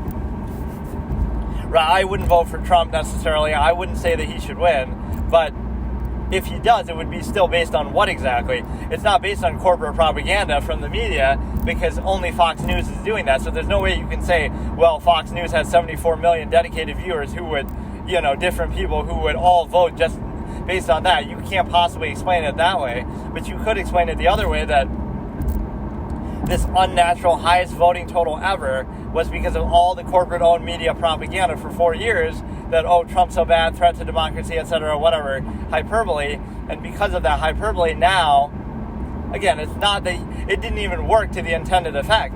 Trump still got more votes than he got the first time in 2016. He got a record number for an incumbent, so evidently people still liked him on a policy level, etc., however you want to explain it. So it didn't even work, but it got people to be brainwashed the other way. Well, we're just going to vote against him. But I think partly it helped him too. A lot of people voted for him as if to spite the media. So you create this false duality where people are brainwashed by the media to vote against Trump. That's why you get 81 million votes for Biden. But then people are also spiting the media and saying, well, we want to vote against what the media chooses, right? Because they must have their own incentives in mind. And so we're going to vote against them by voting for Trump. So it's ironic because they're both kind of perspectives that create each other. Why not just look inherently and say, okay, we're going to choose somebody who we actually believe in, have conviction in, based on policy, etc. And so the problem that I end up having is the simple fact that you're getting caught in this sort of trap where, again, I'm still inclined to believe that the support for Trump is more organic, because for the last 4 years, if you look at it from an objective outsider perspective, kind of like mine, then what you would realize is you've heard a lot of negative things about Trump from every major network again. NBC, ABC, CNN, Washington Post, social media companies taking a side. They all seem to veer on the side that Trump is bad, negative things about Trump. And you might say, well, that's just because that's true, but that wouldn't be their place to say it. They could just report facts and information and not take that side, and then now you can come to that conclusion yourself. But they injected themselves, they inserted themselves into it. But the point is that even despite all that, Trump's vote total went up and he still did very well. So that shows you that he has genuine public support, even if you don't agree, even if I don't, even if I would feel differently, I still have to acknowledge there's genuine public support there. I can't dismiss it. I can't explain it any other way. So we'll get into that in a second. But with the other side, you could say, well, people are brainwashed by the media because they're pushing candidates who've run before, who were never that popular, even with their own party. So this whole unnatural thing can be explained in that way, that they're being brainwashed by the media. It's like this sort of virtue signaling thing where, Ukraine 1 minute and then something else the next minute. Like, you're just waiting for the media to tell you what to be passionate about. You're sort of like a blank slate who has all this bottled up passion and don't know what to do with it and don't think for yourself. You just wait for the topic of discussion to be out there. 1 second it was BLM. Well, BLM had existed for years before and nobody said a peep. So this is what they mean when they say woke too. This is at least my interpretation of how to use the word woke. Originally, woke was a good thing that meant, like, you're awoken to things while everyone else is asleep. So like if you oppose the Iraq War, the Dixie Chicks were woke, but in a good way, to the Iraq War. They protested it early on, and they were, sort of blackballed and criticized on the media a lot for criticizing the Iraq War, but they were ahead of the curve because in retrospect it was a disaster and war crimes, etc. So they were woke in a good way, but they got punished for it. Al Gore was even woke, to whatever extent you want to acknowledge, on global warming. He said it then, but guess what? The same people who parrot the same stuff now would have criticized and ridiculed him. I remember late night shows making fun of him, etc. Al Gore was ridiculed for saying the same things that everybody's saying now widely, that global warming, this and that. Whether you agree or not, he was at least ahead of the curve for all these people and what they're saying. And then finally Ron Paul, was woke on inflation. He said it way before, and other economists did say it, but he said it way before. Oh, he's crazy, this and that, inflation, the gold standard. But now you're saying the same thing. Oh shit, look at inflation, shrinkflation. So you see how people who are ahead of the curve and truly woke to an idea that everyone else is asleep to, they get ridiculed and killed for it by these same corporate-owned medias that now decide to co-opt it when it's convenient for them. Right, so you see the incentive there, but they would be ridiculed and shunned and censored by the same people. And Noam Chomsky had a whole bucket, a whole incredible list of stuff like that too. But you can be ahead of the curve, but then you're killed and criticized and ridiculed for it. But now woke has come to mean, you just kind of parrot whatever the media says, like something you never paid attention to, that you never said anything about before. Now all of a sudden you're passionate about it just because you hear about it constantly in the media. So you're just kind of parroting what they're saying. So it's like you're awoken to something that should have been obvious to you in the first place. So you're kind of late to the party and you have no credibility because you never mentioned it before. You're just jumping on the bandwagon because the media won't shut up about it. And you think it's some insightful revelation, but it's really not. It would have been if you were Al Gore with global warming. It would have been if you were Ron Paul with inflation. It would have been if you said, things about the LGBT community in the early 2000s. Imagine if you said it then, right? There was still a fringe, treatment of gay marriage, right? That was still up for debate. But all of a sudden now, so if you had said LGBT type things then in the early 2000s, you would have been ridiculed and shunned for it, etc. But now all of a sudden it's okay. Like even Biden in 2008 said the same thing. Me and Obama oppose gay marriage, and we believe marriage is between a man and a woman. Now that party, this Democratic Party, is turned around and said, now we are the party of inclusion, and not only do we support gay marriage, but we also support the LGBT community and this and that. Why did that suddenly change? He just changed his views. Right, but I'm more inclined to believe, he changed and he evolved. But I'm inclined to believe he just jumps on the bandwagon like a lot of people, just using it as a political prop for power, just to say, we'll believe and pretend to believe whatever we want, whatever is going to get us most power at any time, so we just use it for that reason. And so whatever is politically expedient for them at the time. And so beyond that, you have a situation where you're basically able to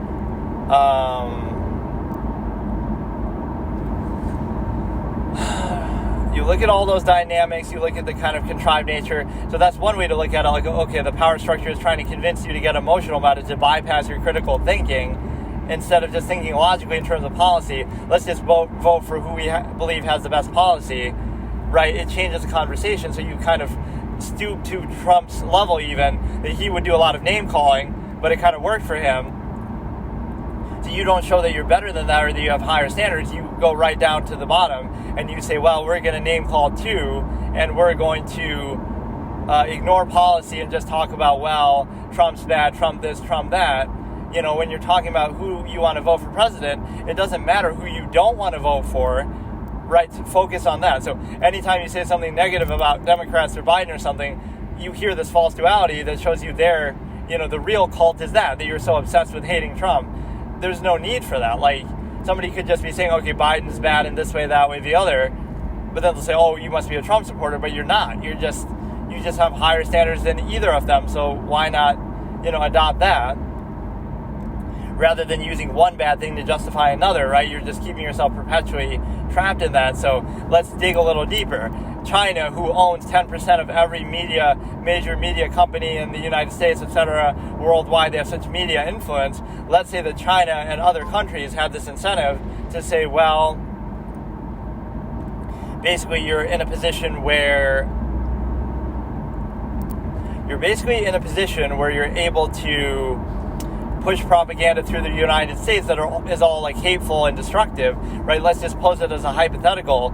This is like a modern Cold War tactic. What if China and others were conspiring through the media as sort of a tactic of war that's very subtle and beneath the surface to sort of influence these media networks and take over behind the scenes, where they do own certain percentages of them?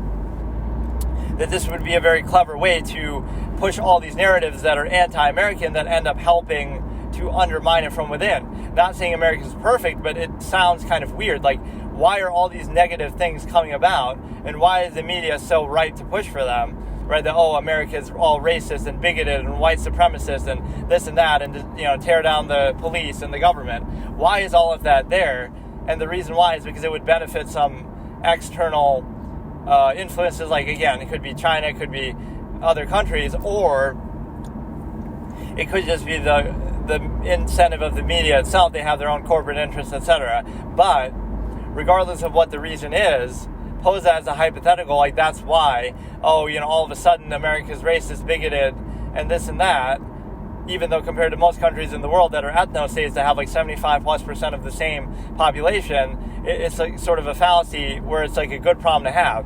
Oh, America has this much, you know, violence between the races, but other countries don't. Why? Because they don't have that much versatility, you know, that much diversity between the races in the first place. So you're getting punished for something, or it's like it might not even have anything to do with it, like, you know, white on black crime or black on white crime. The reason why that number is higher in America than it would be in other countries is because you don't have that many people of different races in the first place, right? It's mostly one race that you have and then a small number of others. So you're getting penalized for being diverse, because now anytime a crime will occur, even if it has nothing to do with race, people will look at it that way, like, oh, look, you know, even the George Floyd case, that cop was never proven in a legal setting to have done it for those reasons, right?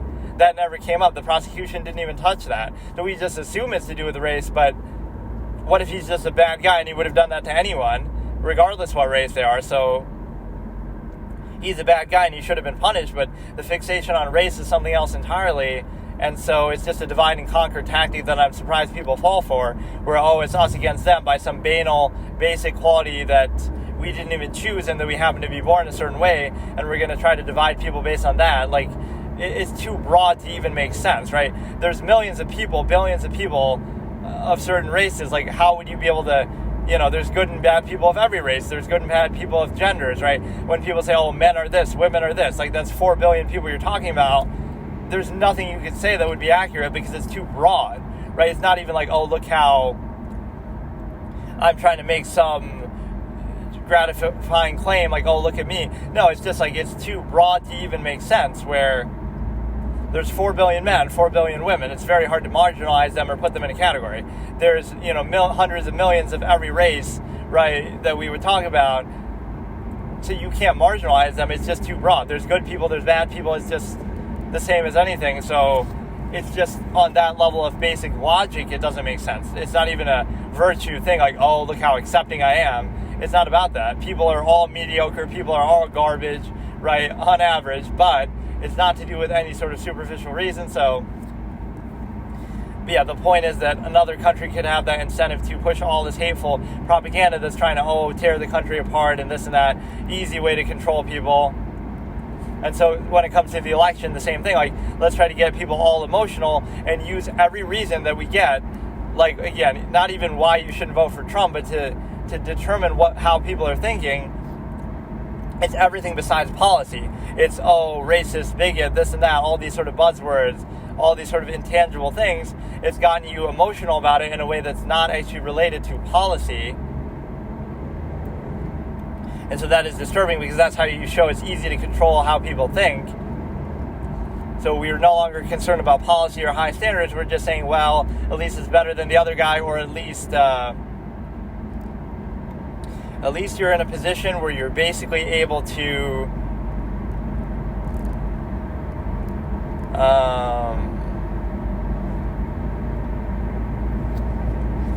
all these other things. Oh, it's a conspiracy, this was done, that was done, etc. Or just certain labels and things you throw out there. Everything is just hysteria rather than an actual cohesive argument based in policy and reason, etc. And it's the same failure to realize, like, it's not, oh, Trump is bad, this and that. It's like, look at who the alternatives the other party is choosing. You're not looking at it as an indictment on Hillary or Obama even, or in this case Biden. Like, oh, how could anybody possibly vote for the big bad Trump guy? But you're not realizing it goes both ways. Maybe they're only voting for Biden or for Trump to spite Biden the same way they think, well, maybe Trump's bad, but at least he's better than that guy. At least he's better than Biden, the same way that you're saying, well, at least Biden's better than Trump. Like, they're both low-quality candidates, so why don't you just have a higher standard? So you don't realize that how could anybody possibly do this thing that you're not doing? It's because what you're doing is not a very high standard to begin with. So that's the failure that you're not realizing. It's an indictment against the other alternative. So yeah, I always just argue against this whole voting against fallacy, because by that logic, you could vote for anybody. You could vote for me. You could vote for Kanye West. You could vote for anyone because, at least it's not Trump. We're voting against Trump. So don't let it be the other major dominant political party that's threatening to become a one-party state with the alignment with the corporate-owned media, corporate-aligned media, or state-aligned media rather than state-controlled media is still a major danger, even if the form is a little different. If you look at the gradual shift of China to where it is now in the last 20, 30 years, you'll see some similarities. Like, it's disturbing how stupid people are, but so here's another point. The whole marginalizing of 74 million people, right? People say, oh, Trump's base. Well, it's hard to marginalize a base. Like, when you say, oh, someone's base is like fringe or marginal, and you're trying to discredit them, well, there's 1 or 2 million crazy people, who might listen to Alex Jones, or, you'll put them in a box that way, even though he's been right about a lot of things. But you don't get to do that with Trump. Why? Because 74 million is a major, major number that I always say is like, how can you discredit 74 million people? That's just ordinary, everyday people, your neighbors, etc.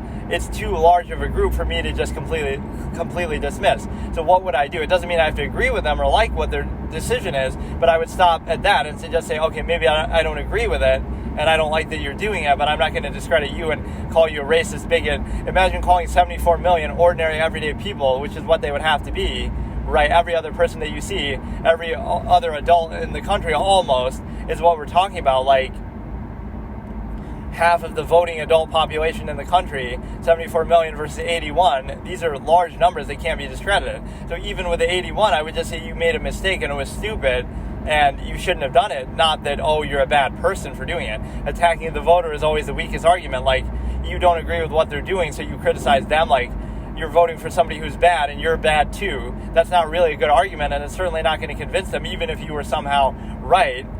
You're just getting so self-righteous that you're trying to put yourself above the process and say, oh no, it's not simply a matter of policy or preference or idiosyncrasy. Oh no, it's like, I'm right and everyone else who does something else is wrong. And if you vote for the other guy, you're just a bad person. Like, what kind of an argument is that? That's like some sort of entitled thing where you're trying to put yourself above it.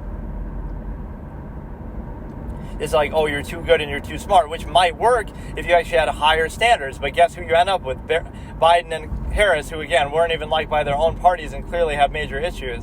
So you're never kind of learning the lesson. And now we're going to get a lot of identity politics at work with respect to basically being able to say, oh, now a woman of color and a woman who's going to win, like Hillary, is going to be the first female president, even though, you would have ignored that with Tulsi Gabbard or Joe Jorgensen. She would have been the first female. So you see how identity politics is only applied when it's to the person that they want to win, meaning the power structure represented by corporate-owned media. It's not really that hard to see. That's really the role that media plays as sort of a buffer. It's not just objective. It's not just looking out for your interest. I'm surprised that people don't see that obvious thing. Right? Like, why is it that way? If why would the media like, Democrats and Harris and Biden so much? What is their incentive? They're not just looking out for your interests. They're looking out for their own or other, people who own them, affiliated with them, other interests in mind. So why do they like him, like Biden and Harris or the Democratic Party so much? Why do they hate Republicans so much? It doesn't mean that Republicans or Trump are good because of that, but it does convince people that way, like, okay, if they hate them that much, all these powerful, rich people, right, therefore, maybe they must be on our side then instead. Because you would have to believe one of two things, like why I wouldn't discredit 74 million. Doesn't mean I have to agree with them or like what they did, right? We can have that civil disagreement, but you're missing the point is that I would have to do one of two things, right? Am I going to discredit 74 million average everyday people, which I always point out too. 74 million is larger than the population of most countries, especially when it would come to adults of voting age, right? So most countries on the planet do not have 74 million people in them, period. Let alone, again, working adults of voting age, etc., average people of voting age.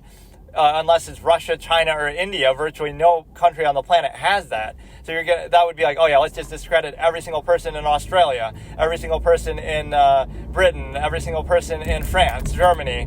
Just discredit the whole country. They're all just bigots. They're all just crazy people. Like, imagine doing that. You wouldn't do that in any other context, but you're not realizing what a huge number 74 million is. It's certainly not a marginal number. This is the mistreatment that gets misframed by the media. They're not treating it like that, right? If you listen to the media for the last, 8 years, basically, they would treat Trump like a fringe candidate, but he's not, right? You don't win if you're fringe. You don't win if you don't get 74 million votes if you're fringe. It doesn't mean you're right or wrong. It just means that you're misframing it. You're treating it like, oh, look at this weird marginal guy and all these crazy people, his base of, American voters who helped him win the election in 2016. Like, why are you treating it like it's some weird thing, right? You're looking from the very beginning in 2016, there's all these videos, you can look at, the media having a meltdown. Why are you looking at it like that? Like, in 2016, the American people voted and Trump won. But the media's perspective wasn't, okay, let's look at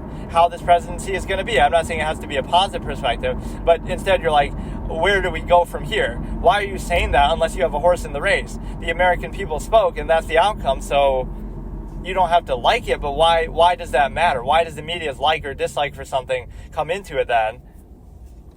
Right, you go in with a negative attitude, with a preconceived notion, like you have a horse in the race, which is so weird because why is that the first thing that comes to your mind when you're supposed to be objective and you're supposed to be a journalist in the news network? Why are you getting upset about it? It's like, oh, what a fringe, crazy thing. Also, it's actually the outcome based on tens of millions of voters. Like, how can you question that? Or the Electoral College is always the worst argument. Like,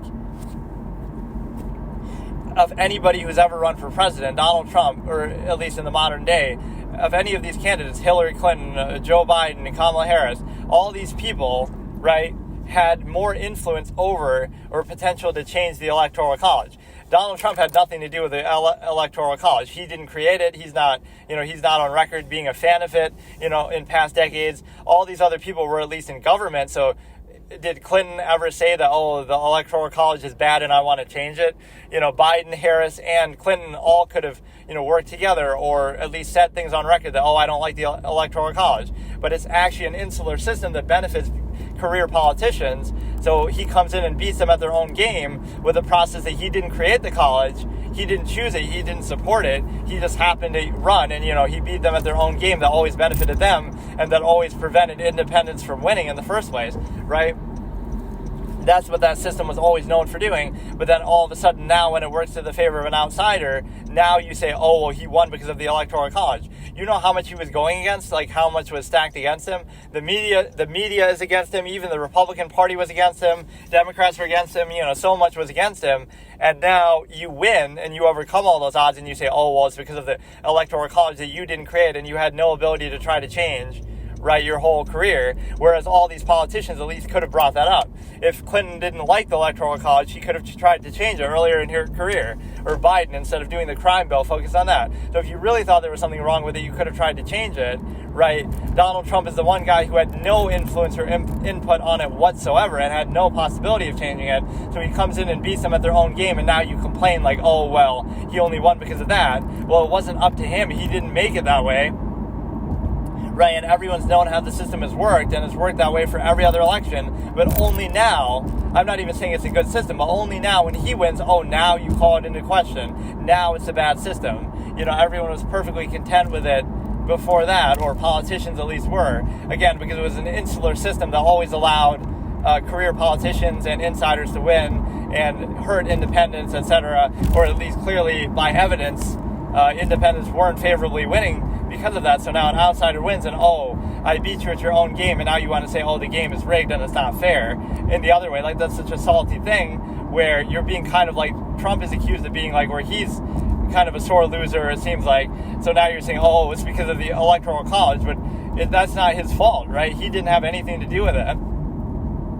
Maybe he even didn't like it. If you asked him about it in an interview 20 years before, he might have said, oh, I don't like it, this or that. But you never heard Hillary saying that. You never heard Biden or anyone else saying it. But now all of a sudden, when they lose because of it, if they lose because of it, they complain. Right? I find that very strange.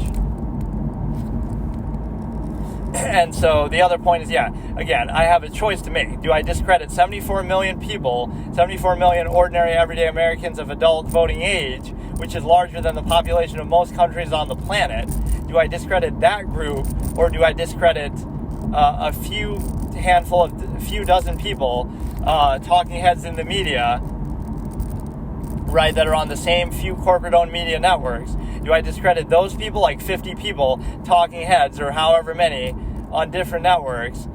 Which group would I side with? Again, not side that I agree with them, but am I going to discredit and attack them and hate them and turn on my neighbor and say, oh, you're racist and bigot, just because the media says you are? Like, think about the size of those groups and the nature of them, and decide who you would want to discredit in that thought experiment. Would I discredit 74 million people of vote, would I discredit 74 million average American voters, everyday people, because that number is far too large to be a fringe group, which is larger than the population of most countries in the world? Or would I discredit a few dozen talking heads in the corporate-owned media who have their own incentives that all work for pretty much the same handful of organizations? Which one would I discredit and call into question if I was forced to? And certainly I would do the media.